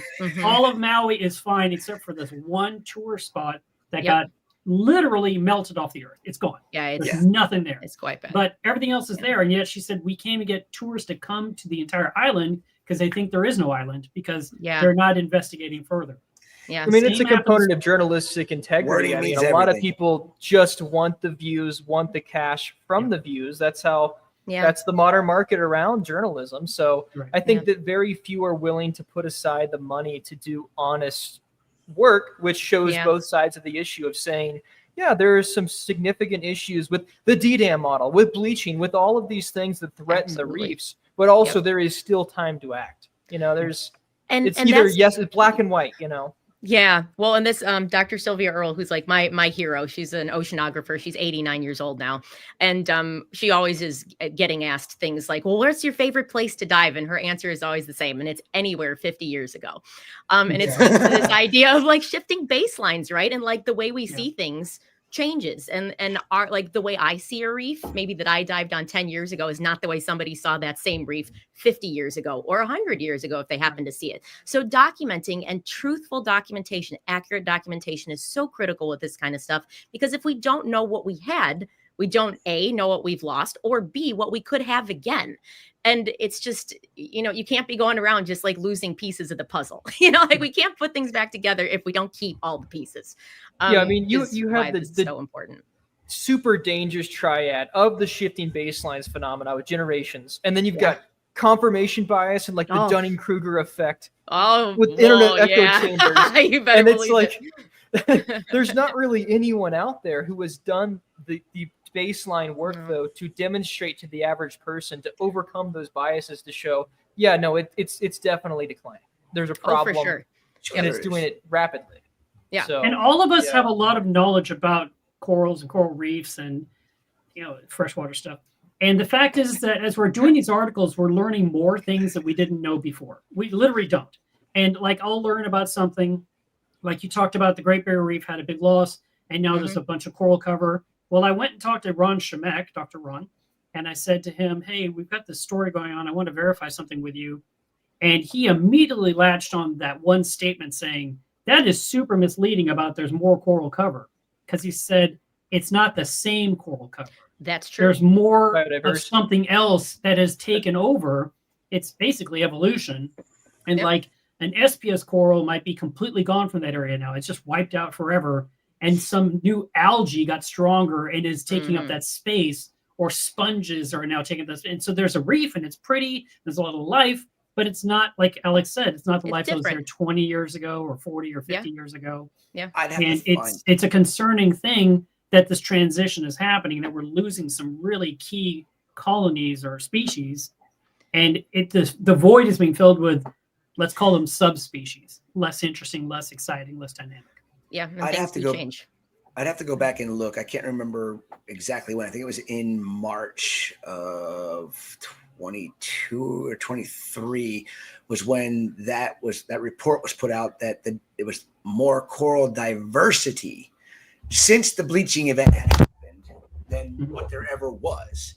So that means a lot to me, saying, okay, we keep saying about how, when the reefs bleach, they're gone. Now, it just proves the point that that's a bunch of BS, and that coral reefs will always be here, and we will be gone before the corals are all gone. Well, I think it's a question to what capacity. I do too. I don't want to live in a world with no coral reefs. I hear you. Well, the Earth is going to get pissed off at us at some point and kick us off of here somehow. That's for sure. We're doing a good job with the poking. I'll say that. Exactly. Well, and the thing is, of course, with like a Great Barrier Reef or anything that's like an Indo-Pacific, there are a lot more species to pull from, right? Like the diversity just in the region is much greater than, let's say, the Caribbean. So like Caribbean corals, there are just far less of them to pull from. So like when we do major damage, like, gosh, what was it last year? There was water that was 101 degrees in Florida. I mean, there are no corals that are going to make it through a bathtub. Like there's just like, there are limits, right? And especially when you don't have that same kind of species diversity, where you're talking about 150 species instead of 600 or 700 species. It's just what's going to fill in is not the same. So, I'm thankful that the Barrier Reef has a little bit more of a chance, but gosh, the Florida reefs and just like the Caribbean in general it's kind of a depressing place to dive. Honestly, it's a bummer. I was there this summer, and I don't know what, I had an optimistic mindset of, wow, it's going to be awesome. I went in and it's just like, sponges and macroalgae and, skeletons. But I mean, it's concerning, right, Chris? Like you say that coral will always be around. And I think that in some capacity that may be true in some very niche environments, but it's a very concerning thing that all of this is accelerating. Yes, corals can survive bleaching events, but depending on other environmental factors that contribute to that, eventually Agreed. someday there will be enough decline where there will not be recovery. And that's what's the problem. I agree You know. with you. Well, and like a place that's a really good example that I'm always like, gosh, we need to figure this out is I've been diving in Cuba several times. And Cuba's got this beautiful protected area along the southern coast called Gardens of the Queen. And when you think about it, I mean, the ocean's all connected, right? It's not that they don't experience heat events. They do. There are extremely warm waters, but there are still gigantic and very shallow stands of elkhorn acropora all over the place. I mean, like huge, the way it used to look all over the Caribbean. And they're in the same ocean, right? The difference is the protections around it. And there are less people in the water. Obviously, that's not a good thing for the country that there's no tourism, but it is a good thing for the reefs. And that's not to say that, oh, well, we just have to stop tourism. No. Just we have to be smart about where we do tourism and having limits on things. And sometimes stuff that's as simple as sunscreen. I mean, it's not something that we think about a lot, but most of our run-of-the-mill sunscreens are actually quite toxic to corals, especially coral larvae. And that's becoming more and more known. But again, as always, then you run into the greenwashing ones that are like, oh, well, it's reef safe because it doesn't have oxybenzone. And you're like, yes, but you've got 10 other things that are exactly the same. They're like, yeah, well, nobody did the studies on it, so haha. Like, no, exactly. No, we're not winning with an attitude like that. Everybody's losing. And there are companies that are doing a great job and that have literally done the research and are continuing to do the research, but more of it just needs to be out there. And of course, it's a hard one because you just don't want to legislate the heck out of it, because then what happens is people rebel just because you told them not to do that. And it's like, so what's the right education model? You know, like what's the right way to teach people about this? Yeah, that's my concern about the whole thing. Is it already too late? I mean, you know, we keep talking about how we can fix what human beings have done to this planet. But when there's so much conflict on how to do it, that's what makes me say it's too late, because it's like the Florida Keys. I'm going to use this as an example. You can't. Logic says to me the population of the Florida Keys is not the reason why the Keys are dead. It has nothing to do with the population of the Florida Keys. Does it have a little bit to do with the climate changing and the planet warming and yes, that is part of it. That is a factor in it. I think the biggest problem with the Florida Keys is the bypass canals that were put in the 1940s, 1950s. Oh, it's quite bad. You destroy the biggest filtration system, and that's just dump that cesspool water up. But nobody wants to talk about that. And all these nonprofits out there want to put their money into keeping corals alive. Why don't you fix the problem first? You're taking millions of dollars every single year through grants. Why are you not fixing the problem? Why are you not lobbying to fight the freaking government to close the bypass canals down and reroute the water through the Everglades? If you really want the corals to survive and thrive, exactly. That's why I say I think it is too late when it comes down to fixing the Florida Keys. I understand. I don't want to believe that, but logically thinking, how are we going to get past all the bureaucratic bullshit? You know, it's bullshit, Chris. That's what it is. That is fine to say. We all agree. It's a joke to me to hear all of this going on. We're going to save the reefs. We're going to save the reefs. We're going to save the reefs. Shut up. You can't outplant fix stuff. The problem first. Right. Yeah. Before you say you're going to save the reefs, that's saving the reefs is fixing the root to the problem. And nobody's willing to go to bat. And nobody's willing to do it. So it's all grant money in vain, in my opinion. And people can hate me for saying that. I don't care. But that's just logic. A lot of it is. And I mean, I guess for me anyway, I hope that enough of that money is going towards keeping corals alive in captive scenarios, especially these things that are not going to exist in the Caribbean and not very long if we don't clean our act up. But if we don't have those repositories of species, then we don't even have a chance. And so, you know, it's a tricky one. It's a tricky one. But Carrie O'Neal told me one of the best statements I ever heard come out of a scientist's mouth was, I don't save reefs, I save species. Yep. And that's what she's been doing for the last 7-8 years in her spawning efforts. And she's an amazing woman. And I love that statement. That statement was phenomenal. And Carrie's going to be on later on tonight. So. Oh, good. Yeah. Yes. He's on from what? I don't even remember. I think 8, 9, 9, 10, something. But nice. Oh, well, that'll be a good thing to talk about then for sure. But yeah, spawning. I mean, that's so common. I mean, like that's such a common issue in the whole conservation world, whether we're talking terrestrial or freshwater or saltwater or forests, whatever. Like if the habitats can't be saved, the only hope for them is keeping these species alive in captivity. And this is And- where and- hobbyists and educated people behind the scenes and zoos and aquariums, as much as people may love or hate them, play a really important role in keeping these species around for the future, so that when we finally get our heads out of,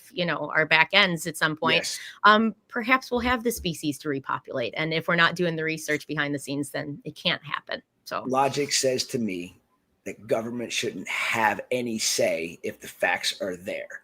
Whatever they want to do to try to stop it, it doesn't matter. So but that's not the way here's it the is. problem, And it's though. sad.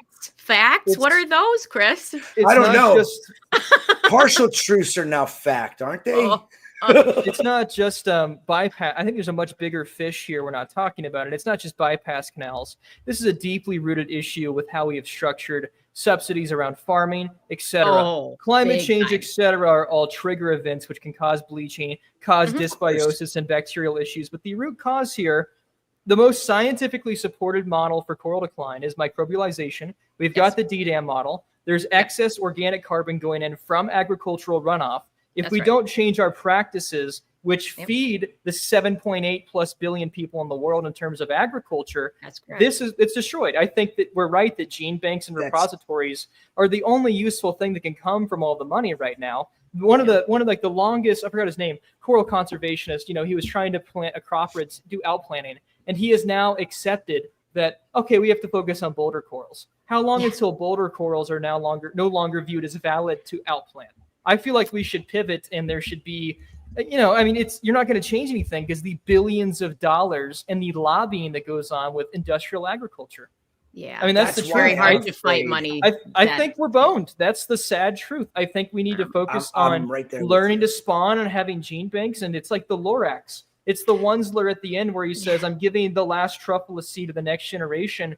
And Yeah. hopefully people learn their lesson after there's some changes in the world. But I think it's Yeah. a futile effort and honestly a lot of corruption funneling money to people buying new cars instead of saving the reefs. I think it's greenwashing. Unfortunate. I think you're There's a exactly lot of right. it It's everywhere. unfortunate. Anytime there's money and power to be had, corruption comes with it. So I think that's just a human thing. I think you'll find it anywhere that there's money and Follow power. the money. Just Yeah. follow. And then the I money, also you'll feel that find the problem. education continues to be critical, and that's to the average person. Yes. I mean, we're talking about politics stuff that we can't really personally control, but we can control. Like, for example, when I was on Oahu, I asked my cab driver, hey, I want to go to this one spot. I heard it was a really great spot. He goes, why, are you a diver? And I said, yeah. Yeah. And then he says, you do not want to go to that spot. I was like, why is that?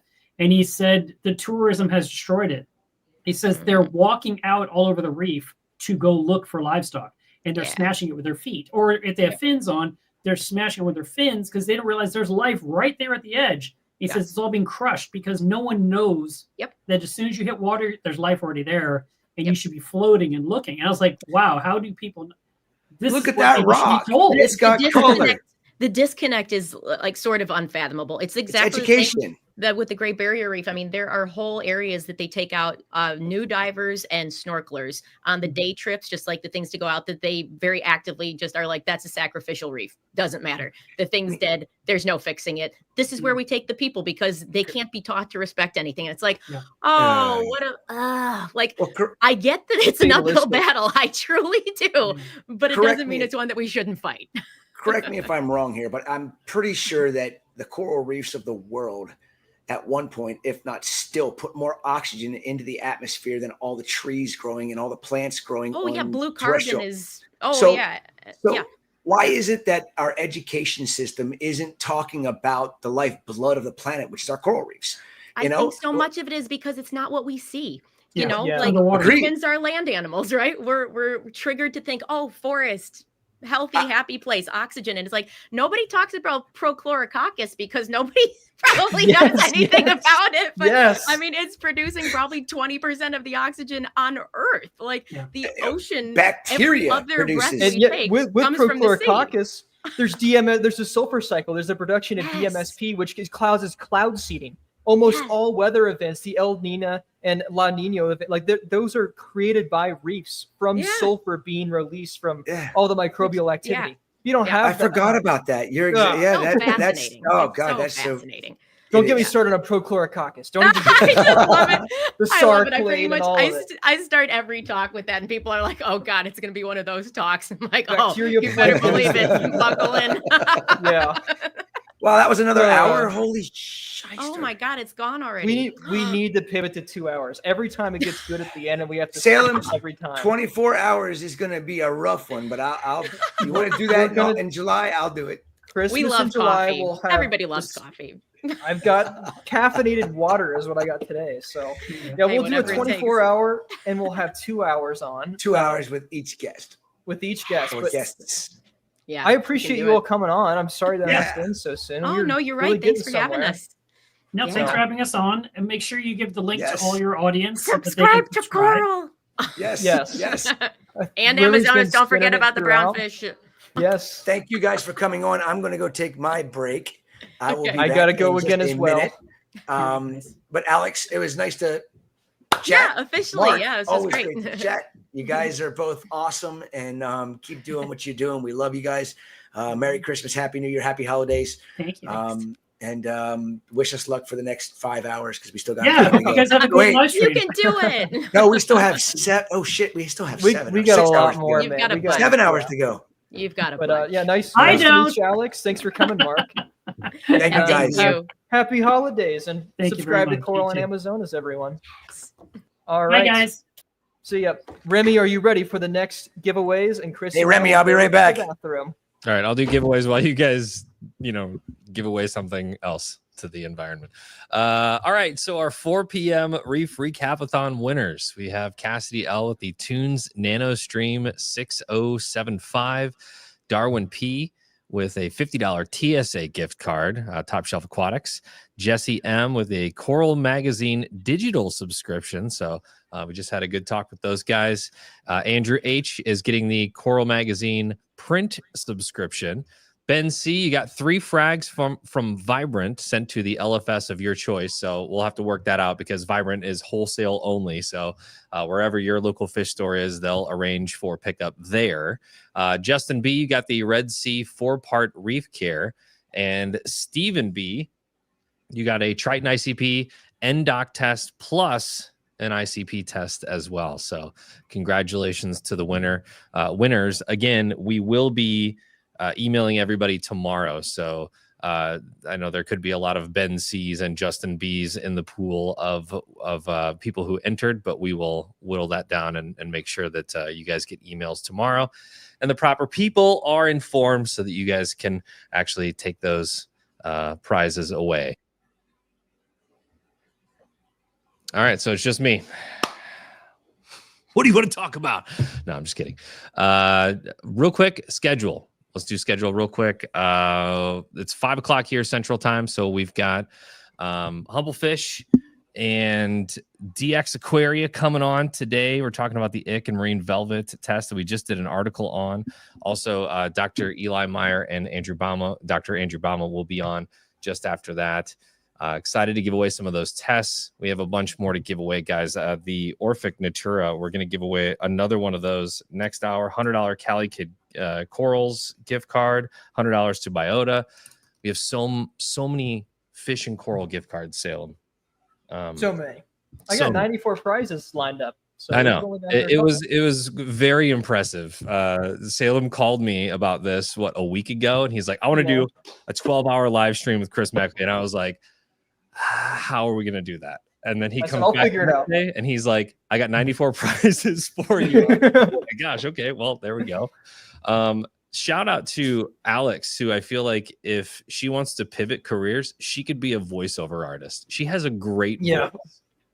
She could just read things and I would listen. So shout out to Alex. That was a fun talk. I'm excited for the rest of the talks.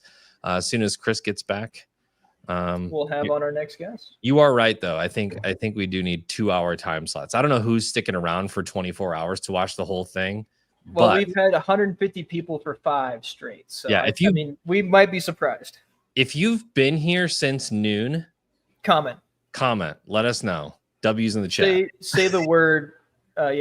Yeah, just put a W. I was gonna say like pineapple or some like safe word thing, but that's fine.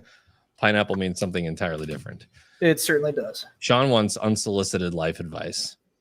Sean Hale or Sean Ono? Sean, Because that's very, very different responses for both. Here's what I'll tell you, Sean. Everything changes at 40. Yeah. Perspective, your body, everything. Remy told me not to have kids, Sean. Dude, Told me he absolutely resents the family life. He He wishes he could change his everything. He really is, you know. I love it. Those are his private thoughts. I've added them. Look at all the W's in the chat. Yeah. Wow. If Shout you want out. us to do this again, I think Mackley and I will likely require some pizzas delivered to us, probably around 2 hours more from here. I'm So okay with Uncrustables. you know what? I was trying to get pizza paid for me, Chris, but that's fine. That's okay. That's all right. I mean, if people want to donate, I'm like joking. $2 I'm gonna order super one. chats, we can add those all up and we can get you a pizza sent to the. That'd be fantastic. Yeah, that'd be great. The chat has to decide the flavor by vote, though. I'll eat whatever weird combination they Man. decide for me. Get ready That'll for be anchovies. It's coming. I like anchovies on pizza. That's welcome. Okay. It's All right. Let's. Real quick housekeeping note for me. I have to go pick up dinner for my family. So you guys Oh, are yeah. on You're your gonna own for 30 minutes. Okay. I think we're All okay. All right. All right. Okay, so you're me. Okay, let's have the next guest on. So we have Bobby Miller, the man, the myth, the legend from Humblefish, the quarantine god. Bobby. We have Nick. I don't know how to pronounce his last name, which seems to be Italian, which I'll ask him when he gets on. And he is leading a new effort to have immunoassay testing for ick and velvet. So let's talk quarantine, the future of it, and what's going to happen in the industry. Great to have you both. Thanks for coming on. How you doing, Bobby? How you doing, Nick? Yeah, thanks for having me. Yeah, thanks for having me. Nick, how do you pronounce your last name now that I know? It's Gianasca. You are totally on the nose with the Italian. Okay, Gianasca. Okay, perfect. Yeah, so I think let's get this started. So, Nick, why don't you introduce yourself and let people know what you're doing for people who have not seen the news? Yeah, absolutely. So my name, of course, is Nick Gianasca. I'm leading a new company called DX Aquaria. Our focus here is on infectious disease detection within aquatic environments. So namely, right now, our flagship model product is going to be an ick and velvet test. This is going to be a 1-hour test to be able to delineate active infections to see whether whatever you're seeing on your fish in your reef tank or elsewhere, right, is one of those two diseases. It could be both. Doesn't happen very often, but in that case, you know, it allows the user to get a response on that infection and figure out how to go forward. There are so many diseases that present similarly, whether it's Brook, whether it's viral infections, mucosal plugs, things like that, that show up on the exterior of fish, and then it gets people freaked out, right? We've talked already. I've tuned in for most of the live stream, so this is my W in the chat. But beyond that, you know, there's so many things that get people worried about their reef tanks, about the hobby, about the amount of money that they're putting into it, the time they're putting into it. And when you see infectious diseases on fish, that's a whole world out there. That's for somebody who's a hobbyist and just starting out 6 months in, never even thought about microbes on fish. That's a lot to get into. So the goal here is to essentially simplify, right? Simplify the detection methods so that there's a few less reef-to-reef posts with blurry pictures of fish that have a little bit of white stuff on them. And then beyond that, you know, how do we get things a little more confident in how hobbyists and professionals are treating their fish? So long-winded answer. I'm trying to, you know, keep things a little more confident for the hobbyist. So I know the beta tested model, you're looking for active infection, but the final product that you hope to have out on the market is the plan to be able to test for any presence in the water column at all, active or not. Yes. So in the future, I do plan to take the test that currently exists and make it more sensitive. Right now, the test, it's really hard to find what I'm going to call clinical samples. I come from a background in human infectious disease diagnostics, so I'm super keen on making sure that things are actually what they say they are, right? If you're going to the doctor and you're getting a PCR test for COVID, are they actually picking up COVID? Are they picking up the flu, right? There's so many things going on. Being specific and being, precise in what you're detecting is really key in this. So I am planning to make it more sensitive, but like I said, with the lack of clinical samples on my end, I can tell you from a lab analytical perspective, it is sensitive. You never know, right? You need the sample size, you need to test it. Exactly. And so, as you alluded to, that's why I'm going into essentially a beta testing model, right? So anyone is welcome to sign up at our website, dxaquaria.com. It's also in the Reef Builders article. So you can check that out as well. You're welcome to sign up to be considered to be a beta tester. I'm looking for a wide range of people. I'm trying to get, anyone from somebody who has a 20-gallon tank all the way up to people who have thousands of gallons, in a system, to make sure that this test is actually doing what I think it does, what analytically it says it does. And then also, I'm not trying to sell things that don't do what they're supposed to, right? So by increasing the sample size, getting people to participate, that's going to be key in the success of this. Sure. So Bobby, Humble Fish in the background, you have really highlighted and streamlined quarantine procedures and helped people for a very long time in the industry. I really we'll talk quarantine with you generally, but also I really wanted to hear your opinion on the potential of this, what you think its use cases are, its limitations, how you see it changing the face of quarantine in the industry. I mean, I think it has the potential to be, a game changer because, like Nick was saying, so many times, people would get like white dots on their fish, and that can just mean so many things. It can mean mucus plugs, it can be bacterial tufts, it can be viral nodules, or it could be evidence of trophon. So being able to actually test the water, and if you have an active infection, fish with ick or velvet trophons, and then to get a positive test, and also to tell you whether you have ick or velvet, that helps to eliminate some of the guesswork and actually like streamline, okay, well, this is what I need to do next. This is my next, the next thing I need to do. I need to either manage it in the display tank, or I need to catch all my fish and quarantine them and go fallow. So yeah, I think it has the potential to be huge. I'm really excited about it. And I hope, I hope in the future we can, if this works out, we can expand it to, test for things, screen for Brooklinella, Uranema, flukes. I mean, the list goes on and on and on. So it has enormous potential. Yeah, so correct me if I'm wrong, about the life cycle of ick, velvet, a lot of the protozoan parasites. So you can still have it where you've done treatment, and you could have the trophons fall off, and you might not see visible symptoms, but it might still be active in the system. So in that instance, if you're encountering that in quarantine, I mean, what's the typical quarantine look like if you see ick or velvet come in on a fish? How do you ensure that it's clean as it exits? So you're talking about like treating a fish in a quarantine tank that you suspect has ick or velvet? Like I would say, okay, so let's say you get a fish in, it displays visible symptoms of ick and velvet. You may have confirmed it with skin scrapes or not, etc. And you see a recession of visible symptoms. How do you know that fish is clean to leave quarantine with current practices? I mean, the only way to actually be sure is to do like skin scrapes or gill clippings, like a biopsy, and then examine that under a microscope to, and even that's not 100%.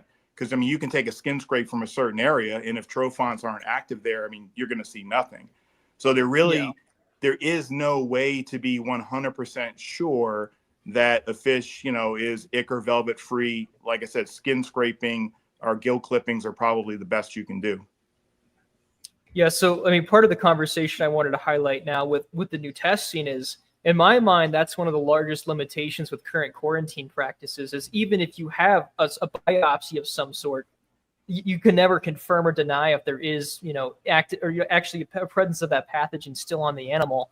So, I mean, my hope is if Nick can develop this to be sensitive enough, if we have eDNA testing, essentially, that can be a really good confirmational tool to where, I mean, you have the Humble Fish guaranteed vendors. It could be another area of, what's a good word for that? Having a check in terms of quality for the fish, I suppose. Yeah. Another way to verify that the fish is clean. So what I currently tell people to do is don't ever take the fish directly out of quarantine, in medications and put it in your display tank. I always tell people to use an observation tank for ideally a month, but 2 to 4 weeks, something like that. And I mean, I tell people, look, put the fish in observation after you've run, the fish through chemoprophylaxis, and then actually like sit there every single day, watch the fish, have dinner with the fish, if you will. And, you're not just looking for, visible physical symptoms, but I mean, if you've been doing this long enough, you can kind of tell, if a fish, shakes their head, scratches. I mean, there's other like behavioral symptoms. You can tell something isn't quite right, and maybe you need to retreat the fish. But I mean, at the current time, that's the best you can do, is run the fish through observation post quarantine to be sure the fish is clean before placing it in your display tank. Awesome. It looks like we actually have one of the Humble Fish verified vendors here, Mr. Kenny Lane from Wayne. Kenny? I can't talk today. High Tide Aquatics, Oakland. How you doing, Kenny? What's up? How are you? Can you hear me? Yep, we can hear you. You're looking good. Sounding great. Cool. Yeah, so something I wanted that Kenny said he could pop on. So I thought it'd be a cool conversation to kind of talk about what it means to be a Humble Fish certified vendor, what that process looks like, and then we could talk about what you actually do for quarantine hands-on at your shop, Kenny. Well, Bobby, thank you, Bobby. He gave me all my insight on everything that comes to QT and fish. Recognizing diseases from the start is hard to do because I literally get all my fish and they go right into medications. I don't do skin scrapes or gill scrapes. That's going to be another caveat that I'm going to get into later. Everything gets prophylactically treated, internally treated from the get-go. So me and Nick talked about doing beta testing, and he asked how often I see velvet show up. I don't see it show up, but I know it's there. But I can do pre-test QT and see if there's positive things, and then I could do post-testing and see if there's negative things. So Bobby's method is, so I do a 14-day therapeutic copper level, 10 days of formalin dosing. They get 2 doses of praziquantel, sometimes 3, and they get praziquantel and metronidazole in their foods twice a day.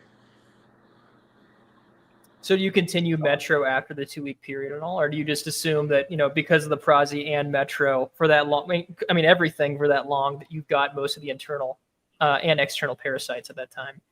So the Metro and the Prazi gets internally through their foods, just strictly for internal bacterial infections, internal parasites.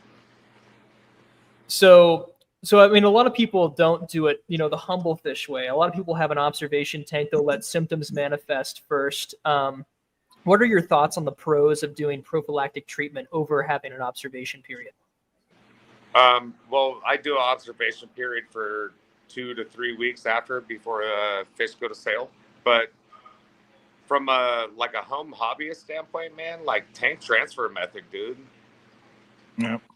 You do not have to give fish chemotherapy if you're doing tank transfer method. And if you're a home hobbyist and you're bringing in 2 fish at a time, tank transfer method, it's easy, and there's no chemicals involved.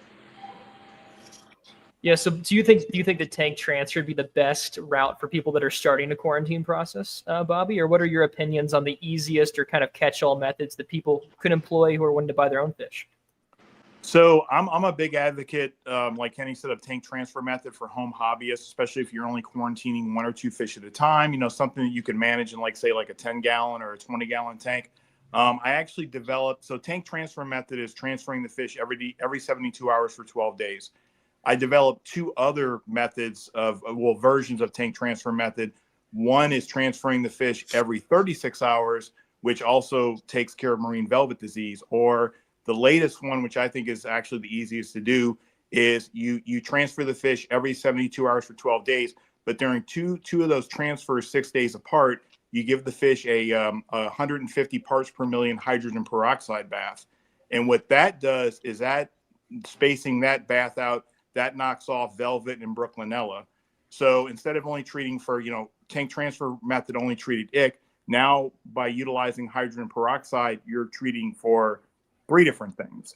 So then, during the observation period, I do recommend you still deworm with praziquantel because, hydrogen peroxide does not always eliminate all the flukes on a fish. And of course, the one that we're always worried about is uranema, which at the moment I'm actually experimenting with some new methods for uranema. But, like Kenny will tell you, formalin is your best option, dosing formalin every 24 hours for 10 days for uranema. And the thing with uranema that's so just difficult is because it can spread internally. It can spread intracellularly. It can attack the fish's brain. It can infect their internal organs. And I mean, what do you really do about that? But just euthanize the fish. Yeah, uranema I've dealt with in some of the shops, and it's bad. I mean, it's wildfire. So yeah, I mean, I know that peroxide can get uranema to some extent. I've heard a lot. Maybe I saw it on humble fish, but some people have utilized clove oil, or emulsions with clove as a potential angle. What do you guys?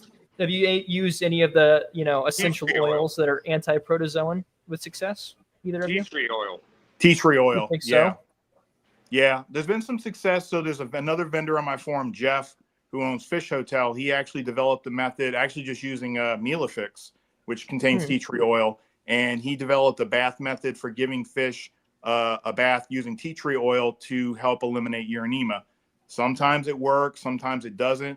I'm currently doing experimentation with Ruby Reef Rally because it contains aclaflavin, and I kind of feel like I think that's interesting. I think aclaflavin has some potential that hasn't really been tapped into. It's used in the freshwater world, but not so much in the marine world.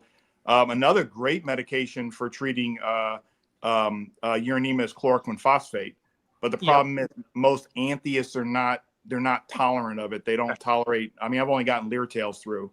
So that kind of limits what you can do. But Chromis, you can run Chromis through chloroquine all day long, and that's going to take care of uranema.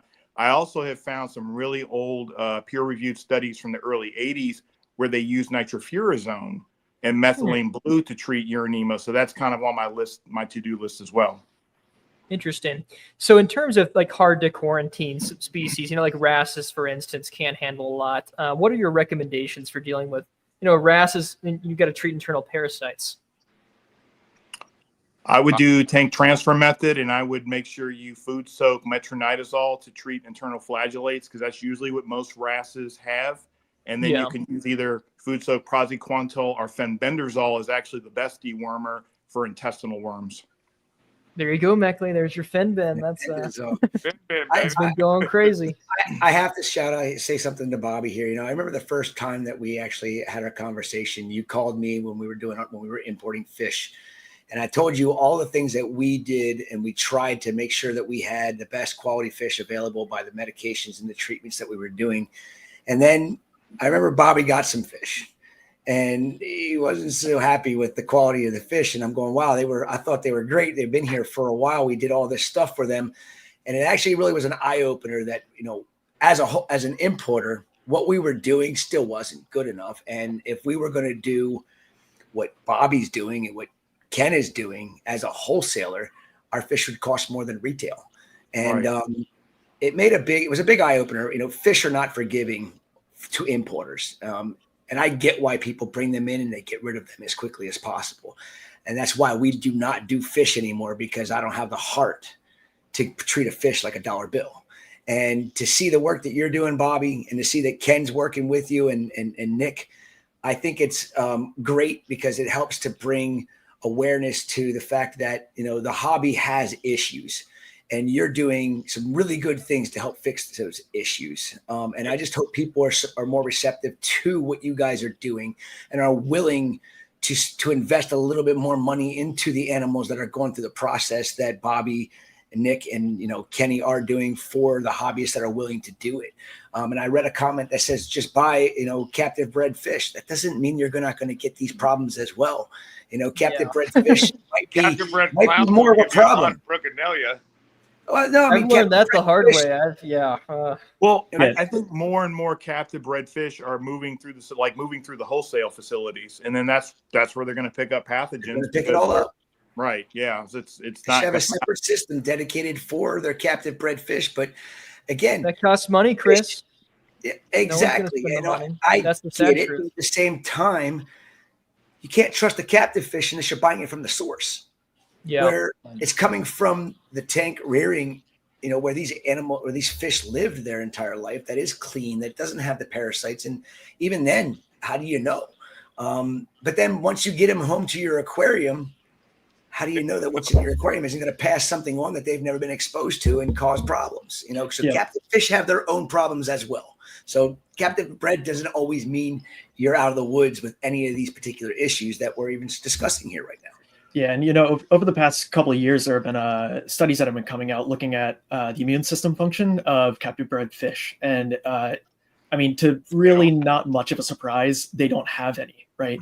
They don't have acquired immunity. They've never been exposed. Yep, exactly. So they haven't been exposed to ick. They haven't been exposed to brook. You have clownfish that are being bred, and then they just go into a tank where it might have a little low level of brook. Wild caught fish aren't, seeing it. They have the active immunity, and then beyond that, who knows what's going to happen to those fish, right? Exactly. This happens in LFS too. You get clownfish in, you throw them into a system, and then they go to the consumer, right? They purchase them, and then right after that, brook immediately. And it's a high stress environment. It's a high stress process for the fish. And then beyond that, it's the immunity struggle, right? It's just like, people always talk about kids not eating mud pies, right? It's the same thing with people. If you're not exposed to microbes outside, if you're not, if you don't get a flu vaccine, things like that, it's just, you don't have the immunity. And Chris, I highly respect what you said about fish are not commodities. Fish are not. None of this is a commodity. Like I treat my fish as my pets until they get adopted by somebody else. Like fish are not commodities. The way it should be. We need to treat them accordingly. Right. I'm going to change it from fish real quick, and I'll just touch base on this. There's nobody in the world has ever sold captive bred corals, really, in any kind of volume or quantities. And I was fortunate enough to be able to bring in a ton. It was over 2,000 spawn, settled, and grown Goniaporas. We had, they were living in captivity for 2 years, spawn, settled, and grown in a system. They brought to me. They were doing phenomenal, doing great. And I started sending these things out to customers, and everybody was doing great with them the first few batches. And then all of a sudden, people were calling me, "Hey, are you having any problems with your Goniaporas?" I'm like, "No," and they started seeing problems with their Gonies. And then all of a sudden, I started seeing a few problems here and there, not all of them, but I started having some of them go downhill, and I'm going, "Why? These things are captive bred." Well, it makes sense to me. The only logical explanation that I can come up with was they were born in captivity in a system that had its microbiome, and then they were imported to me. And unfortunately, they were delayed by a day and a half on 2 of the shipments that had all these baby Goniaporas in them. And the bacterial content that grew in there maybe wasn't a problem when they were in the systems that they were in and packed out of, but because it became the levels got higher with the delayed shipment, and then being in a small bag, and then being exposed to our systems, which had, I'm sure, a completely different microbiome. We had no real issues with them. I think we sold the majority of them off, but then a lot of people had problems and they lost all of theirs. And I'm just like, I don't know what to say. I didn't have those major problems. And when we did start seeing problems, we started just doing our normal protocols to try to figure out what was going on, and we couldn't save them. The few that we were able to try to save, I still have a couple of them in my one farm system, but captive bred doesn't mean they're bulletproof, is what I'm trying to get at here. And, the more we understand about, bacteria and viruses and this and that, the better we're going to be. And there's a lot we still have to learn, especially about captive bred fish and the imported stuff. You guys are working with. I think what Nick said is captive bred fish might be more prone to. Exactly. Yeah, they are. Well, I tend to believe that, especially after dealing with the Goniapora problems. Getting all that mud up, Yep, exactly. And so to clarify too, I'm not, slamming captive bred fish. This is an absolutely wonderful industry, right? And it's something that needs to be pushed forward. Now, the question becomes, how do we address that, right? Because we could talk about all the problems A to Z all the way across the board. And so what might this look like? Does this look like vaccines for fish, right? Something silly where, people are like, "Oh no, what are you talking about?" Right? If we heat killed Uranema and then put it into a tank and saw what happened. Does that give it acquired immunity?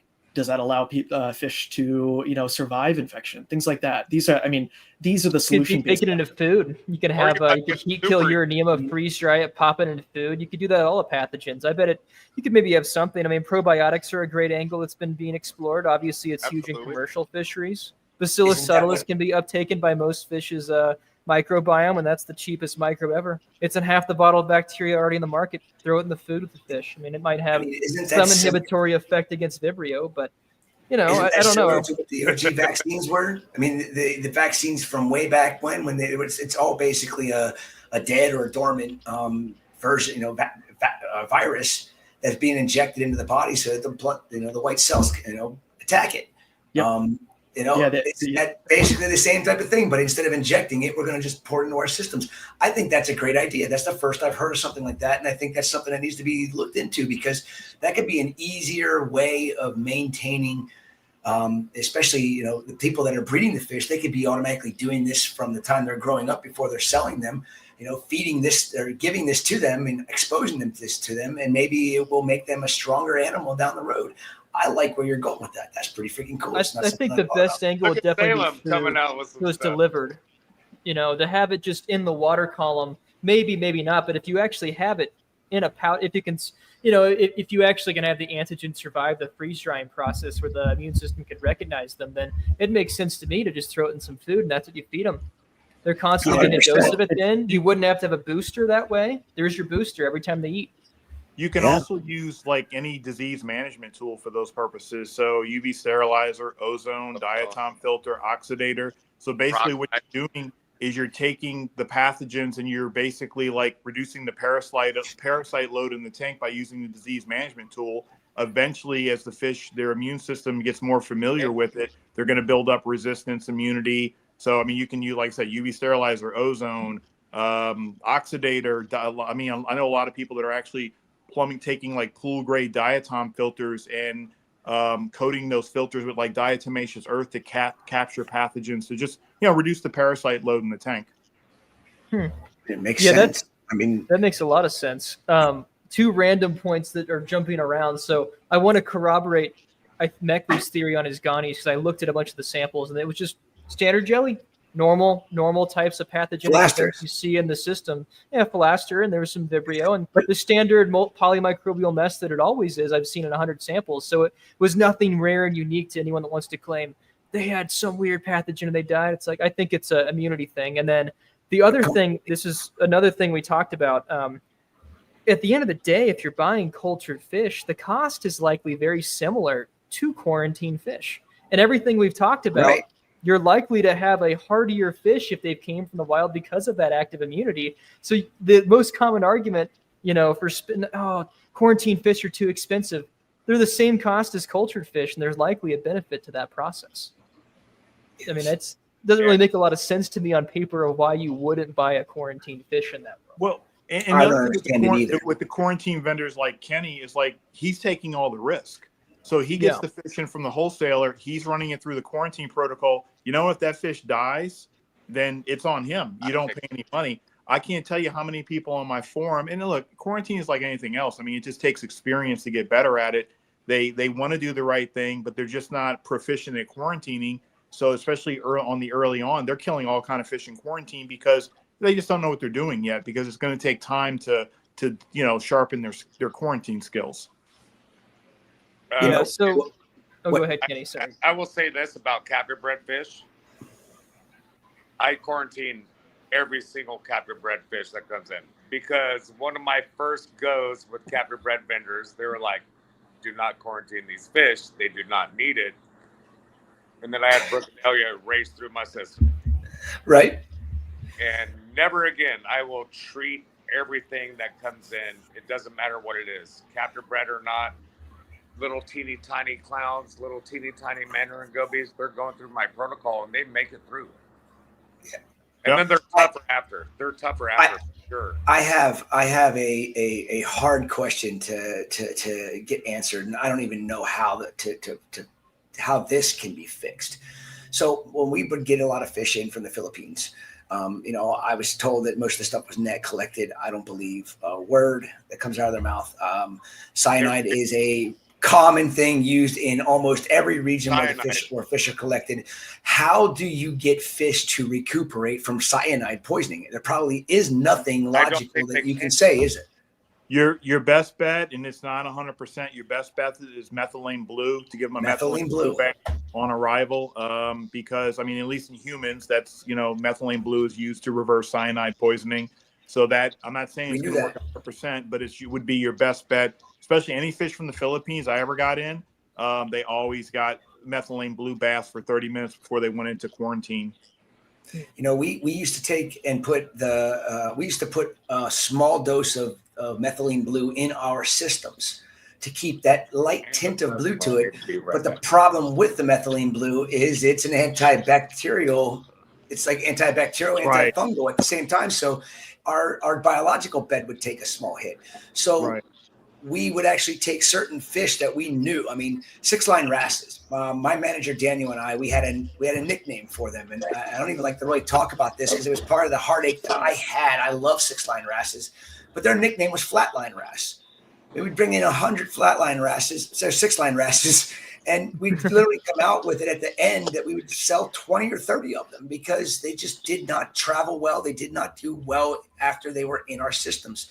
And then I see all these fish that people are buying, and I know that they were basically transshipped. They were brought in, they were tanked, they were put back in a bag the next day, and they were shipped out. Oh man, 6-line wrasses die for us as well. That's because the ones that we ship out were always, people were like, dude, your 6-lines do extremely well. Well, I wish I could get more of them to live, and I got to the point where we stopped even buying 6-line wrasses because I couldn't deal with the heartache of 70, 60, 70, 80% of them not making it past, even 3, 4, 5, 6 days of being in our system, even with all the things that we were trying to do to try to make it better. And it just was, I did it for 10 years. We imported fish for 10 years, and my heartache I'm done. I can't do this anymore. I'm sticking to corals because corals are forgiving. I'm not. Corals are, man, fish aren't. Fish are tough. They're a lot harder than corals. That's for sure. Yes, absolutely. They are. And if you're going to get a good quality, healthy fish, like something from what you're doing, Bobby, and what you're doing, Ken and Nick, people need to be willing to pay the money for something. I mean, you can buy a copper band butterfly 4 times before you get one that's good. Well, what's better to buy one that's quarantined? You're going to spend less money on a fish that's quarantined than if you buy 4 separate copper bands to maybe find one of them that's going to live for you. And then is it going to live for years, or is it going to die in 6 months because there were still underlying problems with it?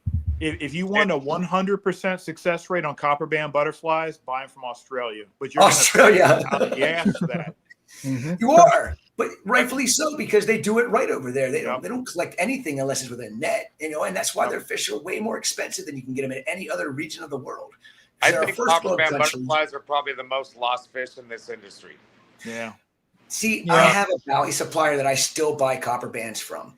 And if I need copper bands because I want to put them in my fish systems, or somebody wants copper bands, and I normally don't do this, but I can get a box of copper bands sent to me because I have somebody that reoxes them in LA. I really have awesome success with my valley supplier from for copper band butterflies. We didn't really lose very many of the copper bands that we got in from that supplier. Why was it different than the ones we got from the Philippines? I don't know. Good. I was just happier that we saw good success and we stopped buying copper bands from anybody but that particular valley supplier. Chris, I need a box of copper bands. Second, I have So something I've seen that I've not heard a lot of people talk about, like the aquabiomics databases came back, the 18S one for eukaryote, and a lot of people have been having active myxozoan infections in their fish. Have you all had any experience treating, myxozoans? What's the typical protocol for that? Myxozoans. See, that's a new they're cnidarians. They're crazy. Oh, is that like the am I going to say it right? The gill disease that they get? Yeah, it's typically in the gills. I mean, so they're like they're a cnidarian, so like a coral or a jellyfish. They're microscopic and they have a parasitic life cycle. So it's a lot in the gills often. I think maybe it was like Fiji stuff is where it was coming from. Hydrogen Peroxide? peroxide, yeah, hydrogen peroxide. That hydrogen peroxide bath, that especially the 150 ppm bath. I mean, it knocks a lot of stuff off. And then if you do it twice, it's kind of a security blanket that you're doing it again 6 days later. I've actually been on my forum. I didn't develop it, but there's a lady who developed a in-tank peroxide regimen for people to just like, look, I can't quarantine. I've got Velvet, whatever in my tank. And they're dosing low dose peroxide into the tank over like a 45-day period. And that's worked on that as well. Also metronidazole. That's another one I'm thinking about. Metronidazole has actually worked on that as well. Both dosing it in a quarantine tank or dosing it in a display tank. The only thing about metronidazole, you have to be sure, you have to use like DMSO or something to be sure it is 100% dissolved, because if any of that powder lands on a coral or an anemone, it's going to kill it. But it seems like metronidazole is no more or less reef safe than praziquantel, as long as you're using a good solvent. Yeah, so what was I going to say here? Yeah, the peroxide, the 45-day dosing, I used to work at a Petco. And I had to use that in conjunction with UV because you would get fired if you use any type of treatment. So we got in nasty stuff. And I went and bought peroxide, and I was doing the humble thing with the 45-day period to treat everything. It worked. That's so irresponsible, Salem. What did you say? For a Petco to say you can't use any medications is so irresponsible. It's not even funny. Well, I okay, mean, you got to think from their perspective. You don't want Jim, who's only owned a dog in his life, to go try to dose copper to a system. No, I understand that, but you should have the staff to do it. If you're going to hold and carry these animals, it shouldn't be treated as, that disgusts me, to be honest. I was doing tank transfer and the peroxide dosing. So I used to get a lot of fish from Petco because, disease fish I could experiment on. And actually, one of the Petcos that was like, I got friends with the manager and all that. And they actually would let me come there when they would get like a new employee, and I would show them how to do like a freshwater dip. So that at least would give the fish some temporary relief for like Brooklinella or Velvet or something. Just buy the fish some time. But clownfish, you can give them freshwater dips every few days and they don't care. I mean, they're so hardy. Oh, yeah. So we kind of help a little bit with the symptoms. So, but yeah, I know a lot of, Petco gets bashed, but I know a lot of people that work at Petco, and there's some really good people working there, but they're just hands are tied by corporate, Bullshit. Yeah. Nick, there's your there's where you get your samples, man. There, go to Petco and do some. I live a half a block away from one. We actually talk about that. Yeah, we're gonna do that. I'm gonna get in good with the Petco where I live, and I'm gonna go there and see if they'll let me, like, when fish die, like I can take some scrapes and everything to confirm things. I can take a water sample and then maybe that's the way I can be a beta tester for Nick. Well, yes. Let's have an email chain, because I actually know some people inside, and we might be able to arrange something bigger, to be honest. So please, after this, let's do an email chain. Yeah. Nick, you said that. Oh, here you go. Go ahead. No, I'm sorry. I just wanted to because I don't want to Nick. I want Nick to get some time here. I saw somebody in the chat. I think it was Alyssa asked, can you explain to everyone exactly how the test works, like step by step? Yeah, absolutely. So the entire process takes less than an hour. So starting from there, right? There's two current ways that you can sample essentially the fish, right, or the system. So the first is a water volume sample, very similar to the way that aquabiomics works, where you take 50, 100 mils of water, pass it through a filter, and that filter collects the DNA, the eDNA, environmental DNA, right, in the system. So then that is further purified. In like a 30-second step, you just take 2 syringes and just push some liquid through. And then from there, it goes into a reaction mix. And this mix is very, very similar to PCR. It amplifies DNA exponentially. So even if there's one piece of DNA that belongs to what we're trying to detect, and it goes into the system, that turns into billions and trillions of pieces of DNA. So from there, then it's very much like a COVID test. So that DNA is then checked on, a very small test. I actually have one here. So that is, right, just one of the small tests. You have a couple of lines where it's a control line at the top to make sure the test works. And then you have your analysis lines just below. And you can see it's a super tiny test. It takes 10 minutes at that step.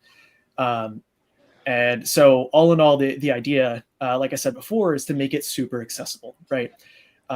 I talked a little bit about water sampling, which is probably the easiest way to get a sample, but the most accurate way is going to be something closer to a skin scrape or a skin swab, something like that. I plan to provide a swab in the kit and have it be optional so that somebody, if they are able to isolate that fish and, it's not a wrasse, right? That's going to be under the sand bed and giving you a hell of a time to catch. Then, in that case, you can just swab it and then express that swab and then test that as if you were testing the tank. So the idea, like I said, keeps things simple, keep it accessible, and keep it on site, right? I commend Eli for what he has done with aquabiomics. He has kind of been the pioneer for eDNA in this industry, right? And it's been really awesome to see how the industry has been responding to Eli's testing. So taking that a step further and bringing it to the user, bringing it to somebody who either can't afford it, can't send it out, can't wait the amount of time, because let's face it, if you have a disease in the tank, time is of the essence. If you're able to do it in an hour instead of, shipping it out and seeing, the report come back later, it really increases the odds of less complications for the animal at large. So, Nick, because it is eDNA based and not, typical antigen like how PCR, other immunoassay tests would be, I believe you talked to me about how there's the potential for other types of DNA targets in the future. I think that Velvet and Ick is an amazing start, and this is going to be groundbreaking in the industry. But I'm going to have a bet that it's going to go well. If you do look at expanding, Bobby and Kenny, what do you think the best? What do you think the holy grail of test would be? What fish pathogen would you like to see on a handheld test like this? What do you think? I mean, ideally, like, we talking all of them, or we're just talking about one in particular? Like, I'd like to see Ick, Velvet, Brook, Uranema, Flukes. I think the screen for bacterial pathogens might be asking a bit much because there's so many different, species of pathogenic bacteria. But to me, it's always the big four: Ick, Velvet, Brook, Uranema, and then, I guess 5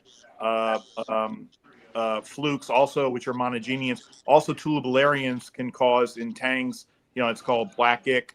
That would be another good one. So I guess there's 6 that would be great if eventually we could get to that point where the test kit would work on all 6 of those. There you go. It's the API Master Fish Disease Kit. There, exactly. Have it all in one. That would be awesome. That would be awesome. That would be a game changer. And not just for you could get to the point, not just for hobbyists, but for wholesale facilities, for local fish stores. Public aquariums, I'm sure, would be very interested in something like that. So I think it's gre't. Yeah. It's something that, could just give peace of mind to people, that, this isn't a cheap industry or cheap hobby to be in. And, just spending a little bit of money on something like this to ensure that, the possibilities of you having something like this, I thank you guys for even coming up with something like this. I never would have thought that we'd had something like this coming available to us. And here it is. I think it's freaking awesome. Nick, do you see these same tests like coming out for maybe Uranema and Brookenalia? Yeah, so Uranema is currently in the works, and if not, actually pretty much ready to go. But with the beta testing, I want to make sure that the process, the whole workflow, everything that's written, the directions are all user friendly, right? Because a product is really only as good as its product experience. If you have something that requires 25 separate steps and each one, 1 drop versus 2 drops, completely different experience, then no fun. It's nobody people lost. Exactly. And it's not going to be good. Nobody's going to use it. It's not going to catch on. It's not going to be, anything that's useful, really. So, like I said, the beta testing is going to be huge for revealing those pieces. And that's kind of why I wanted to do it in the first place. This is an industry near and dear to my heart. I've been, a part of it for years and years. Worked at an LFS for a couple of years. And one of my first experiences with disease was I had a trio of engineer gobies. And these 3 were my favorite fish. And all 3 of them ended up with some kind of white mucus on the outside of them. Still have no idea what it was to this day. No clue. And all 3 of them passed, and not a single other fish in my tank was sick. Huh. Interesting. And I have never seen it since. Engineer goobies are tough. Yep. I know. And they get huge. They are fun fish, but they will get big and just. Oh yeah. I love them. Yeah, we see these little itty bitty ones that they come in. Everybody loves them, and then by the time they're full grown, they're like, yeah, when they get 12 inches and destroy your bed, rockworm. Like the worm from Doom. They're crazy. No, they are screamers. Screamers, yeah. Yeah. So, Nick, I'll let you address this. I'll put you in the hot seat. So the one common thing I've heard about this, could be like kind of looked at the room temp amplification and all of the existing technology. And there have been some concerns about the potential accuracy of this and the concern of false positives coming through. Could you address what you believe the accuracy will theoretically be? Yeah. So analytically, I don't want to say 100%. I would say probably 90 to 95% no false positives yet. Now, these are contrived samples that I have made in my lab, quote unquote. It's my basement. I feel you. Yeah. And so with that, yeah, absolutely. And so with that, it's me sampling my own tank, adding in something that might, produce a positive result, and checking it at the end and seeing what it looks like, right? And again, that's what beta testing is for, to double check my work, my confidence, what I've put into it. I've been doing this for 9 months, just developing these 2 targets and trying to make sure that what's happening in essentially my basement and moving that to others and seeing how that goes. That's really going to be key. And so with the technology as it is, there is the potential for false positives, and that's going to be anything along the line. And I'm not going to be somebody who's saying it's flawless. There's no flaws to the test. But just like COVID, exactly. So yeah. What I'm recommending to beta testers and what I'm recommending to folks that purchase the test in the end is going to be essentially taking the test as is, taking the data from it, and then confirming by PCR. So what does that look like? It maybe looks like sending a sample to Eli, getting an aquabiomics report, right? There is absolutely space in this industry for all of that to thrive, and taking something that's very quick and dirty, and then taking the results from that, whether it's a false positive, false negative, correct answer, right? And then moving that to something way more analytical, which is way up Eli's street, right? And something that's already been proven out. It's really about taking that and moving it forward, right? So Nick, this is where I really appreciate what you're doing, because if a home hobbyist does have velvet in their tank, they cannot wait for an aquabiomics test to come back. No. With the positive. No. Right. Too late. Because those fish are gone in 3 days, dude. So I still have a popsicle.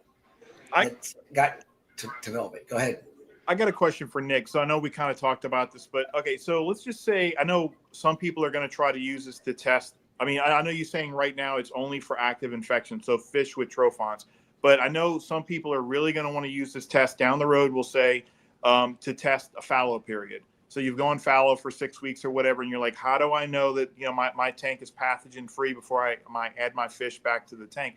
So how does that work? But like, for example, so like if the reason to go 6 weeks fallow is you're waiting for the tomones, you're waiting for all of the free swimmers from the tomones.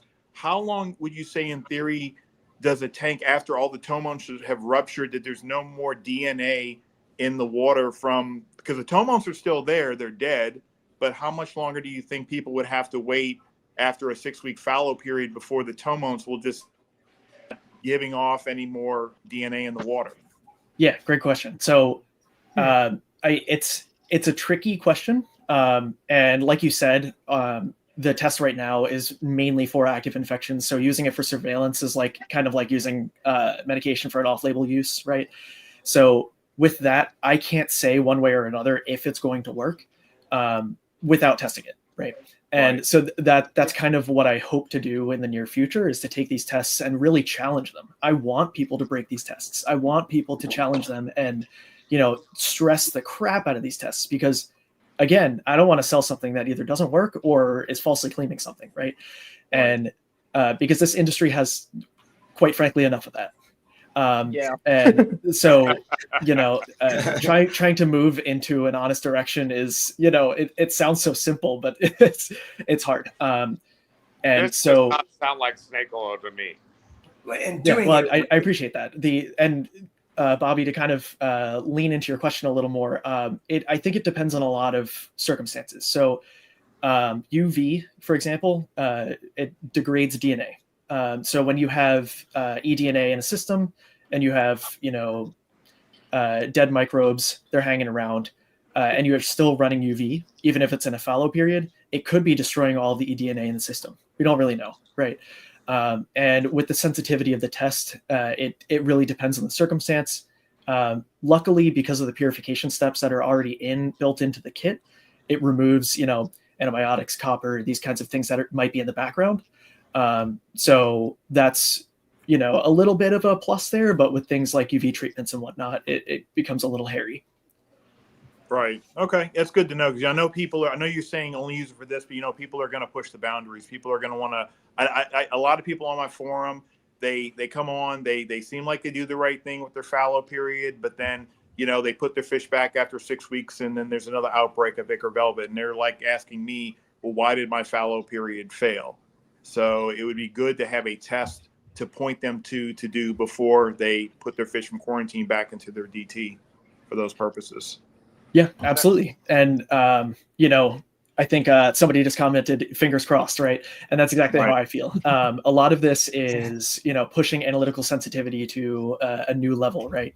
And with that, I already have plans in mind over the next 6 to 9 months to get it to that state, which is, really exciting from my end. I'm hoping that, the beta testing sticks, and I'm hoping that people receive this well, and moving from there, because as I keep saying to folks that are signing up to beta, what might be easy to me, to somebody who works a 9 to 5, doing already all of this, right?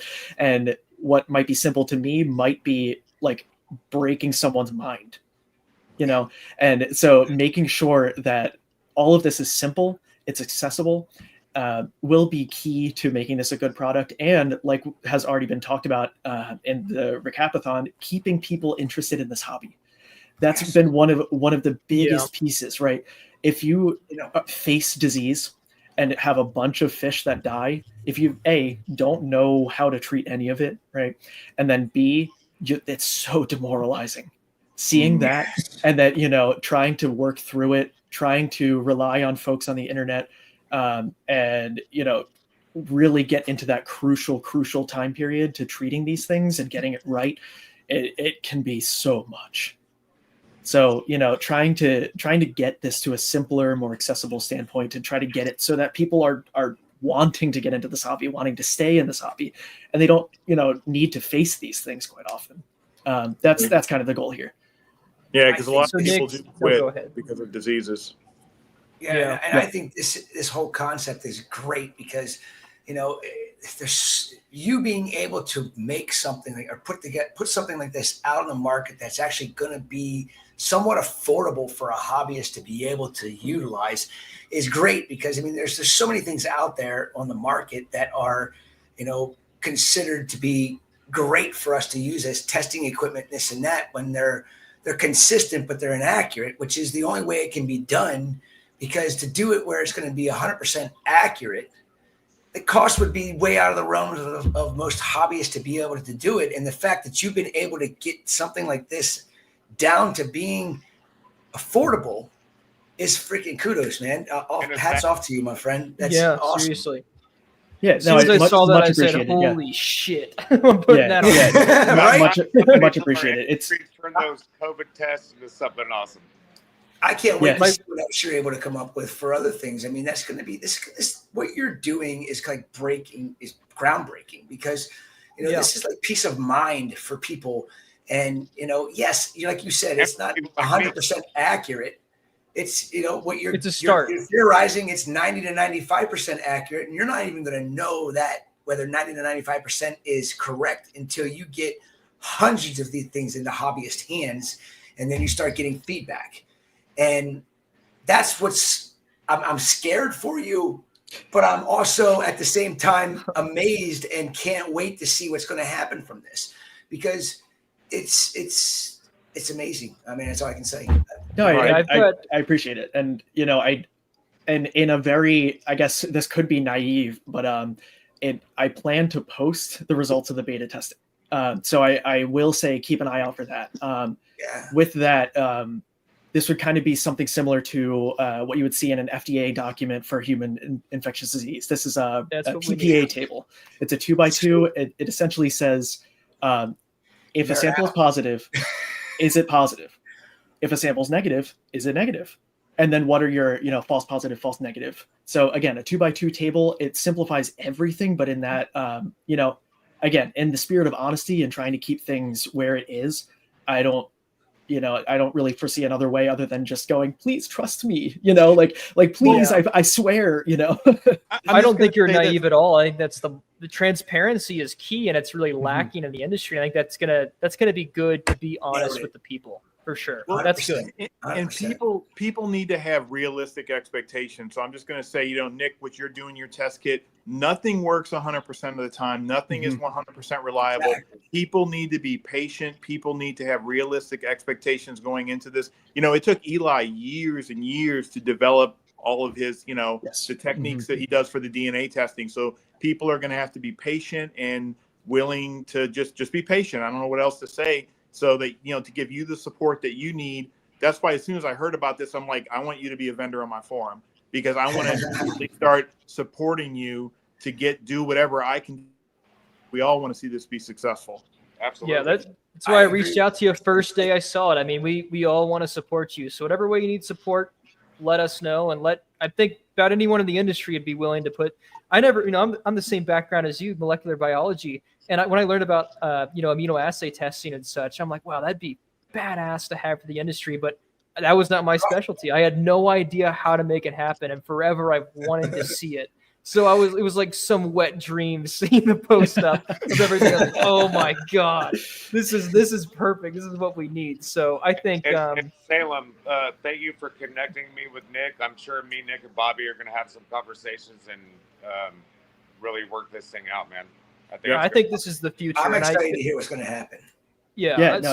Thank you. I encourage folks to sign up for the beta. I saw that it was posted in the chat. I think Salem, you did that. Thank you. And then beyond that, reach out. Right. I'm on Facebook as well. You can reach out on the contact form on the website. Please talk to me. Talk to me about your challenges, what you might face, what you think this test may or may not do. I'm trying to make this as versatile and accessible as possible. So I think two things as we part here. So first, do you have a speculative timeline for release and any ideas on retail pricing? And then second, there is this question for Bobby and Kenny, which has been asked several times, which I'll let you all tackle. And then we'll do the giveaway and move on to the next guest. So, yeah. So to talk a little bit about timeline and retail price. So timeline wise, beta is going to be launching February, March-ish. So within that period, tests would be sent to folks. They would try it out. I'm planning to do 250 tests to get like a good smattering of folks. Beyond that, from there, folks are going to be requested to give feedback on the test itself. So in other words, did it give the result? Beyond that, how did the process feel, right? And whatnot. That's going to take, another month or two to address that feedback, try to, make sure things are actually working the way that they should post feedback. I'm expecting sometime between June and August of next year, of 2025, for a product launch. Retail price right now, looking at about $40 for the kit. Again, in the spirit of accessibility, the hope is, it's a single-use test, right? It's a one-time test. You buy it, you use it, you toss it. So it's hard to set a price point, make sure that things are $40. $40. Yep, 40. Losing all your fish in your tank. Yep. That's a no-brainer, man. Yep.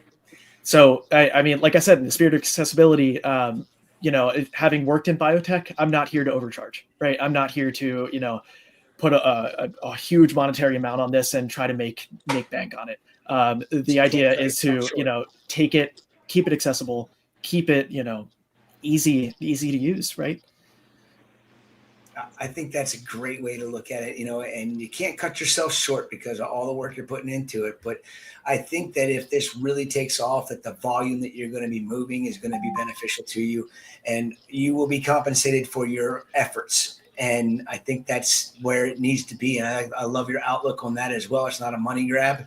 It's I want to make sure this shit is right. And I want to make sure that people are getting something that's going to work. And you know what? If I can make a living doing it, great. I think that's awesome.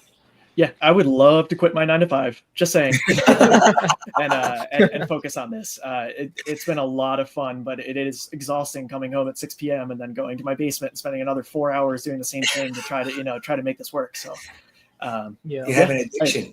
Oh yeah.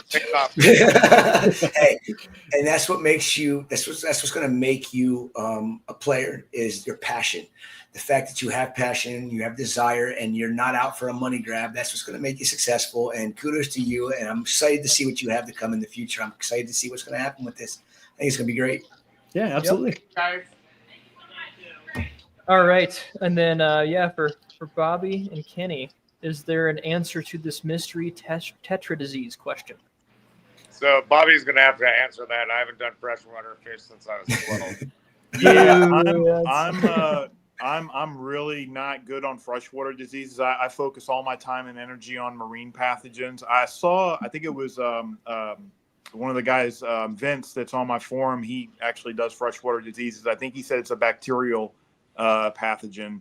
And I know, at least for freshwater, if this helps at all, I know 90% of the time, if it's in freshwater, it's a gram-positive bacteria that causes disease, and in marine, it's gram-negative 90% of the time that causes disease. So I would think antibiotics such as erythromycin would be a good treat gram-positive bacteria for freshwater fish. Interesting. See, I learned something. Well, all right. Yeah. Thank you for coming on, guys. I appreciated you all, being on. Yes, I wish we could have more time to talk, but Meckley and I scheduled this in a terrible way. We'll talk to you in a little while, Kenny. Go We'll take see care you of your soon, people. Kenny. And I will see you guys in like 50 minutes. All right, sounds good. Okay, sounds All good. right. And then All right. Remy can do the giveaway for this section. But happy holidays to you guys, and thanks for coming on. And we'll see you soon. Yeah, happy holidays. Thanks for having me. Yeah, thanks for having us on. I'll send you guys an email, and we'll talk after. So, see you guys. All Thank right. you. See ya. All right, Remy, roll the giveaway. I'm going for my 19th bathroom break, and then we will have Eli and Andrew on, and we will talk. Good. Microbiome. Is it time? Are we rocking it? Okay.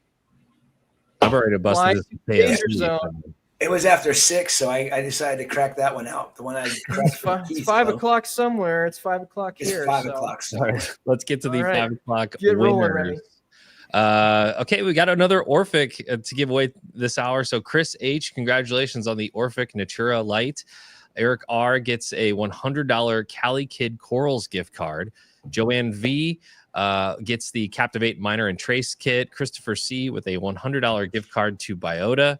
Eugene B with a Coral Frag Tech rack. That's a 2-pack. It's a really nice thing from Coral Frag Tech. Braden, you get 2 power head guards from the Turbulent Aquarium shop. Your choice, I believe, for the power heads that you have in your tank. And Ricky R with a $50 corals.com gift card. Shout out to everybody that's been with us this entire stream. I know that there's a lot of you. Again, I think we should just start taking roll call at this point every single time for who's been on since noon today. Go ahead and put some W's in the chat if that's you. And again, we've got so many extra prizes to give out. We've got 2 more lights to give out, 2 more Orphics to give out. We've got we're actually, in light of this our next guest, we're going to give away an aquabiomics test, also some reefability subscription as well.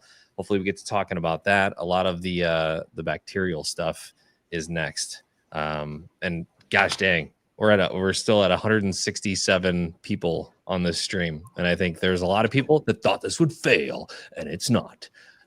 Did your pizza come, Salem? Oh, I think someone ordered Salem a pizza, which is great. I just hope they took into consideration his corn allergy, because I I've eaten at different restaurants with Salem, and he has a very particular allergy there. And it's America. We put corn in everything. So, what'd you get? Salem? Did you get something good? Someone that suspiciously knows the studio's address has sent me a pizza. I guess we did get doxxed last week. Good things came from it, huh? What'd you get? What kind of pizza is it? I got half cheese and half pepperoni, and it's thin crust, and thin crust is the best crust, so I'm not mad at all. Nice. Yep, All right, I'm very happy. Once Chris gets back from the bathroom or wherever he went, we'll get Dr. Eli and Dr. Andrew on. I'm excited about this talk. I always like having these guys on because I always learn something. We're talking cool stuff that Andrew's not talked about publicly that much that we're going to announce right now, and he's on the spot about it. And then we're going to talk about the carbon dosing study, and we're doing a lot more microbiome stuff. Yeah, I think a lot of people are are excited to hear if there's any kind of result from the community science project that we did with carbon dosing. So we sent out a bunch of different carbon sources to hobbyists and had them test throughout to see if any particular bacterial families proliferated during that time. So, all right, Chris, you can't hear me yet. What? Chris, do you have headphone hair? And in the DJ world, you'd always see DJs walk around with like an indentation in their hair. Yeah, I might get myself some wings. Oh man, my ears are hurting. I got these Dumbo ears, and my ears definitely hurt. Okay, all right, you guys. Our cumulative delay time is adding up. We're 10 minutes late already. Jesus, Julian's gonna have a 30-minute cutoff. All right. Yep, we're ready. Let's rock and roll. We would need a full hour outro, so you're good. All right, I'm gonna remove myself. Full hour outro. We can. Okay. Actually, we might take it longer, right? All right. Welcoming Dr. Andrew Bauma, Eli Meyer. Andy Bauma. How's it going? What's up, guys? Hey, guys. Thanks for coming. Hour number 6. Yep. Sounds good. Yep. Good to see you. Good to see you. You guys got a busy day. Yeah, it's only halfway over officially. Yeah. Yep. I'm having so much fun. I'm glad we decided to do this. Good to have you guys on. Can't wait to hear what we get to talk about on this one. Yeah, sounds like a lot of really new stuff coming up in this podcast. Yeah, this is cool. Yeah, great. So Andy Andy and I were talking. Go ahead. Andy and I were talking ahead of this, trying to plan out. We have so much to talk about. What should we focus on? And I got to say, I think we should put the carbon dosing study on the back burner for now. There's still more discussion to be had there. I'll say that I'll just give you the quick sort of trailer version of it. It looks to me like amino acids have increased diversity and also slightly increased balance that has made the communities more normal. Vinegar, on the other hand, not at all. Basically, no change in the average diversity or average balance scores. But yeah, this is preliminary. We've got more work to do, and frankly, I suspect we may end up repeating the experiment because we've come up with some issues that we may want to refine and get kind of a cleaner data set. But I'm sure there will be some data coming out of this. Just a question of digging through it and figuring out, what's the part of the experiment that really worked well, and we can say something about it. Yeah, there was a lot of interesting data with the aminos on the inorganic side. It looked like it might have corresponded with lower nitrogen as well as lower organic carbon as well, at least in 2 of the participants. So there could be a potential trend there. I'd have to see the microbiome. Maybe it increased the population of heterotrophs or something, and they consume the organic carbon. There's a lot we got to look at, but we'll move on to other topics because, there's a lot we have to look at. But I promise that the carbon dosing data is coming. The community will see those data. It's just a question of figuring out, do we want to rerun part of it to, get a better picture? Probably. But what else do you want to talk about? Let's hear it. Absolutely. So I know Andy's got some really interesting news about reefability. So maybe let's make that point too. And let me get in point 1 here. I want to announce that I'm buying myself a Christmas present that the hobby may be interested in.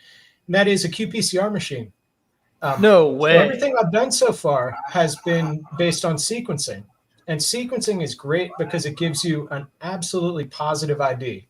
I know for sure that thing is Uranema marinum, right? Because of the DNA sequence. But as all my clients know, it takes some time. And this is frustrating, especially if you're looking at a sick fish. qPCR I can run in an afternoon. And wow, here's the great thing. Great thing, I don't have to develop these assays. Actually, there's already published assays for velvet, ick, and one of the ciliates that causes uranema. So what I'm going to do, I'm buying this machine, I've got the primers, and I'm going to launch this service after I do some testing. And I plan to launch a service that will be a rapid test. This is not as rapid as the test from your previous guest. I mean, that is the state of the art in terms of a rapid test, what he's talking about. qPCR is not quite that fast because you can't do it in your hands. You have to send the sample to me. But I will be able to turn those samples around in 2 days.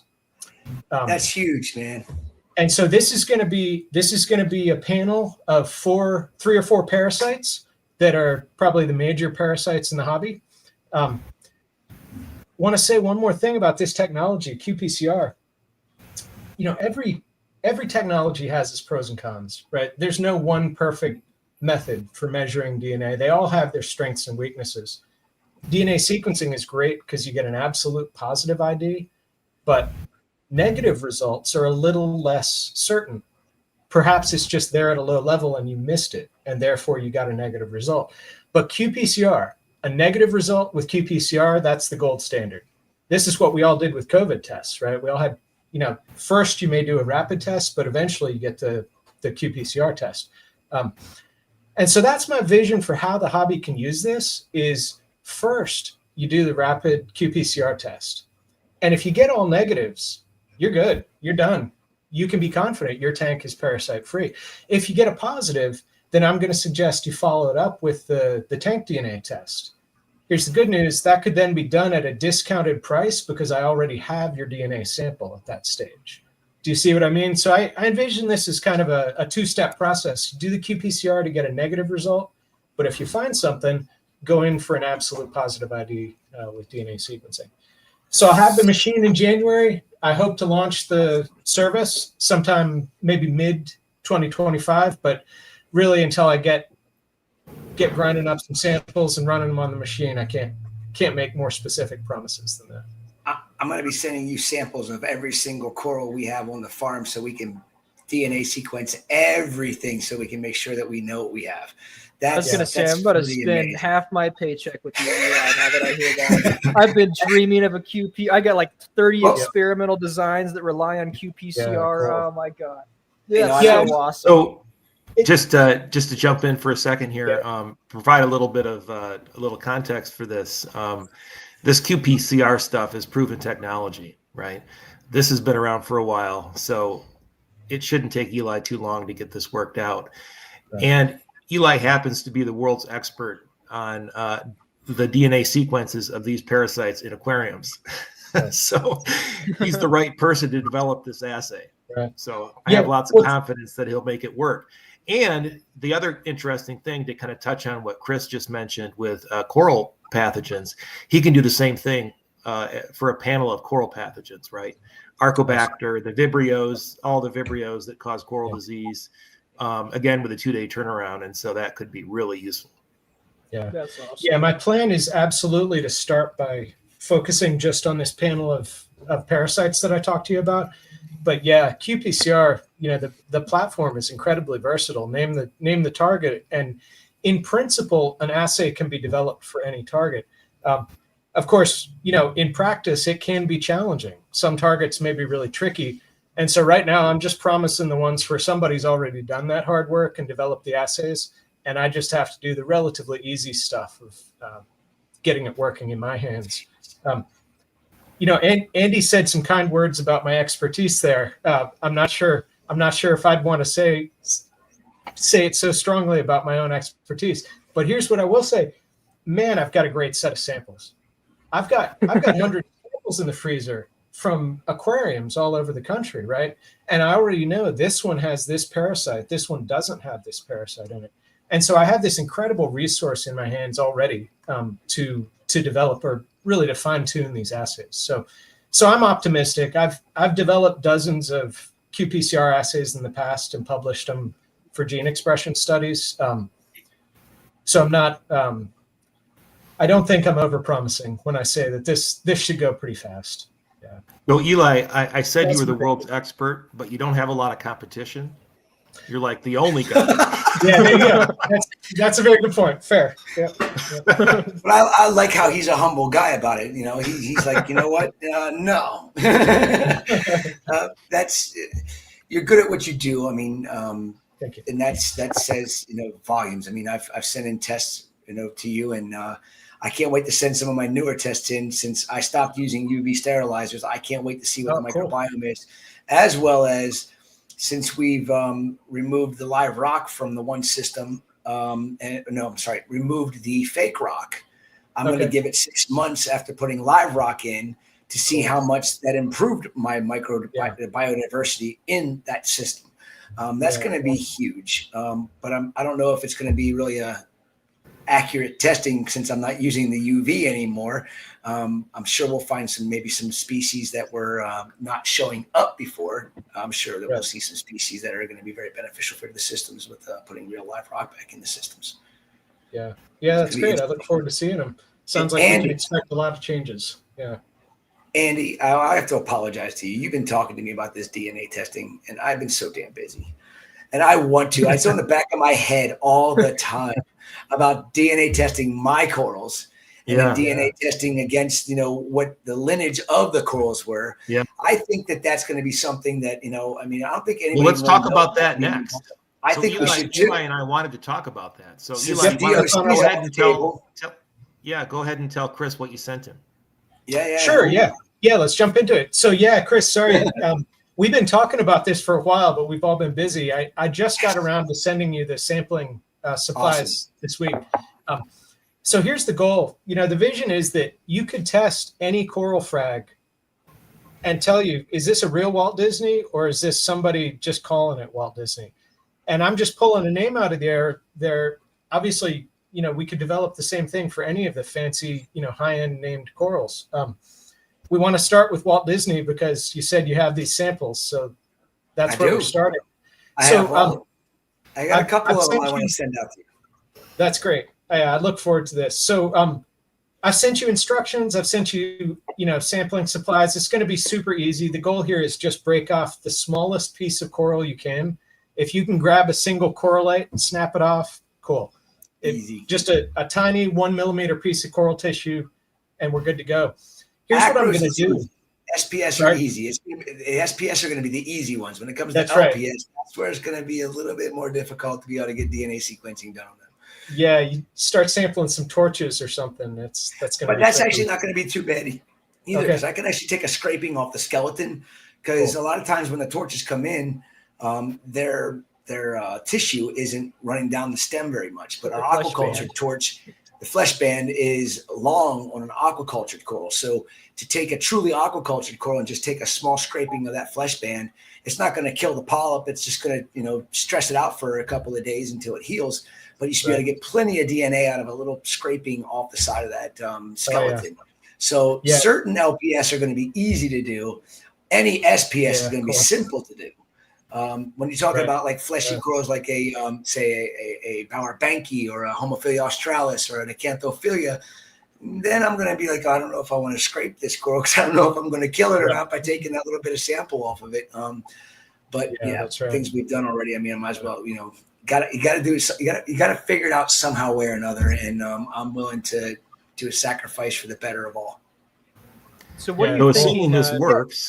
Assuming this works like we hope it will, Chris will be able to put a little badge on his website or whatever he wants to do with it, saying this is an aquabiomics certified lineage of Walt Disney from Mike Bigar from Bigar Corals. And so that's what this would do. It would identify the genotype of a particular named coral in the hobby. And then if somebody has something that they're not sure, they think it's Walt Disney, They just need to send a sample into Eli, and he can verify whether or not it is, and then they can say that it's certified as being an actual lineage Walt Disney. Right. There you go. But this, Now won't you have this coral also give insurance. us this will also give us the data that says, okay, these things change as they've been in captivity, or is the DNA going to always be there? The same. It is possible that DNA can change over time, correct? So what you're saying is right. I mean, over time, the DNA could change in a couple of ways. You can have something called somatic mutation. That is, imagine like a dark spot appears on your arm and grows, and then it becomes this bigger dark spot. Well, that doesn't happen in a human, but in a coral, it really can. So you can get somatic mutation. You can get genetic changes over time in that way.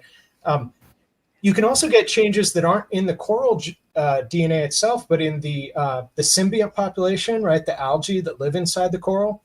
Really, I think that's the most likely and the most common change that you're going to see in a coral. But overall, if you're looking at the whole genome sequence or looking at individual specific genes like we are here, that signature of a Walt Disney genotype is going to remain recognizably a Walt Disney genotype. Awesome. over time in captivity. It's exciting. I want to kind of back out. You know, we're all talking about this, and I think we've had conversations in the past about it, but maybe the audience hasn't. So let me back out a bit and say we're using DNA sequencing here, but we're not sequencing the bacteria like we do in our microbiome test, and we're not sequencing the eDNA floating around in the water like we do in our tank DNA test. What we're proposing here is to collect DNA from a coral itself. Ask a question about that individual chunk of coral.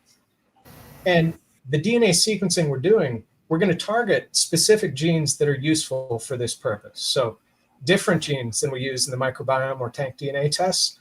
These are genes that other researchers have already used to classify corals and build phylogenetic trees.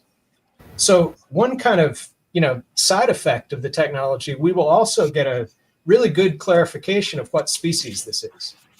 You guys know that in the hobby, we often don't know this, right? You get a label from a exporter and that's kind of what you're stuck with. But these genes that I'll sequence, the first question they'll answer really is, what species are you looking at? But then second, within that, we can ask, okay, it's a tenuous, but what kind? And there we're going to be looking at individual base pairs, individual letters, A, C, G, or T within the sequences that tell me, if you're Walt Disney, you have an A here. Everybody else has a T, but this guy has an A. So we'll get those two pieces of information, species and really genotype. This really gets me super excited because I'm tired of all of the, how do you say it? Okay. I have on the farm what are considered Fimbrophilia para-ancora. And there's 9 that I know are not the same as what I know of as Fimbrophilia para-ancora. Their skeletal growth is different. Their polyps are different.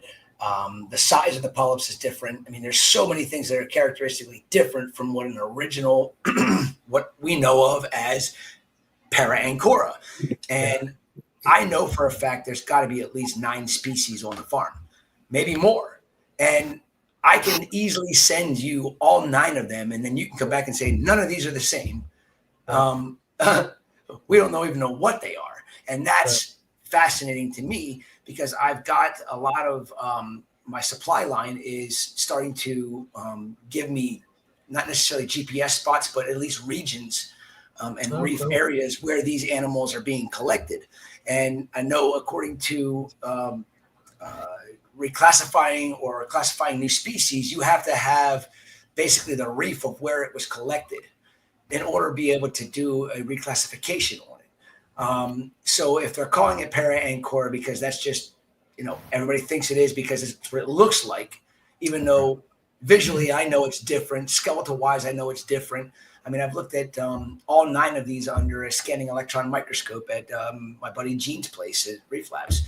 And he actually has DNA sequencing equipment too, but it's broken. And it was given to him for free. And he's like, I don't have the money to get the proper, the thing fixed yet. He's like, but in time, I'll have it as well. But the scanning electron microscope is was the first thing we looked at, and being able to see the difference in the septal growth. That was, I mean, night and day differences between all 9 of them.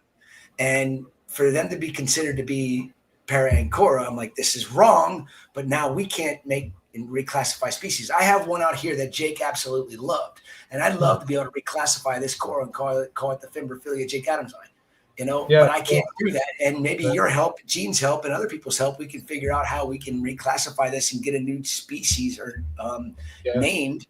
And, you know, that would be really, really cool. I mean, that'd be something that would be part of like a bucket list for me, is be able to name a coral for somebody after. You're going to turn Eli into a coral taxonomist, Chris.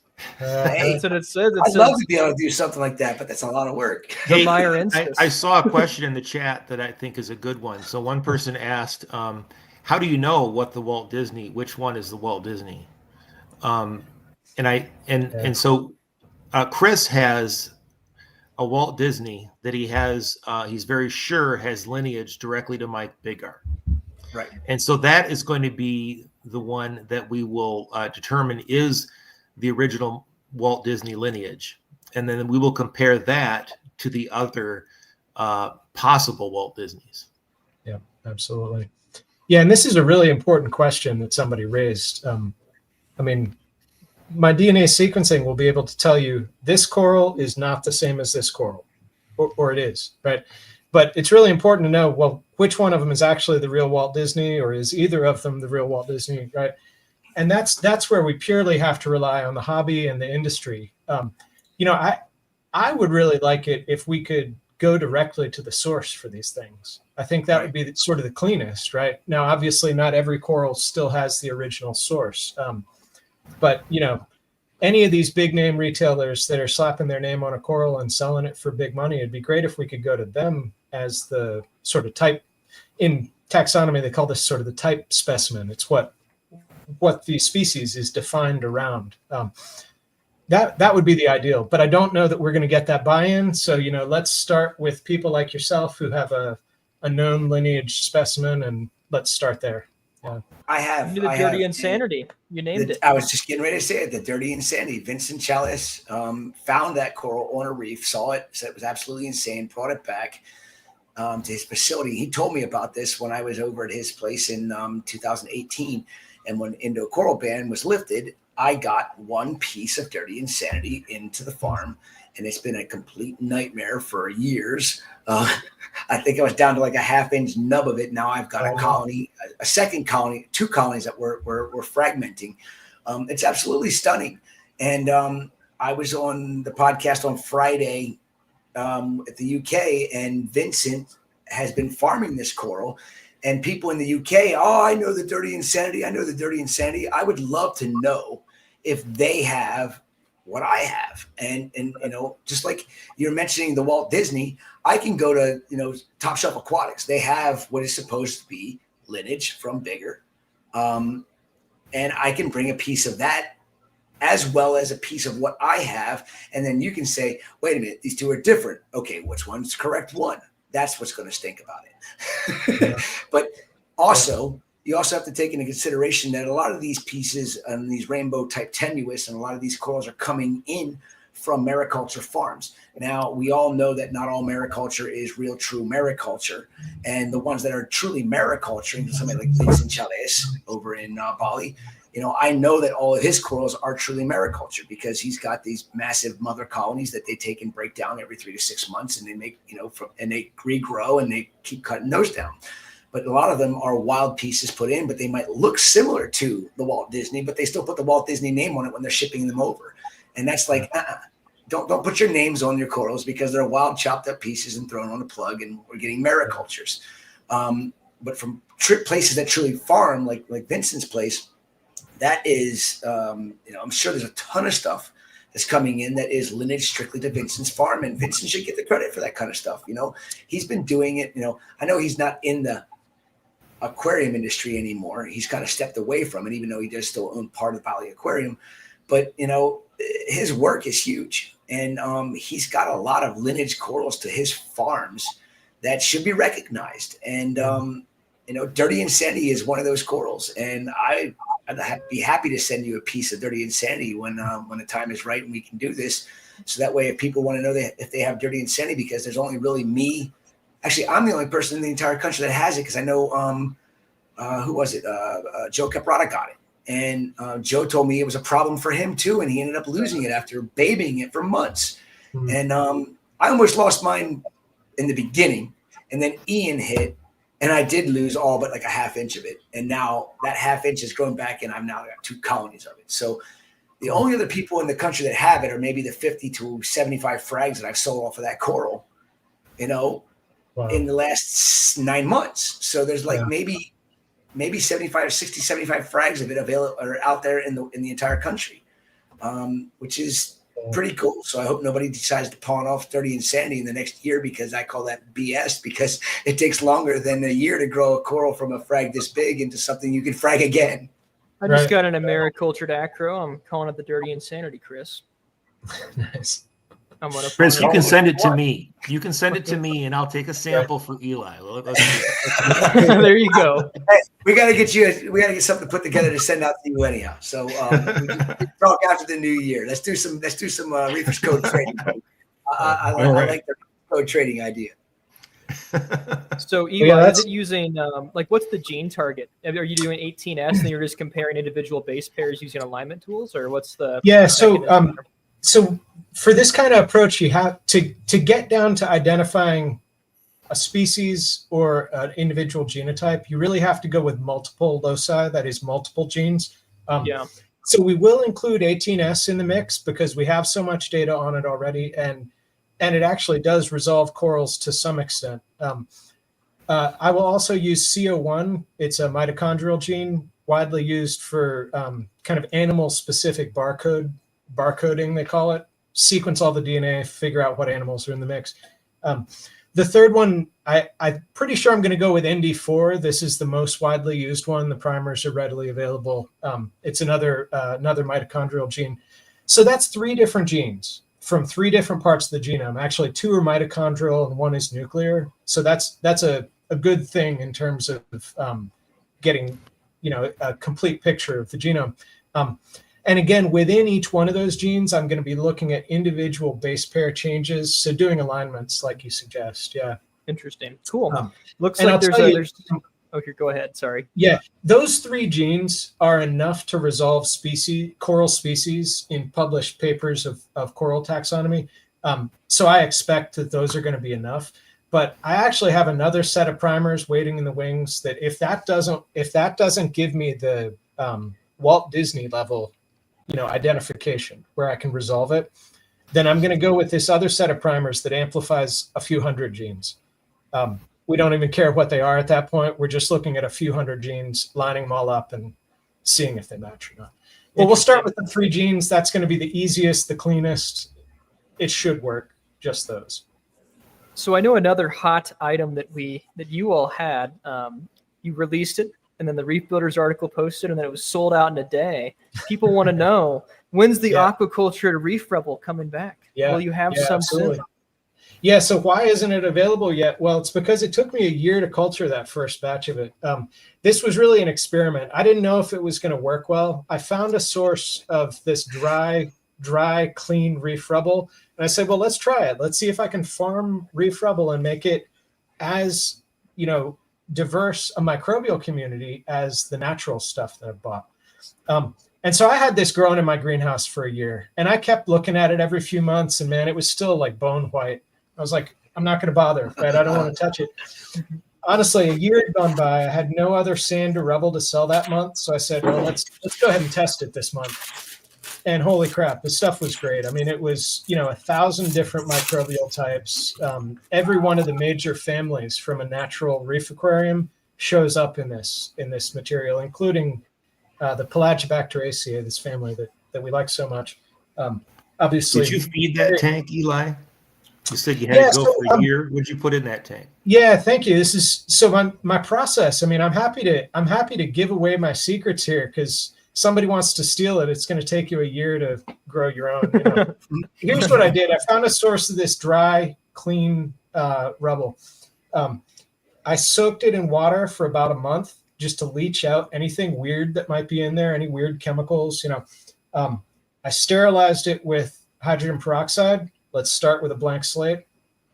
And I put it in a tank with clean seawater, artificial seawater.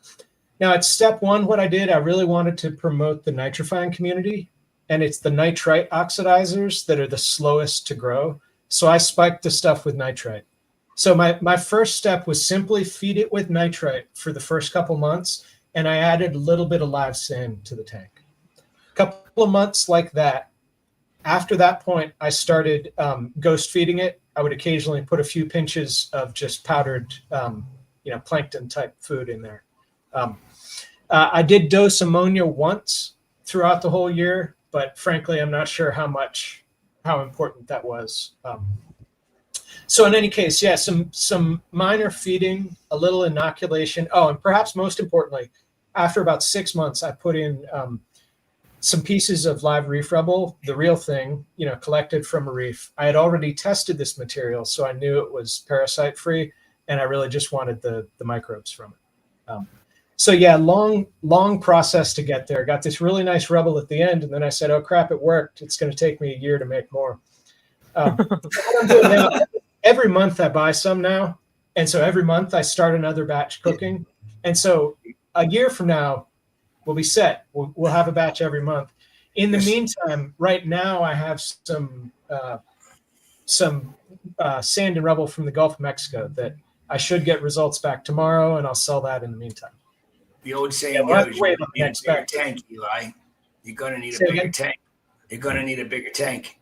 I absolutely keep saying that over and over and over. I'm going to need a bigger tank. I'm going to need I've a been bigger telling tank. him that. I've been telling him that. Chris. It's all the time. He's got to. When something works, operation. Right. It's breaking my heart, but I got to tell you what I'm doing. I'm breaking down the coral greenhouse and turning it into a rock greenhouse. That's so cool. I built a 10 by 20 greenhouse. Put the rock under. And I've been growing corals in it, and I'm shutting that down and growing rocks in it now. Now put the rocks underneath the corals. Dang on it! Don't shut down Certified the rock corals. farmer. Yeah, running two businesses is another reason I'm shutting that thing down. I need to Fair focus enough. on one business. So that's I think that demanding as that this ought to one is. be.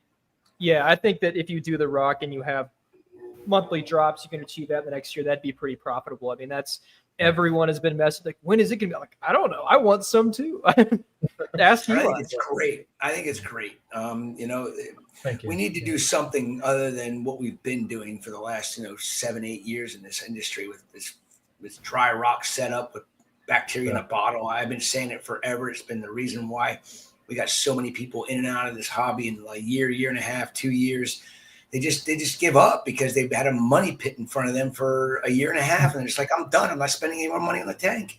It shouldn't be that way. And Chris, they'll sample their tank with an aquabiomics microbiome test after a year and a half after setting up their tank with dry rock, and it will look like my tank did after about 2 months. It doesn't look anything like a mature community.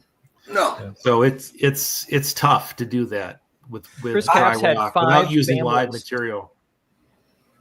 I made the mistake of using dry rock to set up my last reef system, my big 4,500 gallon farm system, and it's been a freaking nightmare ever since. And that's why I just started ripping the fake rock out and throwing real live rock in.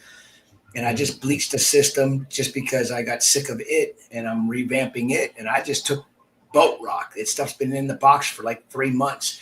It's nasty. It stunk when I opened it up. I shoved it in the tank, and the ammonia level went to, I think it was 0.5 ppm. 12 hours later, I'm like, there we go. The cycle started like we used to do, and I'm feeling much better about that system being revamped with boat rock than I am with ever using dry rock in some bottled bacteria or whatever. I mean, they used to use ammonium chloride or ammonium bicarbonate to get the ammonia level up, and then use bottled bacteria to bring it back down. And you just don't get the diversity that you need, that you're going to get out of real rock. Even boat rock's going to have more biodiversity in it than anything you can do in a bottle. Yeah. Absolutely. Yeah. And So I have a question for Salem. No. Salem. Throughout the day, can you think of all the different kinds of data that you've talked about? I mean, just in this little segment right here, we've talked about microbiome data, eDNA data. I imagine you've throughout the day have talked about ICP and NDOC and right, all kinds of data. Wouldn't it be nice, Salem, if you could bring all those data together in one place? Well, see, that would be the best thing ever, I think, because like, I talked about months ago, I'm like, wow, we should start a database, and that's too much work for me. It'd be great if there was just someone that could do all of the work for you of compiling that data and telling you what it meant. Wouldn't that be the best thing for the industry? We were having that conversation a few days ago on the phone. I suggested that to Salem, and there was silence for about 15 seconds. And I was like, what happened to Salem? And then he's like, yes. So anyway, drum roll. I've been working since the summer with some developers working on a new app for the reefing hobby that's called Reefability. It's an AI-powered app. It uses AI to basically learn the parameters of your tank, and it organizes microbiome data, eDNA data, chemistry. You enter your own chemistry parameters, or you can get those from your controller readouts. You can enter ICP and NDOC. Basically, it's really cool, smart technology. So you just upload a PDF of your report, and the AI analyzes it. And it was the nice thing that it does for some of these complex data sets, like Eli's microbiome data sets, is that it pulls out what are the actionable, important results. So what does this mean for my tank right now? What should I do based on this? And so it's an app that stores your data. It also analyzes your light and flow. It has a pest identifier, a smart pest identifier. So you take a picture of a new pest that you have in the tank, you describe it, and then the AI will tell you what it is and what you potentially do about it. And then it logs it as having been present in your system. It analyzes your nutrient ratios, your nitrate to phosphate ratios. It also tabulates all your livestock. And so you could use the AI to, it assesses whether your livestock potentially are compatible or not. And if you add something new to the tank, whether or not you might have problems. And then you can do an AI analysis of all those parameters together, and it will provide recommendations about your tank, or you can do it separately about microbiome, about chemistry, about your light and your flow, about your nutrients, your pest situation. And it's really a holistic approach to managing your reef tank. And the whole thing runs around this Reefer AI, it's called. You open the app and tap on the screen, and it says, how can I help you? And you can ask it a question about your reef tank. And it's similar to ChatGPT in many ways, except it's AI that knows your reef tank. So it knows all of your data that you've logged. It knows what animals you have in your tank. It knows the size of your system. It knows all of those things and can answer questions specifically about your tank and provide you with forecasts for what might happen, if trends continue the way they're going. I think it's going to be pretty cool. Did you say, Andy? Yeah. Did you say it's really analyzing an image of a pest? Like you take a little picture of a flatworm and it... Yeah. Take a picture. I think you can also describe it. So one limiting thing is it's hard to take pictures of some of the pests we have on our reef, organisms. But I've been playing around with it, taking pictures of cyano and hair algae, and it's for the most part, if the blue light is, the blue light effect isn't too bad. It's been pretty good at analyzing that. Yeah, it's cool. It's all come together after 6 months or so of working on it. And we're actually ready to launch the open beta phase of the project tomorrow. And so if folks listening are interested in being part of the open beta, you go to reefability.com and you can sign up for the open beta. Yeah, so Remy just put it in there in the chat, reefability.com, and you can go there and sign up for the open beta. And yeah, and that's going to last a week or two. And then for those people that get into the open beta, it's going to be all of it will be free during that time, so you can test out all the different functions and provide feedback. And then after that, it'll be a subscription-based service. And we're going to give away a year subscription during at some point during this live stream. Very cool. This That's is so going to be cool. such a game changer. I want to share that when Andy and I were first talking about this, I was so skeptical. And that's because, like many of us, when all these AI models first came out, I started playing around with them. How can this help me in my work, right? And I started trying to ask, well, can it summarize for me the effects of various bacterial families in the tank? That'd be wonderful. And I found that these things were so full of hallucinations, right? It would tell me that any bacterial family I type in, it would tell me it's important for carbon cycling and every bacterial. And so I was skeptical at first, but Andy's been telling me, well, tell them what you told me about sort of dealing with those hallucination issues. Yeah, so I've been testing it, and so in AI parlance, hallucination is when the AI can't find an answer and it makes it up, right? So if you ask the AI for a reference for some study that doesn't exist, sometimes it will just make the reference up for you. It calls it a hypothetical reference. So you can figure out how to make it not do that by testing it. It's also, since they shifted from ChatGPT 3 to ChatGPT 4, it has a much lower rate of hallucination. And so we have also been able to train the AI to only use certain sources of information. And we also like certain things, for example, like what do different bacterial groups do in aquariums? There isn't a lot known out in the literature. And so we're able to give it information on stuff that we have learned from our own research.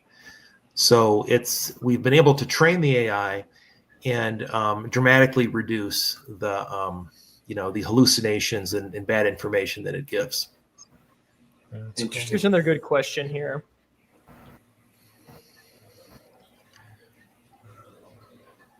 I think I saw somebody ask how much it's going to be. It's going to be, it's going to be $100 for a year. And if you get a year subscription, then you can go the first week for free before you get billed. So you can play around with it and see whether you like it or not and cancel before you get charged. Or if you pay monthly, it'll be $9.99 a month. Here's another one right here.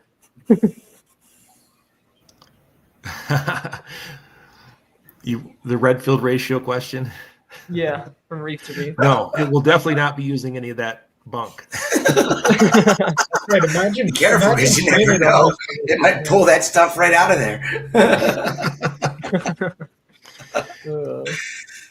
So I think this is an incredible area of growth because they're coming out with new models for these things constantly, right? Like some of the smartest and best paid people on the planet are working on this every day. And the most recent model that I've read about is exceeding human abilities both in verbal and math, and almost hallucination free.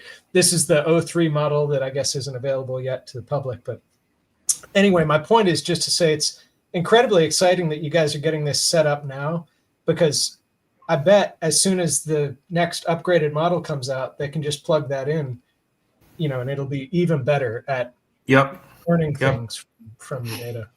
Yep. So interesting. So Starbuckles Reef asked, how will it deal with different reefing methods? What prescribe one method over another? Have bias? It's reefing method neutral, really. So reefing method you know, like for example, if the method prohibits doing water changes, then I guess, you know, we're not aligned with that.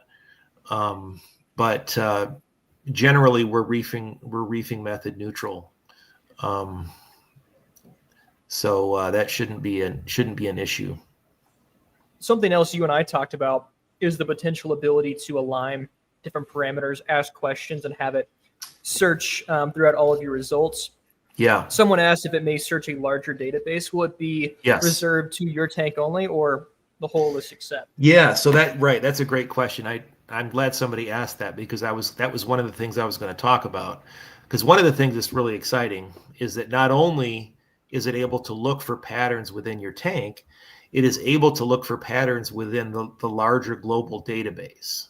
So if we have enough buy-in from different users for this app, you know, we'll have thousands of tanks, and we'll have thousands of NDOC tests, and you know, people reporting pests in their tanks, and people people uploading their microbiome reports. And so we'll be able to look and see, you know, are certain pests more likely under certain conditions. As I gave this example the other day in a different discussion, I've lowered my dissolved organic carbon, and since I've done that in my system, I've seen less of an issue with cyanobacteria. Now, that is something I observed in my tank, but with something like Reefability, we could look and we could see, is this something happening, you know, across a lot of tanks, or is it just, you know, a one-off? And this is the tinkerer's master tool. Yeah. Anyone that wants to mess with their tank, this is the way to do it. So have all your data on the cloud.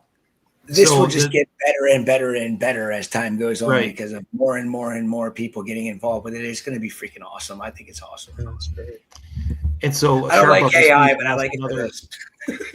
Sharbuckles Reef asked another question: how we're testing, Doc. So we're not testing anything. We just analyze data from other tests. So we will analyze your PDF from Aquabiomics for eDNA or for microbiome. We'll analyze your ICP PDF or your NDOC PDF. So we're not doing the tests. We're just analyzing the data and aggregating the data. That's going to be so nice. I just want I'll pay you $1 billion. I want the master access to just go through and ask all the questions and look at the graphs and stuff. I just be like, you got $1 billion to spare? With? No, I don't have anything to spare. No, I think it's going to be like in 5-10 years time, even sooner, you know, if it continues to build out database wise, we'll probably be able to answer.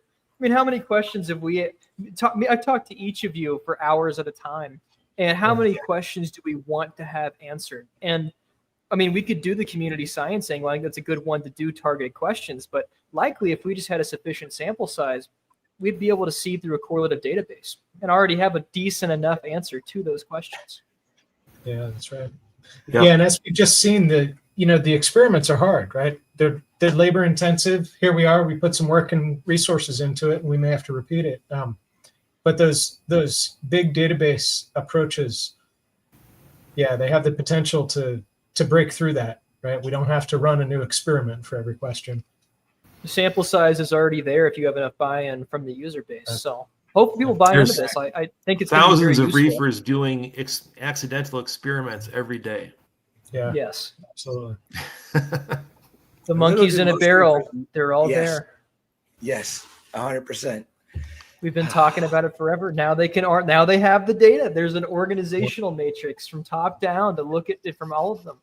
Instead of we try to organize it and it takes 9 months to get people to send their samples in, and then human error.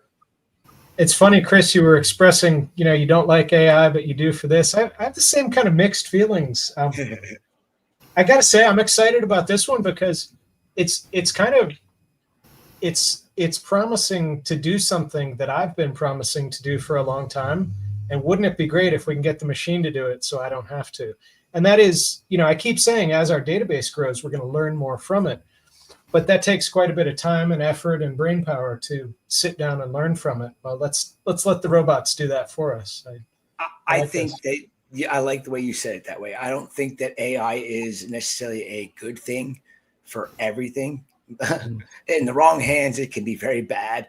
But I think for things like this, it's going to be huge. It's going to help us learn a heck of a lot, because it'll give us answers like that. If you just plug it in and it's got this data that it can go back through and go through. I mean, we'll get answers so quickly and be able to change things and be better at keeping these beautiful animals alive, because of a computer. I have a love-hate relationship for AI, more hate than anything.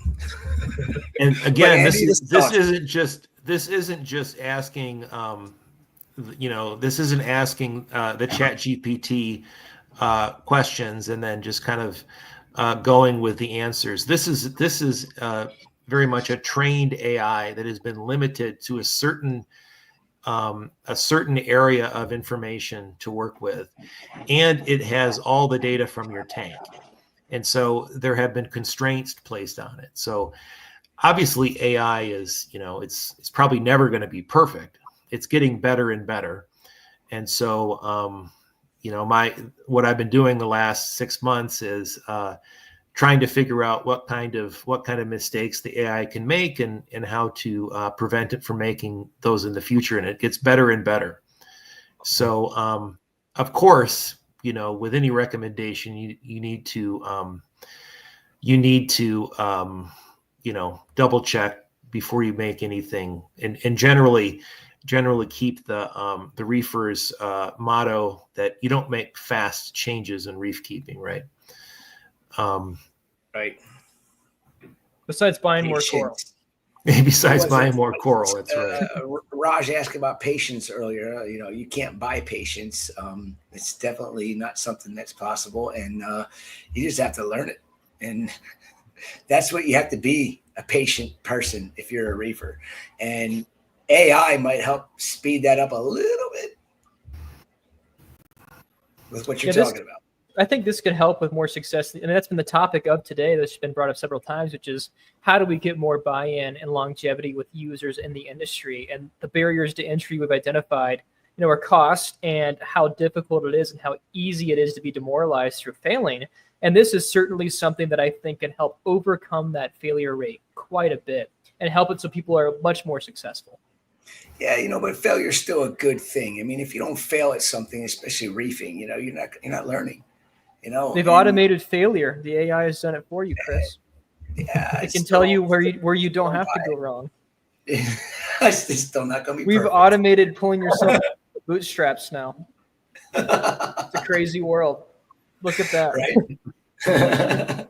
Well, I think what I'm seeing with all these new approaches, whether it's the testing in your previous guest or my testing or the AI that Andy is talking about, it's eliminating so much of the unknowns, and that's what I think is one of the great frustrations for new reefers. Certainly has been for me. Everything's going great in your tank, and then your prize fish dies, and you have no idea why, right? And so I see all these tools as ways to help eliminate those unknowns, and I think that'll have a big impact on longevity and people, sticking it out. For sure. Yeah, here's the top comment. These were my thoughts. This is the new guru that's much more likely to be right than the random guy in a Facebook group or on Reef to Reef. That's, if you want to ask someone a question, this is the entity to ask. This is the Reef Sage. It's a great tool for beginners. I mean, if I would have had this kind of tool when I first started out, it would have been a big help. Yeah. Think how far ahead you'd be already. And there's a bunch of stuff that is going to also be available in the app. For example, you can use it to go. There's already a couple vendors that have corals available for sale within the app, so you can click on a little link, go find livestock, go find equipment. You can also click on a link that says go find an industry professional.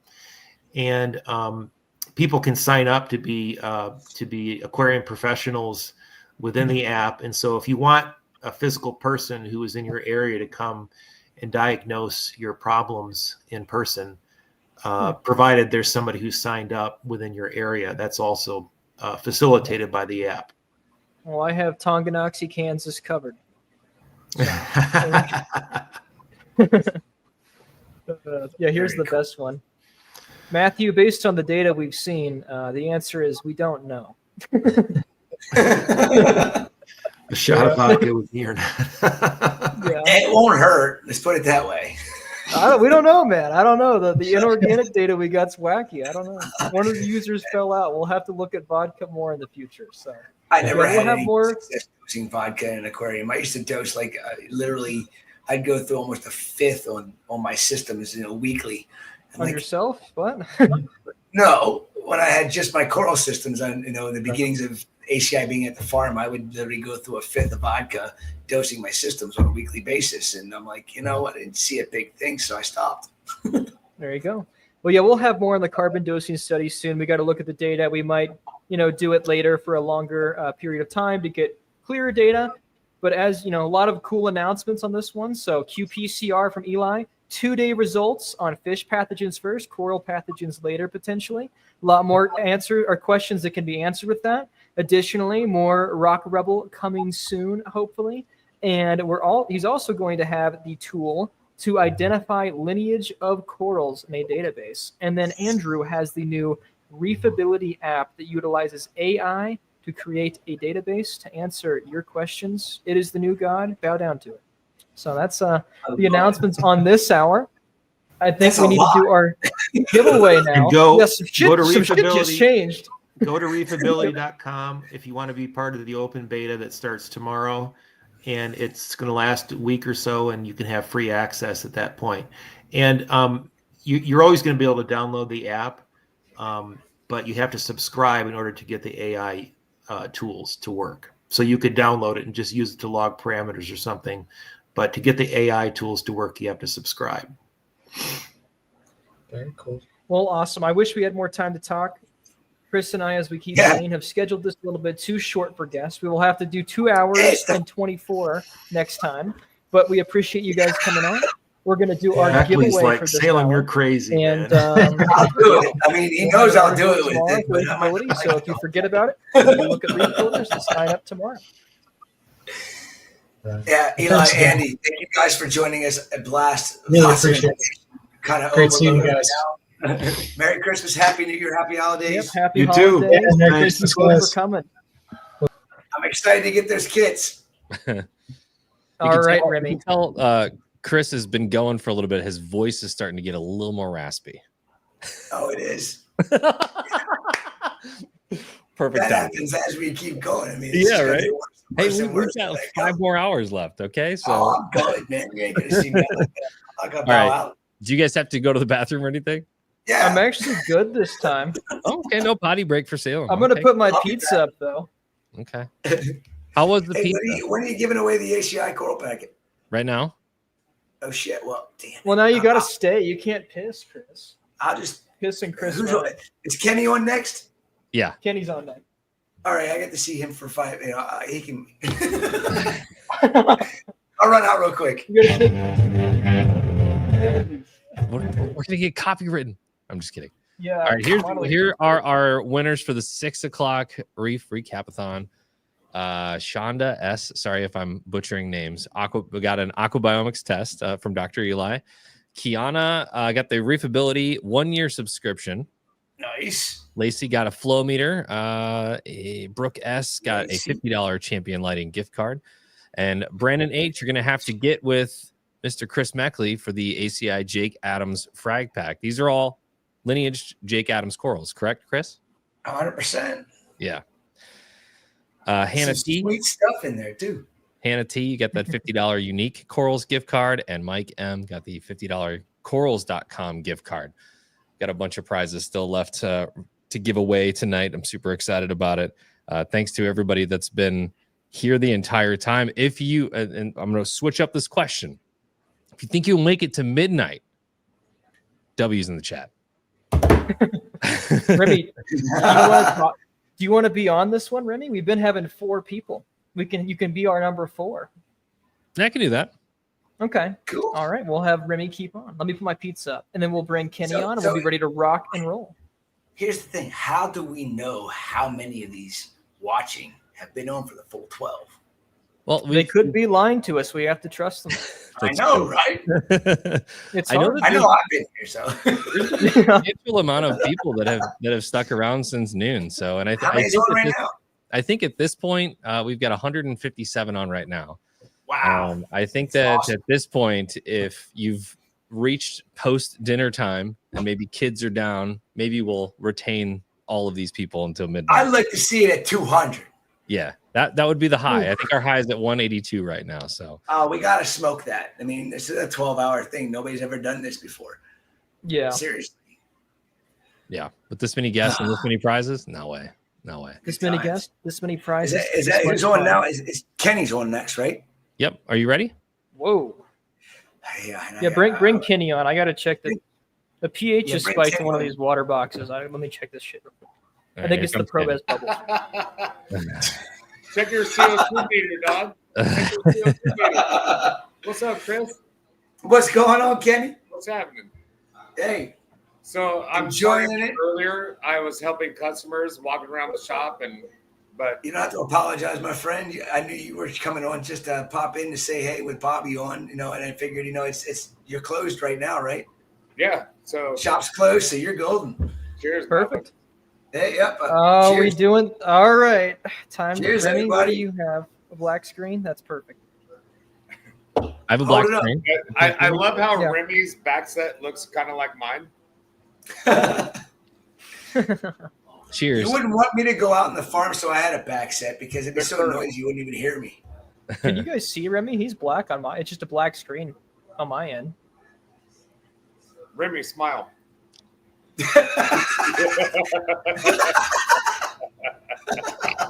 Now he's gone. Oh, there he is. Good. See, Say he's a what? black screen for me. That's All all right, right. I'm bowing out for That's okay. just a couple minutes. Go get your bio Okay. break. Yes. What's up, Salem? What's up? How you doing, Kenny? Good, man. How are you? I'm kind of getting tired. I'm not gonna lie. You better crack open one of those other caffeinated waters. I think so. I got to chug the rest of You this. tried to Probably caffeinate not the water great. yet? No, not yet. Right. That'll be. You know what? I'll get it. What's Well, up, Remy? Kenny, I know you were on earlier with Humble Fish and Yeah.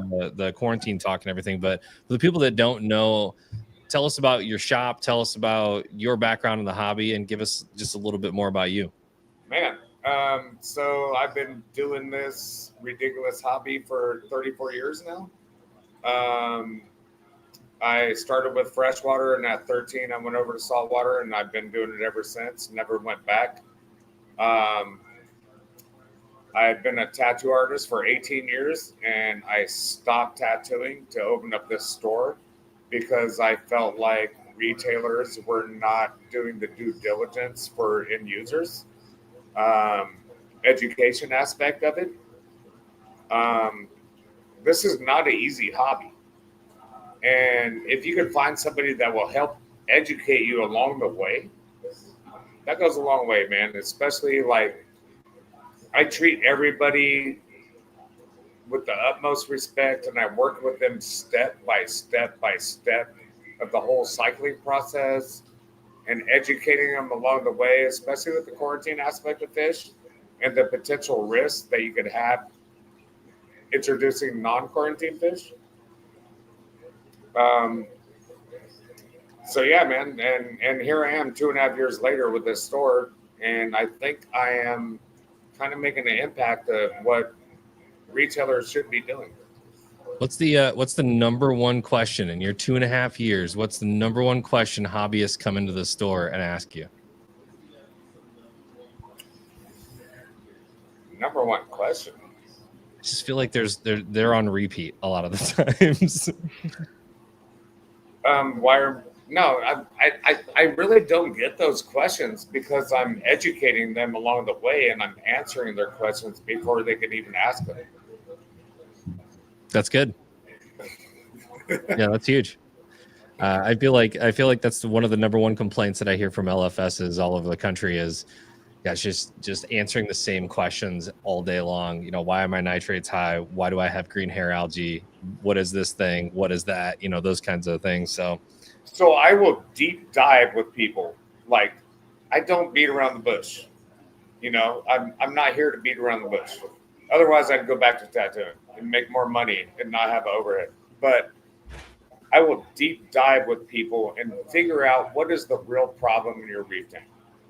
And we can figure it out together through photos, through videos, through testing. If you work with me on an individual basis, we're going to figure it out. And I will beat it for you. yeah, that's awesome. Number one, I feel like you've got one of the best shirts in the game. I've told you that before. And I've seen you guys wearing them. Yeah. They're beautiful shirts, man. I like that Miami Vice one, you know. The aesthetic is great. Yeah.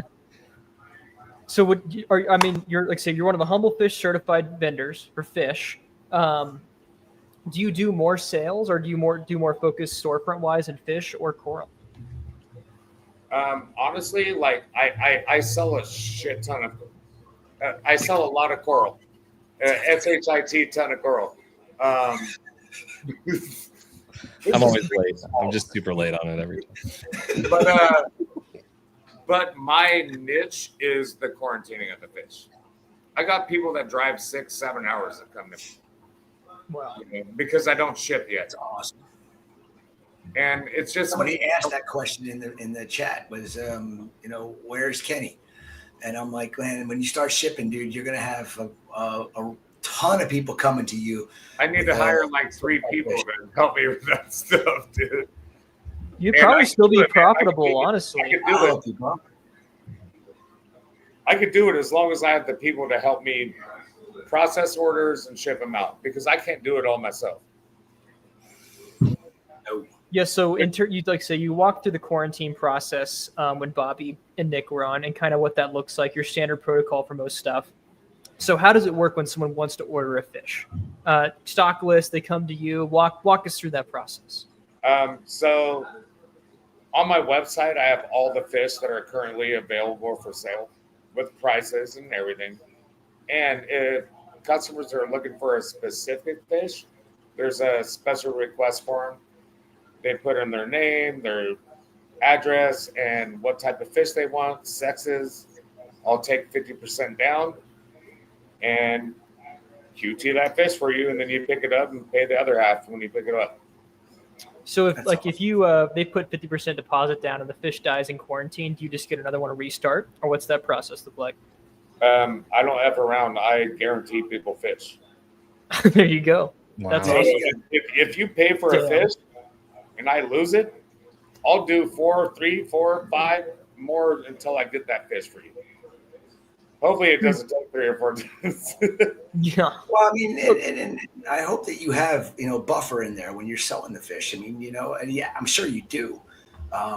You have to. I mean, the fact that you can buy a powder blue tang for, I don't even know what they sell for wholesale anymore. I mean, they used to sell them, we had them, was relatively inexpensive. And, but it's, you get what you pay for. You buy cheap or you buy quality is what my point is. I mean, dude, you could buy an algae blenny that will nuke your effing tank with velvet. Of course. And it costs you $20 in some stores. Yeah, exactly. That's full blown with majestic angels and regals and black tangs and all this stuff. You want to jeopardize that for algae blenny to save $40? No, I wouldn't. I mean, this is pretty awesome what is going on with the fish world, with Bobby and with you, and I'm excited to see where it goes. I mean, the fact that I don't understand why this philosophy has not caught on a lot earlier, man. It's about money, man. Come on, you think about it. It's all about the dollar bill. It's all about money. Dude, I lose so many fish, and I go through heartbreaks, and I cry when I lose, because I lose fish during quarantine. Because when you're getting fish shipped in, there are fish that are compromised. There are fish that have ick, have velvet, have brook, have uranema, but they all go into medication. And then, you know, it's like a weeding out process. But a lot of other stores, they don't do that weeding out process. They want to sell those fish before they die. Not me. That's not that's that's not copacetic to the end user. Amanda said it in one of the chats. I guess when Bobby was on, fish are tough, and Amanda knows all too well. She knows the numbers. I didn't even want to see the numbers after I started seeing the numbers. I was like, I don't want to look at that anymore. And then I got to the point where I'm like, I don't even know if I want to do fish anymore. We're doing everything we can do that we know how to do to make sure that we have the fish, held for a week to 2 weeks. You keep doing coral, I'll keep doing fish. Damn right. I'm not about to open up a wholesale facility with fish in it ever again. I can't do it. My heart doesn't allow it to happen. It's just I have too big of a heart to see. Hey, by the way, next time I order corals from you, if I could pay you guys like $100 to put them on plugs. It took me like 6 hours, bro. I had to label each plug and fucking glue all those things to it. You ordered like what, 50 or 75? Dude, I had like to order acros. I had like 76. It took me like 6 hours to glue all those shit. Hey, I stopped doing frag to order because everybody cuts the damn things off of plugs anyhow, and it's time consuming and space consuming. You've got a special request for a customer, Chris. I will make it happen, dude. You're just gonna have to make sure. I'll give you $100 if they put them on plugs. I'll glue them down. On here. If my frag guy's here that day, I'll cut your frags and I'll just give them to him and say, put these all in plugs, and then we'll put them on a rack and we'll pack them up like we do any other time. But they'll be fresh just like any other time. I'm not going to sit on them for a week after I frag them. Space wise, it just isn't. I will tell you this, dude. All those sticks, not one died. Dude, people are like, you can't do that. These cut frags are really good for this industry. And there's no pest. There's so many people out there that tell me when I say I'm doing frag to order, how are you going to let them heal before you send them to me? I'm not. Why? Because, I know what I'm doing. I know what I'm doing. And there's a method that we have, and it's called stress. And if you don't understand the reason why we stress the hell out of the corals, just look at your corals when they come in. When they come in, they're not stressed anymore because they've already been through their stress after being cut. It's pretty simple. It's cut and dry. You frag the coral, you put it in a bag, you let it float around your system for hours. And then you take it and you rebag it with the water you're packing it out of. So it's gone from, and this is what most people are like, the water we're growing them in is like about an 8.3, 8.6 DKH. But the water we're packing them in is like between 12.5 and 13.6. Whoa. You can't do that. Okay, keep telling me. Yeah, you can. I'll tell you what, the fact that I can count on my hand how many we've actually had die since February when we started frag to order with this method of cutting and packing, you can tell me all you want that I'm wrong, because the data shows me that it's 100% the way to go about doing it. If I cut them and ship them in the same water that they were in, I've done that in the past and I've had problems. It's the stress factor of taking them from their water that they grew in for years and putting them in completely different water with stupid high DKH and shipping them out. They go through the acclimation process of acclimating to that new water parameter in the bag on the way to you. And how many of those things that you got were polyped out and just like, oh my God, it's like a Wookiee. Dude, the Pandora speciosus, they're dope, aren't they? They were literally polyped out in the bag, even though there was carbon on top of them. That's awesome. And that coral never shows its polyps. Like I can go back and look at that coral right That's now. a beautiful coral, man. They're gorgeous, and nobody buys it. And my colonies are literally like this big. Let me ask you, what are your takes on like making speciosus happy? They're a pain in the ass. Dude, are we filtering? Remy, yeah, you are the regulator here. That wasn't too bad. Speciosas, it's actually not even speciosa anymore. It's Betone. Taxonomy. That's how I feel. Acropora patune is what speciosa now is. And a lot of what these guys are bringing in that they're calling speciosas aren't even patunes. They're not. It's not accurate. There's so many corals that look like Acropora speciosa, but there's also a lot of other acroporas that are very similar. And if you're seeing a frag, you can't tell the difference. You got to see the colony, you got to see the growth, you got to see all. There's a lot you have to see before you can actually determine whether it's a speciosa / patune. Low light, highlight. I cook mine. They're getting like, I got one growing on. Dude, I got one. The one that you got yours off of is growing underneath 250 watt 10Ks, and it's about 750 par cooking that bastard. So another common misconception: smooth skins. They can handle some light. I don't care what anybody All coral says. can adapt. Yeah, exactly. And I got that coral from Vincent. I think I got it in 2020, right about the same time I got the Dirty Insanity. And he told me where he was growing it. Actually, I saw, I didn't see his deep water farm, but it was in probably like 60 feet of water. So I know that the light that it was getting was not super intense because I saw I know the region, and it's kind of silty depending on the time of year, depending on the currents that are flowing. So I got it in, I put it directly under the meadow halides, after I kept it for a little while in fairly low light, and then I put it into adapt or die. Todd said it right. You're that's exactly how it goes, man. Okay, we're going to talk about light acclimation. It's the stupidest thing I ever heard of in my life. Light acclimation. I mean, I hear people, you're going to put your acros after you get them in low light. Why?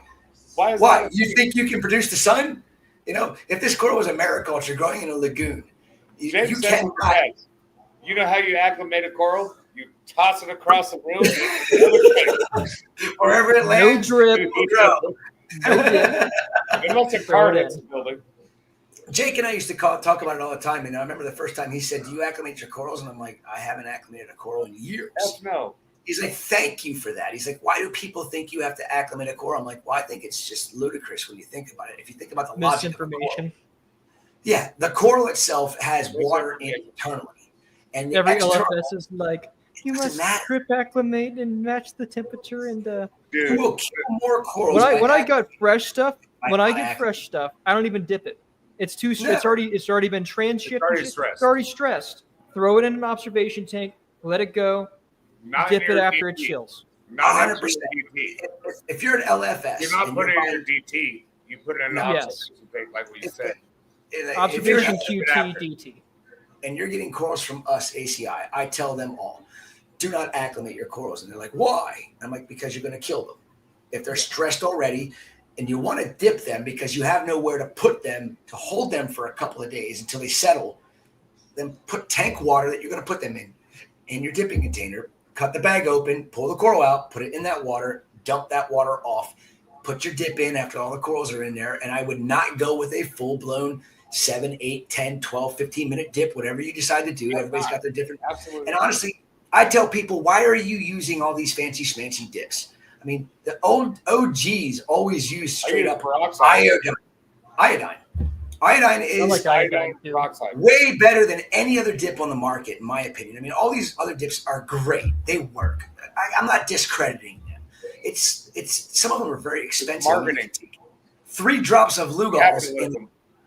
Yes. Hey, and there's nothing wrong with it. But at the same time, if you're not educated enough to understand why it is just marketing, then you need to take a step back and listen to somebody that's an OG like me, like you, like Paletta, like Sanjay, like Julian. I mean, Julian jumped on the wagon. He sells his Revive. I love his Revive. I buy 5-gallon jugs of it about every 3 years. It takes me 3 years to go through a 5-gallon jug of his Revive because I use iodine 90% of the time. It's cheaper. I like potassium chloride a lot. That works as well. That's another good one to use. But I mean, hydrogen peroxide is cheap. Hydrogen peroxide is cheap. Peroxide scares me a little bit. Not last a second in peroxide. You gotta really do stuff fast, but you gotta realize that when corals are stressed naturally, they'll produce peroxide. It's like am dipping the coral in a substance which they produce as a stress response. You know what I mean? Like I don't have any proof. Like it's a dopamine. feel good thing for me. It's like a feel bad for me. It's like, why am I dipping this in what's stressed up? You know what I mean? It's like, yeah, it'll explode the flatworm, but it's like, what's it doing to the coral's microbiome? And I don't know. Does it trigger some cascade? I don't know. I mean, it's harsh. You got to have the right concentration for sure. You got to dilute the fuck out. Dilute the You know, Richard Colombo just said bear kills everything. You know what else bear does? Bear Kills sticks you. to everything. Bear sticks to your That corals. is another antibiotic that you could be building up resilience to pathogens from corals with an antibiotic. Bear destroyed one of my systems because we had such, I'm not shy about this. We had monopore eating nudibranchs for 10 years. I can actually say right now, because of the drastic things I did just a week ago, if I have a monopore eating nudibranch in my place at all, anywhere, I would be quite surprised. I bleached the entire system and unfortunately had to sacrifice some corals that really, really broke my heart to do. But, if I didn't do it, I was going to still have this constant battle. And bear being dipped on a lot of those corals, we did bear dipping for like 4 or 5 years. And all of a sudden I'm starting to have all these problems. The corals are brown. They're not keeping their color. They're just not happy. And they never recuperated from it. So all these lineage corals that we had farmed for, a decade, all of a sudden, are basically worthless. So we started taking them and experimenting them, putting them in different places to see if we can bring their colors back. And the majority of them brought their colors back, but they never shined like they used to shine. And I think that the bear being chemical, I swear it altered their DNA. It's taken deep into the tissue for sure, and it persists. I don't want to use any of that stuff if I don't have That's how insecticides are designed. To penetrate the exoskeleton of the insects. You don't think it's going to penetrate the corals? How long has bear been around? How long is what? Ever since bear been around, bro? Bear has been around for a long ass time. It should be ever banned. since we started destroying the planet. Decades.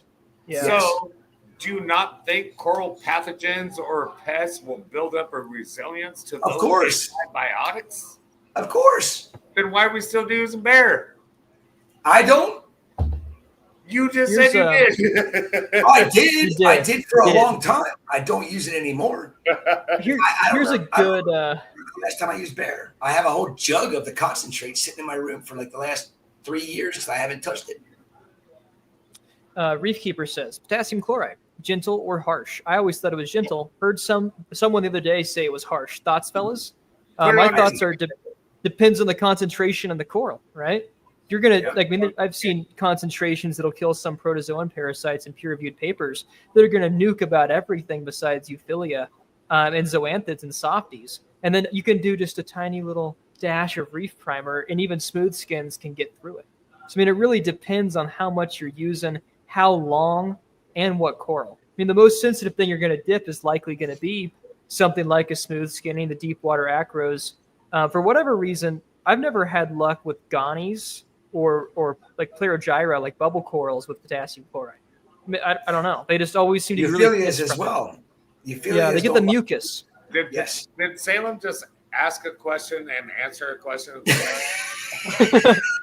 He said thoughts. He said thoughts, and I gave my thoughts first. Sorry. You two give your thoughts. I'm have to say, passionate about potassium chloride.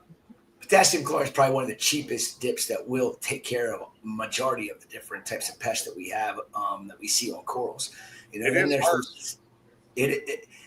I say it's not as harsh as bear.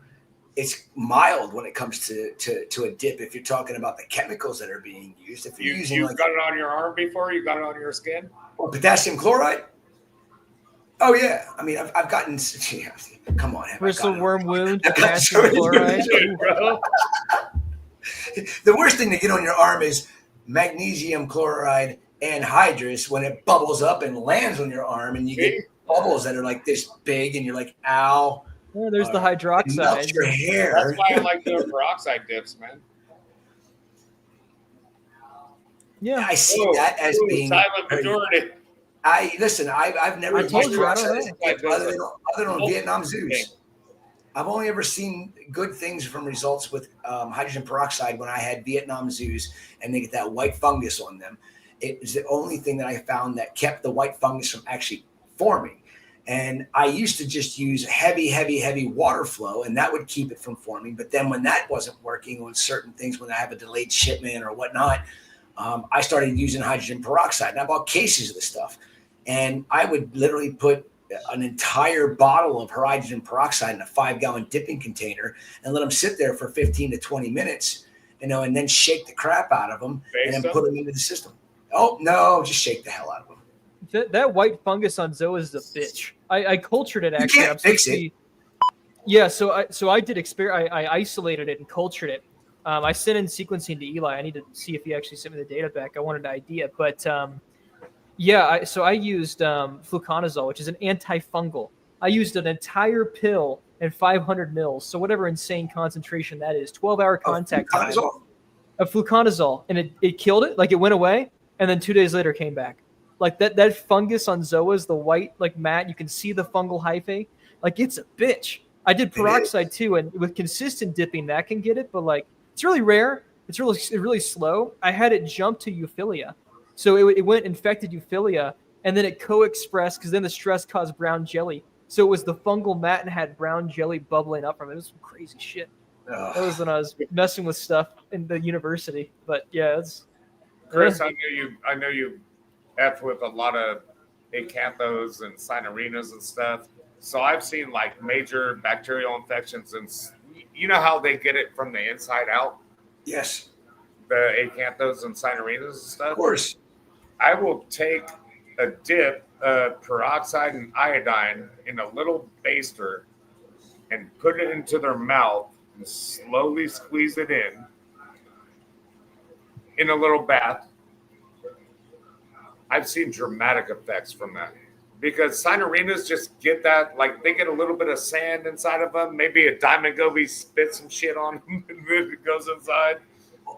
I've seen treating the bacterial infection from the inside out, like, really helps. You know, I was talking to a guy, he's just a hobbyist, that messaged me about acanthos. And he had like 50 acanthos, and I'm like, holy cow, you got 50 acanthos? He's like, yeah, they're starting to just shrink up on me and die. And I told him, no, it had nothing to do with that. It was a bacterial infection. I told him what to do. And I have a regimen for all acanthophilias that are issues, as well as it works for blastos and gonis. It's OA as well as okay. It's two different things. ChemiClean for 30 to 45 minutes. I use 2.5 scoops per quart of water, and they go in there for about 30 to 45 minutes, and then immediately into an OA bath, which I've been playing around with it to see if I can speed up the healing process with them. I'm now using as much as in 20 gallons of water, I'm using 2 grams per 10. So I'm using 4 grams of OA in that 20 gallons of water. And I'm noticing that it is definitely helping it a little bit quicker. But then again, I'm having a hard time understanding whether it really is, because the ones that I'm treating, they will go back in the system after they're blown up, mouths puckered up tight, looking spectacular. And then 2-3 weeks later, they start going down again. So I've learned that I need to continue this bath for, I go for 5 straight days, 2 days of rest, 5 straight days, 2 days of rest, 5 days, 2 days of rest. And I keep doing that until this thing is blown up like a balloon, mouth's puckered up, they're feeding, they're acting normal. And then I do it one more time just to be safe. And I actually, I don't spare any time or expense when it comes to corals when I know a regimen to save them.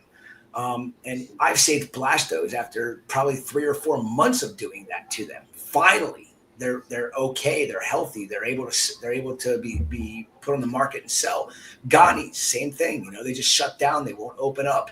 And the ChemiClean and the OA with that exact regimen, it seems to work extremely well. But Andy Bauman was just on here, and he's the one that tweaked my method for elegance corals for his gonis and had better results. And he's like, stop doing this 1 day on, 1 day off. Antibiotics don't work that way. And I knew better, but I was scared to do what I was doing. And he just said, I'm doing it this way, and it seems to work even better. So our OA treatment has now gone from, it's still the 0.5 gram per 10 gallons in a system, but it's for 5 days straight And I had better results doing it that way. I have actually, knock on wood, my wild system, I did that exact regimen. And now I dip every elegance coral that comes in from the wild for 24 hours in 6 grams per 20 gallons of water of OA. And I put them in the system out there and very rarely have a problem. What's that?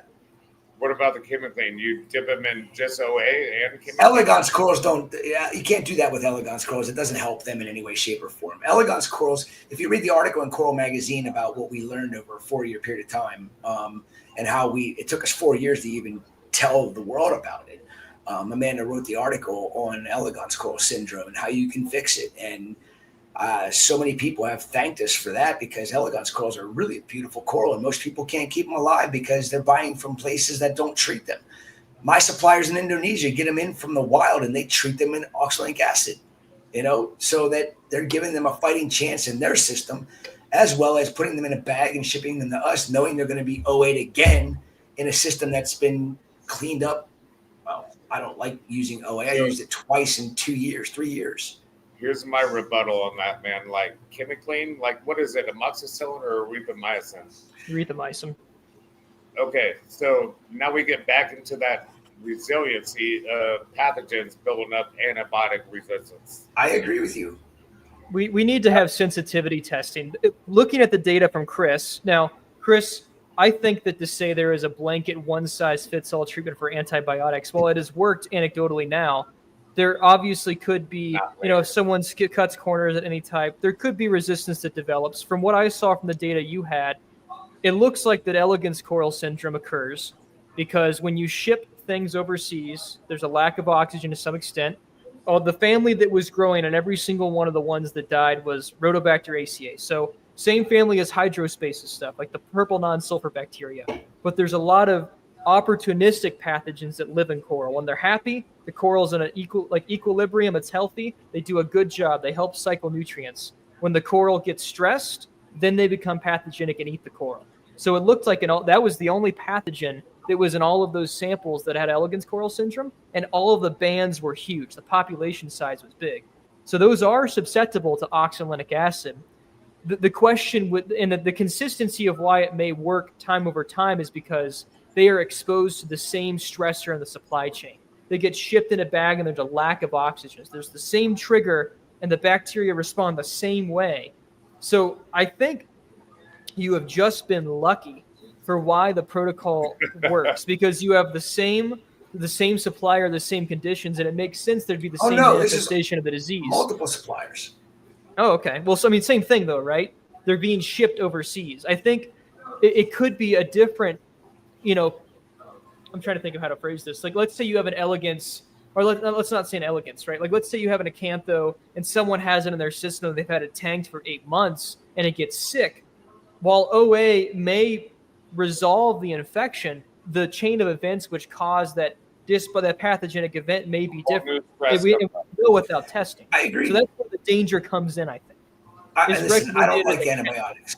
I don't like them. I'm not a big proponent of them, but if I'm going to try to save something that I imported, I feel obligated that the only way I know how to do it is with the oxalic acid treatment. And I know that it works. And I know that people that have gotten corals from us that have had no issues, and then all of a sudden they get corals from other vendors that don't do anything, they don't care, it comes into their system, and all of a sudden something's introduced that all of a sudden the elegance coral starts going down, or the acantho starts going down, that we've taken care of, and I make sure that they know the regimen that we use to take care of it, and they can usually save that coral if they do it in time.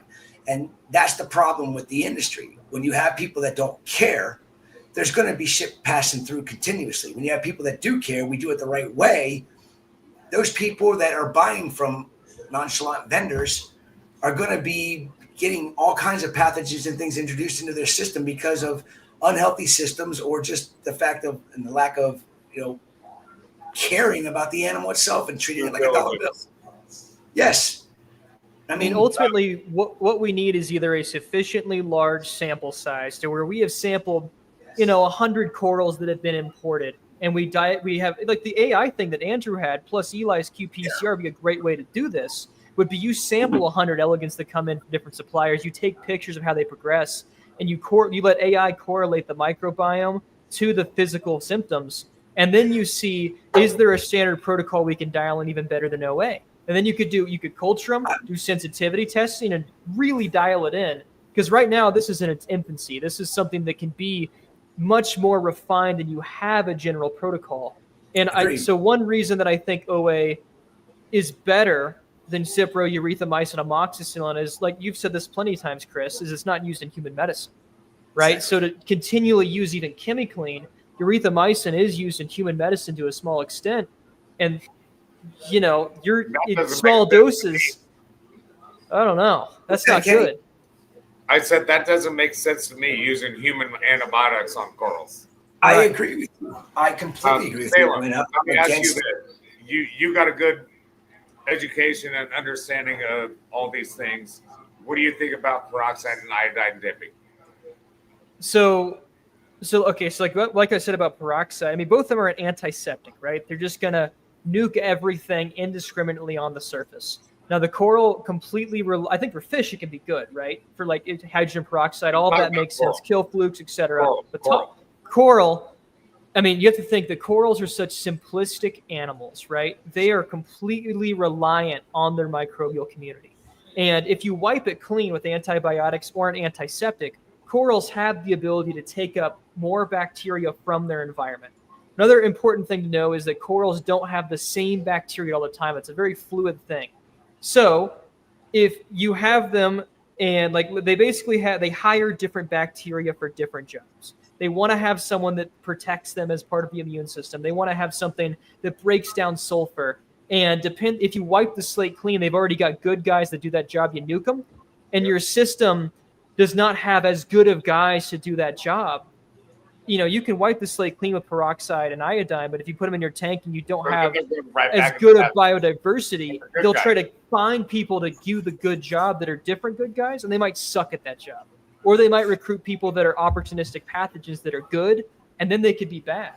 So it's a real, it's weird. I don't know. There might be a long-term negative effect to using peroxides or iodine initially if your microbiome in your system itself is not good, where they can't pick up those good guys again. I think it can resolve pathogens, though, right? You're nuking everything. The question is, can corals recover efficiently? You know, and absolutely they can. And maybe, to go back depending to on your tank's environment. To go back to the you're taking them out of this bath and putting them back into that biological bloom of love. But you got to think, why did they get sick in that environment in the first place? I'm with what Kenny's saying 100%. You know, and here we didn't come up with the oxalic acid. You know, I mean, Julian Sprung loves elegance corals, and he kept getting these beautiful elegance corals and kept seeing them, you know, wither away and die. And he tasked Zach from the Frost Science Museum. And the whole article says the whole story about how OA came about with treating the corals. And the elegance coral that Julian tasked Zach from Frost Science to treat with his veterinarian, that coral's still living in the Frost Science Museum's, you know, Indo-Pacific Reef today. And, you know, that says a lot, is the fact that, you know, what their research did worked. Because, you know, if that elegance wouldn't be alive today, and if Julian and Zach wouldn't have passed that information on to us, we wouldn't have done some tweaking to the method and how it was being done. And we wouldn't be able to save elegance corals today, and we wouldn't have customers that are super happy and confident buying an elegance coral from us. You know, and you talk about, you know, your hydrogen peroxide and iodine. I've never played with the hydrogen peroxide side of it. I know iodine is my go-to dip. I mean, it only makes sense. It's an anesthetic. I mean, what did we used to get put on our cuts? My mom would come home and have a on my arm. Have you ever had peroxide mercurochrome? You're exactly right, Kenny. So I'm not opposed to giving it a try. What kind of concentrations are you doing? And don't tell me a freaking squirt like you did the other day. A glug. I will show you. Glug. Well, okay, so here's the thing, right? I'm open to being wrong. I think this is another thing. We got the Reef Builder Studio. We got ACI Aquaculture. We got High Tide Aquatics Oakland. We had the people on, just the very last guest, that can test the microbiome for us. Why don't we all test it on some coral? We can actually answer these questions, which is what's great about the hobby now. We don't have to talk in circles. We can dial it in. There. That's weird. And back to what you were saying about Literally, like this. 100 elegance corals. There you go. There's your squirt. And how many gallons is that? So squirt per. So I need like a half a bottle in my system. I put a lot, man. He's so meticulous with everything else, and with the coral, he's just like squeezing that everywhere. It's like my seahorses. Still, back to what you were mentioning about 100, getting 100 specimens and taking the samples and doing all that stuff. You if can you do it was that. like we did with the veterinarian and the Liquid aquaculture. ozone. We did, tissue samples, and it was a lot of work. I mean, for 8 corals. It was a lot of work for 8 corals. I don't have the staff. If I was to do 100 it's corals, not you do it all in one batch. It's you do it over years at a time. And think about everything we've talked about today. I got you. Like think about what Rich talked about, right? If there was a centralized organization to give basically grant money for this stuff, if we all come together as a community, we could really organize it, get money from the people, and answer these questions now and make this better. The guy that came out of BRS that's trying to do that. Sorry. Really? Sorry. Dude, Don't say do it again. No, I don't want to say that again. Because you guys already know what I just said. So peroxide, I think, can be useful for maybe lowering dissolved organic carbon too. That's something it could do because it's a free radical. So I do want to test peroxide in tank. I think that could be cool. So I called Kenny the other day and said, "Hey, what do you do? How much peroxide do you do?" She's like, "A squirt." And I'm like, "Dude, you got to give me more information." If he's a squirt, then you're a glove, Chris. So I will say this, and me and you talked about this, and Salem made me feel like I wasn't crazy when he started coming out and talking about DOC, because I've been dosing peroxide to my tanks for 4 or 5 years. Literally just because I run such a high pH, somehow it suppresses my ORP. A lot of my friends told me, don't worry about ORP. Don't worry about ORP. No, I worry about ORP because I know what it does inside of a microbiome. Like I say, it could, right?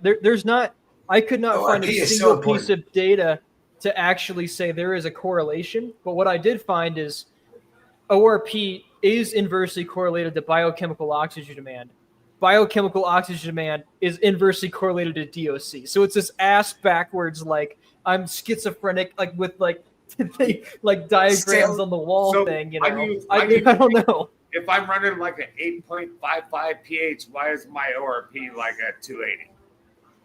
Like I say, it could be you need to have your pH alone will not determine the ORP of your system. ORP is such a complex, like redox alone. Advocating to run 8.6 pH.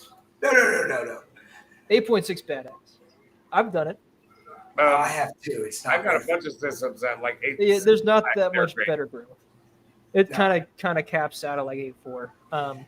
But that's the thing is ORP is any type of redox reaction in the system. So pH can regulate that, but the concentration of your organics, the actual concentration of oxidizers, right? If you're adding free radicals like peroxide, like hydroxide, there's so many things that can UV and ozone can skimming. There's a ton that can influence that. So to just say, like you said, that's why I was saying in the article, ORP could maybe be a metric that could be used as a rough baseline. And I have seen correlations between getting my DOC lowered and ORP rising because higher organics can suppress it, etc.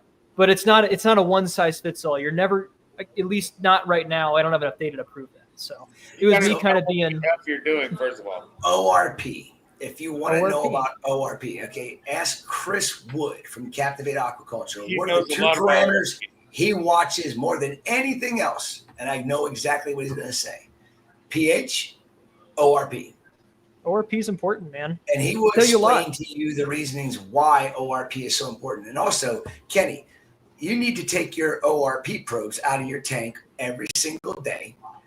And you need to dip them in your hydrogen peroxide and you need to sterilize them on a daily basis, because if you do not, your ORP reading is 100% wrong, because it's reading the microbiome.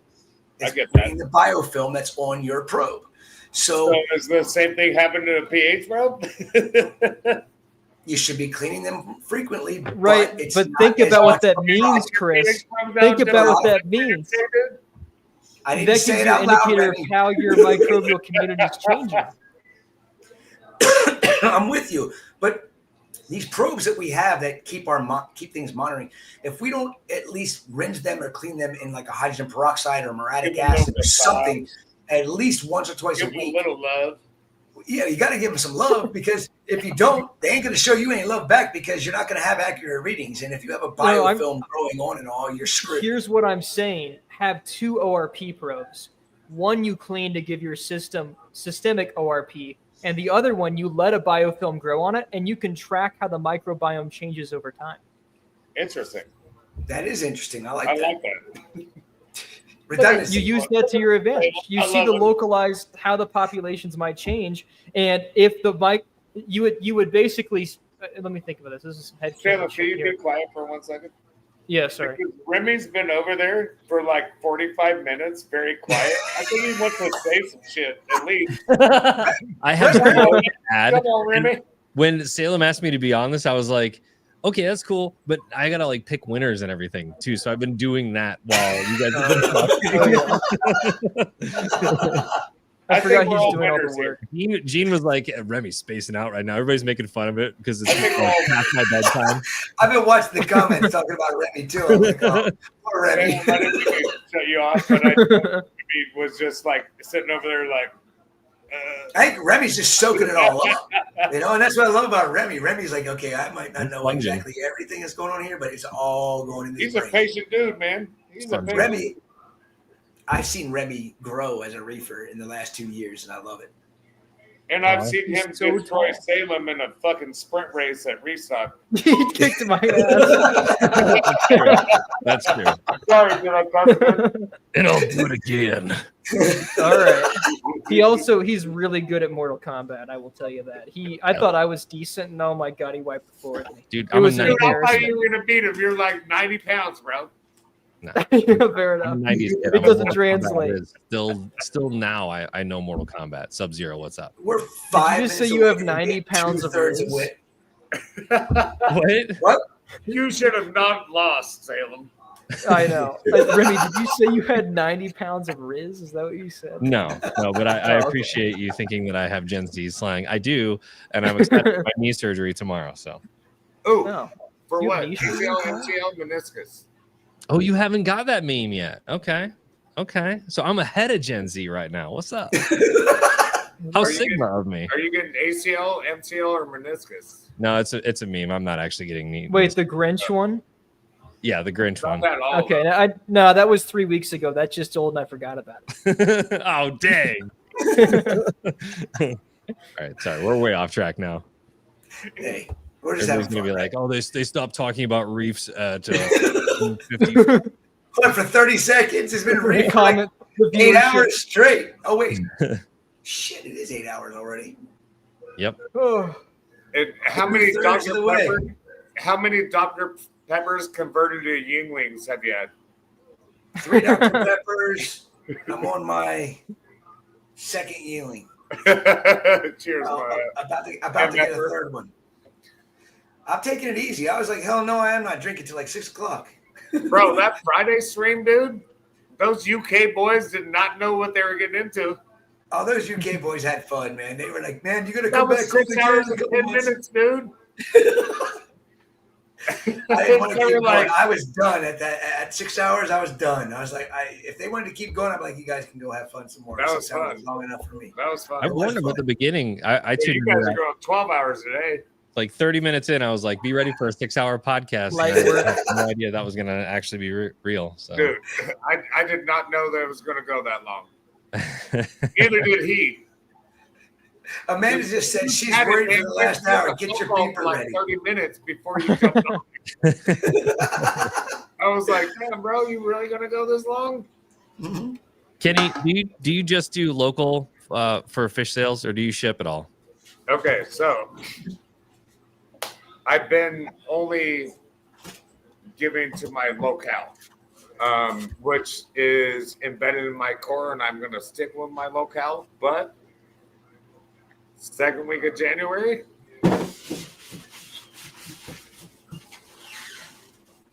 I'll be shipping. Okay, I thought that was modern dance there for a second. I wasn't sure what that was. I got a Naso tank for Keith that I'm shipping him in a week.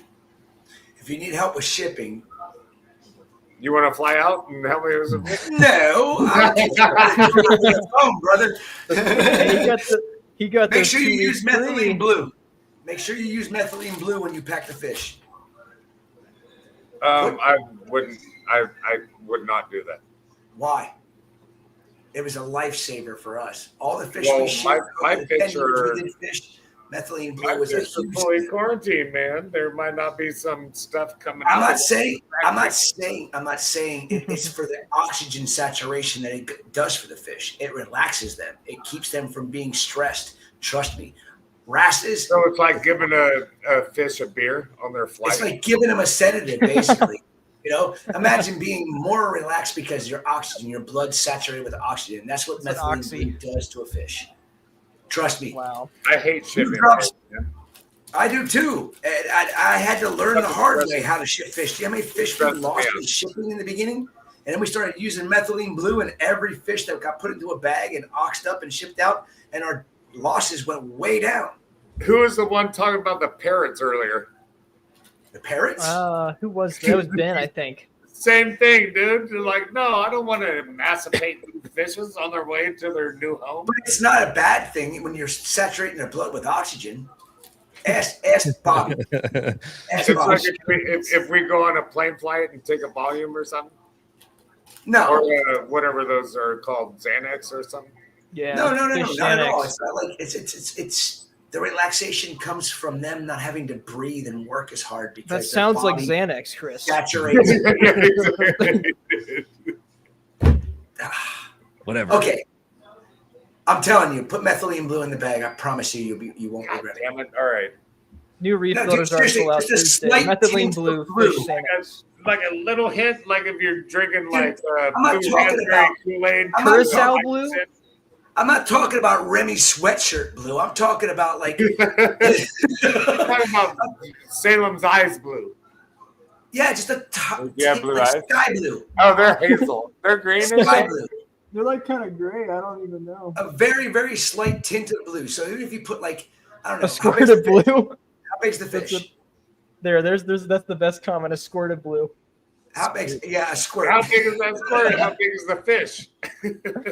How big's the fish? First of all, so that determines how big the bag, and that determines how much If water. this big, you give them a big squirt. If the fish is this big, just give them a little squirt. Drop. A squirt to a glug. There's a spectrum there. You got to figure out based on the size of the fish. I mean, we would literally have the guys. They were sitting there, and every bag that got, every fish that got bagged, they would put, depending on the size. A 6-inch bag got like 3 drops of methylene blue. An 8-inch bag got 5 drops of methylene blue. A 10-inch got like 6 or 8 drops of methylene blue. And also, depending on what fish it was, a wrasse got a little extra. So if it was 3 drops in a small bag, we'd put 4 drops in just because it would relax the fish because it would saturate their blood with oxygen. That's so you would say that a wrasse, instead of a squirt, it would get a big squirt. It gets a gullet. No, God, don't do squirts. Squirts a little too much. It gets a gullet. Drops. A big drop. Therapeutic.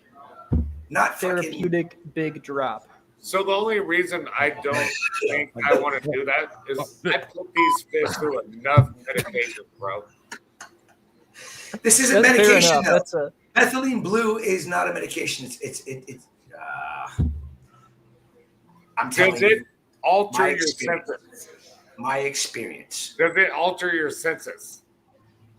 That's a medication. Methylene blue doesn't alter your senses. Does it alter your senses?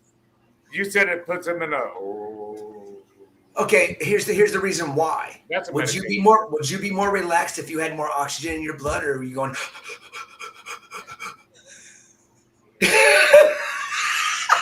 Someone, please, God. I'm clipping that. Yeah, there you go. I mean, think about it. Their gills are flapping like a mile a minute. When you put the methylene blue in their water, as they're freaking respirating like crazy, you'll see the respiration just calm down, and that's only because there's more oxygen in their blood. So for my whole quarantine process, it's literally like a 21-day thing, and I'm conditioning these fish. So they're getting used to people coming up to the tank. They're getting used to me feeding them. So if you get a transship, you walk up to a tank, they're going to be freaking out and hitting the glass all over the tank. But as I condition them and get them used to human interactions, they're not doing that gill flapping and all that.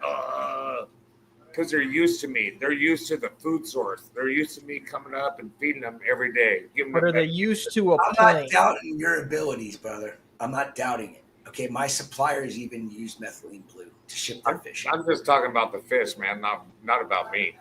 Oh, I know. And I wouldn't do it unless I think it was very beneficial to the The 5-finger death punch? No, I had a question.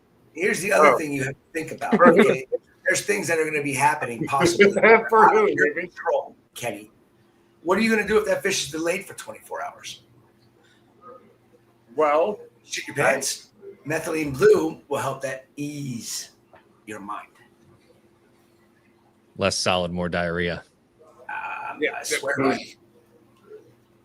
I've shipped thousands, tens of thousands, hundreds of thousands of fish. That just reminds me of like when I was a kid buying fish from the store. I was like, "Are you going to put the stress code in there?"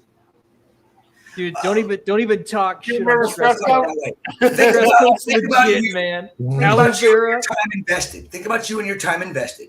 Okay, and think about the therapeutic amount of methylene blue you're going to put in there. That's going to guarantee the fish has plenty of oxygen saturation in its body, so it's not going to stress as easily when that courier takes your box. And they will, I promise you. It's a box this big by this big. They're going to take it and they're going to throw it across the freaking room. I think of the opening scene of I Ace get what you're Ventura. saying. I understand your ethics, your morals, and what you're believing.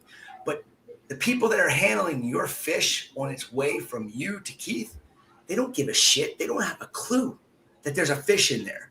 So you have to prepare for every possible scenario that fish is going to go through. And the methylene blue is going to save that fish. I guarantee you. All right.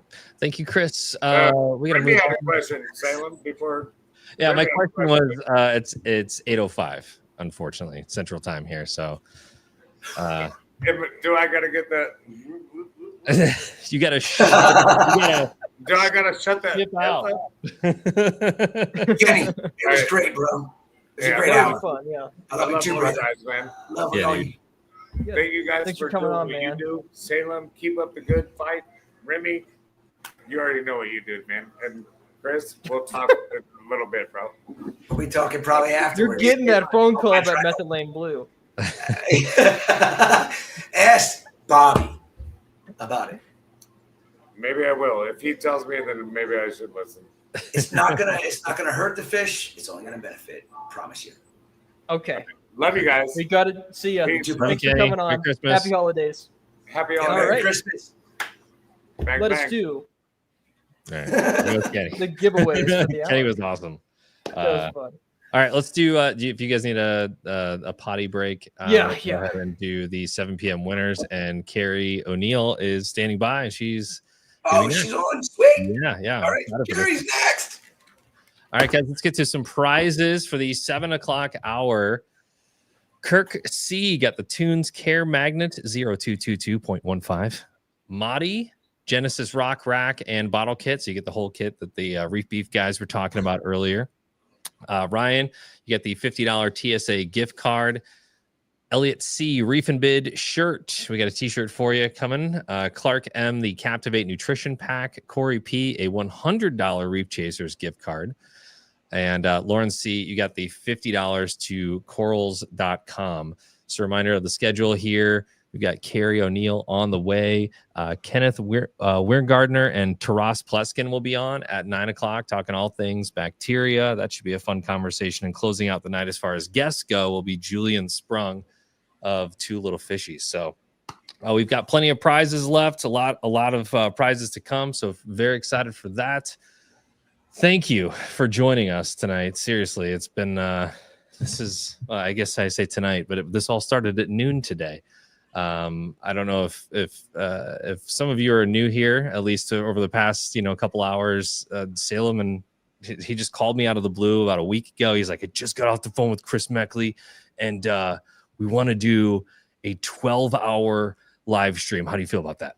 And I was like, like during Christmas holiday and everything. And he said, yeah, we want to do that like before the end of the year. We'll get a whole bunch of prizes and we'll blow it out. It'll be fun.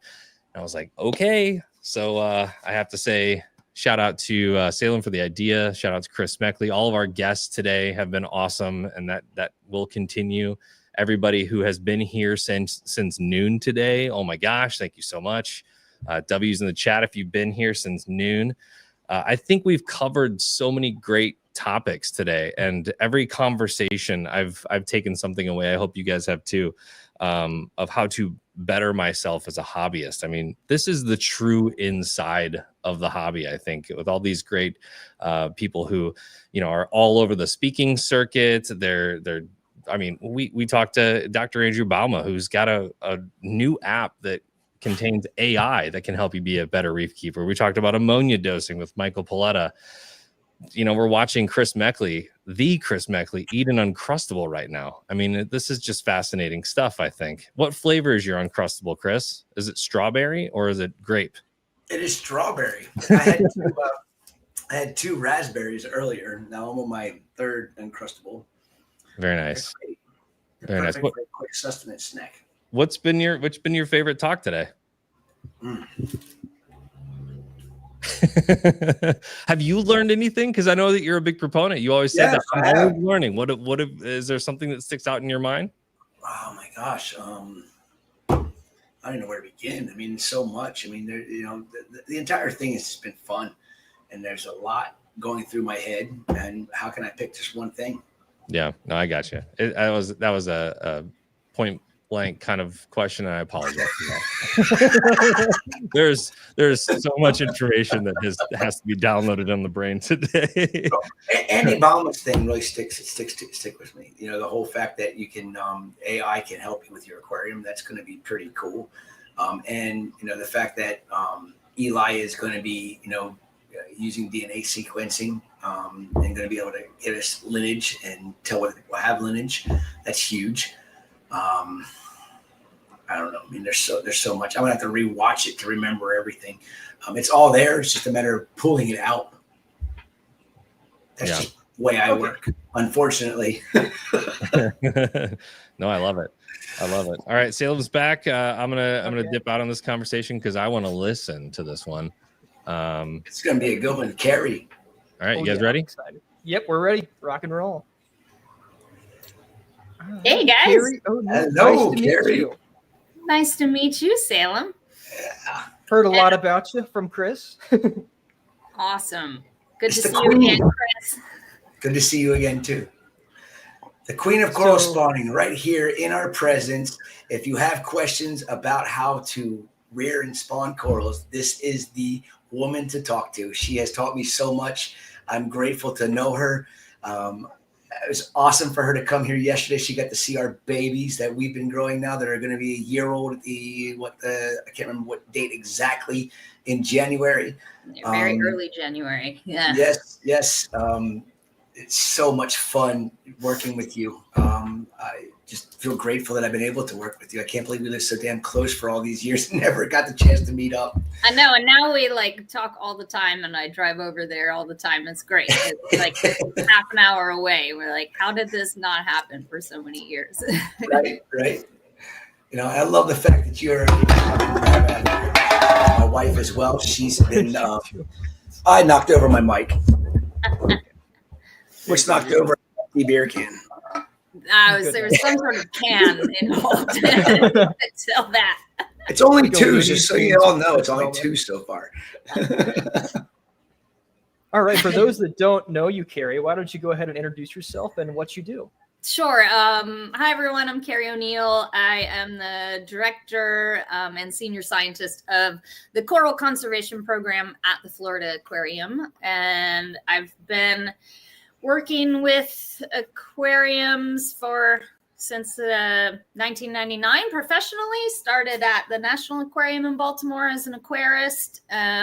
Began taking care of reef tanks at home pretty much at the same time I started my internships at National Aquarium. So it's been about 25 years. And I first got involved in coral spawning in 2008 with a group called Seacor, you may be familiar with. And then I've been working spawning Atlantic corals at the Florida Aquarium for about 8 years now. We had our first official successful spawn in 2019. So it's been 5 years, and now we've spawned 14 different species. And I just did some math today for a report. Actually, we released 9,000 and 9,600 sexual recruits or corals raised from spawning events back to partners to be put back in the ocean in 2024. So that was our highest number yet. So it just keeps getting more every year. Yeah. And I manage a staff of 14 aquarists that work with me that make all of this happen, and the coral spawning, and then also raising long-spined sea urchins for release back into the wild.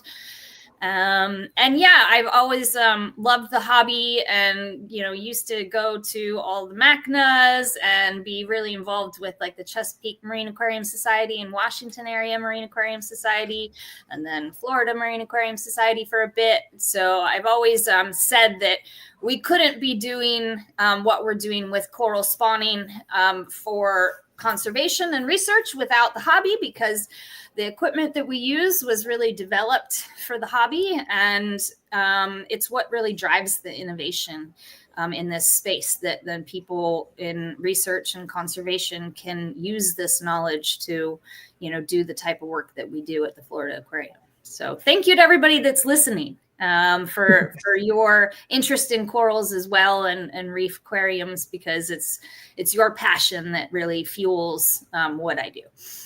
Well, thanks for coming on and speaking. I think my first question is, what's the ultimate goal of the programs you're working with? Do you think, outplanting is it gene bank? What are you all striving towards? Yeah, so we do serve it as a gene bank, but the thing is, when you're serving as a coral gene bank, if you do it well, they still grow, right? So you still end up having corals that need to go somewhere in the end. So most coral gene banks will also end up outplanting corals. I work with corals that are native to Florida, so they can't legally be sold. So really their only disposition plan is to put them back in the ocean or to surplus them sometimes to public aquariums, but even that is tightly regulated. So we decided, though, that, gene banking is great and is very important. However, Florida's corals are really suffering from what we call Ali effects. So that means there's so few parent colonies left that when they spawn, they aren't successfully fertilizing and then recruiting and making the next generation, like recruiting into the population. So we decided back in 2017 that we really wanted to be spawning these corals in the aquarium based on Jamie Craig's work. And, at the time we knew this was really important to have like new genetic combinations and trying to increase the number of actual genotypes of coral that are even available for restoration. And now, after the last 2 summers, and with stony coral tissue loss disease and 2 marine heat waves, now it kind of feels like reproducing corals might really be the only hope for the future of some of these Caribbean species, such as the elkhorn coral, the pillar coral. And now it's even more about potentially reproducing them with corals from outside of Florida to try to bring new genes into the population. So that's our kind of latest goal, especially with the elkhorn coral and the pillar coral. Like I said, those 2 are extremely low numbers of genetic individuals in the Florida population at this point. So, hoping you can bring some more adaptive genes from other regions. So it's a very long-winded answer. The goal changes. The goalposts change, right? Like, it's not as simple as let's just outplant 100,000 corals and save the reef. Like, that's not how it works, unfortunately. I wish it was that simple. Yeah. I love the conversation that we had when we first met, and you said, I don't save the reefs. I save species. I hate saying and that is like, that right there hits the nail on the head. The fact that you are just real as real can be, and you're saving these species from extinction, and you're trying to learn more about them and try to make sure that we don't lose them forever. And I have to thank you personally, because I said it to you many times, but publicly I'm going to say it. Thank you for all the work you do and all that you've learned. And thank you for helping teach Amanda and I here at ACI some things. We still have a ton to learn. And I can't wait to see what's going to happen in the future for what you're doing and what we're going to be able to do with your help. Well, I think it's good for the hobby too. Like, thank you for saying that, Chris. But I always want to educate people in the hobby and in the industry, because I do think it's a useful technique, to spawn some species and raise them. It can take collecting pressures off of species that are being over harvested or even being pushed to being harvested illegally and imported illegally. I think there's a big place for captive spawning and rearing in the hobby. So I always more than happy to chat about spawning and share information. That's why we had to have you on here. Yeah. We're going to talk all things spawning, all things conservation. So that was the goal. So which route do you want to go down, Chris? Do you have a preference, or Carrie? I'm going to ask her. Spawning, I'm going to ask her a question that I think I already know the answer to. What's the hardest species you ever worked with? Oh, from like a spawning perspective. Well, it's just pillar coral. Like, actually, never mind. I don't even need to say. Like, it's just pillar coral. Yeah. They're extremely pillar and elkhorn. They rival each other, and maybe this is why they're the most endangered, because they're the biggest princesses of all of them. They're like, it's ridiculous. So, but the pillar coral is harder to raise from spawn, because they're a gonochore, so eggs and sperm are separate. Male and female are separate. They can change sexes, so technically they can be called a sequential hermaphrodite. But either way, eggs and sperm, they're not bundled. They just, spawn them out into the tank, similar to acanthophilia, except usually from separate colonies. Eggs from one colony, sperm from another. And then the eggs are quite small. They're not super buoyant. So they're a pain in the butt to collect. And then the settlers are very tiny, very hard to raise. They're just a finicky coral. And even the adults are like highlight, high flow. And by high, I'm talking 300 to 600 par, 300 in the winter, 600 plus in the summer. And just like, just multiple wave pumps on full bore, like pulsing all the time. And they really don't like fluctuations in water quality, like fluctuations in alkalinity. They're like, and they're just going to start having tissue loss. We've been advising a lot of other Caribbean islands that want to build or have built like pillar coral land-based holding facilities, and we're always like, stop messing with your alkalinity. Like, just stop. Just let it be like 120 parts per million, or I think it's like 7, DKH. Like, just let it sit there. Just stop. Like, stop. They do not like what we do to corals in the hobby and try to like drive up the alkalinity, and they hate that. So, like, just stop. And then after people finally listen and just keep it 120, like normal ocean alkalinity. They're like, oh, they stopped receding all the time. I'm like, yeah, they just Yeah. they're just. I think if you speak, they should listen. I mean, you have kind of the experience, but there's still so many people out there that don't care. They just have their own ways of doing things. There's plenty of things that we are still learning, every day. That's what's awesome about this field is we're always learning something new. And there's so many different opinions, and you can have 10 different ways to do the same thing and be successful, because there's so many variables, right? Like any tank has thousands of variables, and just because I have this one variable this one way doesn't necessarily mean it's the only way. So I tend to tell everybody to take everything with a grain of salt and just pay attention to your corals and let them tell you what's working or not. Yeah. That's exactly what everybody needs to understand. And you hit the nail on the head.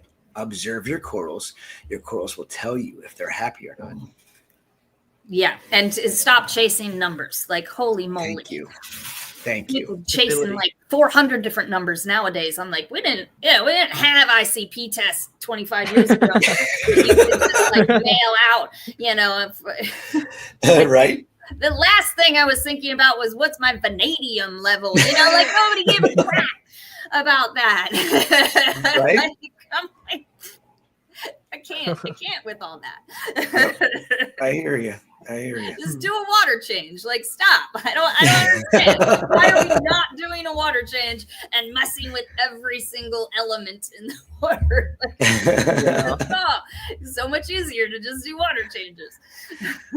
Yeah. Seriously, yeah. So a bit more of a technical or spawning site question. Whenever you all are trying to do settlements, do you use a generic settling tile, or do you have different surfaces? I know the biofilm can inhibit settling signals a lot. Have you manipulated that at all? Or there's such a loaded question.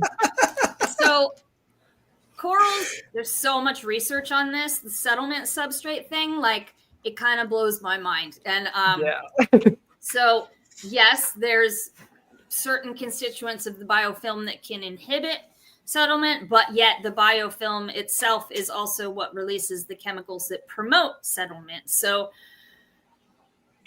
probably the best research, I think, shows it's actually the bacteria that lives in association with certain types of CCA that release the chemical cues that promote settlement.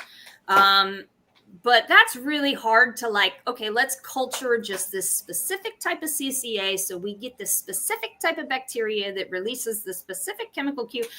So what we tend to do is just put a bunch of ceramic tiles in our sumps, let the biofilm and CCA grow all over them. We love to use smooth tiles. Now, corals love to settle in nooks and crannies and grooves. That's what they love. However, nooks and crannies and grooves suck afterwards for cleaning. Because you got to sit there, and now all the algae and everything else loves to settle in there too, and detritus gets in there and can smother all the baby corals. So we settle on completely smooth ceramic tiles that have been soaked. We soak them for a long time in RO to potentially leach things, and they do leach things, that's for sure. But we try to soak them for a week or two and then rinse them off a bunch. Then they're in our sumps conditioning for 3 to 6 months before spawning, so they get a nice biofilm on them. And then we'll take chips of CCA from other rocks, and we kind of know now what the good CCA looks like. At least in the Caribbean, hydrolithin and titanoderma are the really good ones that corals like. So we'll try to find chunks of that, grind them up in a mortar and pestle, and sprinkle it over the tiles. All of that being said, sometimes settlement will be 10% of the larvae, and sometimes settlement will be 70% of the larvae. And it's still not totally understood or controllable.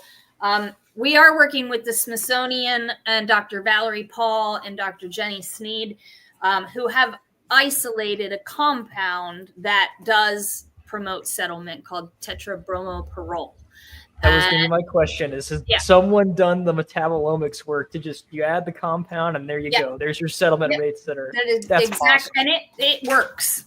And we have used it, and it makes some of the corals just settle in the water column, which is interesting. They'll just metamorphose without ever like attaching. It's that good, right? Like they're just like, it's time to settle, and they just go. But it makes, 50-60% of them will make it down to the tile and settle. It makes life a lot easier, but it's not a stable compound. And so it has to be made like right before spawning, and it has a very short shelf life, so it's not super scalable yet. So we're working on that with them, but it works. If, like any isomers or something that are more stable would have a similar. Yeah, they did. All right, they tried like many different. None of them worked. Wow, it's crazy. I know. I remember when Carrie came out and she was taking a couple of our babies, our swimmers, our zoomies, as she would call them, and she's scooping them out. We use little shot cups, the little red shot cups that people use at parties, whatever. And she's scooping them out, and this one decided to settle right at the bottom of that shot cup, and it didn't move. We still have him; he's still here. You got to see him yesterday. I know. He's in a little solo cup. Yeah, he's called shot cup ass because he's just gonna always have one. Hopefully, we'll always have that shot cup stuck to his rear end. But we are also finding that acanthophilias, because they are a solitary polyp and they like to live in the mud, that they like to just fall off of their original base that they attach their butts to from the beginning. And I've got 5 in a shot cup right now that I have to re-glue down, which is not the funnest process. And she's tiny gluing. Yeah, it's like she laughs. It's micro gluing instead of micro dragging, right? You just like tiny little drop of super glue, and then put the little baby in there. And they don't like the acanthos don't like that very much. Like, I just want to be on the sand. Like I don't know what you're doing to this thing. I glued the one down at least 4 different times, and I'm like, this thing. Okay, the area that probably has no tissue is probably like the size of a pinpoint. Yeah. Which was where it originally attached. So when I'm sticking this little thing in this micro speck of glue, after using a tweezers under a microscope, going, okay, I got to tweeze this little guy into place. Okay, I got him. And I pick it up and I shake it around. Okay, he's stuck. A week later, where'd he go? Where'd he go? There's so much tissue going around the baby that all the way down to that little pinpoint, you're getting glue on it. And that little teeny pinpoint stuck. So all the tissue just keeps expanding and contracting, and boop, he pops off again. So I think it's just inevitable. They're going to have to be in a sand bed at some point because we're not going to be able to just continue gluing them down. When you look at the base of a lot of them, and they do have like this original tiny piece of rubble that they must have settled on, and then they've grown up. So all I can imagine is them on this rubble that's like rolling around or in the sand, and then eventually, like, it's wild how they ever make it in the first place. What temperature is it supposed to be at? 78. It's a little warm. You want to turn the circulation back on to the other side. Hey, Shane. 78. Shane's cleaning babies. I said, hey, Shane. We had the tank off tonight to monitor. I guess it. And then the snail spawned. So I walk up to the tank to check for eggs, and it's like, oh, those are too small. Way too many. Yes. We So had I've Pangea spawn on the way here for our shipment the other day. They were the only corals that we had eggs in the bag. They were completely milked out, and 3 of the bags had just like milky water, and the other 3 had little eggs floating at the surface. I'm like, well, they spawned. Can't do anything about it because they never got a chance to meet sperm. But Heliofungias, it looks like it's a couple of 5 or 6 days after the full moon is when they go, unless that was just a stress spawn from being packed and shipped. But something to know. There's so many comments in the. I'm just like reading all the things. But to Alex, Acropora palmata like usually spawns once, sometimes twice a year. So last year it was after the July full moon and the August full moon. Cool. And they are annoyingly not synchronized. Like they spawned anywhere from what we call +0, which is the day of the full moon, to +18, which is 18 days after the full moon. And I don't, a copper palmata sucks. That, like, hold on 1 second. I gotta go turn the spawning tank back on because it's a long story. Oh, I need to go see it all. Yes, you need to come down here. She said that she was really, she said, I'm sorry I couldn't have Salem come over when he was down. You're going to be down here, I'm sure, in the near future. I gotta get a plane ticket. I can get a plane ticket. Whatever. I want to come down during a spawn for sure. That'd be awesome. That's a video. That's what's more than a video. That's cool. That's one experience. I want to come too. The next spawn show, Remy can come. The next spawn that's going to happen for her is in, I think it's after the May full moon. It's Deploria. Oh, I like Deploria and Pseudo-Deploria a lot. That was like the only thing still alive I saw snorkeling this summer in the Caribbean. Yeah. I wish you could keep that. I was there for the Pseudo-Deploria spawn, not last year, but the year before. And it was pretty freaky. She knew down to the minute. She's like, okay, you better get over to the tank because they're going to go off. And the next thing you know, I walk over and that's crazy. They're that predictable.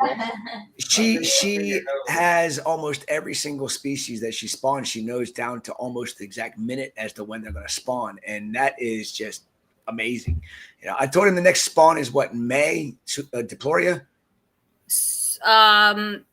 Pseudo-Deploria is in Deploria labyrinthiformis is yes.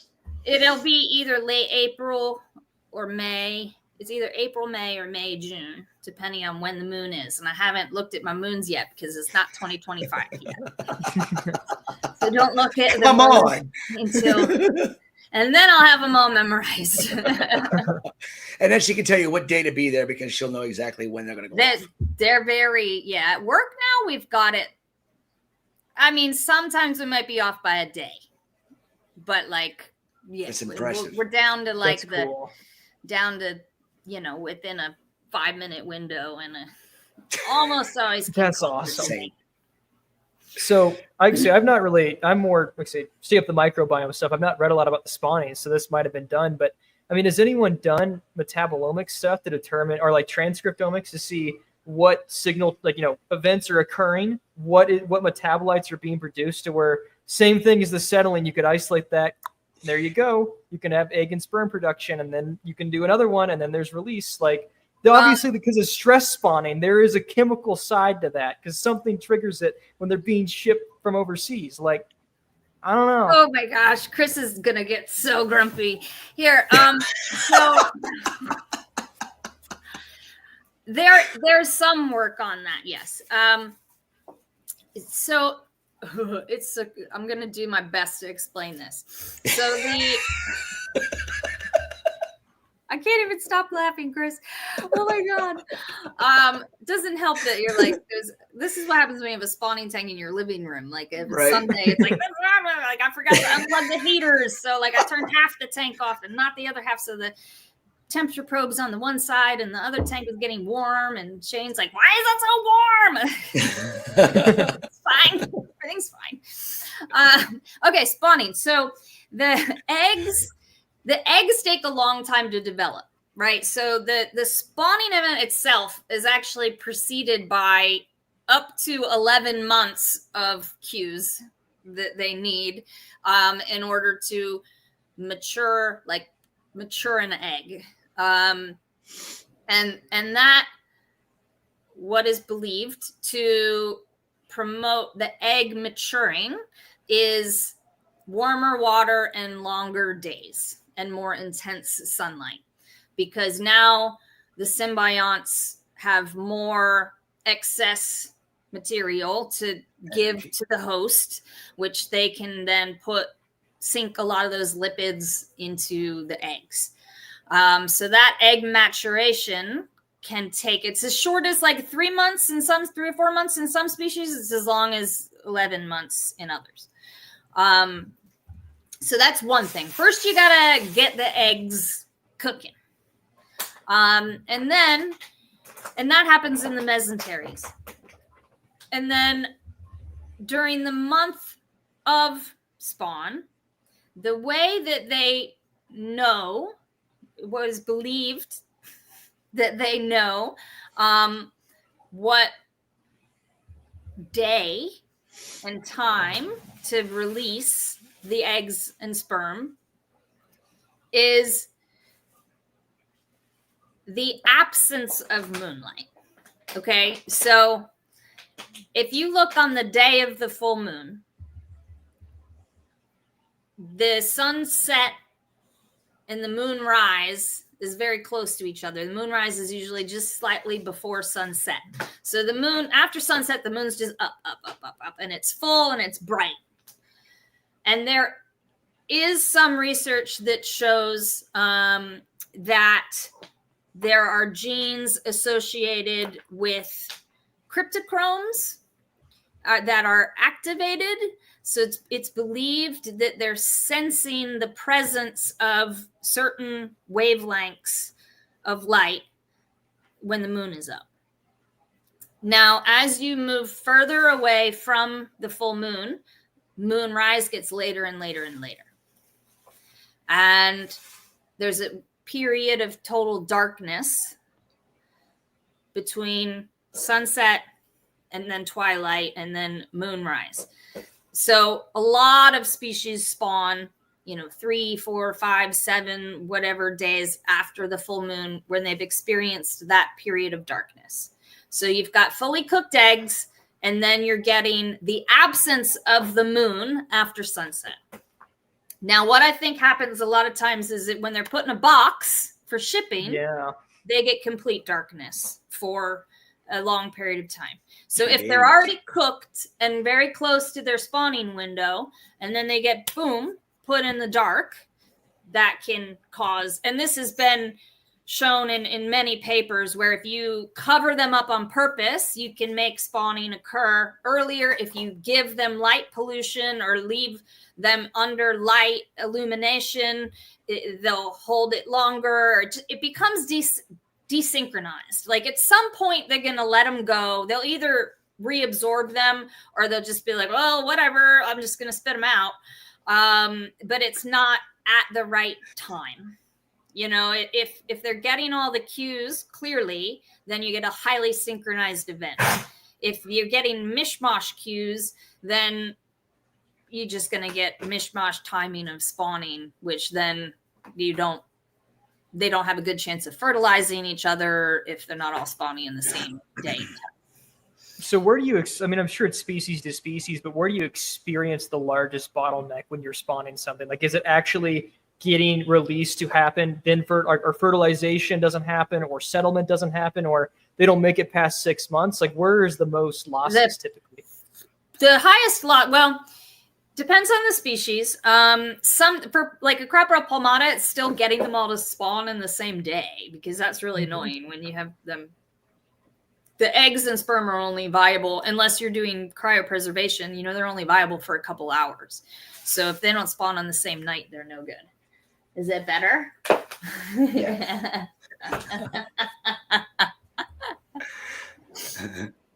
So they're only good for a couple of hours.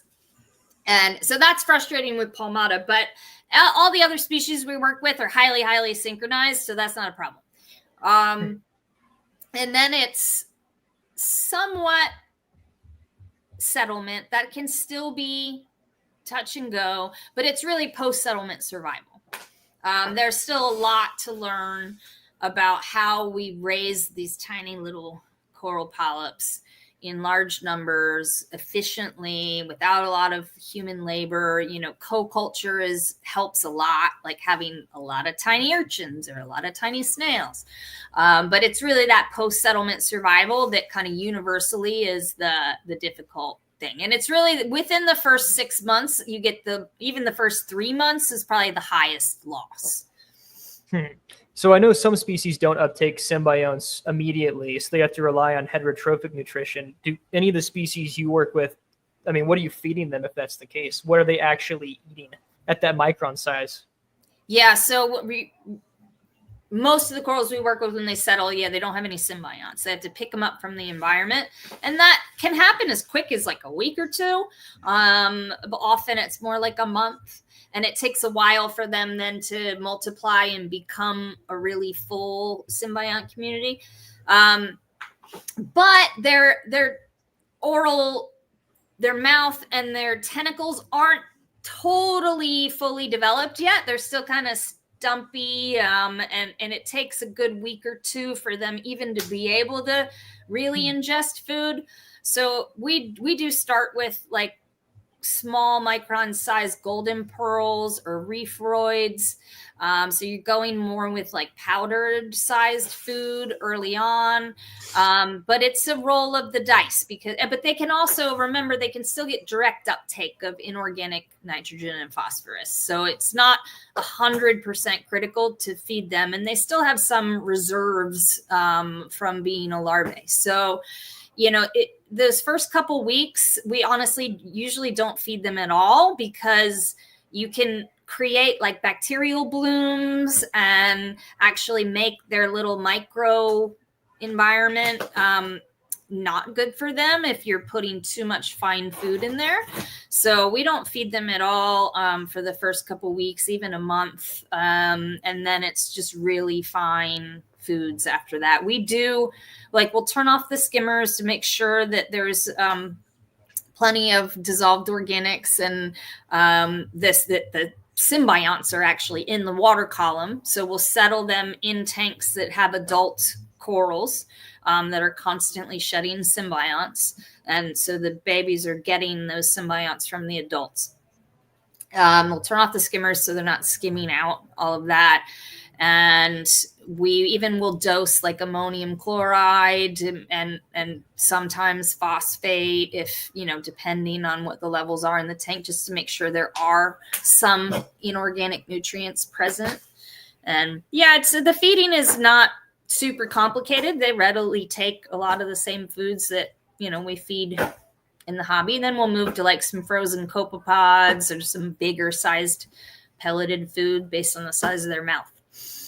So I know like a lot of the regimens you have to do are all highly regulated, So have they actually found it advantageous to utilize any type of like actual direct feeding? Like something I'm trying to grapple with right now is that balance of maintaining low DOC that's localized, like you said, so you don't have this dysbiotic event, because people just love to pour 1,000 pounds of reefroids in their tanks versus not doing it all and relying on photosynthesis and the inorganic uptake. I mean, is there really a benefit to feeding that you all have found? Yeah, so we did. There's a study, actually was very recently published. The lead author is Mark Ladd at NOAA. And we had 2 different year cohorts of Diploria labyrinthiformis, and some went into like an ocean-based nursery for a period of time, and then some stayed with us and got fed and not fed. And then they were all outplanted at the same time. So it was like an acclimation study to see, like, because some areas, these things get picked off by parrotfish really quickly. So we wanted to see if we actually fasted them, if their nutritional value or lipids or something would make them less palatable to parrotfish. So we fasted some for a couple months and then fed some, and some stayed in an in-situ nursery. And the ones that were fed and stayed with us grew far more than the ones that weren't fed and the ones that were in the ocean. Largely, as soon as they go in the ocean, they get so much fouling around them that they have a hard time growing. They're just constantly competing with stuff. Whereas in our tanks, we can control that a bit more. But the feeding definitely helps the growth rate with the little ones. But it's a balance, just like you said. The DOC thing is funny because early on with the pillar coral, when I first started, we stony coral tissue loss disease didn't even have a name at that time. And we were just getting in pieces of pillar coral that were from the wild, from diseased sites, and nobody had worked with pillar coral in tanks before, so just didn't really know anything. And I'd have some start to get a bit of tissue loss, and as soon as I moved them into a medical tank, which is just a smaller, like 70-gallon aquarium, it would stop. And I'm like, for the life of it, everything I could check in-house was identical. And I'm like, what is it about? What is it magic when I put it in this 70-gallon tank? And I don't like to not understand things. So I sent samples to an EPA certified lab that we work with for like real troubleshooting stuff. And one of the things I asked them to test was dissolved organic carbon. And the only major difference between the bigger systems that had lots of frags and the medical tank was the level of DOC. And interesting. I was like, oh. And then there's like one obscure paper with pillar coral that they actually produce a lot more DOC than normal corals, like get from their mucus. Yeah. So I'm like, oh, is it something about these corals that they're just like making a buildup of DOC? And I never used activated carbon. I was like, you don't want to use that in a reef tank. It removes all the good stuff. Blah. And then now we have it on every tank and change it religiously. And it made all the difference in the world. I've been telling you, Chris. I've been preaching. I use carbon. I use carbon. I change it every 2 weeks. It's the newest rabbit hole. Forget ICP, man. And honestly, now, like, we would send the Triton Endoc, and it would at least give us an idea, and we can tell if we haven't changed carbon or something else has gone on. It really seems for the pillar coral, when it gets up above 2, things start to go weird. And if we keep it a little over 2 might be okay, but if you start like pushing 3, then really weird stuff starts. Problems. Yeah. So I guess 2 follow-up questions from that. First, have you all experimented with any like macroporous resins or things like that are designed to remove DOC, like in wastewater, compared to like GAC or? I haven't, but I don't have a lot of time to experiment with stuff like that. If you figure something out that's cheaper than buying activated carbon by the 55-pound bag and constantly, then it's probably not much. Gladly. It's like if you religiously change your carbon. I mean, we have 60 life support systems at our facility, and we change the carbon on them religiously every 2 weeks. So it is actually a huge part of our operating budget. But it seems to help. I have a good source for really good, cheap activated carbon. You probably do as well, but we can always share that information if you want it. We can chat after. Carbon plugs, people. That's I buy a 55-pound bag as well, and we go through I get like 550 pounds of it in every like 6 to 8 months. There was I'm sorry. Go ahead. No, there's a funny comment that said no pillar coral if you want lower DOC. It's funny because we actually won't keep like pillar coral and the elkhorn coral in the same tank anymore because it does. So we call the pillar corals just like the dirty corals, and they tend to have their own system. So do you use like coconut shell base, or what activated carbon do you utilize? Oh, geez. Mine's coconut shell based. I'm pretty sure it's coconut. I like I'm pretty sure it's coconut shell based. But I get samples sent to me to make sure that there's no freaking copper in it, because I've had samples sent to me where I pulverized it, stuck it in RO, and tested the copper level, and there's been copper levels in it. And I'm like, huh? Really? Yeah. That and phosphates and actually nitrates was things we found in bad carbon. So we order 55-pound bags from Brentag. It's not like a hobbyist brand, so I can't even say like what brand I use. Mine's not. Ours isn't Hobbyist either. I won't say it over the air because everybody will be going to them. But here is my second follow-up question, which is my current existential crisis. I hope you can resolve for me one way or the other. So, given like DDAM model, right? DOC seems to be a major contributor to most coral disease events. Then bleaching is just, nail in the coffin for stuff. Given the fact that agricultural runoff lots of stuff like that is contributing to higher DOC values in the ocean, the Keys, the Caribbean. I mean, is outplanting even the solution? I mean, it seems like it's just, if it's an inevitable source of runoff and that's how the ocean is going to continue to drift, it seems like something of a lost cause to have outplanting. It seems like we should pivot to, long-term conservation strategies where we attempt to gene bank, and hopefully maybe things in the world change. I mean, you can't add carbon to the ocean, then, activated carbon to scrub it, and you're not going to be changing the chemical environment of those reefs anytime soon, and it's just going to get worse. How is outplanting going to change anything?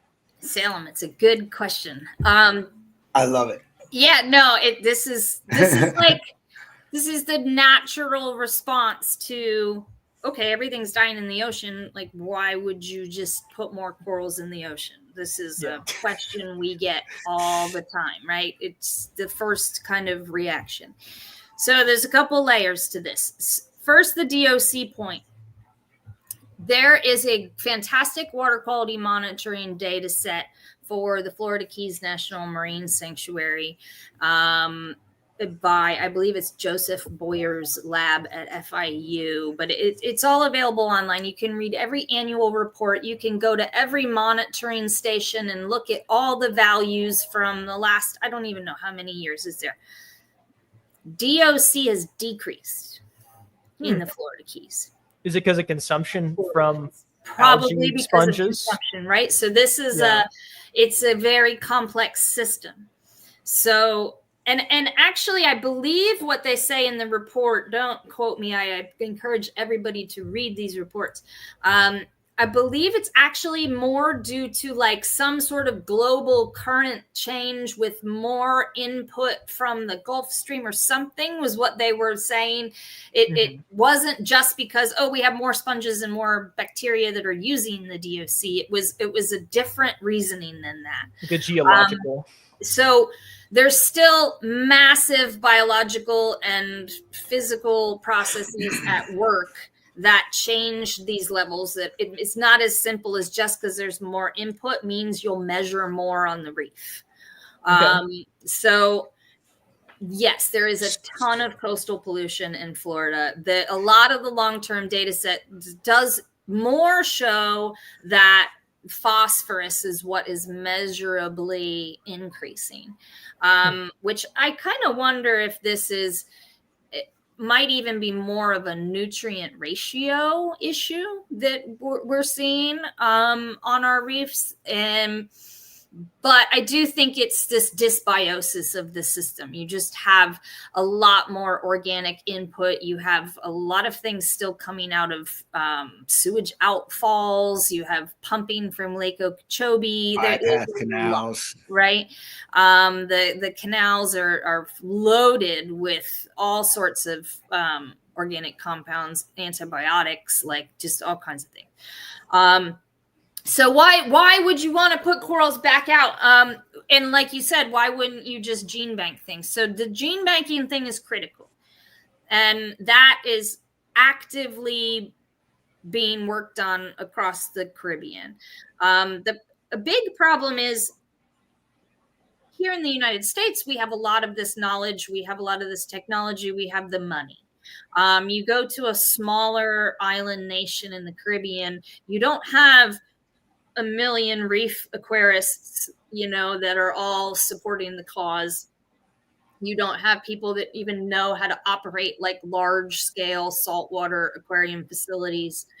You just don't have the funding. It's very, very difficult. And governments don't necessarily want to take their biological material and give it to a different country to gene bank. That's very politically frowned upon in many countries. So the gene banking is happening, but it's slower than it needs to be.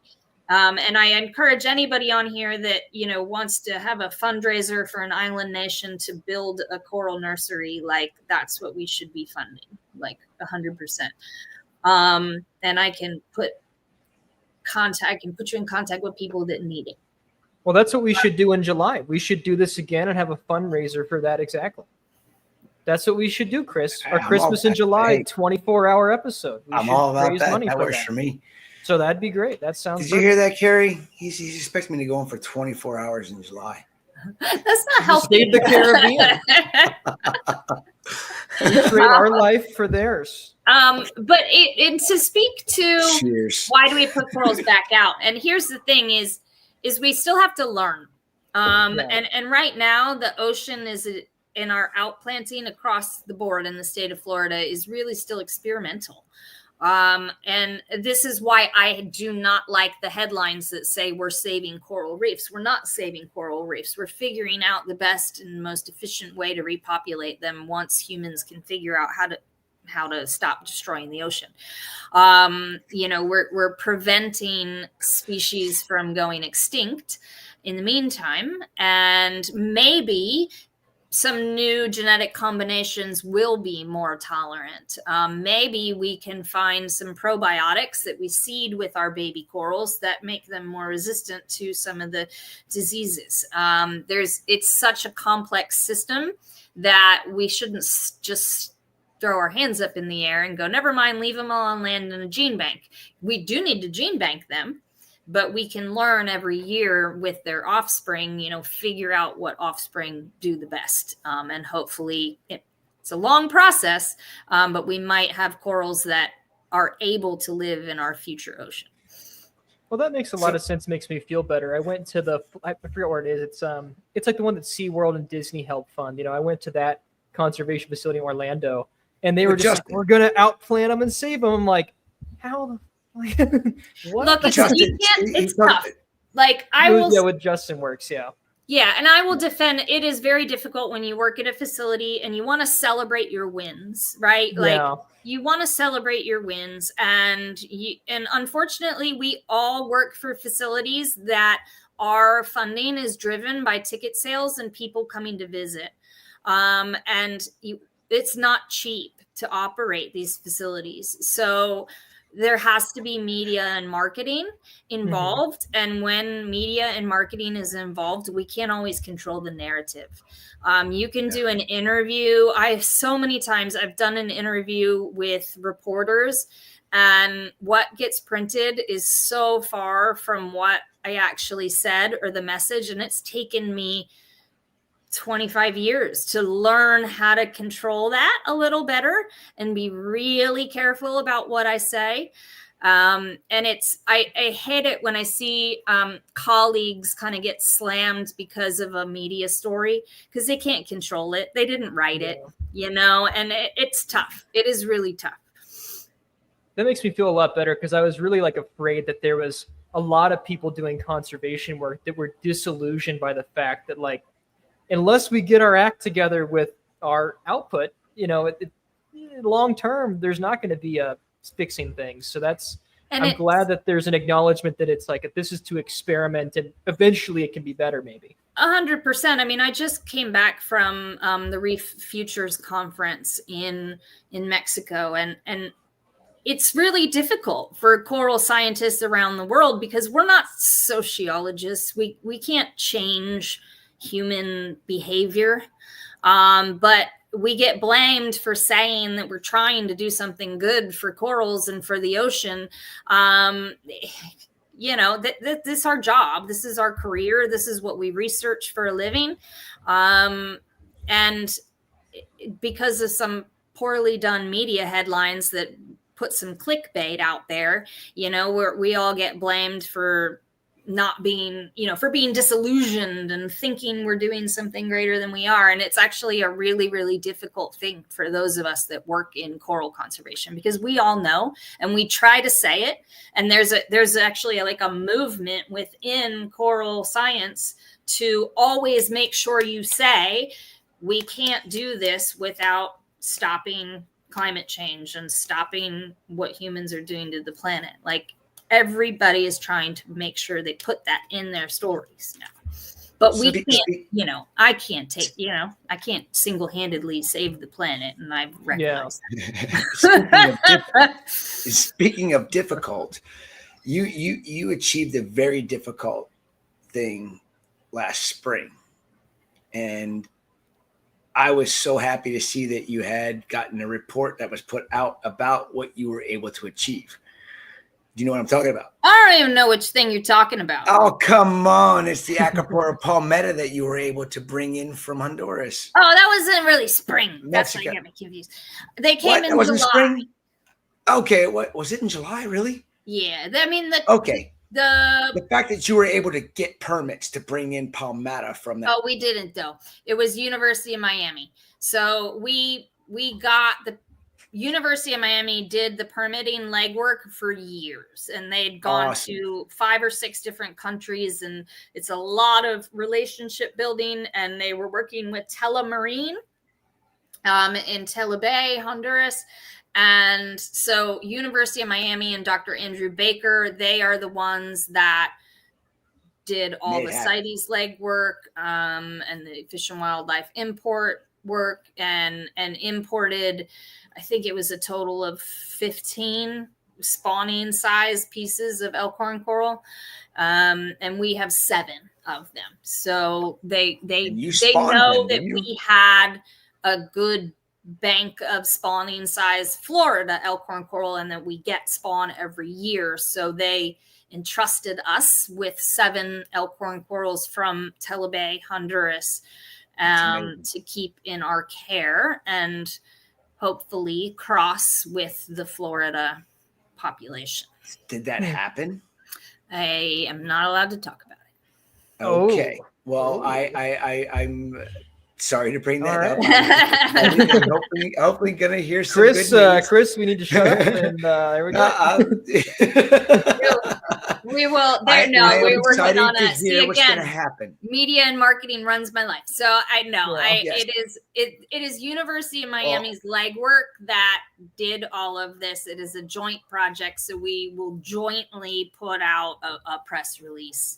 Discussing. I'm happy for you that you were able to even acquire these pieces, and I cannot wait to hear whether they successfully crossed with the Floridas, and if they are going to be more heat resilient like the Honduras pieces, which I think, if I remember correctly, they were living in like 30, 35 degrees Celsius water for a good period of time for it's a bay that gets very hot every summer. Naturally, I think it gets up to 32-ish every year. So it's hot. And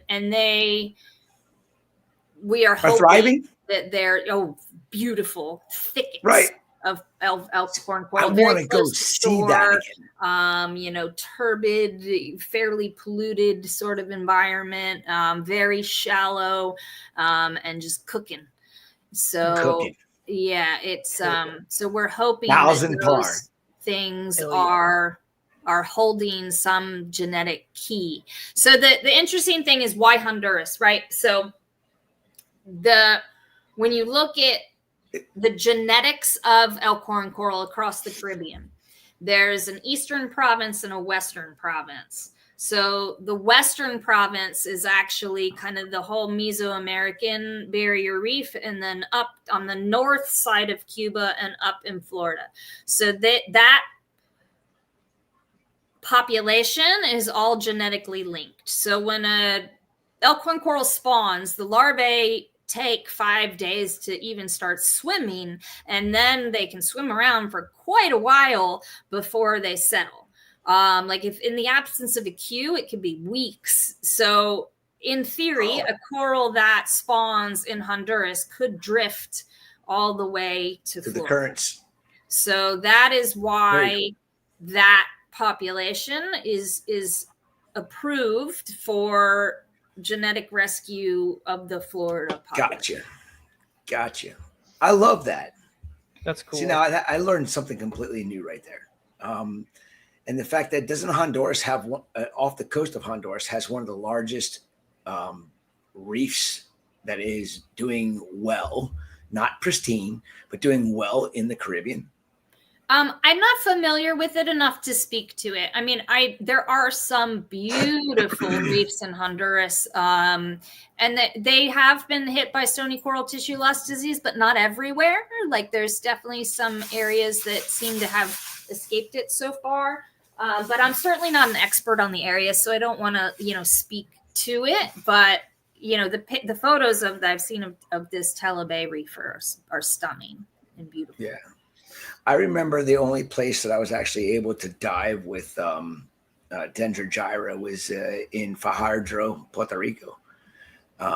When Amanda and I were there, we went over and we dove. And, I know you weren't supposed to do this, but I put my hand real close to the coral and you can actually see your hand. It didn't touch the skeleton, but you can see your handprint. And just to see, when I got close enough to it, the polyps retracted and you can see a handprint in it. I mean, it's just amazing how it's almost reminds me of like Hydnophora in its polyp structure. And it's fun. It's a great educational coral because like you can explain to people like, okay, see the polyps and how it's like waving and you can, and then you hold like a skeleton next to it and you can really like, okay, that's the animal part. The really the thick wavy, and they kind of start to click like, oh, it's got this tissue on the top of it. That's the animal. It's just so hard to explain.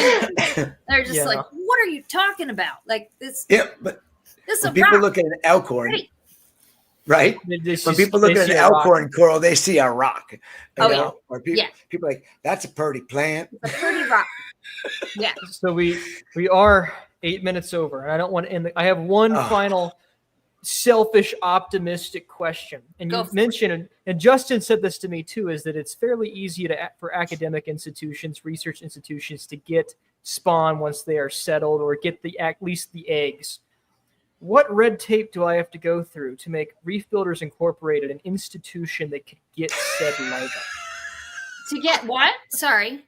To get Caribbean spawn. Oh, to like get the larvae and settle them? Well, he like Justin told me that they just, when they have either like settled, like they have extra eggs. Oh, they have extra larvae. Yeah. Like or extra larvae. Justin and our place now, we make like millions. Right. He said that they just give it to basically any academic institution that asks for it. And it's pretty open. What would I have to do at Reef Builders to get them? You'd have to follow all of the biosecurity regulations and be checked out by FWC. It's not impossible. BSO, like what level? Be approved to join what's called the Coral Rescue Project. Which there are private nonprofits that have done it, like the Reef Institute. Butterfly Pavilion. Well, Butterfly Pavilion is still like a public aquarium. Good point. If we were to have the fundraiser during July for the Caribbean country, we could register as a nonprofit then. I'm piecing something together here, Chris. I swear to God, we can make it happen. I'm gonna cut you dry real quick. You have to have a separate facility, separated from all of your Pacific corals. Would not even be able to be in the same. I've got it. Guess what? Not necessarily a whole separate facility, but a separate between room is. Yes. You know what I have here, Chris? I have a separate room that I could put HEPA filters on and have it sealed off and have like BSL level 3 type of stuff in there. I bet. It doesn't have to be quite that. I can get it all. More power to you, brother. More power to you. So I just want to know what's water possible. from that system. That's all I needed to know. Stuck on your hand to go in that system. It is possible. There's a lot of individuals now that are trying to start, nonprofits that. I mean, it can be for profit, and like you don't really have anything to sell, but you might as well be able to apply for grants and stuff that nonprofits. Speaking of selling, I wish that they would allow you to settle those babies and fund your research by selling them to the public as spawn settled grown Caribbean corals to bring more awareness to the beauty of what the reefs used to be. But of course, that's the loopholes and shit we have to go through that we probably it's come up in conversation. I don't think it would ever happen, like with regulatory agencies, because you do have to. How do you fund reef restoration? We sell the babies. Just fighting for this ACI Palmata. Sell it to the public.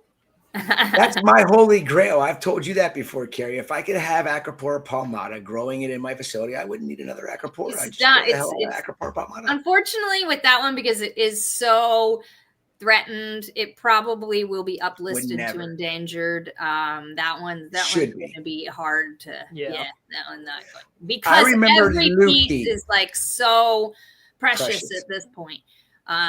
They are very strict with that one. I remember Lou Key in the early 90s. I was down in the Keys before Andrew hit. And I remember going to Lou Key diving and seeing, 2-foot queen angels, big monster, Frenchies swimming amongst the beautiful Acropora palmata outcroppings that were there. And I was told that if I went back there now, I'd bawl my eyes out because there's not a single one left. Yeah, so all of the elkhorn coral colonies at Lou Key died in 2023 summer. Okay. The unfortunate reality. I didn't mean to end it on a sad note. We do need to do the giveaway and transition. We are 15 over. Yes. So I'm very sorry. I'd like to thank you so much for coming on. I just want to introduce myself before we get out of here. Hi, Carrie. I'm Remy. Hi, Remy. I would like to join I've heard tons. Thank you guys so much for having me. So glad you were able to come on. Yeah, that was awesome talk. Awesome. It was great. I'm going to go finish watching football. Okay. Sounds good. Merry Christmas. Happy New Year. Merry Christmas. Thank you. Bye. See you, Carrie. Okay. Giveaway. We do to have Ross and Ken. insurance, and we do have a car that went into the side of the building recently. So maybe we could throw on a separate room right there. You know, you got years of work to be able to get certified. Just we can start with the insurance. It's all about building the foundation now. If you build it now, if you want to go through the multiple years long process of becoming, having the ability to get the corals and grow them, go for it. Jake would be all about that. You'd make Jake proud if you were able to make that happen. What's that, Remy? I said Salem's 15 years old. We got plenty of time. Okay, let's do the giveaway and get Ken and Teras on here. We've been cutting another time. Look at We've this. been Urgent plotting Salem. stuff for too long. Right, we gotta. All right, here we go. All right, you're at 8 p.m. winners. We have another Orphic Natura icon light up for grabs, and Bob. I'll be right back. All right, we'll see you. Sean E. got the $200 Reef Nutrition gift card. Houston A. got a $50 Champion Lighting and Supply gift card. Carl K. from Oceanic Gardens, a 4-stage RODI machine. Jamie M. got a Triton ICP test. Carlos P. $100 to Underwater Wonders. And Jeremy D. with $50 to corals.com. Lots more giveaways, of course, and more guests as well. Excited about the next talk here. It's gotten very sciencey, Salem. I'm sorry. No, it's great. I love it. I didn't mean to. Just I wondering. do realize that it's really been science people like the last 7 people. It's awesome. No, I love it. Do you want to wait for Chris to come back, or do you want to pop these guys in now? They're 15 minutes late. We got to add them in, man.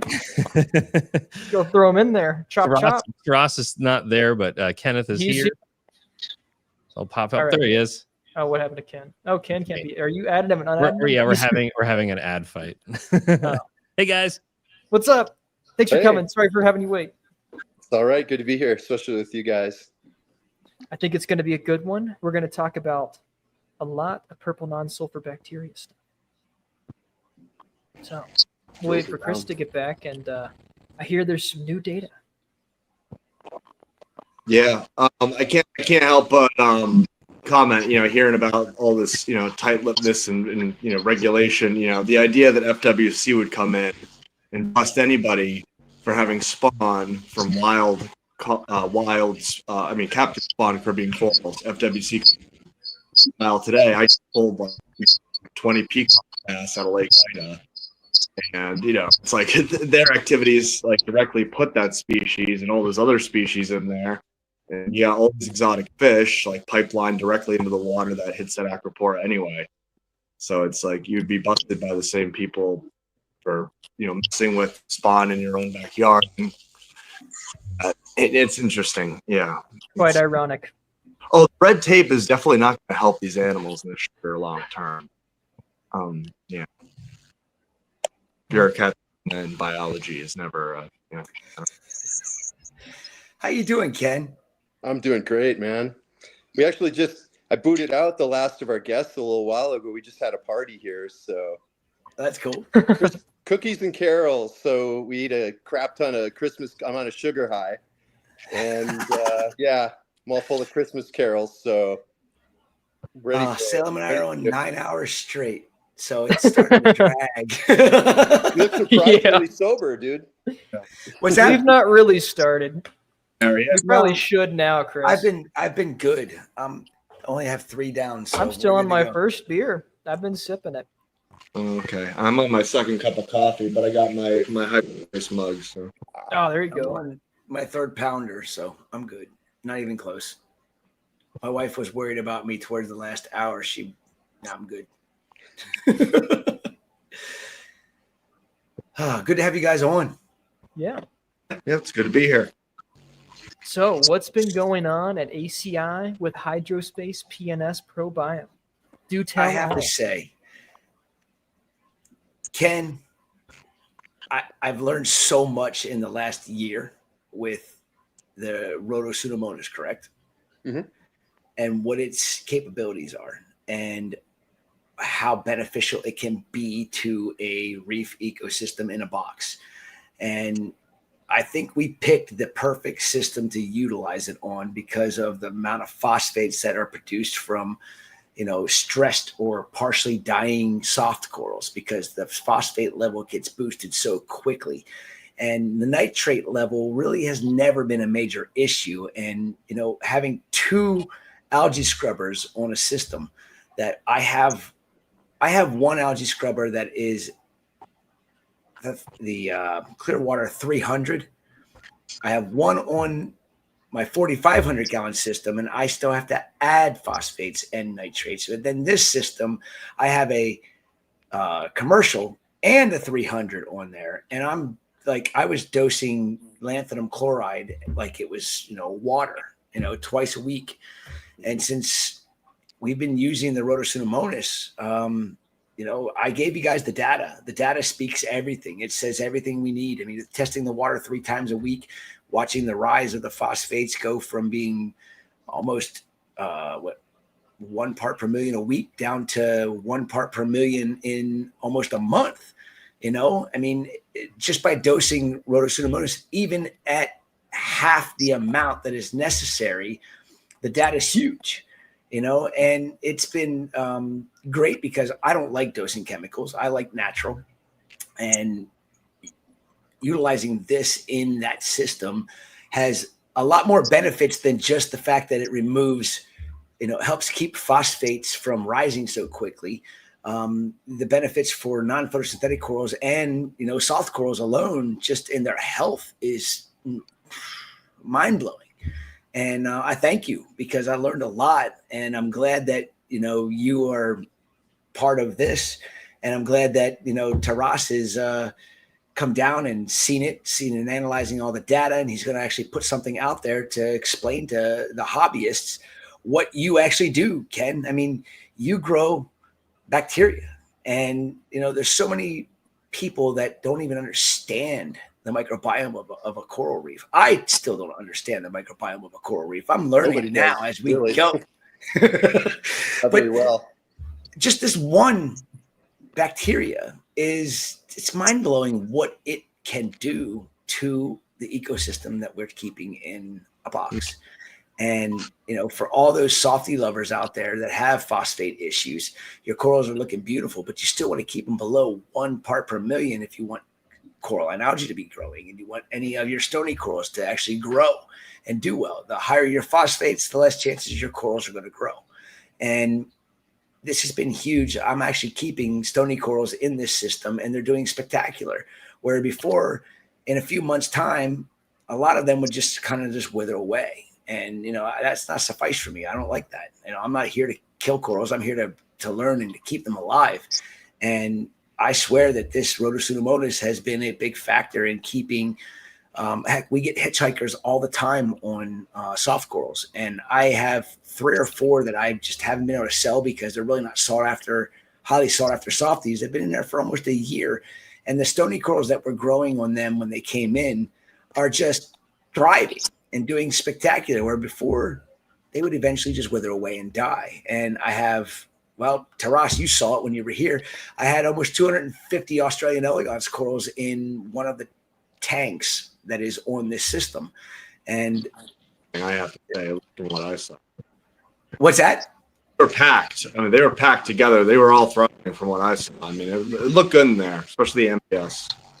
They look spectacular. And the NPS, that's I think the biggest thing that really excites me more than anything. And I love the fact that it's helping me keep my phosphate levels low.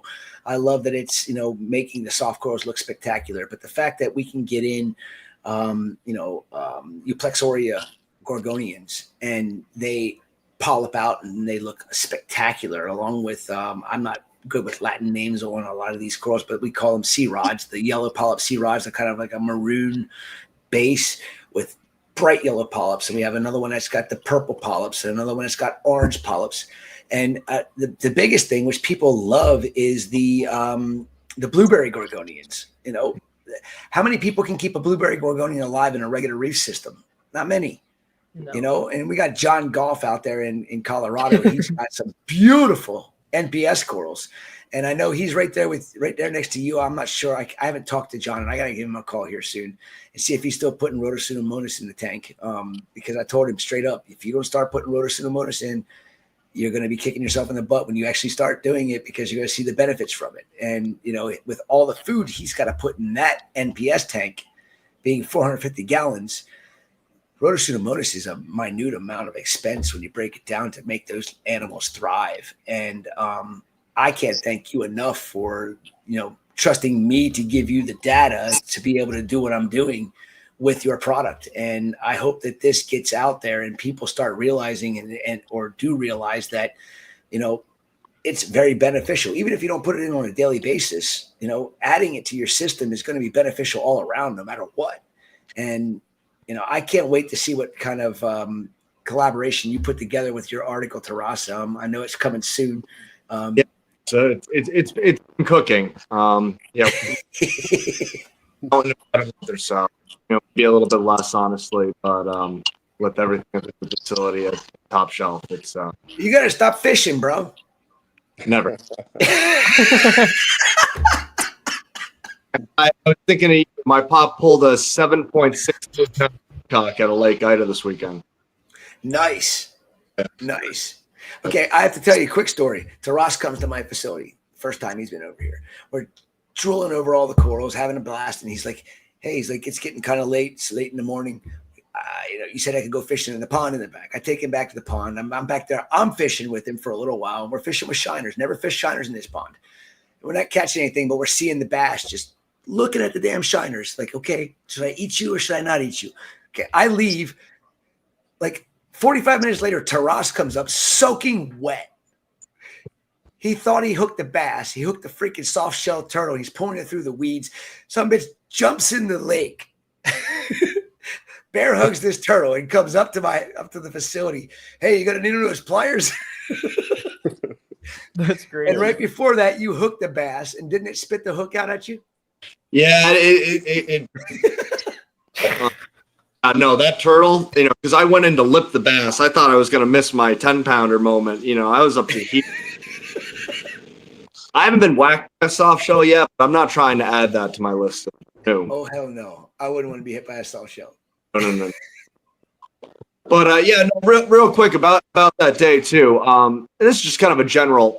There's a lot of things I can say about this bacteria because everything about its biology is multifaceted. It kind of adapts and seems to thrive, and then seemingly set up shop for other things, no matter what it's presented with. Some environments more robustly than others. But what seems to be exciting to me about, specifically when it comes to this, is the application it has as a live feed. We have a biofiltration agent that we know is doing all these things, consuming phosphates. It can consume other nitrogenous waste too, but that's a little bit less important. But it's something that at the same time that while it's growing, can and will be consumed by things that are specialized bacteria feeders, which are things twofold. One, that need to be celebrated more because it's something that's very, very, very important to all these ecosystems. Yet, you can't find any bacteria feeders alive in most public aquariums. Therefore, no one really knows anything about them. And two, looking at Meckley's tank, I love Top Shelf. You go in, and as far as photosynthetic corals go, it's paw none some days, but we don't.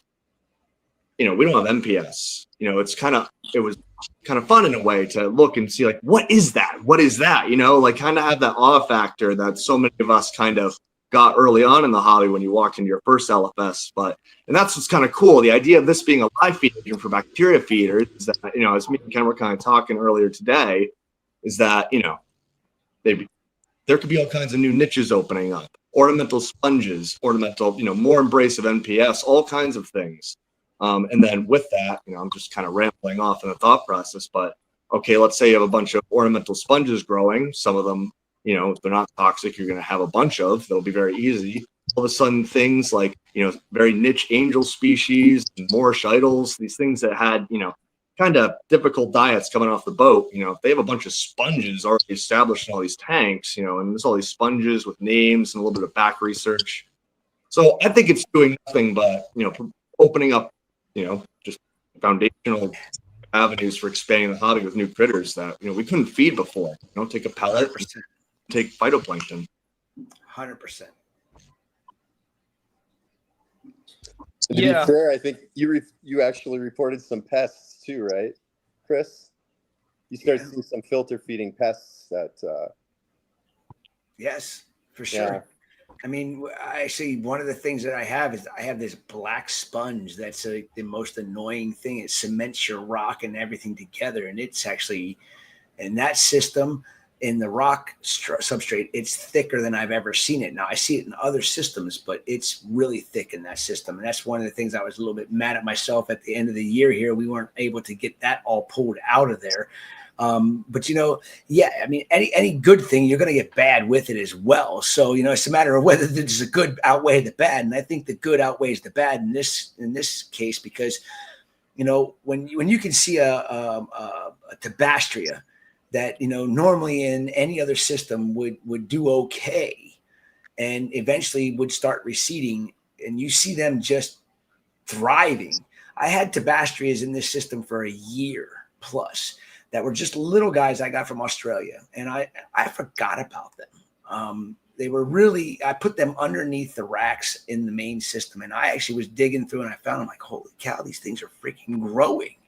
And that's a huge thing when it's not something, like, I don't ever want to have a coral that is going to die in my system. I always want to try and figure it out, but there's certain things that I just don't have the resources to figure out and keep. And I try not to get that stuff in, but now that we're doing all of our NPS corals that go into that system, I don't even worry about them because I know they're getting Rhodopseudomonas on a daily basis, except for Saturday and Sunday. But every other day of the week, they're getting this dosed into the system among all the other things we feed to the systems. And we're just getting this, positive response from corals that we used to have difficulty keeping. Black Tabastria, which is Tabastria microthalma. Yeah, I can't pronounce it. They just grow like they do so well. I mean, to see them polyped out in the morning when I come in the morning, it just puts a big fat smile on my face because we never used to see that. And, I know that because I have Devin tasked with doing the dosing of we put 800 mLs of this in every single day. It's usually around between 8:30 and 9 o'clock every morning. But even at 8 o'clock, when I go out and see the lights on and I look, the polyps are out on them. And then when the halides come on, I'm just like, normally all Tabastria will close up no matter what. These things are just like, hell yeah, give me some light. I got the food. I'm just happy as a pig and you know what. I mean, literally, it's a world of difference seeing a system that has this bacteria going in even half the amount that Ken recommends is a world of difference. I couldn't imagine what it would be like if I was using 2 cubes of this in my system on a monthly basis. It's pretty amazing. And to have you guys analyze the data and actually put an article out about it is going to be, it's going to be groundbreaking for the industry, for people that want to keep these amazing animals. And Ken, you got a pretty much endless supply of this stuff. So I hope that when the article comes out, you're ready for it, brother, because I think you're going to get blown up. And you deserve it. We'd like to see people be able to keep other types of corals for sure. And as 100%. Charles mentioned, ornamental sponges, and maybe I'm getting beyond, but like crinoids and things like that. Who knows? But a lot of these things that we don't think are possible. Who would have thought that the terrestrial isopods would be worth a couple $100 for a few dozen, 20 years ago? Right. Yeah, it's all these things.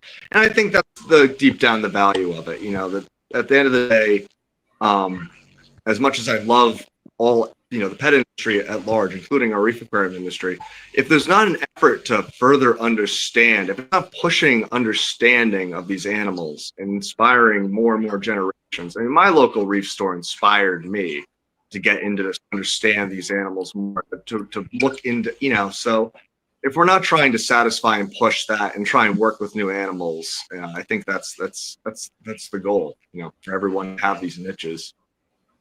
I look forward to crinoid experts. We need them, for God's sake. It's hard to keep the damn things alive in retail. Right.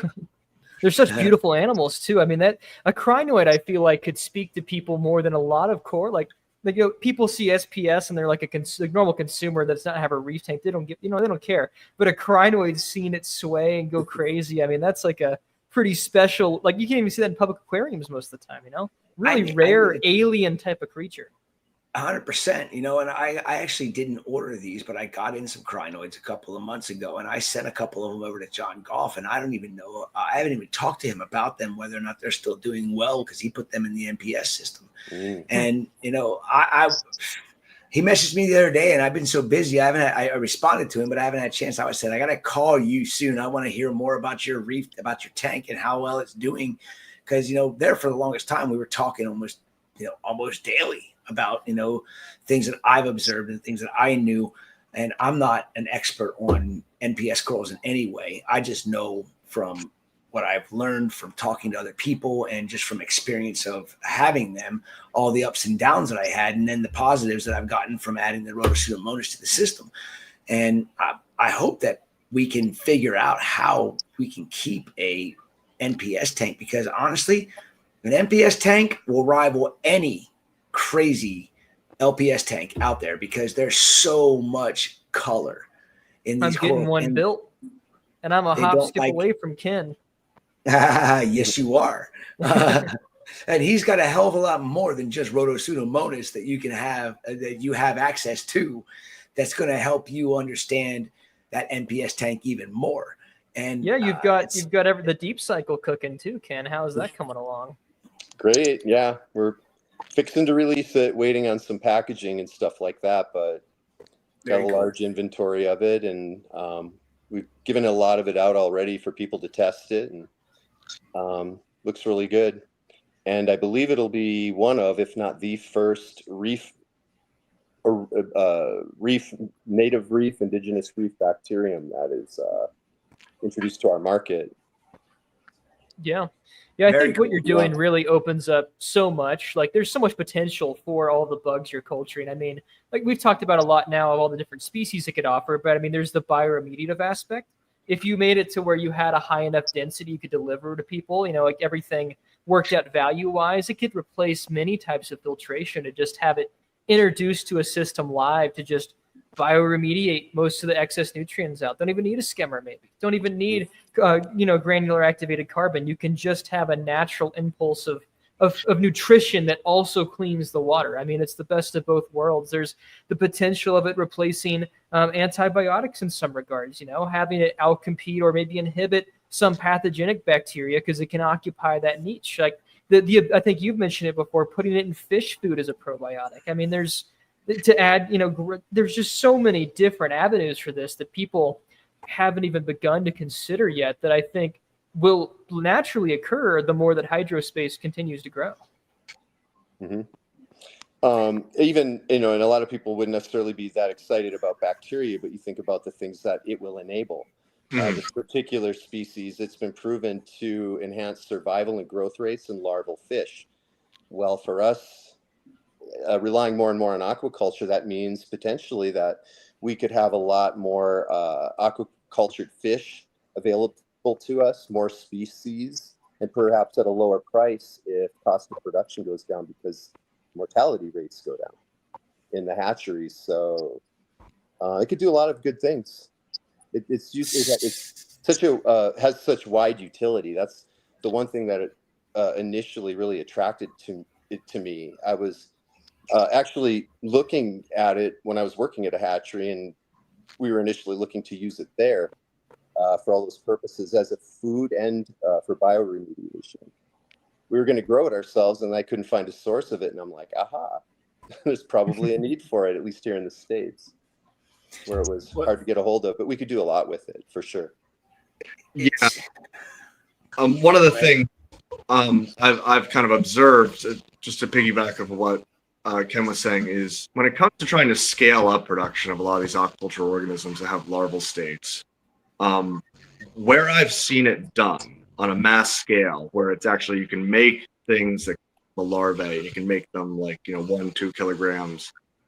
We wouldn't need them that big, but to actually produce them at the kind of scale that would make them relatively cheap, and it could be done with all things. I've seen it cobia is mainly in the Philippines where I was trained, and a lot of their approach to larviculture, they were having big concrete tanks, and it was all about setting up the right microbial soup. They had this, basically, they had one guy that would go in when the pond's set up and the tanks are set up. He puts the algae in, he puts bacteria in, he basically puts these specific components in that they work in. And then, instead of having too much focus on filtration alike, they just age the soup for X amount of days with the larvae. And that's really the way that they found that allows them to, pull this off. Because otherwise, hatcheries, bankrupt a lot of these aquaculture operations.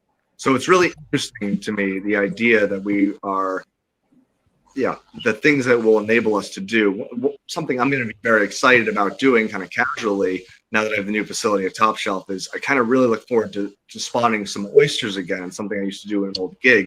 And I'd like to experiment with applying the Rotopseudomonas with the oysters, specifically with the larvae, because if you can boost the density of oyster larvae, beyond 10 individuals per milliliter, past right at the Petty-Villager state, that'd be a big deal overnight to like all the industry up north.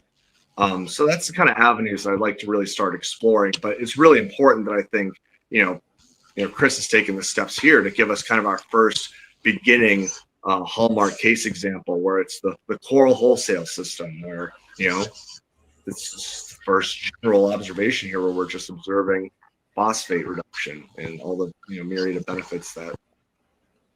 And there's so much more to learn. Oh, it's I mean, this is more in the tank. You think about this, Julian. We were just talking about. I think Salem brought up the possibility of like a picoplankton reactor or something like that a moment ago. Julian brought that very idea up in his last the Reef Aquarium book, Volume 3, like 19 years ago. Yeah. And look how much we've learned about the reef microbiome since then. We're only just starting to experiment with this now, but we have so much field research behind us. We already understand so much. There's a lot to learn, but we're getting a good idea. The relationships between different microbial phyla, and there's some. If we're able to develop something like that, then we could start feeding this into larval systems, green water systems, like what you could do something like that, but these bacteria complement like a green water. For those who are hatchery techs out there, when you have larval fish and you're rearing them, you can't filter the water because these things are almost microscopic. They're very tiny and very fragile. So we put the green water in, it's just live phyto to feed the plankton that the larval fish eat. But those tanks get dirty really quick because you can't filter them. These bacteria would not only be an additional food source, but they'd help to consume organic matter, for example, that accumulates in the water, therefore competing with Vibrio and stuff like that, that tends to kill these larval fish. And then serving as a food itself. Even like, I was reading a paper the other day, I couldn't believe it, like loaches, things like that in the freshwater, in freshwater hatcheries, they found that I don't even want to call them larvae. Some of those freshwater fish are born so big and so developed, but they actually directly eat Rotopseudomonas. Wow. Like, right out of the water column. Yeah. I was like, whoa, these things are only like a few microns long. But yeah, That's insane. Crucian carp, stuff like that, they're born fairly large, but they're able to directly eat these things right out of the water column. So that's amazing. Yeah, I'm thinking, it's just in in hatcheries alone, the amazing stuff. Corals, coral spawning, the one we're working with right now, Rotivolum, that's like the primary symbiont of in the early life stages of a lot of corals, stony corals. Okay. So replaced later on, but if we're, I got it for you. I'm ready when I decide to do it. When we decide to spawn again, I'll be hitting you up because I'll be needing something. I mean, if it's beneficial, then I want to do everything we can when it comes down to when we spawn corals. I mean, we've only done one species. I'm not an expert by any means, but I've got so much to learn. But I want to learn more. I just need to get the right facility. After learning what we did here, it was not really ideal. So you saying that is beneficial. What species was it again? Rotivolum. Rotivolum. Yeah, it's a Rotobacteria ceia, whatever, how you want to pronounce that. Okay. And it's strictly marine, and it's been used in aquaculture before with, good results. But it's actually associated with larval coral, or actually, that's probably not the correct term. Recently settled corals, and I don't know if it's vertically or horizontally transmitted. Yeah, if it comes from the parents, in other words, or if they get it from the environment. Probably depend on the species, most likely. Yeah. But interesting. They could probably uptake it regardless with time. I mean, that's if it fills a niche, then they'll take it up. So that'd be cool to see if you could, increase survival. Maybe that's what you should do, Chris. You should do 2 settlement tanks. One you add Rotivolum to, and one you don't, and count the settlement success after 6 months or something. That's I mean, okay, I won't say it's super easy to do, but if you are equipped to do it, it could be done. Hey, wait a minute. It's already a lot of work. If I need to add double the work to it, I don't know if I want to even try it. I'll just do the one science, and Chris. done. Carrie's still on. Reach out and talk to me. There you go. With you, Chris. Hey, maybe Carrie would be, I mean, she's the queen of spawning corals, so she'd be the one that be probably have more resources to be able to do something like that than what I would. And I'm looking at probably next year before I'm actually going to have maybe a spawning system reestablished and ready to go. I just refused to do it in the system. We had it again last year because it's too small. Bigger is better when it comes down to coral spawning systems. I learned the hard way. So, yeah, I think. I'm all about it. Rotivolum. Rotivolum. Okay. That's in the deep cycle, correct? It is. Yeah. It's actually the primary in terms of percentage of the community. Interesting. So you said it was also like hydrogen sulfide metabolism? Like what other components did it maybe have? Yeah, that's the really cool thing about it. It not a lot of purple non-sulfur bacteria are able to metabolize sulfides. Yeah. Hence their name, purple non-sulfur, as opposed to the purple sulfurs, which all do. They derive energy from converting sulfides to elemental sulfur. Yeah. And apparently, Rotivolum is able to utilize sulfides. So, and then the other two major constituents of that product there's a purple sulfur bacterium and a green sulfur bacterium. So one of the big benefits there for that product generally is for people that have deep sand beds, even if it's not in their main tank, like in a refugium or something like that, anywhere where you could potentially have a pocket of anaerobic substrate with organic matter, which sometimes ends up developing sulfides. So if something gets in there and digs that up, it could be toxic. Well, these particular bacteria would reduce the buildups of sulfides. I wonder So if you could keep it sustaining if you inoculated a sulfur denitrator with it. If you could just have continual closed loop production of rotovolymer. You stole what I was going to say, damn it. Yeah, I beat you to the punch. You got to speed up, old man. What do I got to tell you? Well, so in other words, if we have an imbalance in our, and this doesn't happen very often, but on occasions I'll have on an ICP test, my chloride to sulfate ratio will be a little imbalanced by, like a 0.1%. And I'm never really concerned about that. So the sulfur consuming bacteria would reduce that for me. Sulfides, yeah. So if it sulfides, so it would have to be sulfides, not sulfates. Or I guess it would utilize the sulfur in its form. It would be able to thrive with the excess sulfur that's in the system, and help reduce it and get those ratios back into play. In other words. Yeah. So the purple non-sulfur will utilize some of them at least are sulfate oxidizing. Okay. So they could utilize that, but obviously the more important one to watch out for would be sulfides. But and if you have sulfates, you're going to have sulfides, because you're definitely going to have sulfate reducing bacteria somewhere if you have a deep sand.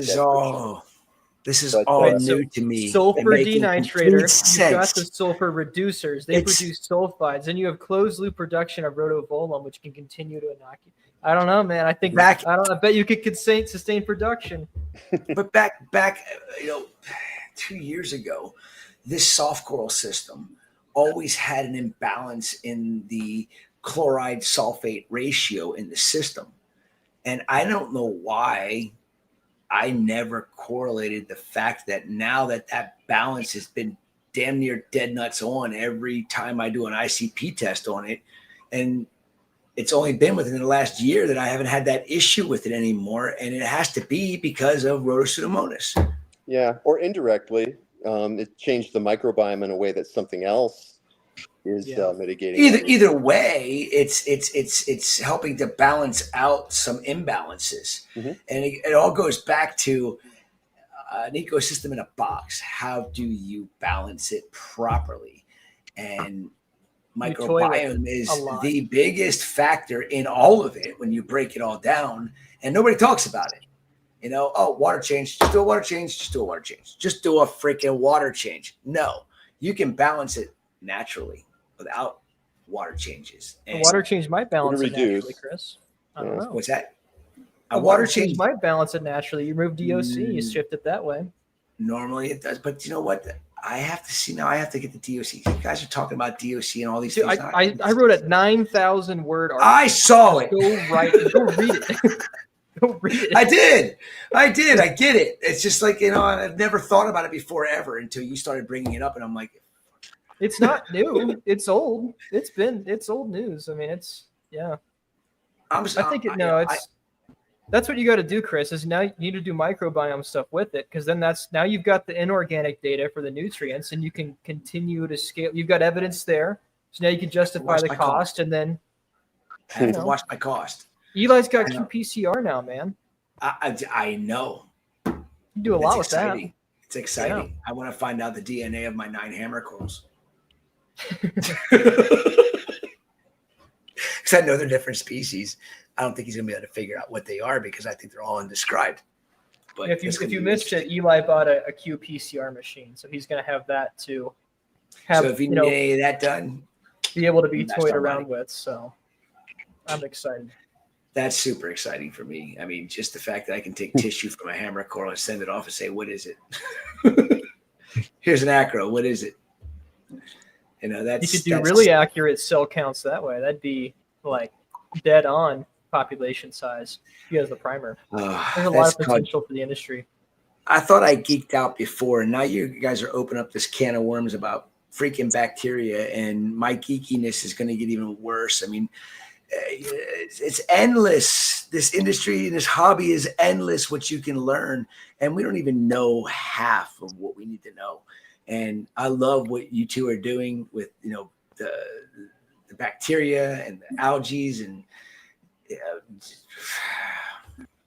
mind is being blown right now, honestly, with what we have that is possible for the future, because now it's just spinning as to what else we can do. And I haven't even ever talked to you, Ken, about all the other bacteria that you have.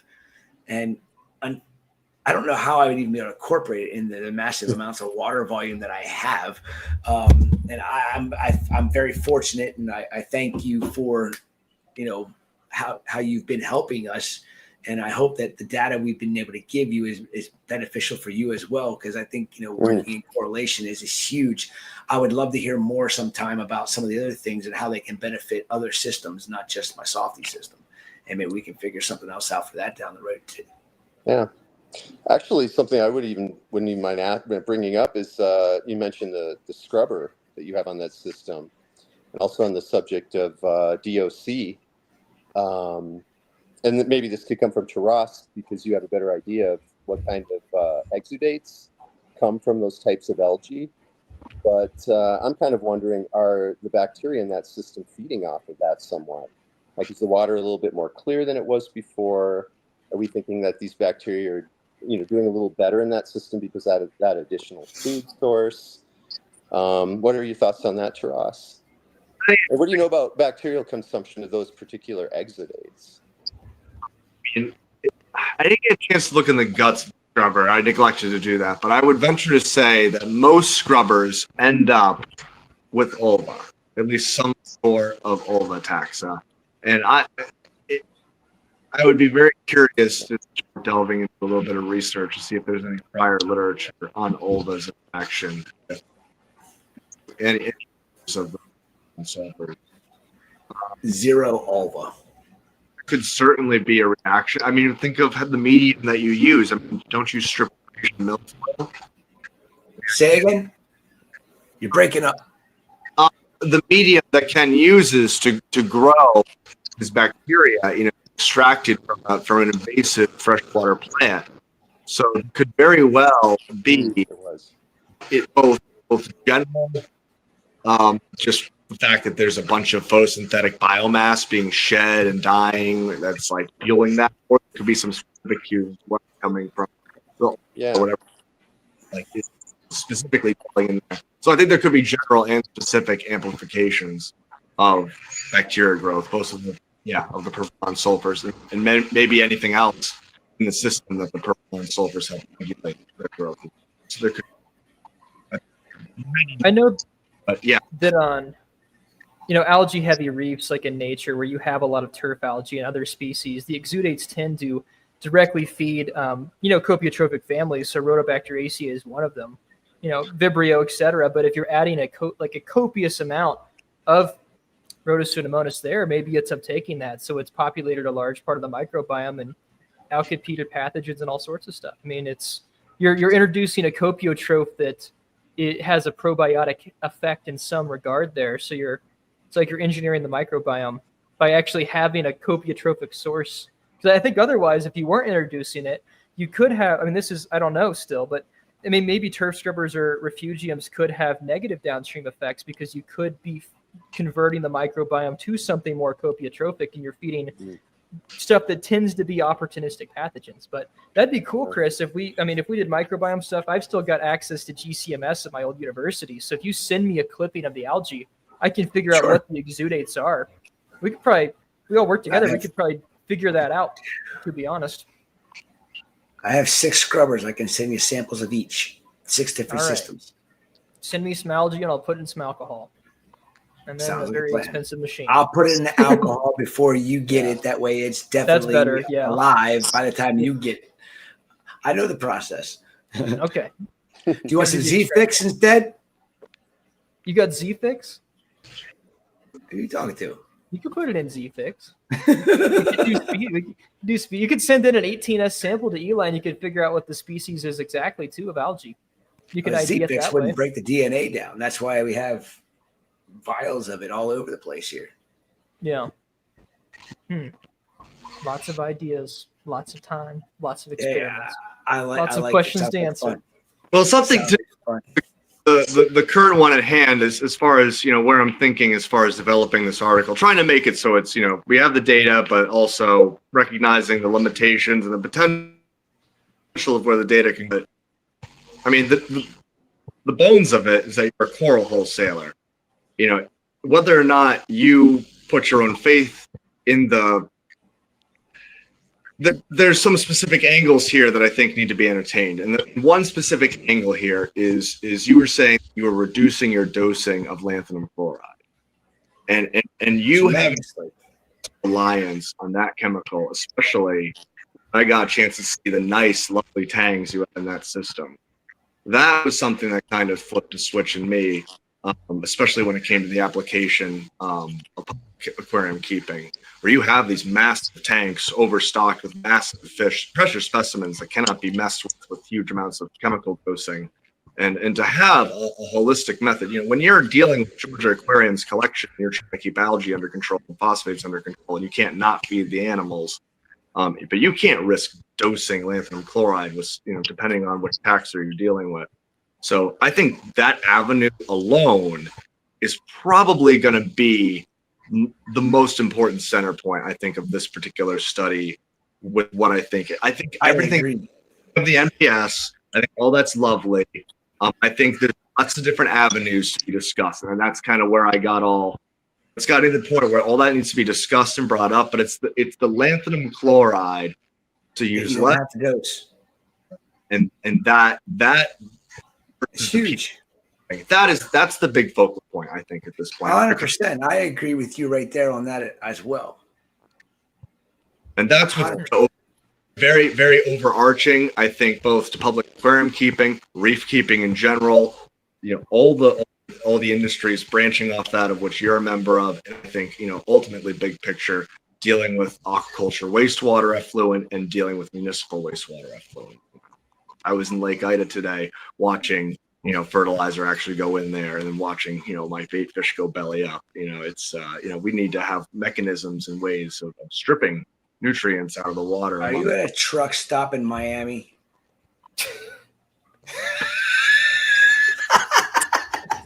Are you? Very good question. Oh, I made it back. Okay.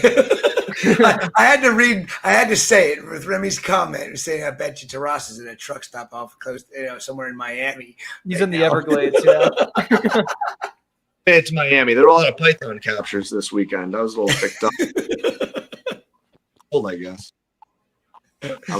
No, I like where you're going with that, because I think you're exactly right. Lanthanum chloride is so detrimental to Zibrosoma tangs that if you don't have to dose. Say again. I said, yeah, it's so detrimental that I don't think it should be like, if there's alternatives available, it shouldn't be on the menu. Tangs are too precious. It's 100%. Listen, I had an entire tank of yellow tangs that were wild yellow tangs, full of, it was yellow tangs, Scopus tangs, a whole bunch of stuff. And it wasn't lanthanum chloride that wiped them out. It was excess iron from a dip that we use called Anticipate. And the person wasn't rinsing the trays off properly. But I have also seen from all the lanthanum dosing that we used to do years and years and years ago, before scrubbers were ever incorporated into our system, I would have Zibrisomas that would just come belly up one day and go, what the hell did I do to the Zibrisomas? Why did this tank die? And then I learned, we're talking like 10, 15 years ago. Then I learned that lanthanum chloride, although it is this miracle cure for, high phosphates, it will kill your tangs if you're overdosing the amount of lanthanum you put in your system. And it's not just tangs and Zibrisomas. Zibrisomas more so than most of the other ones, but it's not good. I mean, it's chemical. It's not good to add to your system. And people and companies just throw it around like, oh, you want to reduce your phosphates? Add this. I don't like that shit.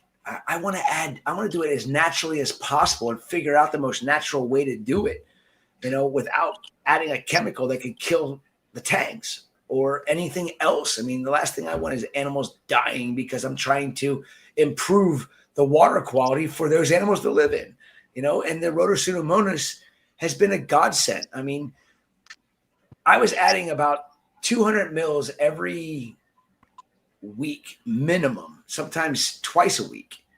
because my phosphates would just keep creeping back up to 1 ppm. And the Rhodopseudomonas, I mean, you see the data, it takes 3 weeks from the time I dose lanthanum, and I only dose about 150 mLs in that system, which is minimum compared to what I used to put in there.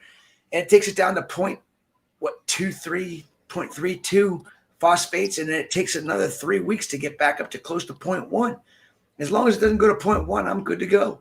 You know, and if I don't have to, if I can add a small amount of lanthanum to keep it, to drop it back down, that's okay with me, because I know 150 mils in 1,600 gallons is absolutely nothing, because I've done it so many times now, and none of my Zibbersomas get affected by it in any way, shape, or form. But if I was doing 200 every single week, yeah, I know I would see tanks dropping left and right, because they just can't handle that kind of stress. And can you imagine? And you're conscientious, extremely conscientious. You know, when you're dealing with all this stuff, I can only imagine. You know, I'm at a Bass Pro. I manage Bass Pro, and I got people running these tanks. You know, there's a bunch of algae growth. They just dump it in. You know, peaks and valleys. It's all about modulating this phosphorus, so it's not spiking when you get a new shipment or when you're feeding, and et cetera, et cetera. You know, that modulation, having things incorporate into the ecosystem, you know, like a fuel injection engine, as opposed to just flooding the engine or starving it out altogether all of a sudden. You know, I can't, yeah. So it's kind of nice. I'm trying to find a nice way to illustrate it with the data that we have, you know, that kind of modulatory effect of the phosphorus level, as opposed to, you know, just relying on the, you know, abrupt rise and then all of a sudden dose of lanthanum, you know. I think that's a good angle to it if you want to keep it really consumer friendly and open to everyone, is you can use this as an alternative to lanthanum chloride. And here's a natural way, like that's a very good pitch that I think most anyone would understand and appreciate. So yeah, I think we've talked about all of the far reaching and radical potentials of Rhodopseudomonas and other types of Rhodobacteriaceae that the kin is culturing. But I think that with the data you have is the most clear message and is a really good one to the industry. So I think that makes a lot of sense to us.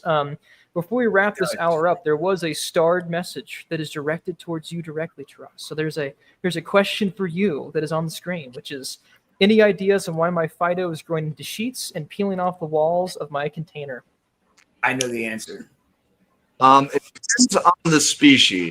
If it's Rhodomonas, sometimes they can associate what I would call 9 atmospheric contaminants. So sometimes Rhodomonas, because they're so sensitive to light, they will sometimes adopt what I can only consider to be like a weird partnership with green algae that might have been introduced somehow. I've seen in a couple of my cultures that I've been able to successfully eradicate it, but every so often, you know, it will pop back, and it seems to be a situation where it's resource partitioning, where the green algae makes a sheet that seems to protect the rhodo from an excess levels of light. If you want to clean up the rhodoculture, just inoculate again with as clean a cell, as few cells as possible, and cut down whatever light you're exposing to the culture by at least half. Without too much light, it won't favor that. The rhodo will eventually clean itself up, and I've been able to clean it.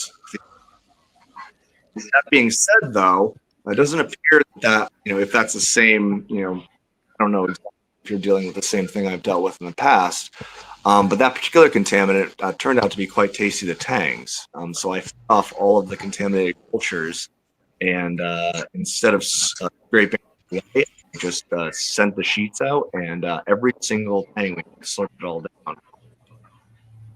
It's a treat. But I would say, if you have a microscope, try and add cells of rhodo that you can see, but cut the light source down by at least half. You're adding the right kind of light source if the rhodo is not crashing and still turning red. But if there's sheets of green coming off, I think there's something that's protecting the rhodo from too much light. Now, if it's tetracellules, they don't necessarily sheets. If you get too much light, they'll stalk and adhere to the sides of the culture. It's a little different. That doesn't quite manifest. And if it's isocrises and there's sheets on the side, probably kill the culture, because isocrises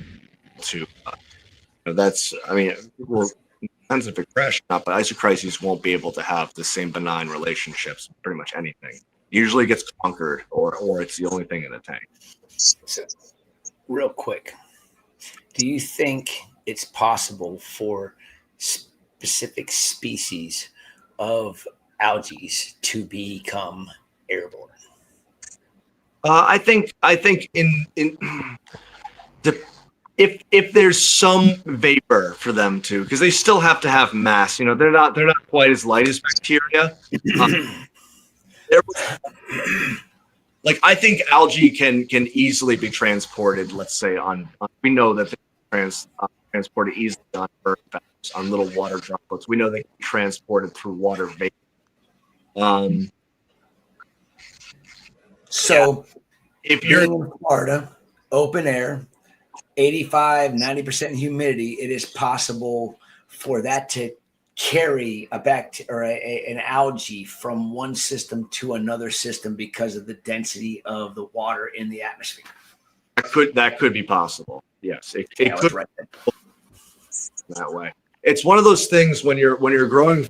Another big question is to air filter or not to air filter. Now, if I had I would air filter the entire facility. But I've actually found, one, because these 0.2 micron air filter is very expensive, but I found that, even after 48 hours of use, they become so blocked with, just benign particles that they actually tear and are easily then susceptible to all kinds of microbes. My long-term is your bad contaminants to your data are going to come in from you or the culture vessel or the instruments or the media. The stuff from the air is going to be relatively inept at it's going to enter your tank. There's bacteria in the air that's going to enter that culture. And eventually your culture is going to reconcile with that bacteria. It's going to become part of the microbiome over time. That I've observed in multiple locations. The things that crash the culture are the things that come in on you. And they're usually like a psyllium. There's something that's about 5 to 6 times the size of the algae cell, but small enough that most means don't come to mind. Literally like going like this over a flask. Like that's enough for a ciliate resting egg just to fall. So yeah, I assume a scorched earth policy when I'm trying to do transfers. You just assume everything's contaminated. Alcohol. It goes back to what I always say, nature always finds a freaking way. Yeah, so you cannot to me in phytoplankton, the Milford lab, the national lab over Milford, Connecticut. Very smart guy. Now their experiments, because they have to prove that a T. isochrysys cell did this in isolation. So to do that with confidence, because these people, they have a lot of time to think about this. They grow this stuff pure, no bacteria. It's like growing, what was that movie, The Boy in the Bubble, right? It's like growing. They have to dose it with vitamin B12, all this stuff multiple times a day. You strip it of all of its robustness to the point where it becomes unusable in a practical aquaculture sense, even to the point of feeding fragile mahi or tuna larvae. This thing would be useless because it didn't even have the bacteria with it to give itself B vitamin. That's what we're given the reason, because at the end of the day, I'm sorry, I'm ranting right now, but algae at the end of the day, it's okay. It's what we're doing. We're trying to make a factory. It's the factory trying to make fats, so you can feed that copepod, so you can feed it to a grouper larvae, so you can get through the next step, or the shrimp larvae, and get through the next step. Or you're trying to make a tetraselmis to strip the phosphates out of wastewater.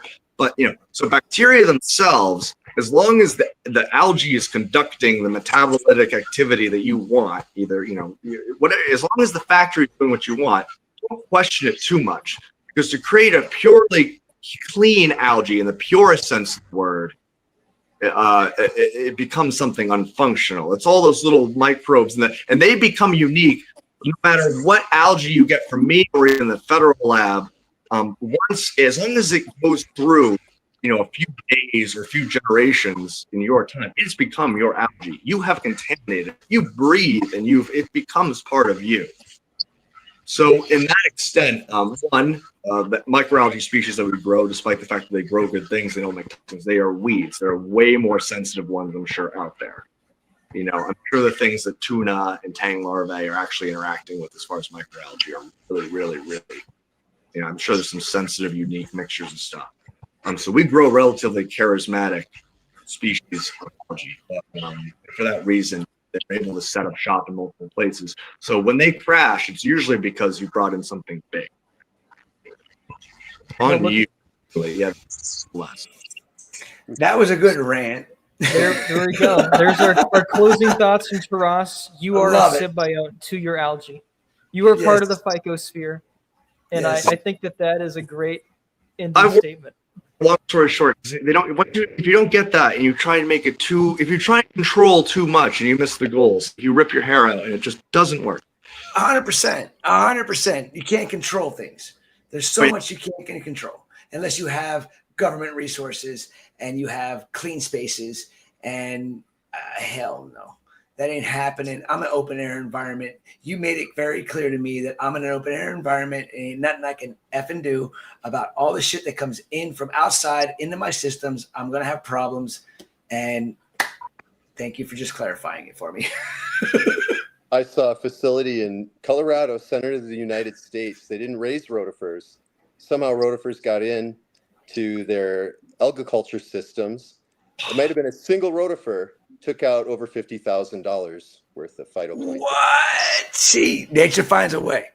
Mm-hmm. I mean, and shit you can't explain. You know, it's like I've been saying about this. You know, we never seen bryopsis in a lot of the systems, and all of a sudden, you know, we got rid of all the bryopsis, used fluconazole, everything, and 2 years later, all of a sudden, it pops up in the system that never had it before ever. I'm like, how in the hell did bryopsis show up there?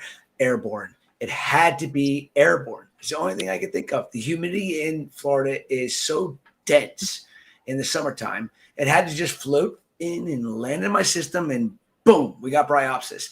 So it makes me feel a hell of a lot better knowing that I'm doing everything I know to do, but because I'm an open air environment, there's a lot of shit that I'll never be able to control, and a lot of things that are going to come in that I'll never know where they came from because of open air. My new facility will be closed. You need a wet lab, Chris. HEPA filters everywhere. You gotta do the whole nine. Oh shit! Yeah.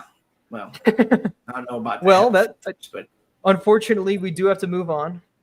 It's we need to definitely have 2 hour slots for this, is what Chris and I concluded, because every conversation is needed to continue once we've hit the 45-minute mark. But we do our hourly giveaway now, and I think I gave you all exactly an hour because we went 15. Are we really on the last? We're 15 over the last. We're on the closer. Mr. Julian Sprung, the Godfather's coming up next.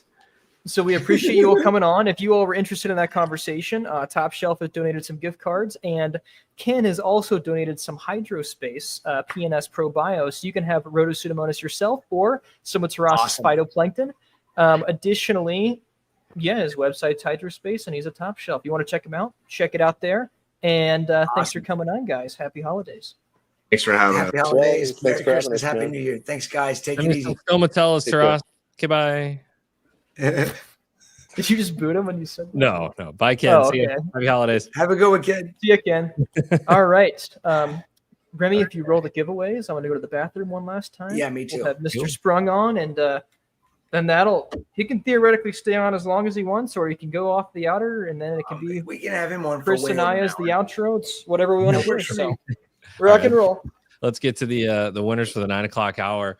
Awesome. Thank you so much for staying with us for almost the entire, I went through an entire light cycle on my tank at this point. So Bethany, $50 TSA gift card. So you can maybe go get some of Teras's Reef Genetics line over there. Doug T got 2 bottles of the PNS Pro Bio. Drew F, a frag rack from Coral Frag Tech. Landon H got 2 0 to 30 degree flow directors from Turbulent Aquarium Shop. Corey F got a Trident ICP test. Jessica C with $50 to corals.com. That's a gift card there. And John W with a Reef and Bid lens kit. So if you are a winner, we will contact you tomorrow. We'll shoot you an email. It's super, super easy. We'll get you in contact with the company that donated. For those of you that are wondering, yes, I do have hair. I actually wear a hat most of the time, but I do have hair. So there it is. A couple of things I wanted to mention. Some of the companies that donated some stuff. Coral Magazine has a discount right now for this live stream, and I'll put the link up there. on the comments here in just a second. Corals.com has 25% off holiday sale that ends the 26th at midnight. Biota has a 10% off discount on gift cards. So if you've got your eye on something that Biota either, breeds, spawns, makes, whatever, corals, equipment, anything like that, until Christmas, you can go ahead and get 10% off a discount on the gift cards there. And Cali Cake Corals has their VIP list open, so go ahead and join that. And they've got a sale until the end of the year, so from just the day after Christmas to New Year's Eve. So make sure to participate in all of those sales. Lots of great companies who have donated a lot of awesome prizes. So we still have another 2 rounds, another 1 round.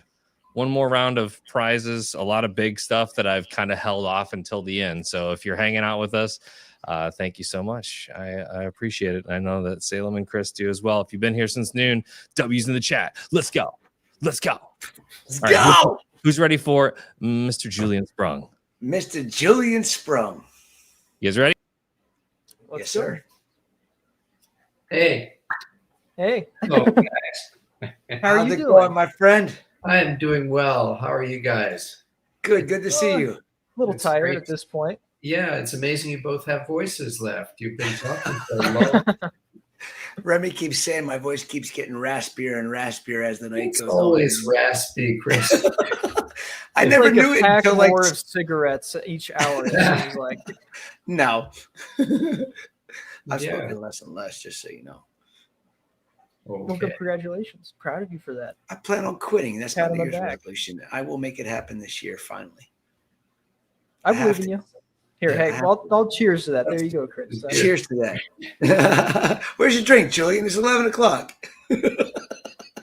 Water. Cheers. Cheers. All right. Thank you for coming on, Julian. I'm Yeah, so thank glad you. you're rounding out the 12 hours, 11 hours so far with you. And I said to Salem, I'm like, God, Julian's coming on. He's going to be on at 11. Said, yeah, here I am. So, you are obviously one of the godfathers of the industry. And I think that quite a few people often want to hear your advice, even over Chris Meckley's. You've been doing it longer than most people. And I think that a really good sentiment or a starting type of conversation would be, what are your top tips or pieces of advice for people that are getting started or are struggling to stay in the game? Aha. Okay, top tips. Okay, well,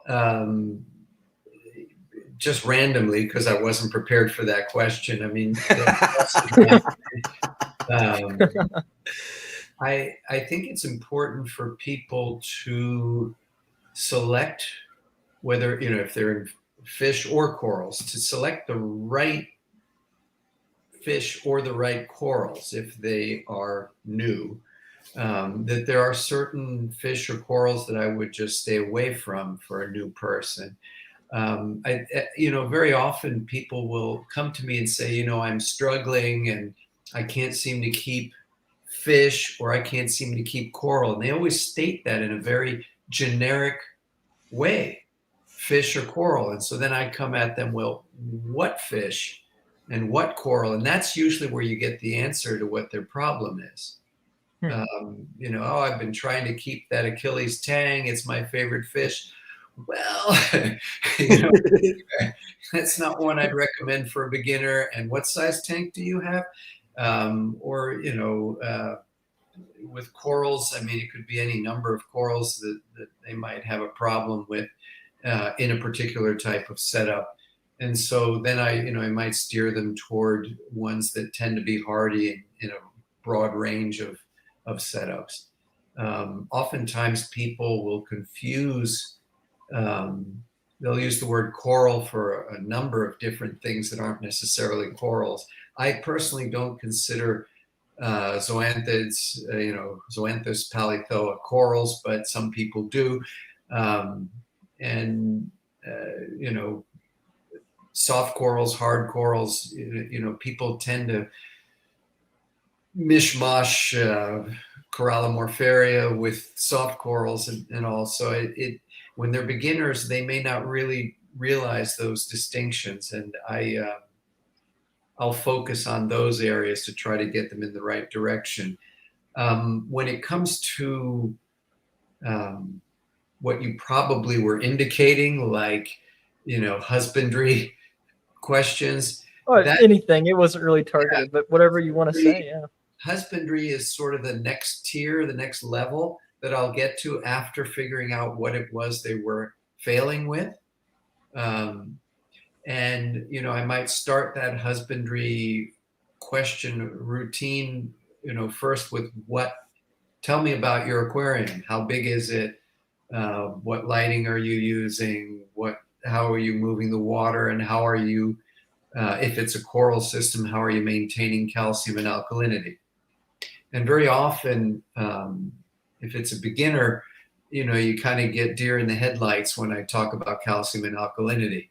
Oh, really? Oh, I measure it and my calcium's fine. Or my alkalinity is fine, or I bring it to the store and they tell me my water quality is perfect. So I do my monthly water change, whatever. And no, you want to grow corals? Okay. Well, but my calcium's fine. I don't need to add more. Well, okay, you don't understand. and that one traps even academics. You talk to somebody who's got a good scientific background and they're just jumping into the reef aquarium hobby, and that's one that they don't necessarily get. That well, if my water quality is good, then the coral should be fine. And then once the calcium and alkalinity falls, then I'll supplement it. That initial thing is very common. The more people you talk to, you see that failure to understand that concept, because I think it's natural for humans to imagine that doing a test will give you a parameter, and if that parameter is okay, then you don't need to do anything. Calcium and alkalinity is just one of those bugaboos that's hard to fully appreciate until you finally get it. Right. And the funny thing is the corals sort of work along with you on that. You're not supplementing it. The water quality seems to be okay, and they just sit there and don't do anything.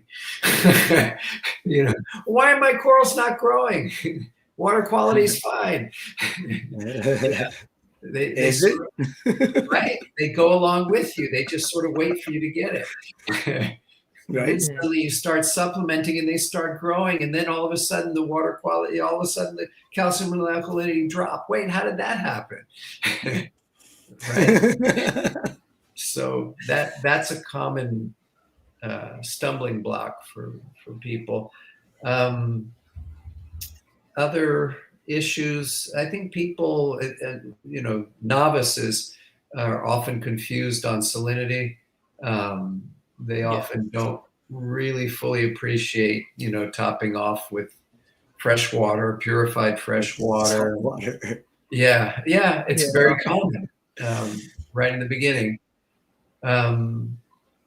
But linking up with a really good pet store who, has the experience, they have got good staff, they really care for both the corals and fish, and then they, aside from getting people started with the right aquarium, giving them the right choices. That's a tough one. I mean, you all know this, so I'm preaching to the choir, but that's one next level after I've hit what are you choosing, how are you, what's the description of your tank, where are you getting your specimens, who's your local fish store, and how are they supporting you. That's a key to people having success and not struggling. And if they're all over the place buying a bunch of different places and they don't have that local fish store, or maybe they don't have an aquarium club where they've got some experts there to give them the support, then their chances of success are limited. Or even better, they're on the forums listening to 15 people tell them. I didn't even go there. I mean, but that's the more common thing nowadays than anything. You don't see as many people going to LFS to get advice that they need. And that was one of the things I always instilled in people. If you're a beginner, go pick somebody that you see their beautiful aquarium and you know it's gorgeous, and take their advice. And when somebody else comes in, ask them to see their aquarium. And if their tank doesn't look as good as the first person, then kick them to the curb and don't listen to them. Listen to one person and you'll have success. Listen to multiple. Yeah, it's going to be a mixed bag. It's funny. I'll bring up today that I wasn't wearing this shirt earlier. I was wearing, believe it or not, a Worldwide Coral shirt. I was doing some work around the house and just pulled that out of the t-shirt, stack that I have. And I needed something from the hardware store and went to go pick it up. And 2 people saw the shirt and they're like, "Oh yeah, I know Worldwide Corals. Yeah, I have an aquarium." And I thought to myself, wow, that's really something, that the power of the advertising in the shirt. And so, and one of those people was the cashier, and she's like, "Yeah, I've got a 10-gallon tank, and I'm probably just not maintaining it the way I should, not changing the water as much as I should. And what's the problem? I can't seem to keep coral." So it's like what your question was, and this is, today. This happened today, and so. I started going down the line of the questions and the angles and of course, there's somebody behind me wanting to get checked out. So I couldn't really go too long. And she's like, "Well, how do you know?" I'm like, "Well, look, I wrote the book, so don't worry about it." Big puzzled look. And while I'm thinking to myself, wow, think of the power. She does recognize Worldwide Corals, but she hasn't got a clue who I am. And here I am, giving her some good advice right now. To me, that's it was an educational moment, on many levels. And the crazy thing about it is you're probably part of the reason why the girls at WWC are even in the industry today. Yeah. You have such an impact on this industry. That's why I always refer to Julian Sprung. He's the godfather. You are the man. Everybody knows that when you can get a straight answer out of Julian, and it's going to be from your experience and all that you know about it. And, you've helped me tremendously in this hobby over the years. And I can't thank you enough. I'm so happy that you're on here, and I'm proud, thankful that I know you and we can consider each other friends. It's amazing how this all works. Well, it's my pleasure. And just as feedback, whether it's about Worldwide Corals or you, Chris, or Top Shelf, you guys all inspire me. So whatever I've given to help you, it just comes back, and I come and I visit and big see circle.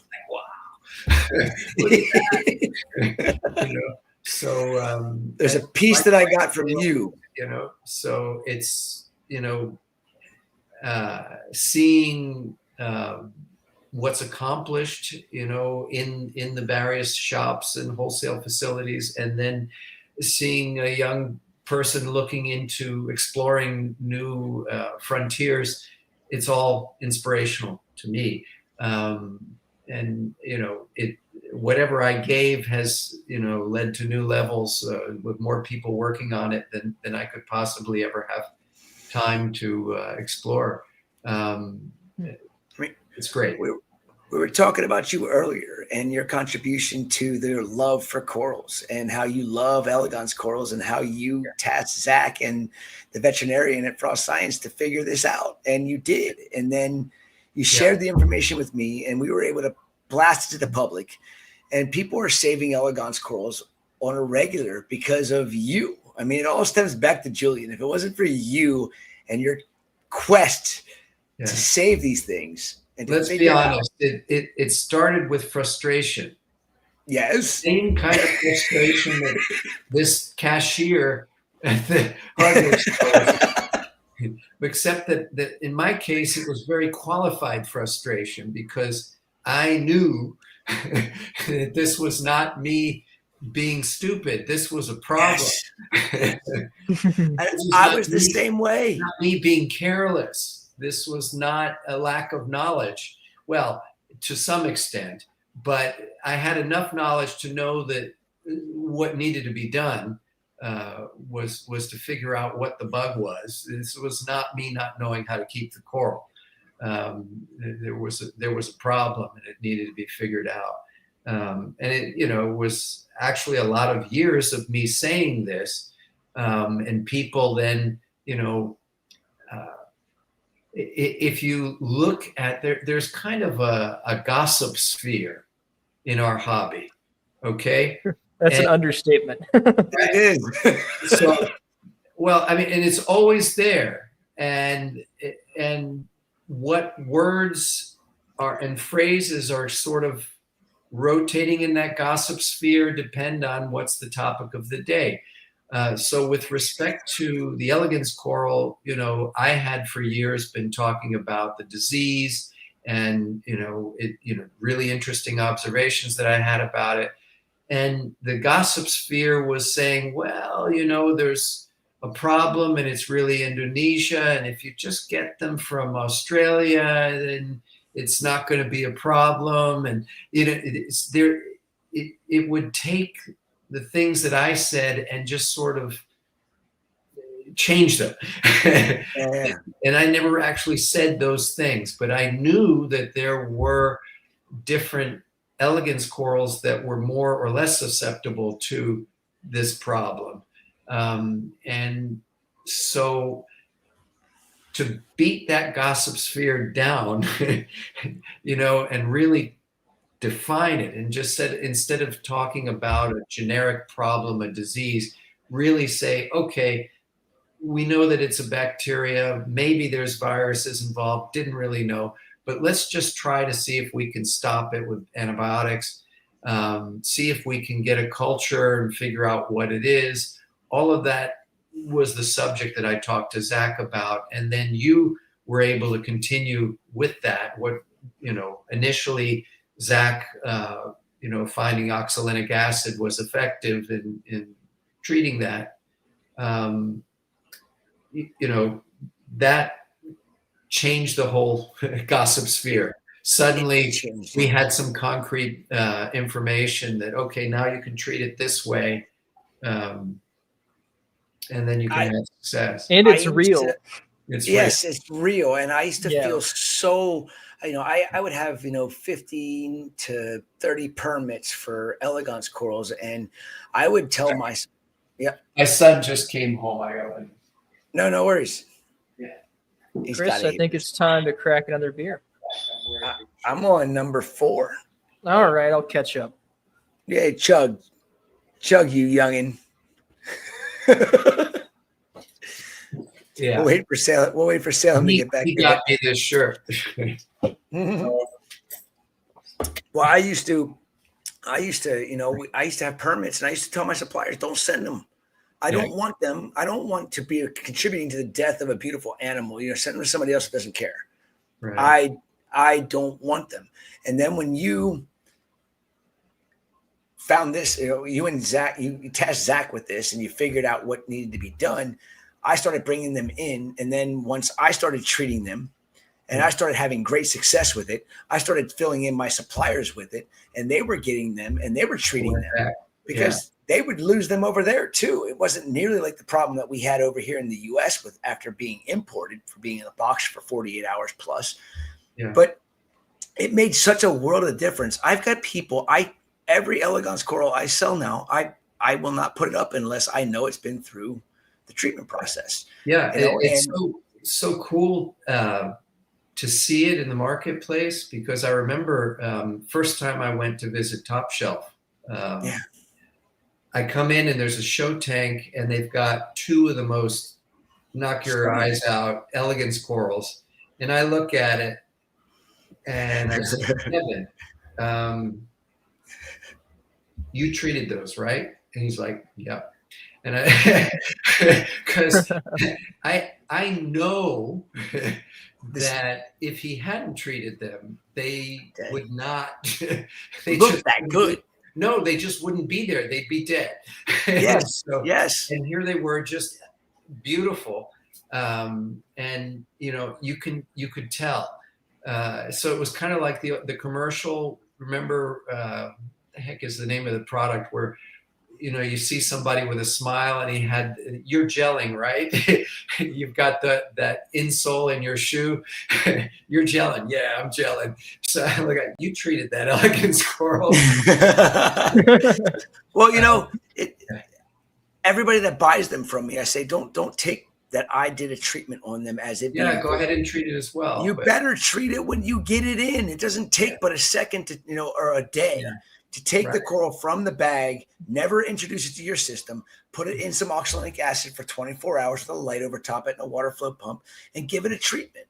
You know, and everybody that does that has great success with it. They're selling them, and their customers are having success with them again. And that's what makes me feel so good about the fact that I learned this from you and Zach. I couldn't be happier the fact that we're able to keep Elegance corals alive. When I approached Zach, me, I was focused on this, but if you would see the email threads, you'll see that it wasn't just that. I said, look, we'll start with the elegance coral, but there are similar things that we see with other organisms. For example, carpet anemones. And the hobby, and I don't know if it was one hobbyist in particular or a group, but you do see in the in that sphere where people used Cipro to treat the carpet anemones. So what I said in my back and forth with Zach was, look, let's start with elegance coral, but I see a similar thing with carpet anemones. And then interestingly, there are certain clownfish that also have the same sort of pattern. And what the pattern is, elegance coral, carpet anemones, clownfish, is the organism is imported. It comes in looking fine, looks good. Few days later, doesn't look so good. And then problems and probably dies. And so then the question is it something that the organism is picking up along the distribution chain? Is it something that they're carrying with them when they're first collected? Is it a Montezuma's revenge that it's an organism that we have in our systems and they don't have the immunity to it? So they're fine where they're collected and they're fine along the path, and they get here and then boom, they get sick.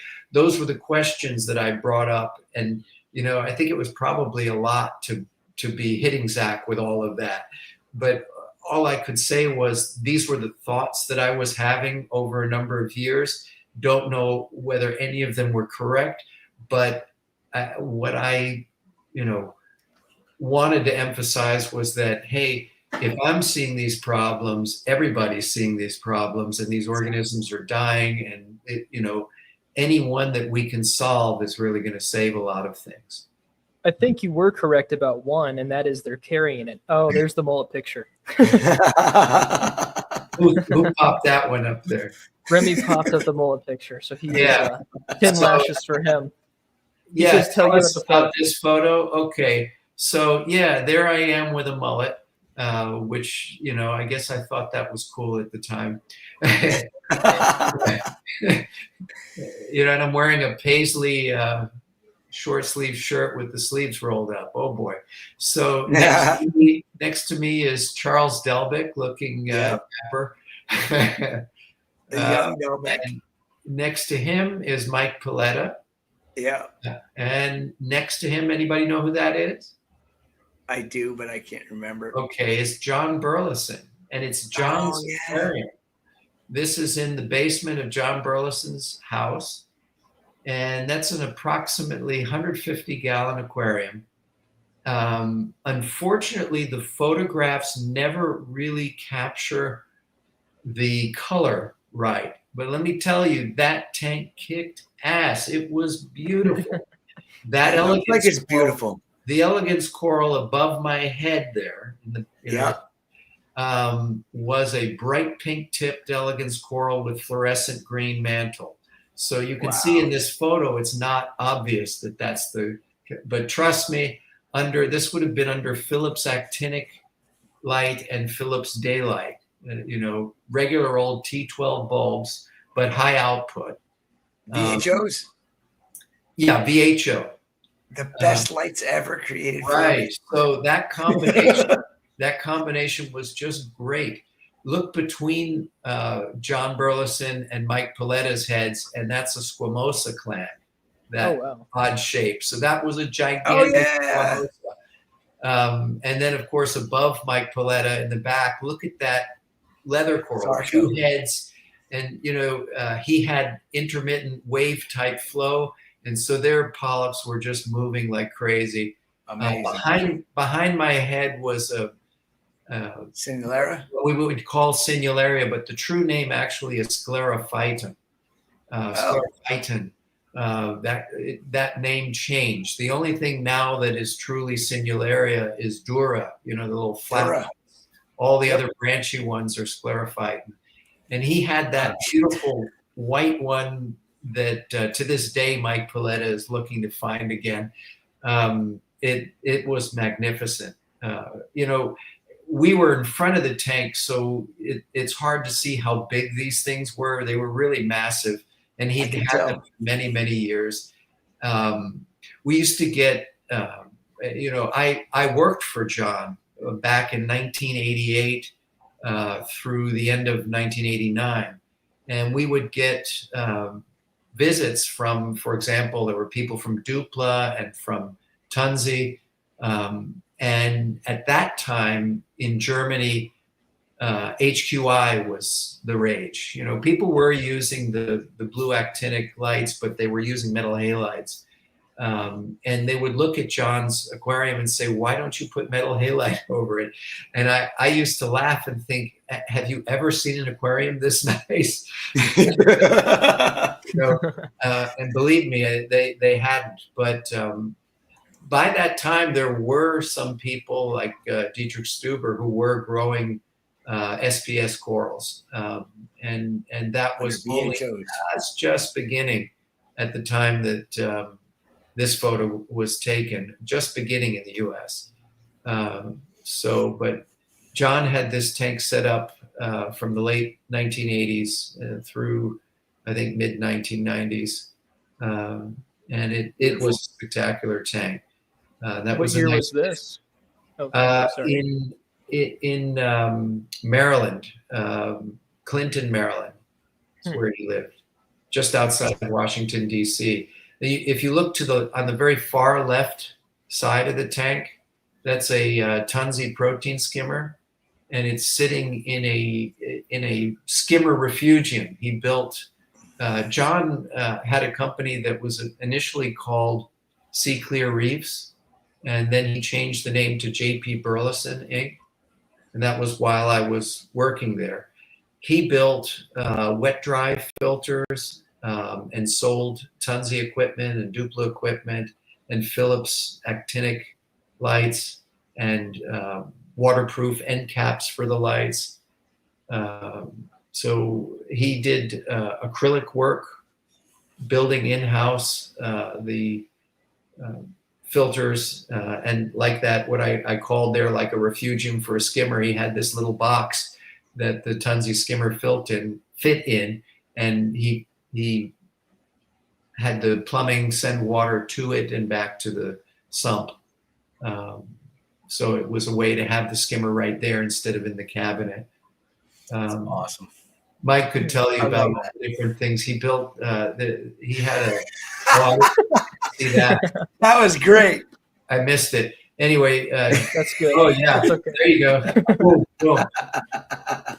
I still have the chest hair, but a little bit gray, and I've lost that.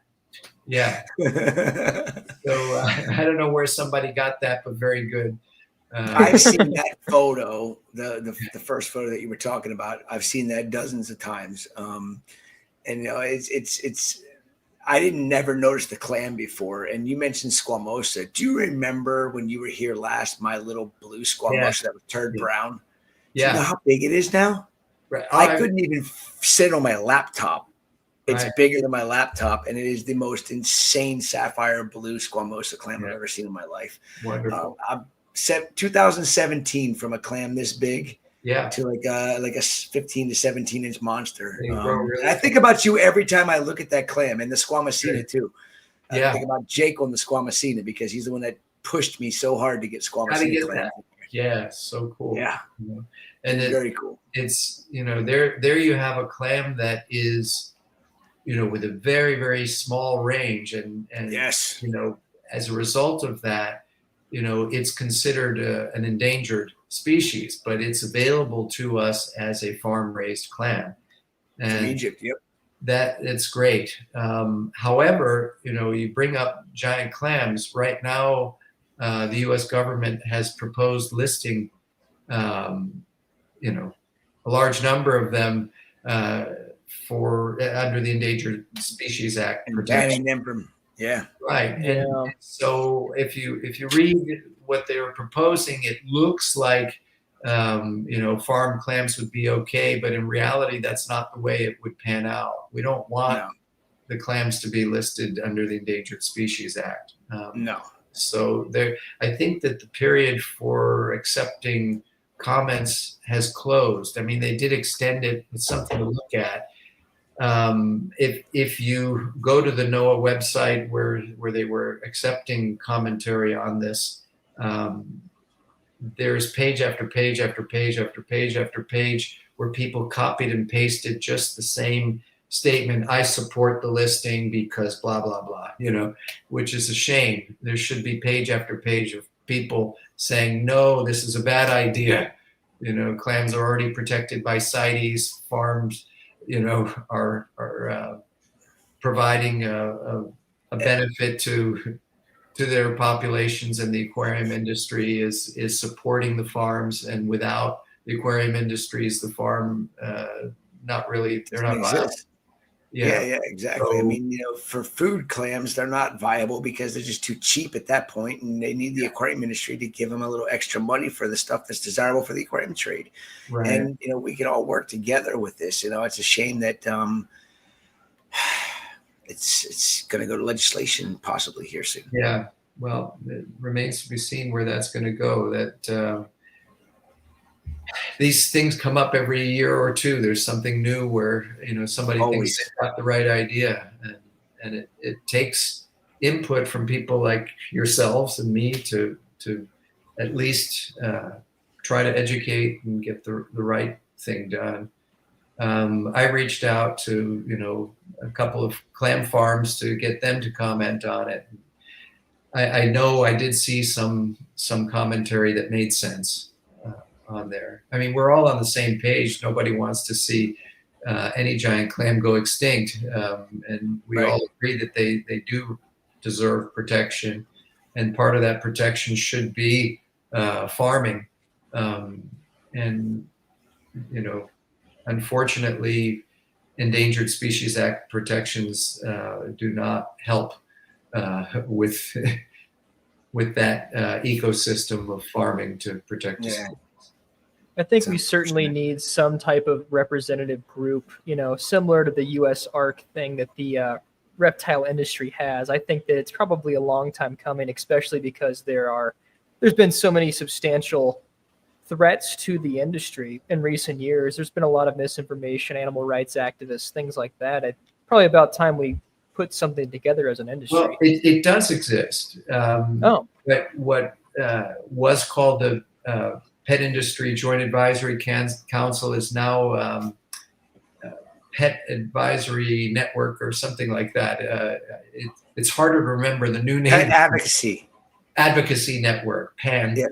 And everybody, I don't know how many people are listening, but everybody listening should look up Pet Advocacy Network and support it or become a member. You know, it is annual membership. We are members. They do act like what you were proposing, Salem, like USR. They are there lobbying on our behalf. It represents the entire pet industry, and they Yeah, it's one of those things where it's not well known to the average hobbyist, and not often supported by the distributors and pet shops in the aquarium hobby. But if there was more support, it would help.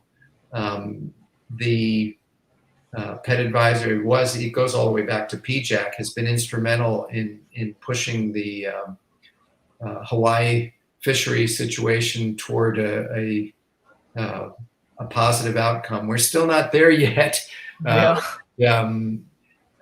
It's through the support of PJAC now, Pet Advisory Network. So I'm getting there. Told that possibly spring we'll start seeing fish from Hawaii. Yeah, it's been a while that it's been coming soon. I know that the studies finally there was legislation that was won. You know, they had the final meeting, and a single person claimed there were not as many yellow tanks as when I was a child, and they delayed it again. So now they're readjoining, I think, in another month or two. Oh, I hadn't heard that story. Yeah. They did, they had good science before. They were required to do more good science, and they've got it. Plenty of it. Yeah. The net result, though, has been a vast reduction in the number of species that will be allowed. Just a much smaller number of fishes that are going to be allowed to be harvested. It's been 6 years? I don't know. It seems at least. Yeah. There's no flame wrasses on the list. The populations of these fish have rebounded to the point of, I was told by some of the people that I know over there, they say you can't go to a dive site that you take tourists to without looking down and seeing yellow everywhere. Right. And they said that it's not really changed. It hasn't gotten worse. It hasn't gotten, it's always been that way. Yeah, the level of harvest was sustainable. So you would expect 100%. Yeah. And that's most regulated collection in the world. I mean, it is. We're the most regulated industry in terms of collection, and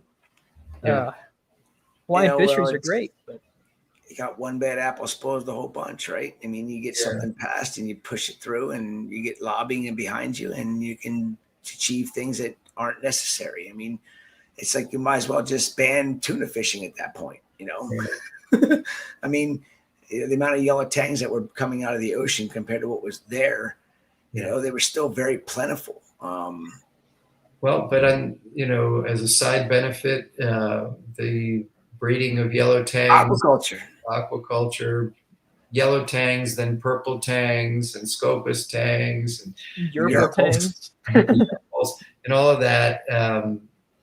I think that would have happened eventually anyway, but I think that the closure of the fishery moved that along. It made it accelerated, economically more interesting, and I think that there's something to be said 100% for the way the industry and the hobby reacts to what gets thrown at it.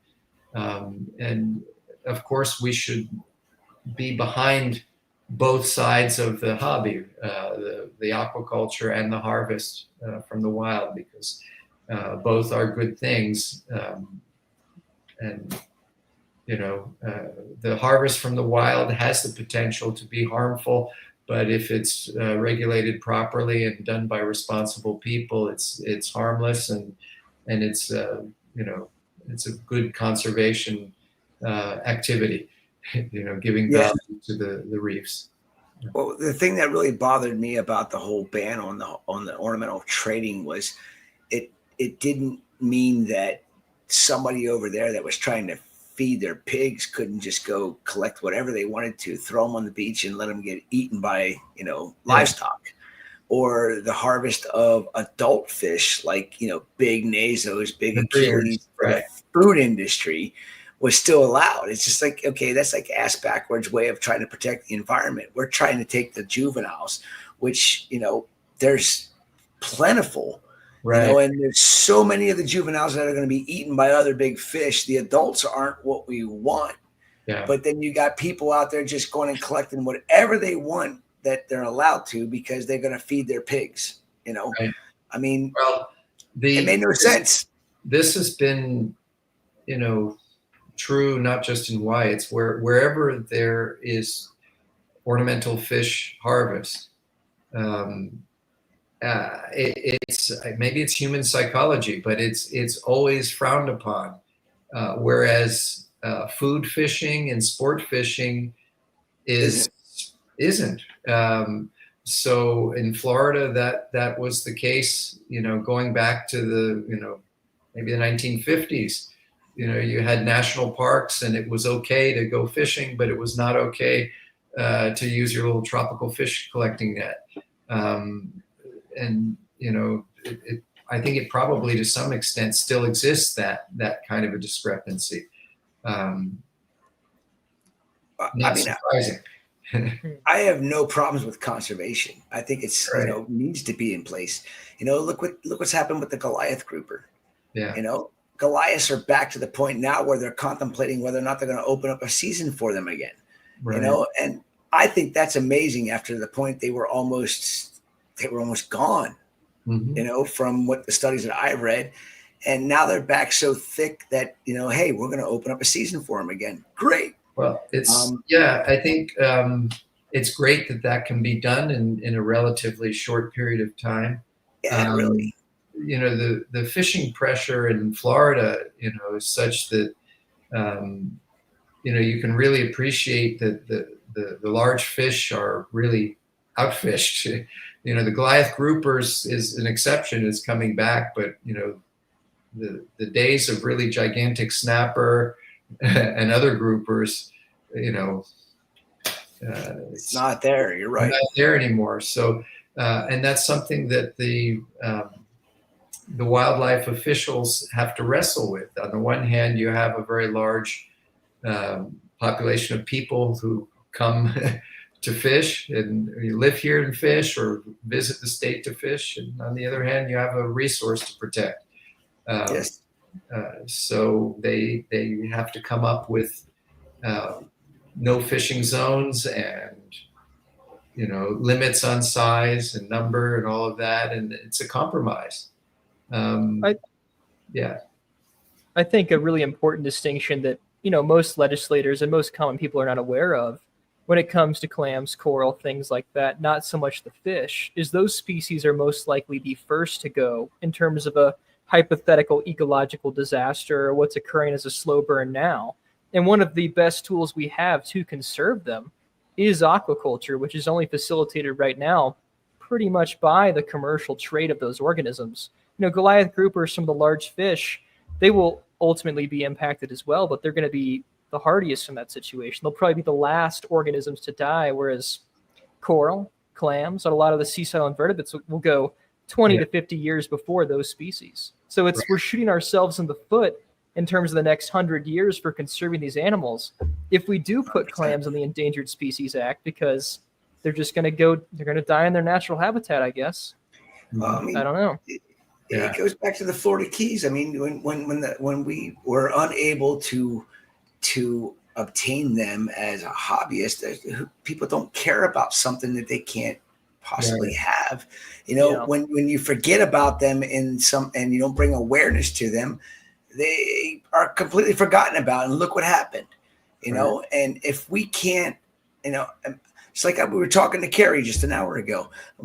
Why can't we take the stuff that she spawns and settles and she grows that they are not able to put back in the ocean? Why can't they take those babies and sell them to the aquarium trade and make it people aware of the actual beautiful animals that live in the Keys or used to live in the Keys? You know, it's a way to fund all this research that they're continuing to do, that they're relying on taxpayers and grants and this and that to take care of.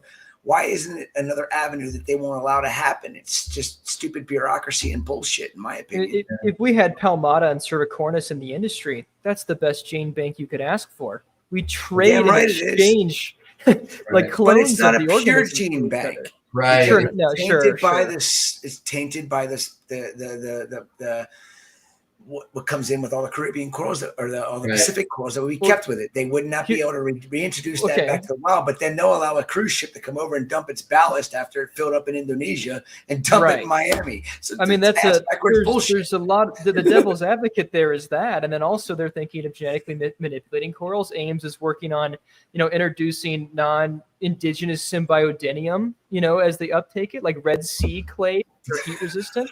So, I mean, are we ever, if we're doing outplanting in the future, are we ever going to have that pure virgin Caribbean ecosystem anyways? Yeah. I mean, don't talk about the Red Sea like that, because people don't realize what's happening in the Red Sea right now as we speak. It is bleached. It is dead. It's been having a lot of bleaching. I've had a talk with Vincent Chalice. He's been working over there in Saudi Arabia, and he's like, you wouldn't believe. He's like, I got out of the water one day, and he's like, I smelled it in the air. He's like, the corals are going to be dead. They're going to be bleached within the next day or two. And he's like, sure enough, I'm working. I go back in. He's like, and everything that I was working on is completely bleached. And so I talked to him. You wrote back to Vincent and said, you killed him. Like, Vincent, what did you do? You're over there trying to save these damn things. Yeah. You'll never hear about that news. I was going to go back a second. Salem, you mentioned about the clams. We talked about the clams, but I wanted to interject just to clarify on something that one of the talking points that NOAA had with regard to listing giant clams under the Endangered Species Act was that they didn't find published papers demonstrating that the farming of clams was enhancing their populations in the wild. In other words, the farmed clams released, put back on the reef, were not causing an increase in populations of clams. They weren't then spawning and then having, successful recruiting. Now, the fact is that the statement's wrong. There have been demonstrations. And so speaking to farmers, it's just a matter of connecting and finding those papers and getting it there. But what's lacking is actual studies showing that. There are a few, and only a few, where it's been demonstrated. I think the lack of study is probably in part due to the fact that people just assume that, well, okay, if we're farming the clams and we're releasing them, sure, it's going to enhance the stocks. But you need to show that, and the studies need to be done to look at it. And there probably are studies showing that it doesn't do that, because if you're releasing the stocks in places that aren't marine protected areas, some of what you're releasing is getting eaten. Of course, there's natural attrition to, fish predators and whatnot, but it requires special effort to be successful. You have to transplant clams close enough to each other so that when they spawn, they're, successful in fertilization. It's a complex subject, but that was a key talking point being used to say, these farms are not even successful anyway. We just need to list them as endangered, as if that was going to suddenly wipe away. I mean, what was their argument for what harm they were doing? Because even if they were not successful in upregulating wild populations, there's a captive population. I mean, were they arguing there was over harvesting, or what's the logic there? Is there none because it's bureaucracy? Yeah, take a look at the listing proposal. It's you have to read it. All you have to do is say bureaucracy, Salem, and you know the problem. Yeah. I mean, fair enough. As soon as the government gets involved with anything, it's a problem. I mean, so where were we no going? common sense is being. Before I jump back to the clams, we were talking about getting, Palmeda into the hobby, right? I wish. And what it would be, and then Red Sea. I had a friend from Brazil sent me some pictures. was visiting. And yeah, the typical nightmare scenario of lots and lots of dead coral.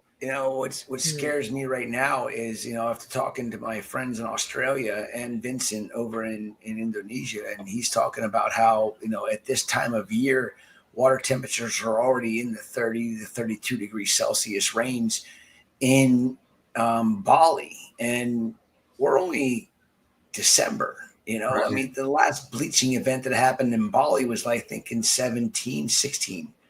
Yeah. And there was a lot of damage done to the reefs, but they did recuperate quite quickly, for the most part. But you keep having these constant bleaching events that are happening that are not normal. I mean, yeah, we don't have data for more than 150 years, but this isn't something that you saw on a regular basis. Are things cyclical? I'm sure they are somewhat, but human impact not on like it this. has definitely The frequency has gone up for sure. I couldn't agree with you more. I mean, but then you also have to take into consideration that we are at the end of an ice age too, which we're always, the Earth is warming naturally. How much of an impact have humans had on it? I'm sure we've had Quite measurable impact on it. Yes. And we've sped the process up, unfortunately. But I just hope that, after the 2015 to 2016 event that happened in the Heron Island area, which chasing corals was documented upon, doesn't happen again. I would hope that we would see, more resistant strains that have populated the region again. But again, I go back to the Ames report from, 2023 saying the bleached areas that were affected by the 2015 and 16 event, those areas have the most coral diversity ever found and ever recorded in the history of, the studies being done on the Great Barrier Reef. So how much of an effect really did it have if the diversity was better then than it was back when the bleaching event happened?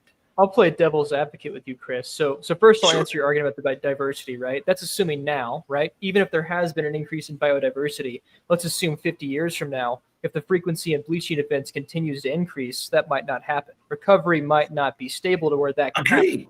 Now, I'll do the devil's advocate with you. Let's assume humans have had no impact on rising temperatures, bleaching events, things like that. Think about everything that we've talked about during this stream. It's not just warming and bleaching events. There's agricultural runoff, which raises the organics and phosphate values, glyphosate, antibiotics, microplastics. There's a litany of different things which will inevitably, with enough time from human impact, destroy the reefs. So whether you want to say warming is natural or man-made or not, there are still things which are definitively in our control, which hamper the reefs. I agree with you 100%. I mean, there's so much that humans are so smart. We're smarter than evolution. We're smarter than 4.5 billion years. I mean,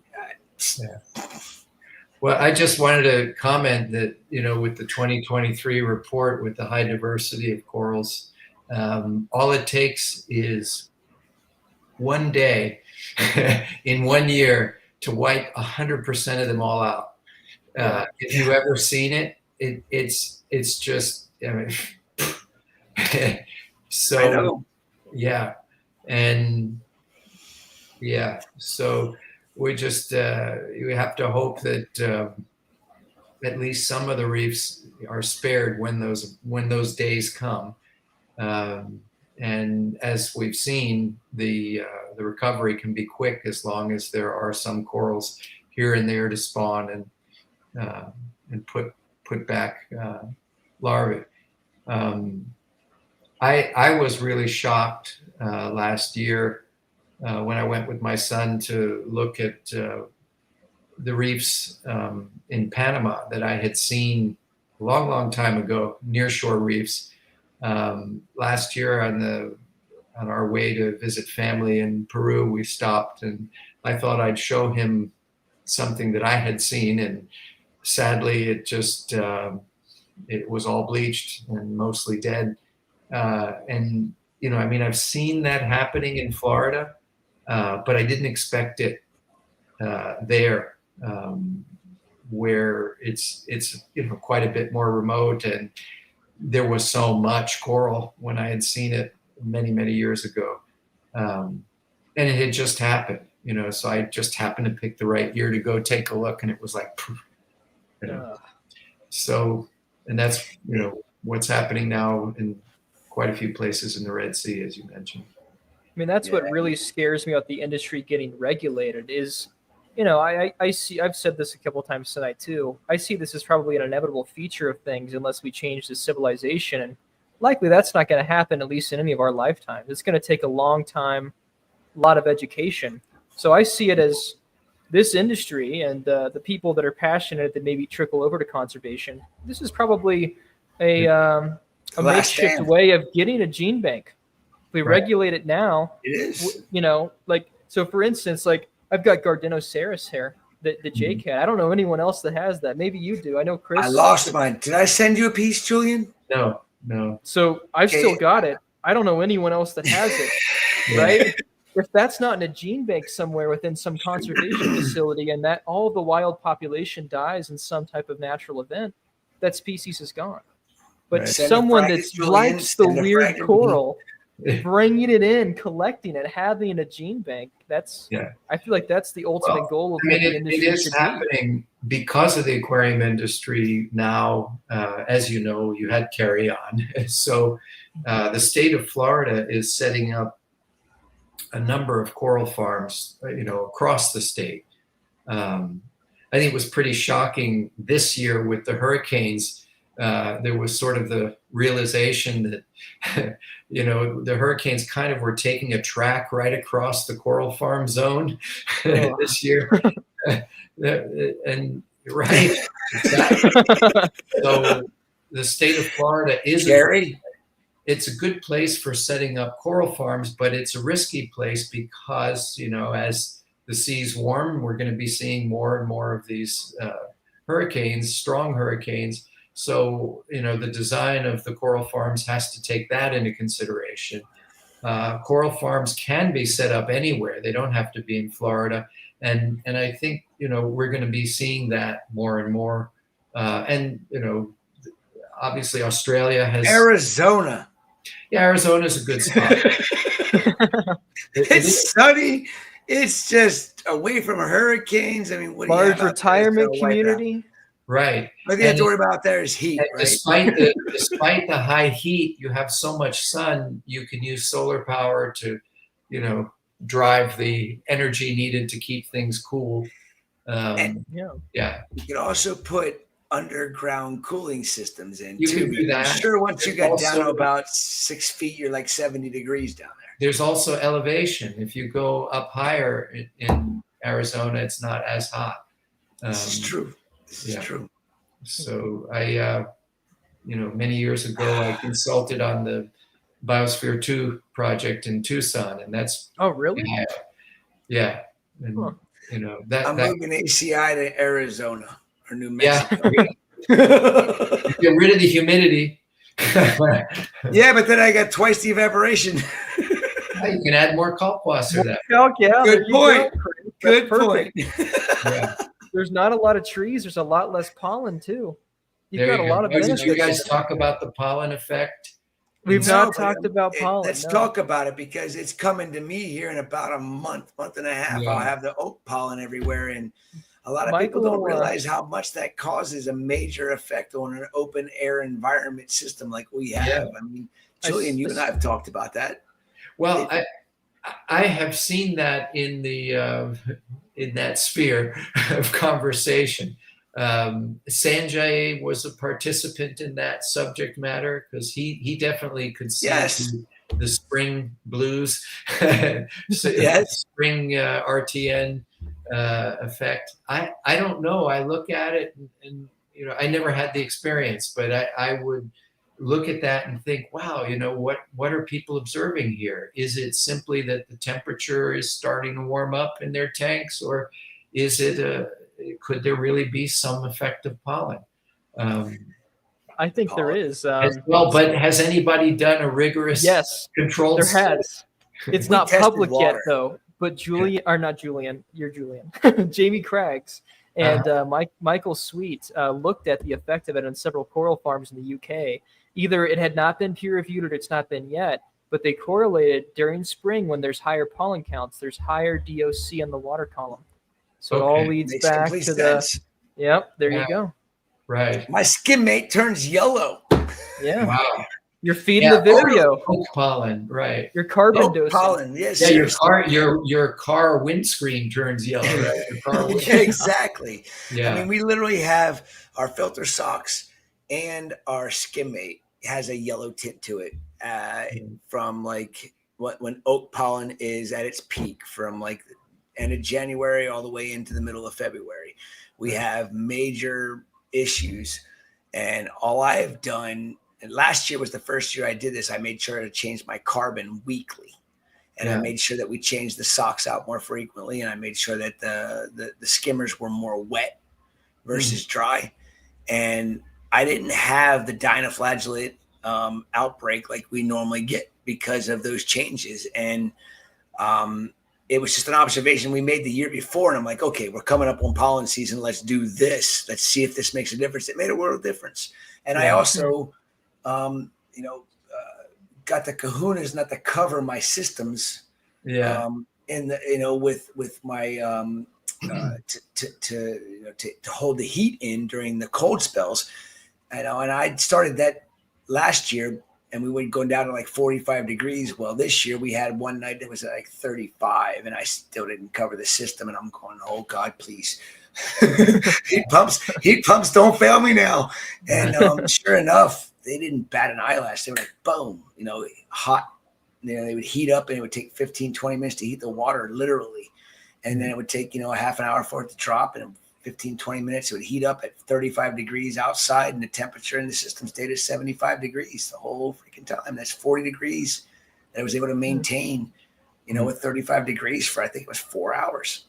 Yeah. So now I'm not covering my systems at all unless we get down to that threshold where the heat pump cannot pull any more heat out of the air. And then it's like, okay, you dumbass, you better put those on, or you're not going to get any heat whatsoever, and you're going to have major problems. So it's been a lot of learning in the last few years about what these heat pumps are able to handle. And of course, I learned that heat pumps heat better than they do cool.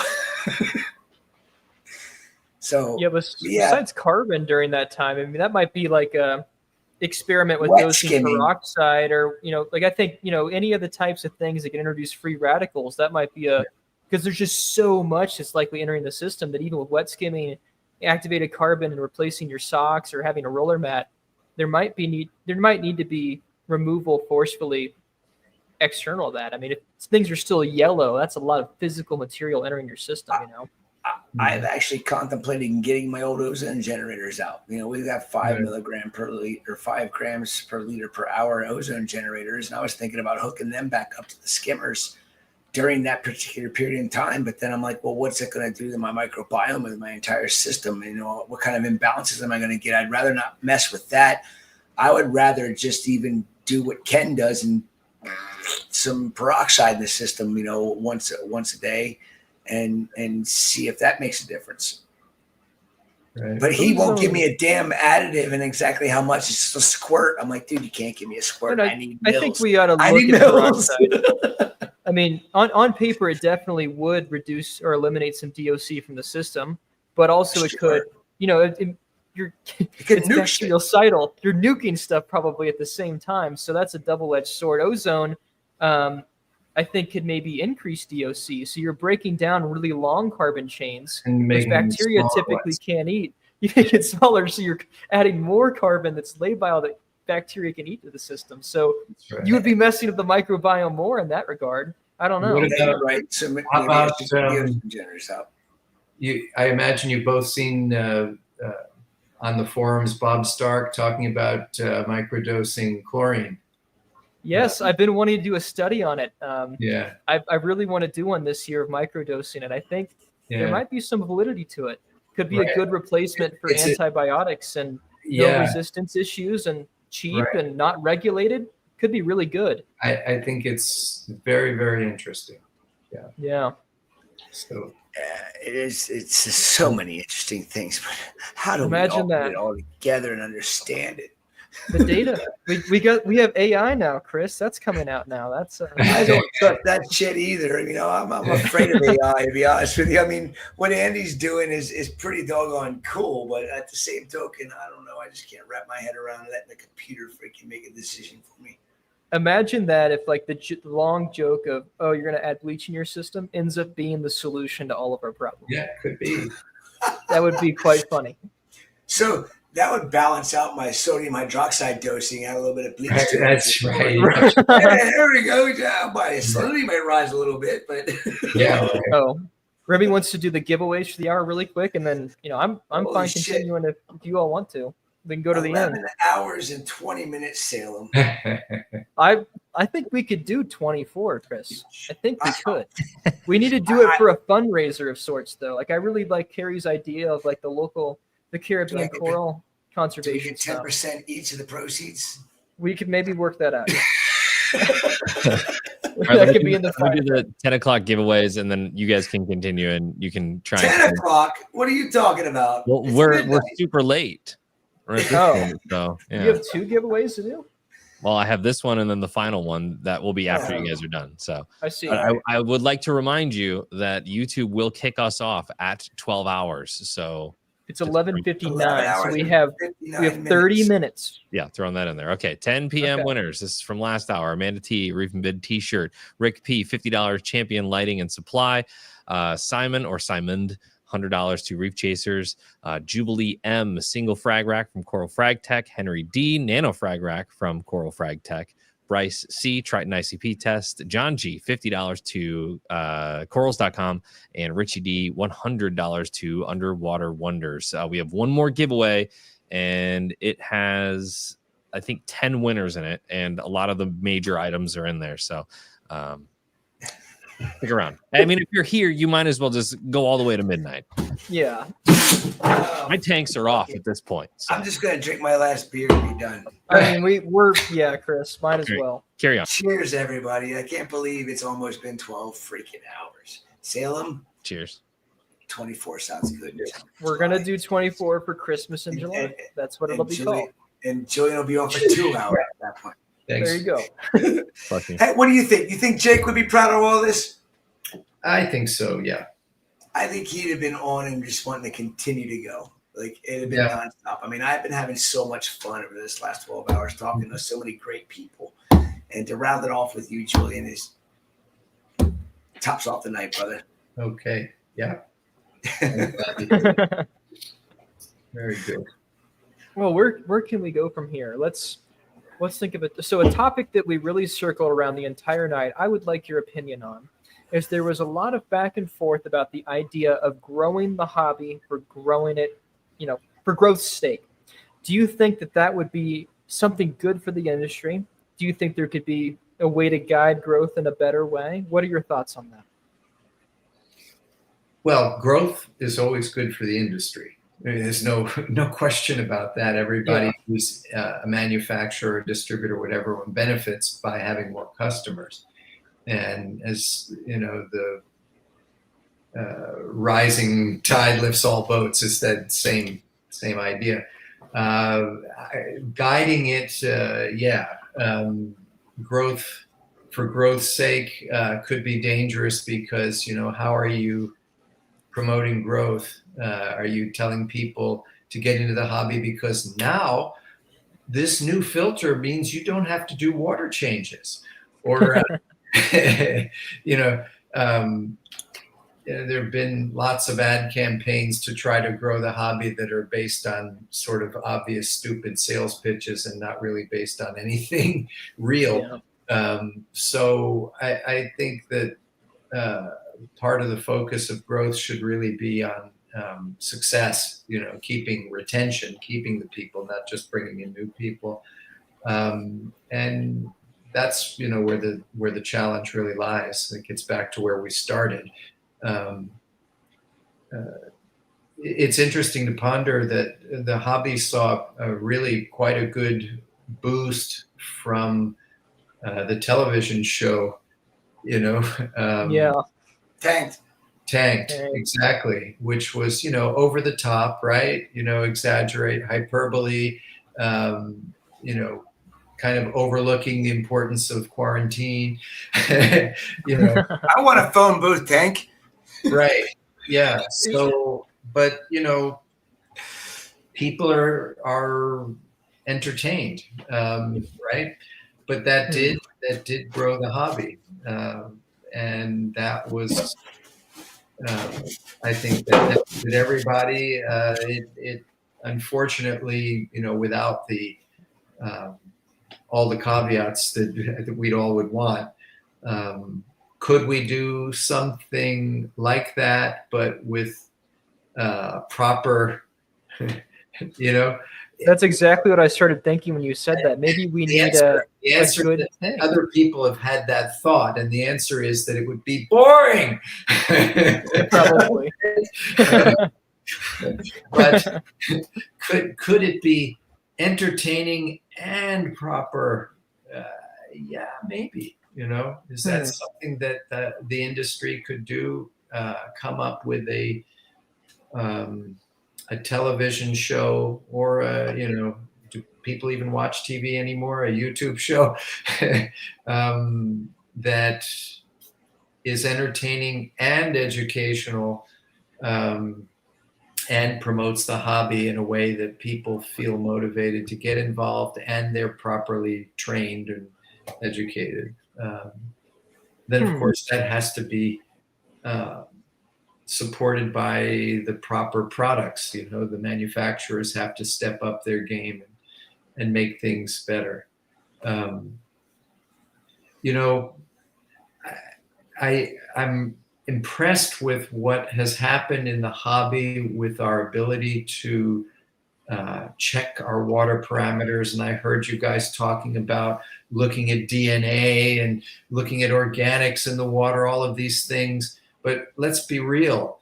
How does that help the beginning hobbyist? That's for us techno weenies and geeks. Yeah. So now, okay, there's a place for all of that. However,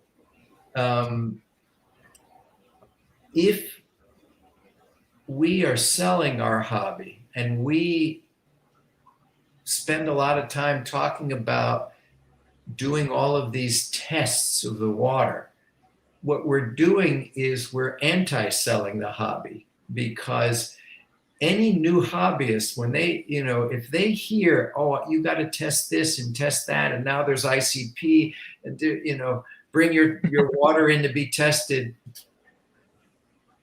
Keep it simple.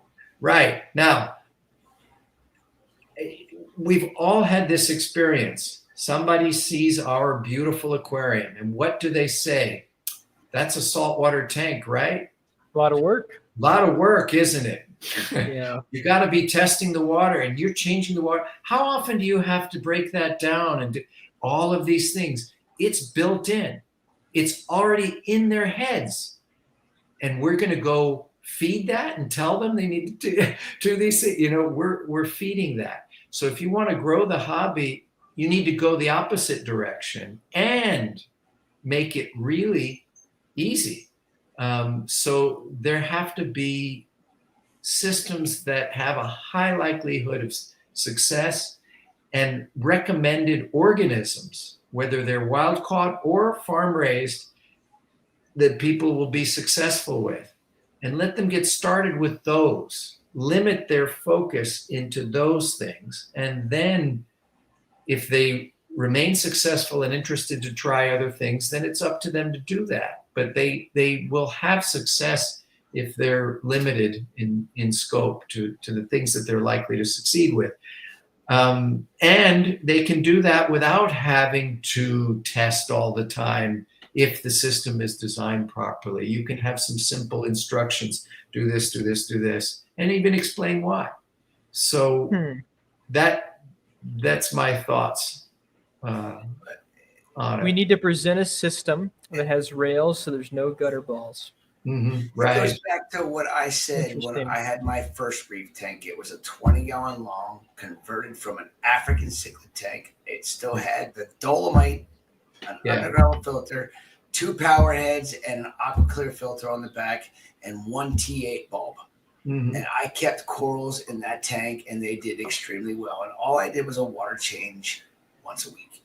Yeah. And I learned how to observe corals, whether they were happy or not. And then as I got more and more into it, I started doing more and more testing and started understanding parameters. And that's the problem with the hobby today is they're thrown with this huge nut that they have to spend to be successful, per se. Right. And they don't ever get to start off with anything basic, you know? Yeah, they should start off basic. Softies. Yeah. But yeah, little phyllums. Right. Lobophytums, sarcophytums, little phyllums, mushrooms, you know, Corallimorphs, all yeah. the basics, easy. And easy. not all corallimorphs are easy to keep. Some of them are Fair very enough. Yeah. Certain ones Select corallimorphs. Select. The right. Yeah. It's. I think the industry has gone to. There's so much cool gear.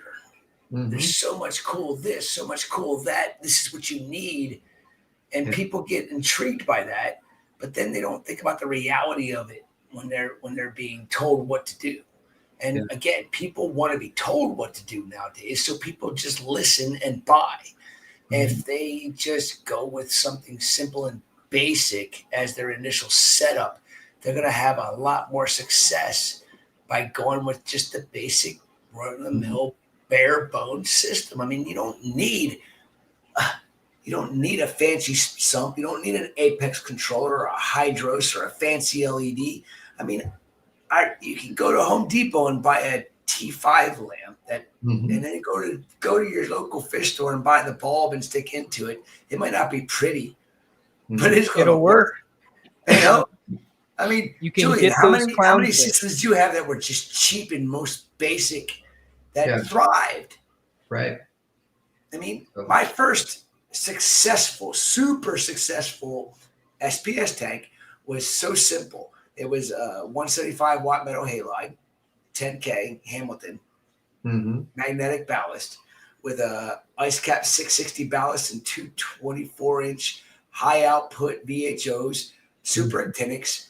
And that's all that was on that tank. And I would do a 5 mil squirt of ESV part 1 and part 2 every morning and never do anything else in the tank. And I had some of the baddest ass SPS corals growing in that tank with a, what was that pump? Rio. Remember Rio pump? They would catch on fire in soaks. Right.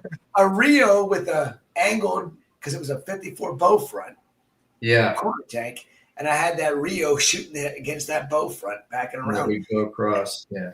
And I had an amazing SPS reef tank, and literally cost me nothing to run because it was 5 mil squirt every day is all I did to it. And then as it kept getting bigger and bigger was when I started having problems. I had to learn. Needed to increase that squirt. Yes. Multiple squirts per day. Yeah. But you know, that's the way you should learn how to reef. Okay, well, shit, my tank was doing amazing. Why is it all of a sudden not doing so? Well, you got to bump your dosing up, dude. It's that simple. Start testing your water. Start doing, getting more involved with your tank, but keep it simple. You know, and if everybody kept their tanks simple, like we used to keep them, I think we'd have more people staying in the hobby versus spending all their money and not having success and being discouraged and saying, well, I just wasted $10,000 on a 100-gallon tank over the last year and a half. I have no more money to waste. I'm done. Bear in mind that a large potential population is discouraged before they even start. And that's what my point was, that they see it, oh, that's pretty, but they already have, it's already in their heads that it's hard to do, a lot of work, boom, boom, boom. The only way to change that is eyes. You would have to have something reach the amount of viewership the tank did, but you actually dispel a lot of the alternative facts or misinformation about the industry and show it in a kinder light. So we need Animal Planet. Who knows someone on Animal Planet? That's what we need. I know somebody that knows Animal Planet. I can call Brett. Yeah, I'm friends with Brett. Oh, there we go. I don't know. We can relaunch Tank 2. Right. Reefed. Reefed. We'll call it Reefed. But yeah, I agree that The the right way. zeitgeist is certainly that it's impossibly hard, extremely expensive. And the reality is, if you really know what you're doing, you can do it for probably under $500, I would say. Yeah.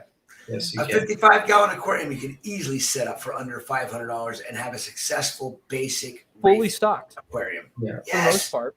Yeah. No, I'm sorry, you can't fully stock it. You can get the frags to grow, which it'll be stocked. If you've got buddies. I mean, Yeah. if I do the math in my head, about $500 worth of soft corals, it's about.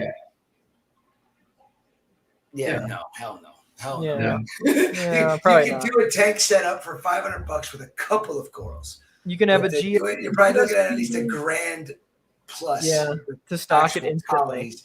Softies aren't as cheap as they used to be. I mean, you used to be able to buy a softie in a retail store for like, what, $30, $20. Now they're like average probably $50 to $75 for a softie. Yeah. You need to start with like probably frags in the bargain section and grow them out. Then that's how you would show it. Frags do not make a beginner happy. Even though the stores will sell them their boogers that are expensive and think they're going to be happy. But honestly, if you're a new reefer, I think that, from my experience, if I'm getting a beautiful cult coral that costs me $70, I would rather buy that wavy brown turd that is looking happy and healthy than that booger for $70 that just says, "Is it growing?"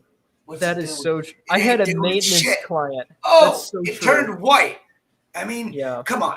That's the problem with the industry nowadays. It's, this thing's gorgeous. It's this big around. It's $80. Well, what about that wavy coat coral that you see moving? You actually see something happening with that coral. Learn how to keep that damn thing before you learn how to keep that $70 booger. Mm-hmm. Yeah. I That's think where the there's industry's gone also wrong. there's the component of local support in clubs, right? You could go and trade frags with people, get a lot of free stuff. That's not really around anymore. Reefer's Code, what happened to it? Right.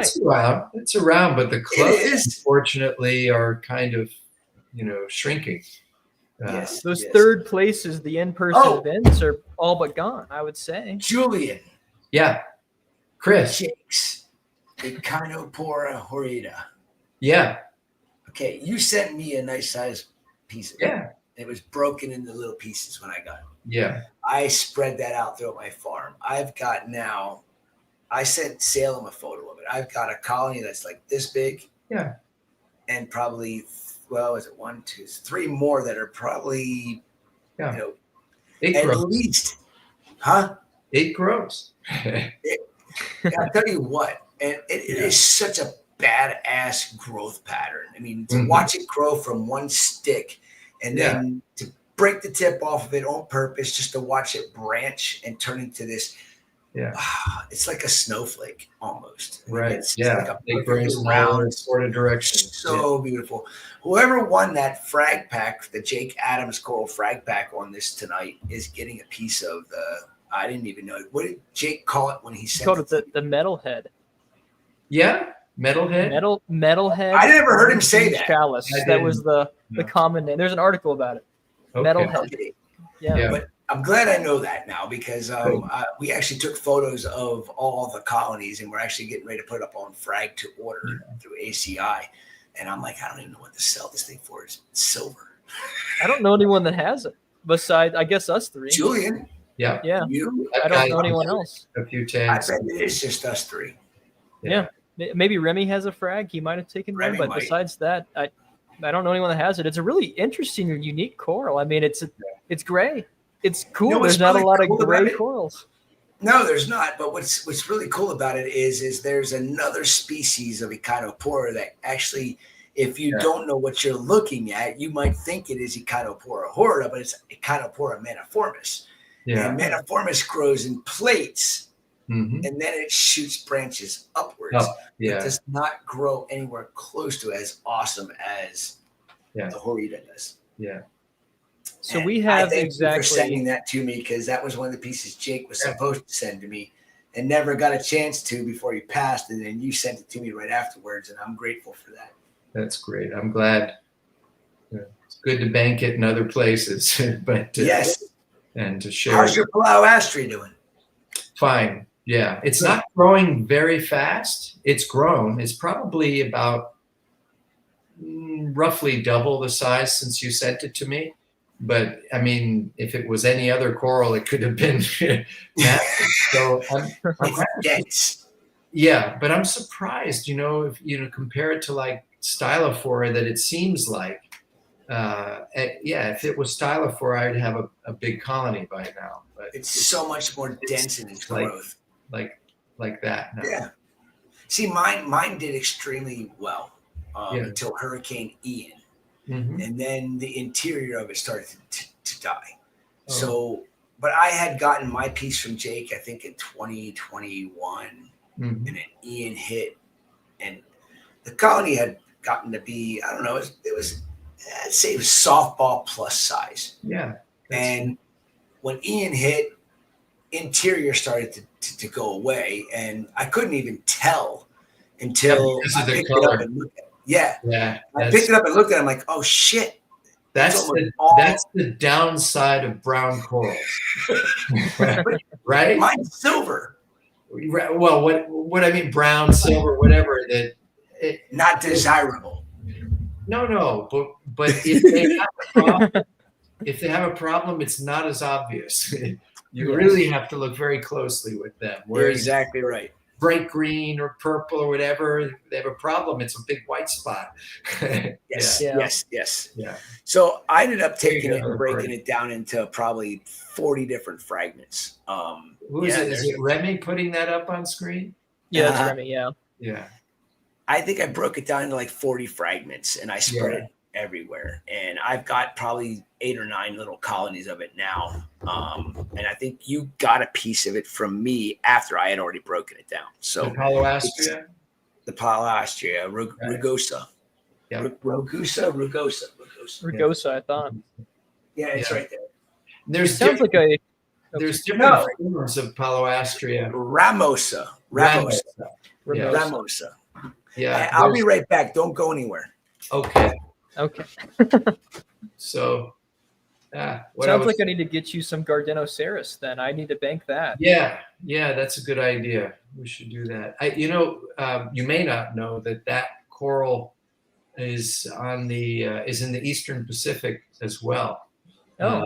So I saw it, and it was a surprise to me, and then looked it up and realized that it was there in Puerto Vallarta. Believe it or not, Wow. There are dive operations in Puerto Vallarta. I saw blue spot jawfish and Gardenoceras. Those were bucket list items to see, and there they are. But you do see it in Indonesia, but it's not really common. So here and there you find it, and it's like, is that a pavona? No, it's not. And you see a little honeycomb shape.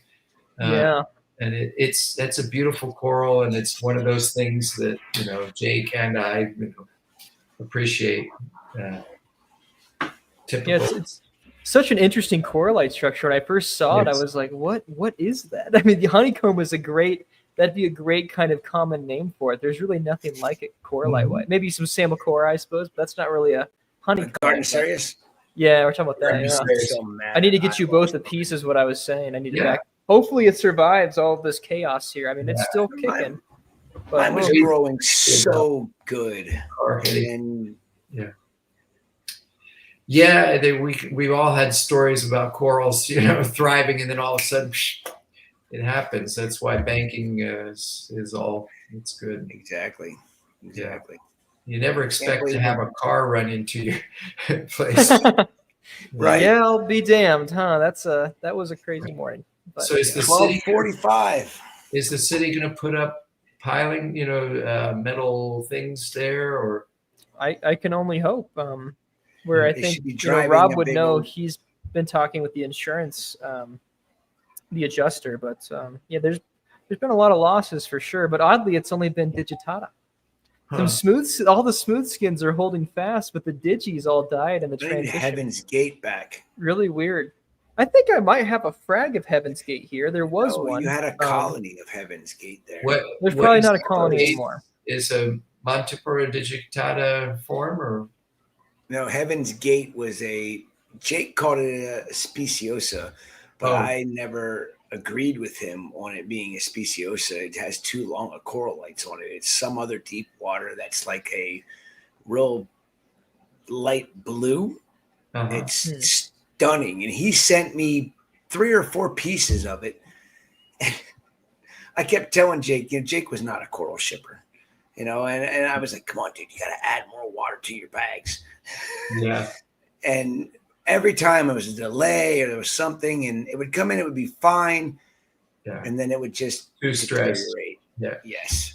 And I do have his Tutualiensis, Yeah. which is a unique growth pattern of Acropora. It's you know what species I'm talking about, Julian? No. It's like a Bally Green Slimer, but grows perfectly flat and level. Oh. And long branches. It's like a tabling staghorn. Huh.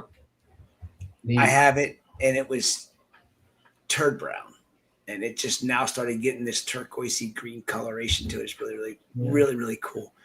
And I didn't even realize that the piece that I had where it was it until I looked at it even closer. I'm like, that's Jake's tile. That's the Tutwile. And I just noticed that was a couple of days ago. I was like, holy shit, I thought I lost that coral, but I still That have could it. happen in your place. You have Yes. enough inventory that just conceptually you could lose track of it. Yeah. Surprisingly, I'm pretty good with remembering where everything came from. I mean, there's occasions where I'm like, where the hell did I get that piece from? Right. But that's just because I don't pay attention to it, and it morphs and changes into something better Right. than it was. And it's That happens at times. Yeah, I have found little things on the bottom that the fish knocked over or whatever, and I'm like, what the? Yeah. So it is now taken on a new growth form, and in the light where it's at, it's now fluorescent in a different way, and I don't know what that is. That happens. I have found corals that have been knocked off of racks, and nobody's noticed it, and it's underneath the grating. It's barely getting any light, and I'm going around like, whoa, what is that down there? And my arms aren't even long enough to reach it half the time because the damn tanks are 6 feet wide. So I'm like standing on stool, almost falling in the tank to reach a coral, and I'm like, oh, there you are. I haven't seen you in like a year. Right. It's I'm a low maintenance coral. Goes with the flow. Right. Yeah. Yes. Literally. Lost with the flow. Yeah. Yes. Salem, it looks like we've got 11 we have minutes exactly left. 10 minutes left. Remy, I would do the giveaway because we should stop at 11:58 because if we go past 59, we can't upload this to YouTube. Okay. Oh, yes. We need to shut it off. So we need to shut it off a minute before the deadline to be sure that we can upload this so people can watch it later. Thank Julian right now. You're welcome for being on Thank here. you, Julian. I was going to Bringing up the Julian. end Thank of you, the show. Julian. Julian, before you leave, I have 2 questions for you. What is your favorite coral? And what do you think the absolute rarest coral in the industry is? My favorite coral, I guess because I'm just drawn to it like a magnet, would be Acanthophilia. So I know you were guessing that. I mean, of course, the close relative Endophilia, it's kind of a toss-up, but yeah, Acanthophilia is meteor. The rarest coral in the hobby? Yeah, so it's in circulation, at least been imported. So, I mean, it can currently be imported under CITES, can theoretically be in circulation. And it's rare. Well, I mean, yeah, I suppose like the lowest number imported, the lowest success rate, the lowest, that people actually physically have. What do you think it might be species-wise? Ooh. Not phenotype either, so actual genotype, like actual. No, a species. Yeah.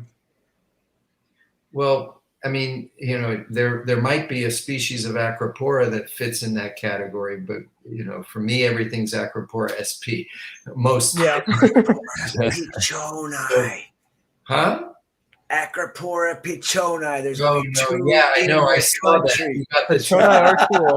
the flat I one. want one of those. Those Yeah, are cool. they It's are a cool. two-dimensional acro. I got two of them. I got to send you a frag, Julian. Yeah, I saw it. You know, Pain in the ass. it is a pain in the ass. More of a pain in the ass than any other acro. Maybe not as bad as Sursinoy, but it's a Huh. pain in the ass. It Yeah. doesn't grow. Hmm. Hmm. I haven't even Very gotten low a par. puddle yet. So, but aside from that, I'm just trying to think what would be really, really rare. I